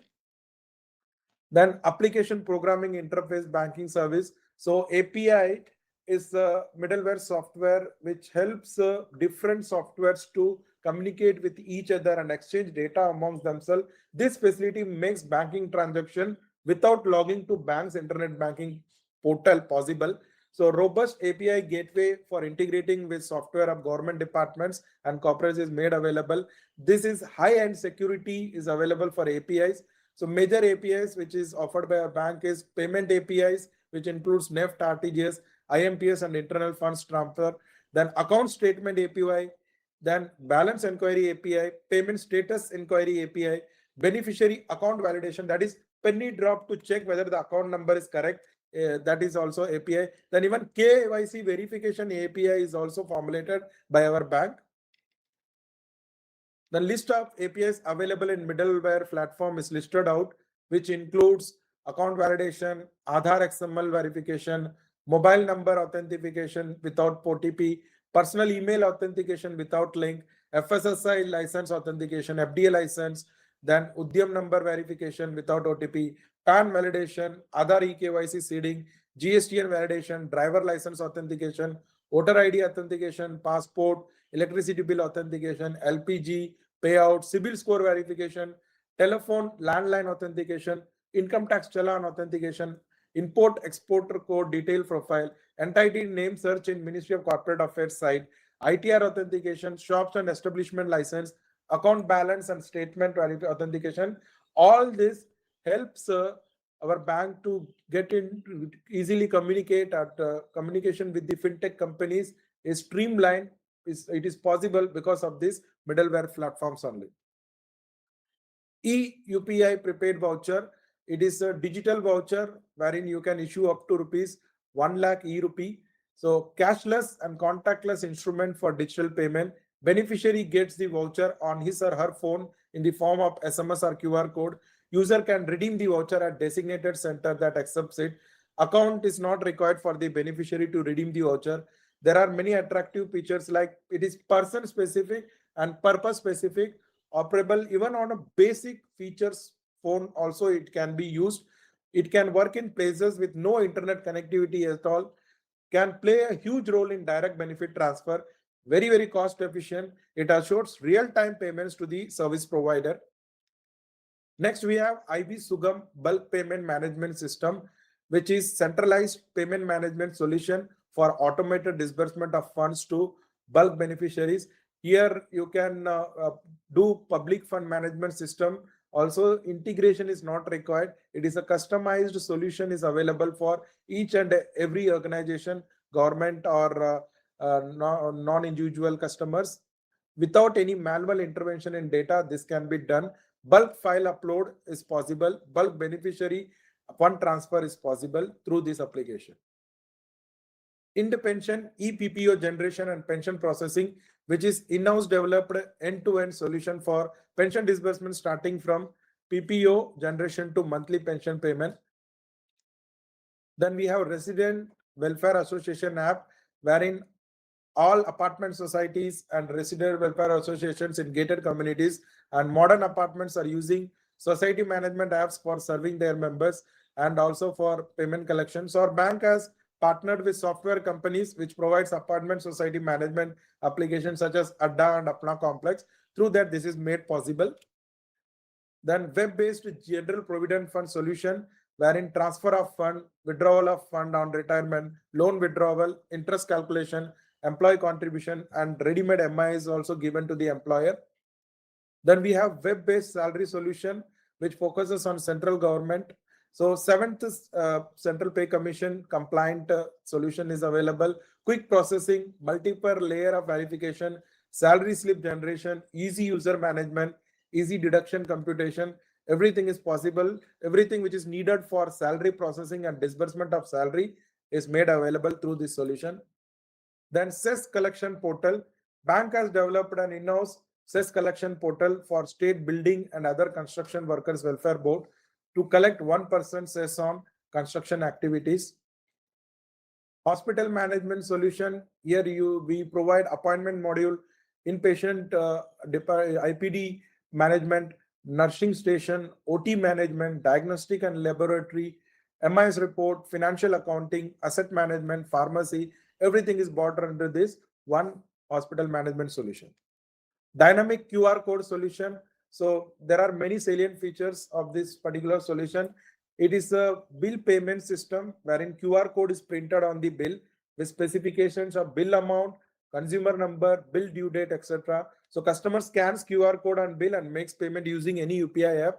Successful payments get credited instantly to Indian Bank pooling account, and acknowledgement is also sent to the customer. So the dynamic QR customizes based on the each and every transaction, the amount is customized. The QR code is customized. Dynamic QR code based bill payment system, wherein QR code payments are fast, secure, touch-free payments. Dynamic QR allows merchants to create QR code with specific amount that cannot be modified after scanning the QR code, which allows a lot of fraudulent practices by the perpetrators. So it will allow the merchant to reconcile the payment confirmation received from bank and identify using the invoice details provided in the QR code. So this actually facilitates reconciliation easier for the merchant. Collection is made easy now. Our bank offers 3 different collection solutions. One is MUP, multi-utility payment product. Then IB Collect, then IB Collect is also offered. What is the difference between all these 3? I have given in detail in next slide. So here, whatever matches your requirement, you select. That is the motto of our bank. So we have bucket of products, MUP, V Collect, I Collect. So one offers offline challan, another offers online payment gateway. One offers integration with PFMS, one offers without integration also you can do. One offers real-time realization, another one offers real-time confirmation also. So based on the requirement of the organization, they can select whatever product is convenient to them, suitable to them. Then we have student ID card come prepaid card. It's a multi-purpose card for ATM, POS and online payments for the student. And it also acts as a ID come access card for the student. So marking of attendance, entry, exit, access control to library, lab, everything is taken care by this card, including canteen, stores, fee payment, everything is available by default.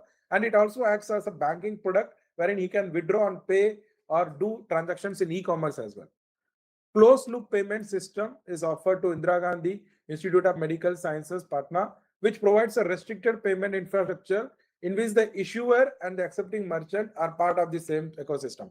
That is, this organization to which this closed loop payment system is offered, they control its issuance, payment processing and acceptance as well. So bank is providing closed loop prepaid card and POS terminals to enable the concept of cashless campus. Advanced payroll package. Here, this utility is particularly beneficial for our large corporate branches and mid corporate branches. They can offer it to our corporate clients. So this solution takes care of master module, user roles can be defined, maker checker, then outdoor duty management, leave and attendance management of the employees, salary preparation and calculation, employee master can be created, and very easily MIS and reports can be generated by the company.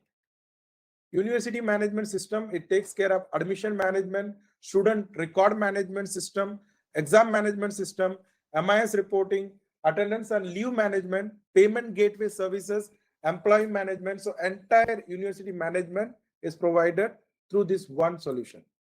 Then integrated tourism solution for tourism department. So this is the user-friendly, client-front-end solution.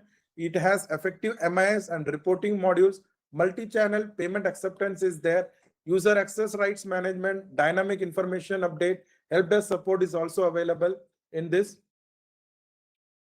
Ticketing solution for various use cases.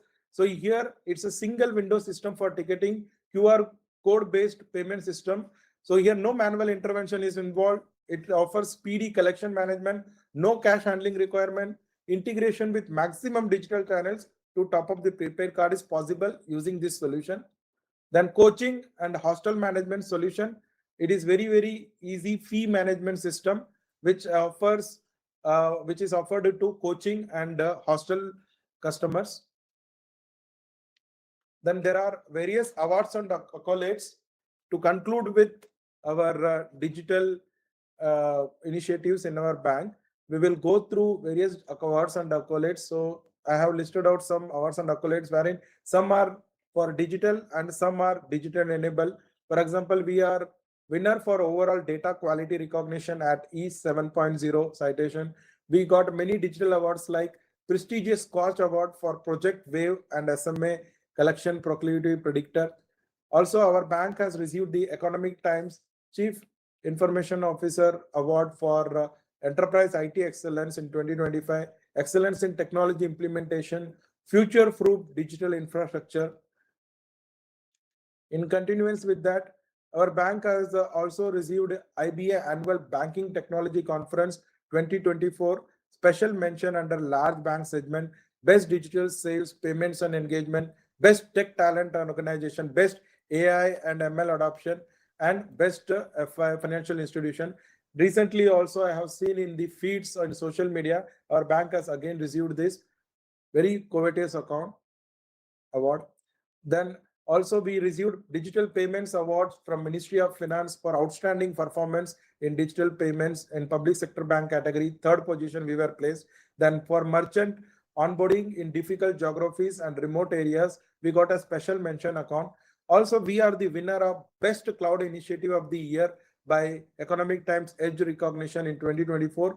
Our bank is awarded Best Team Project in Cloud Implementation amongst public sector banks in 5th Annual BFSI Technology Excellence Awards in 2024. So with that, at conclusion, we have reached customer outreach, various channels which are available for us to promote our digital banking products and services. So SMS, you are very well aware, email, call center, interactive voice response, marketing campaigns through brand building, WhatsApp, then push and pop-up notification. In that, I would like to use this opportunity to specify what is the difference between push and pop-up notification. So push notification, it happens even when the website is not visited, even when you do not launch the app. This is being done from the background. Pop-up notification happens only when you access that particular website or particular app. And also marketing campaign, I could remember our bank's reach is widely seen even in recently concluded T20 Asia Cup. Our bank IndSmart is being promoted during slog overs at peak viewership is there. That time our bank is promoting. So yes, so we have adopted excellent customer outreach for through various channels. So with that, I conclude my digital products and services session. And once again, thank you for the opportunity. All the best. Do well in your exams. And I wish you best of luck.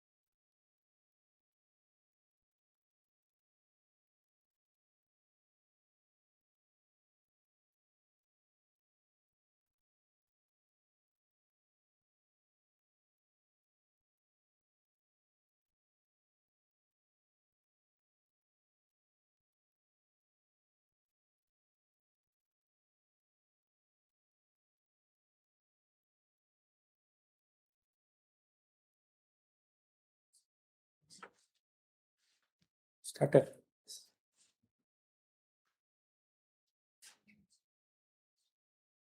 Okay, good evening to all. Again, I am Nishant Bhaskar here, Chief Manager Faculty. Now we are today last session. It is going to happen. I hope that you all have joined all the sessions, and that will be very fruitful for your upcoming examinations. This all the recording will be there, and if you want to just go through again and again, you can go through the YouTube channel. And again, thank to the AIBOA for arranging such kind of training. So in this session, we are only going for the circulars, question and answer of related to the circular. We filter out 50 questions pertaining to the circular, which is relevant and which is informative to all of you. So first, that the PM Samriddhi credit card will have a credit limit of rupees and valid for period of this. PM Samriddhi credit card has been launched, and this credit card can be availed by the customer who have paid the second tranche of PM Samriddhi. Initially, this credit card limit is of rupees 10,000.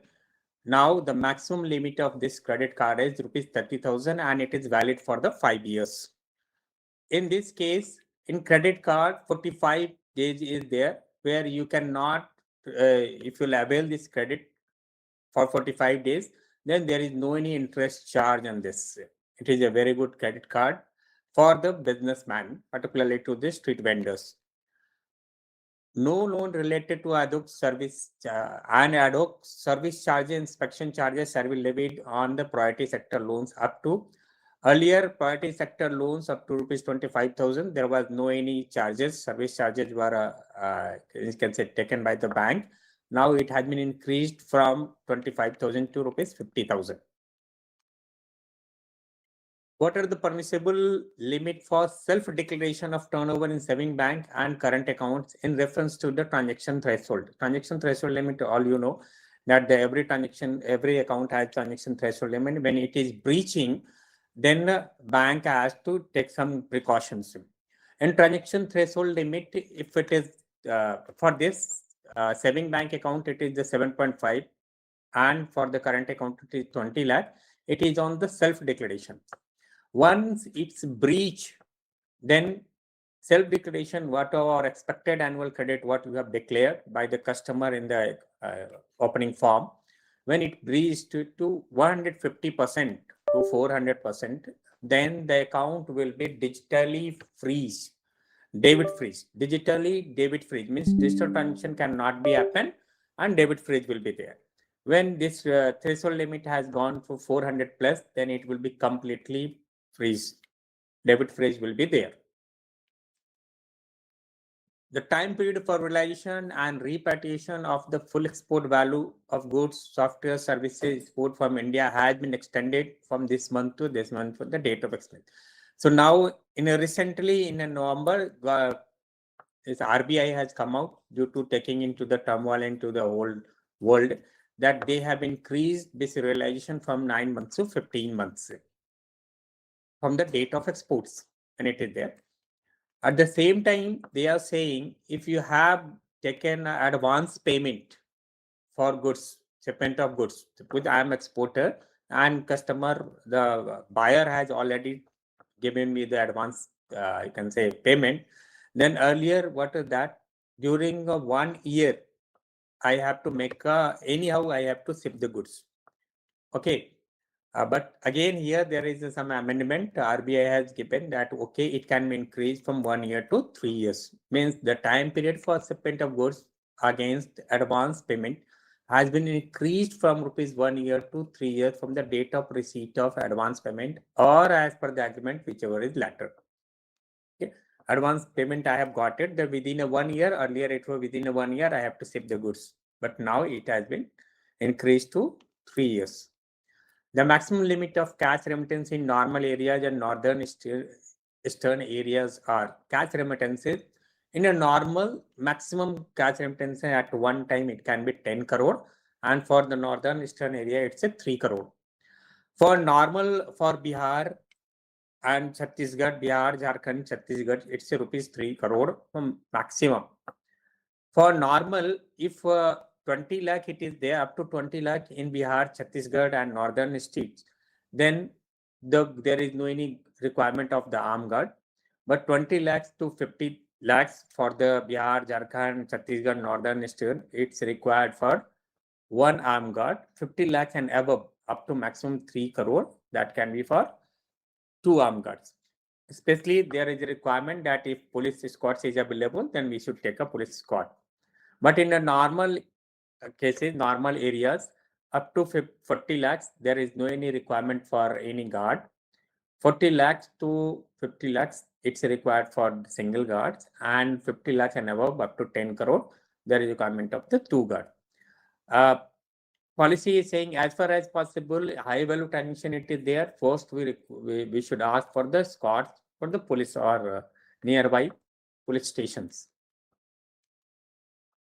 Bank has introduced virtual ATM cardless cash withdrawal from designated merchant locations, initiated by customer through from in smart mobile application. The maximum amount can withdraw. It's one of the best. I think it is one of initiative in a digital platform where virtual ATM. Now my mobile is in itself. It is just like a virtual ATM where I can withdraw the money. This withdrawal can be maximum at one point of time 2,000 and 10,000 is per month. At per transaction, it's at 2,000 and 10,000 is the per month we can do through this virtual ATM. Under MSME Rise campaign, MSME proposal of rupees itna above can be considered. MSME Rise campaign it has been increased. Now it's a 31st 12/2025 up to it was applicable. In that case, they told that 50 lakhs and above proposal can be considered under MSME Rise. For existing customer, incremental 50 lakhs and above, it will come under the MSME Rise campaign, where lots of the, you can say, processing fee, interest rate concessions are available under this campaign. What is the maximum amount of foreign currency bank notes that can be credited based upon depositor declaration by foreign students studying in India? For students who are coming to India, they want to stay here to study for purposes, they have to open an NRO account.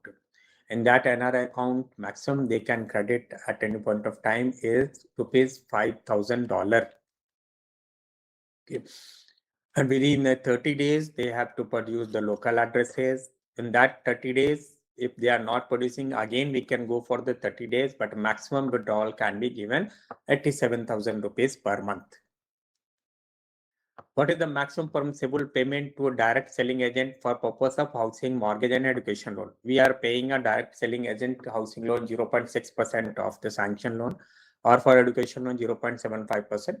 But there is a cap, maximum is of rupees 10 lakhs we can give.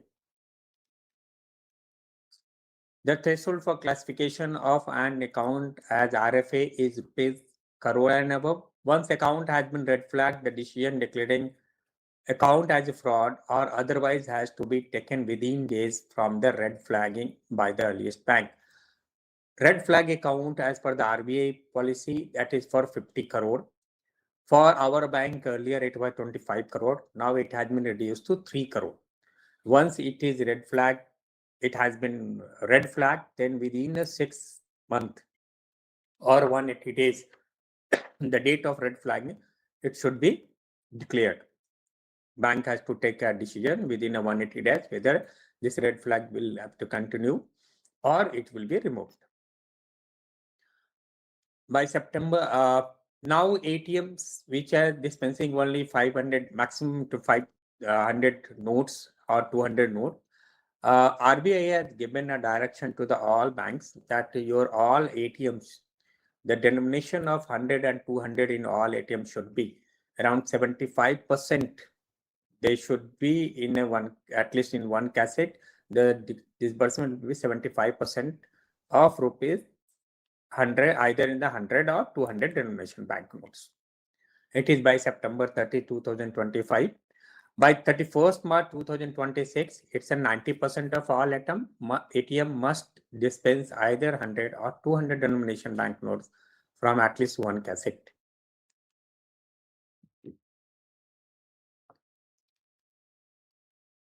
Inspection periodicity of CC is how many months for high, medium, and low risk category. RBI is doing inspection of all the currency chest. Currency chest has been divided on their risk basis.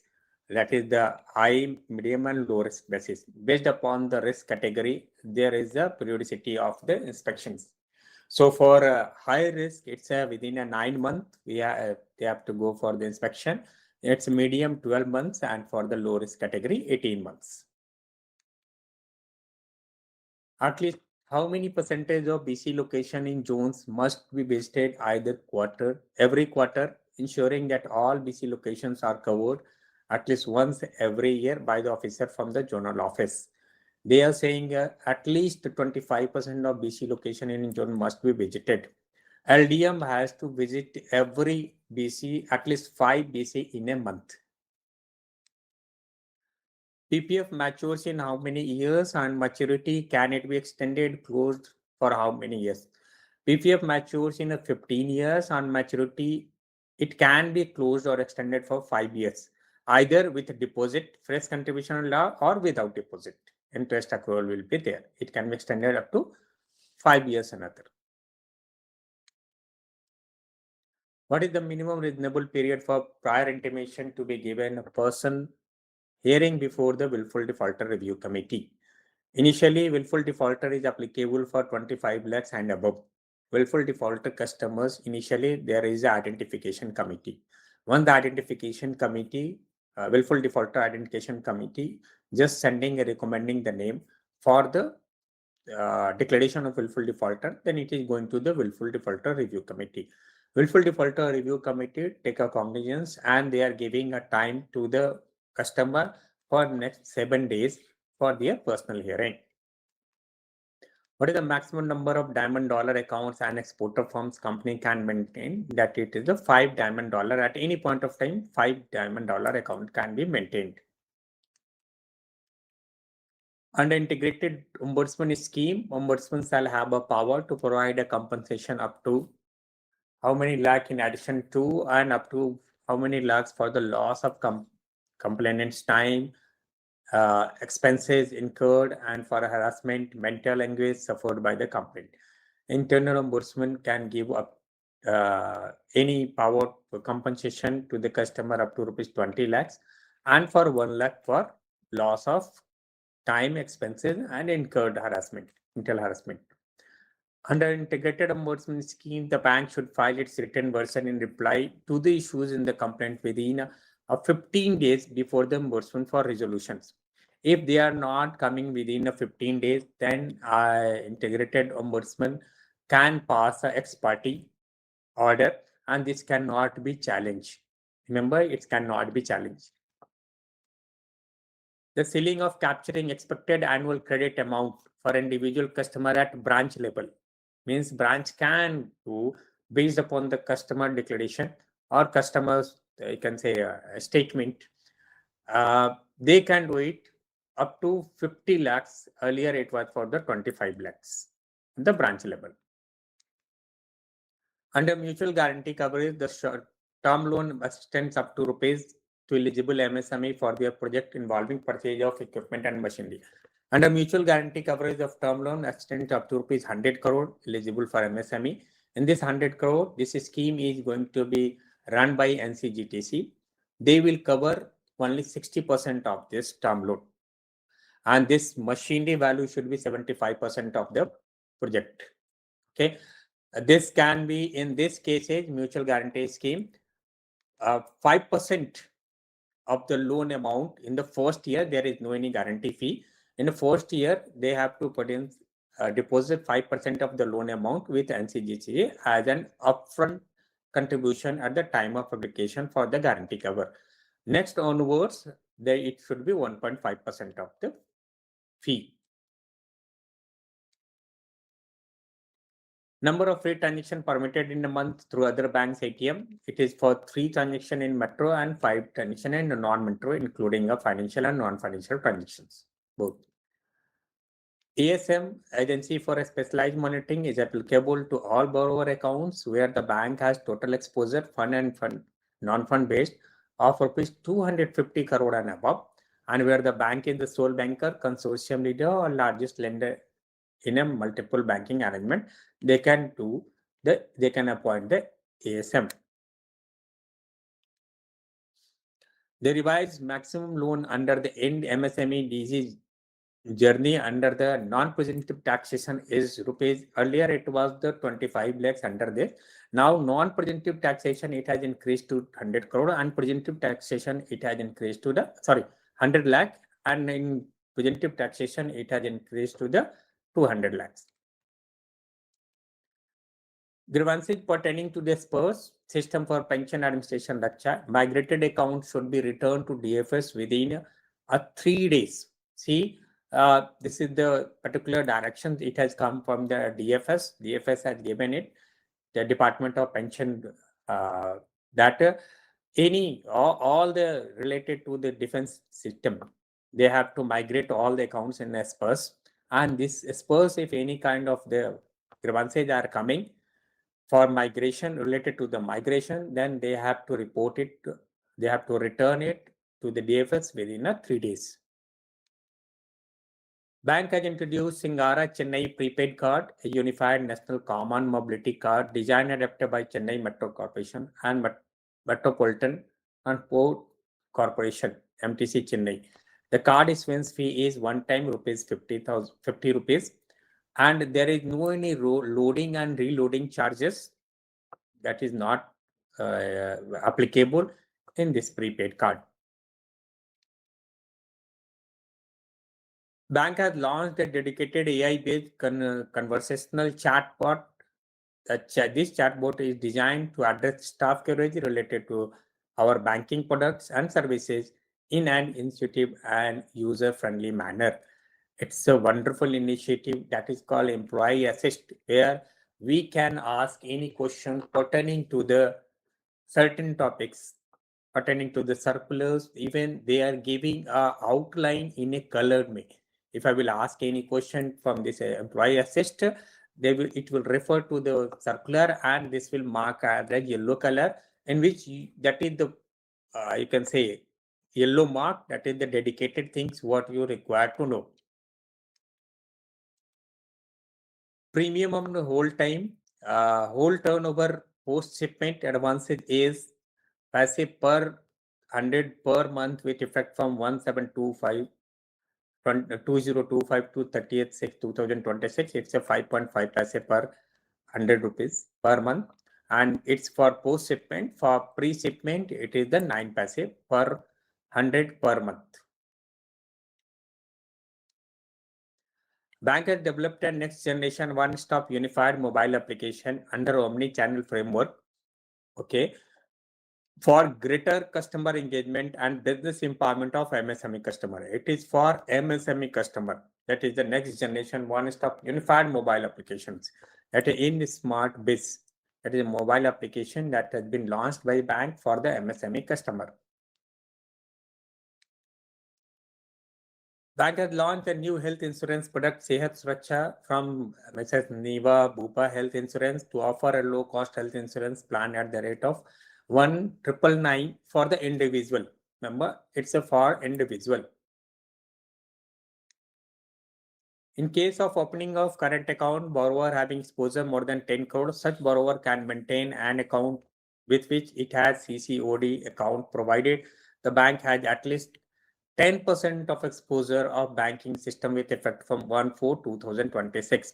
It is a 5 crore. If examination it is coming, if there is a question for 1/4/2026, then 10 crore. Otherwise, it's a 5 crore. See, there is three things.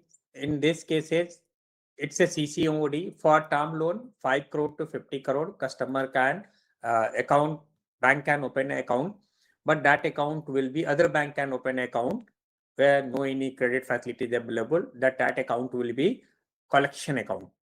Above 50 crore, bank has to open a escrow account. Okay, escrow mechanism. Collection accounts are those accounts where the banks can get the inflow credit, but they cannot utilize for other purposes except their fee, and they have to remit within 2 days to the respective banks where credit facility is available or where main account is maintained.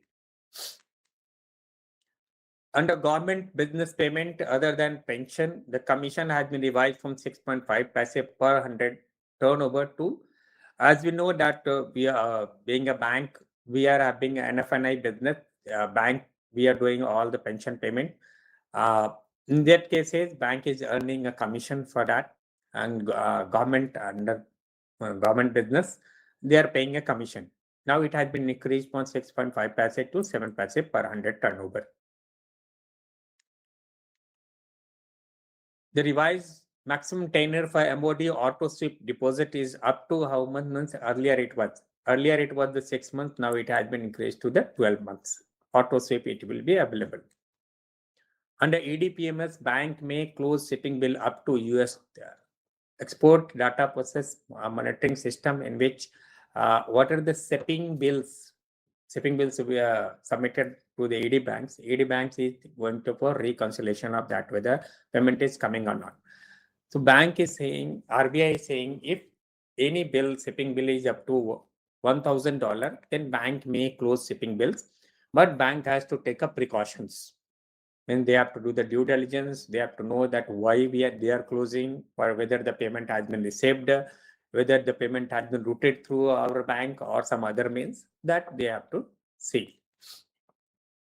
From April 25, TCS rate for LRS, other purposes, remember, not for education and medical purposes. For other purposes, above rupees 10 lakh with operating PAN. If PAN is operating, then the TCS rate is 20%. Condition is operating PAN and LRS with other purposes. Minimum installment per RD account under RD Sanchalakpati campaign is amount 6360 per month. It can be opened for 1 year to less than 2 years. Borrower with exposure 5 crore and above must obtain LEI by 30th April 2025. Already it has passed. So now every borrower who is having exposure of 5 crore, they have to mandatorily obtain a LEI by the approved LEI agencies. For a single counterparty, excluding gold loan or NBFC, what is the exposure limit as 20% of the Tier 1 capital? It's a single party. For group counterparty, it can be 25% of Tier 1 capital fund based. We can do exposure. What is the charge for a cash withdrawal transaction at our bank, ATM, PNS? If an SB account holder exceeds the free transaction limit for per month, that is the 15 rupees we will charge from the customer. What is the revised IMPS service charges excluding GST for a transaction limit of 1,001 rupees to 10,000? When initiated through internet banking, mobile banking and branches, it is rupees 5.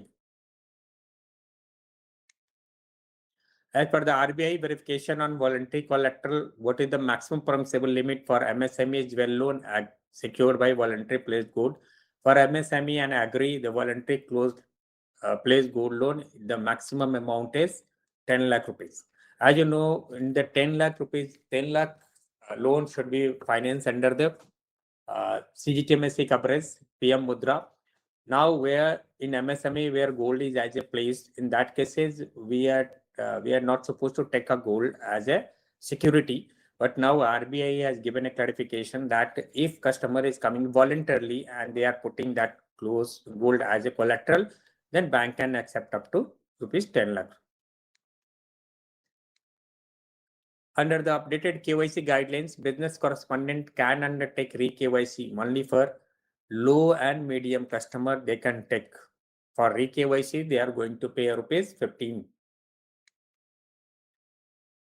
From 1/9/2000, which new toll-free phone banking number is operational for the public? It's a 18001700.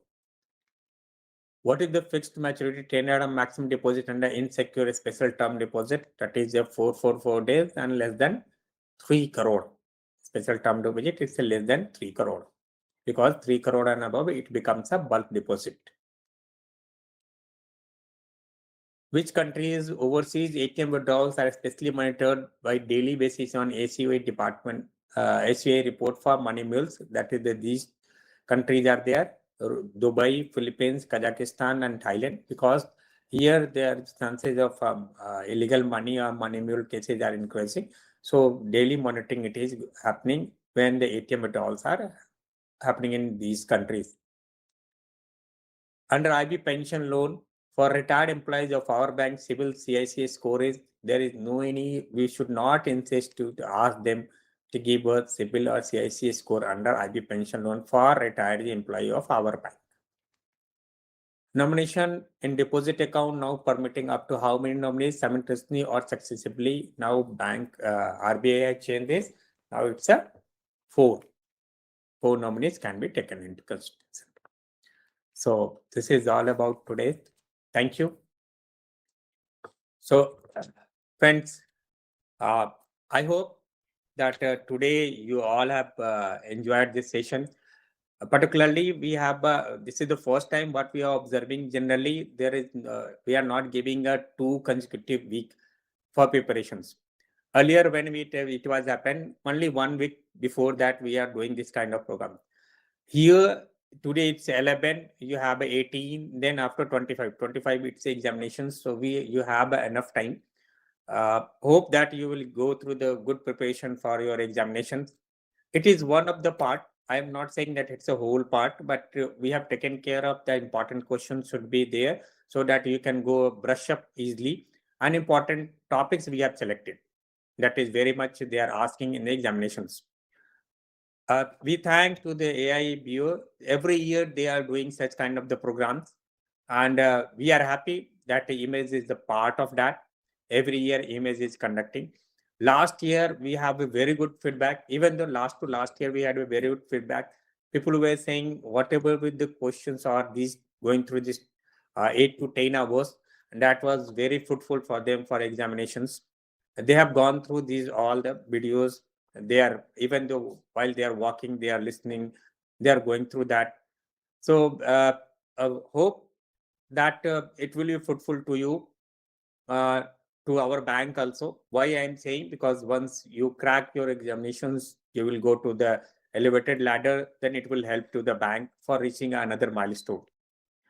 For after this, again, I thank to this our YouTube streaming partner who was streaming this continuously. They are sitting here.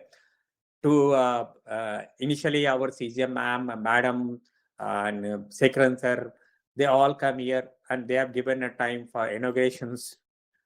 MS is very thankful to them. Now we are ending this session here. All the best to all of you for your upcoming examination. Thank you.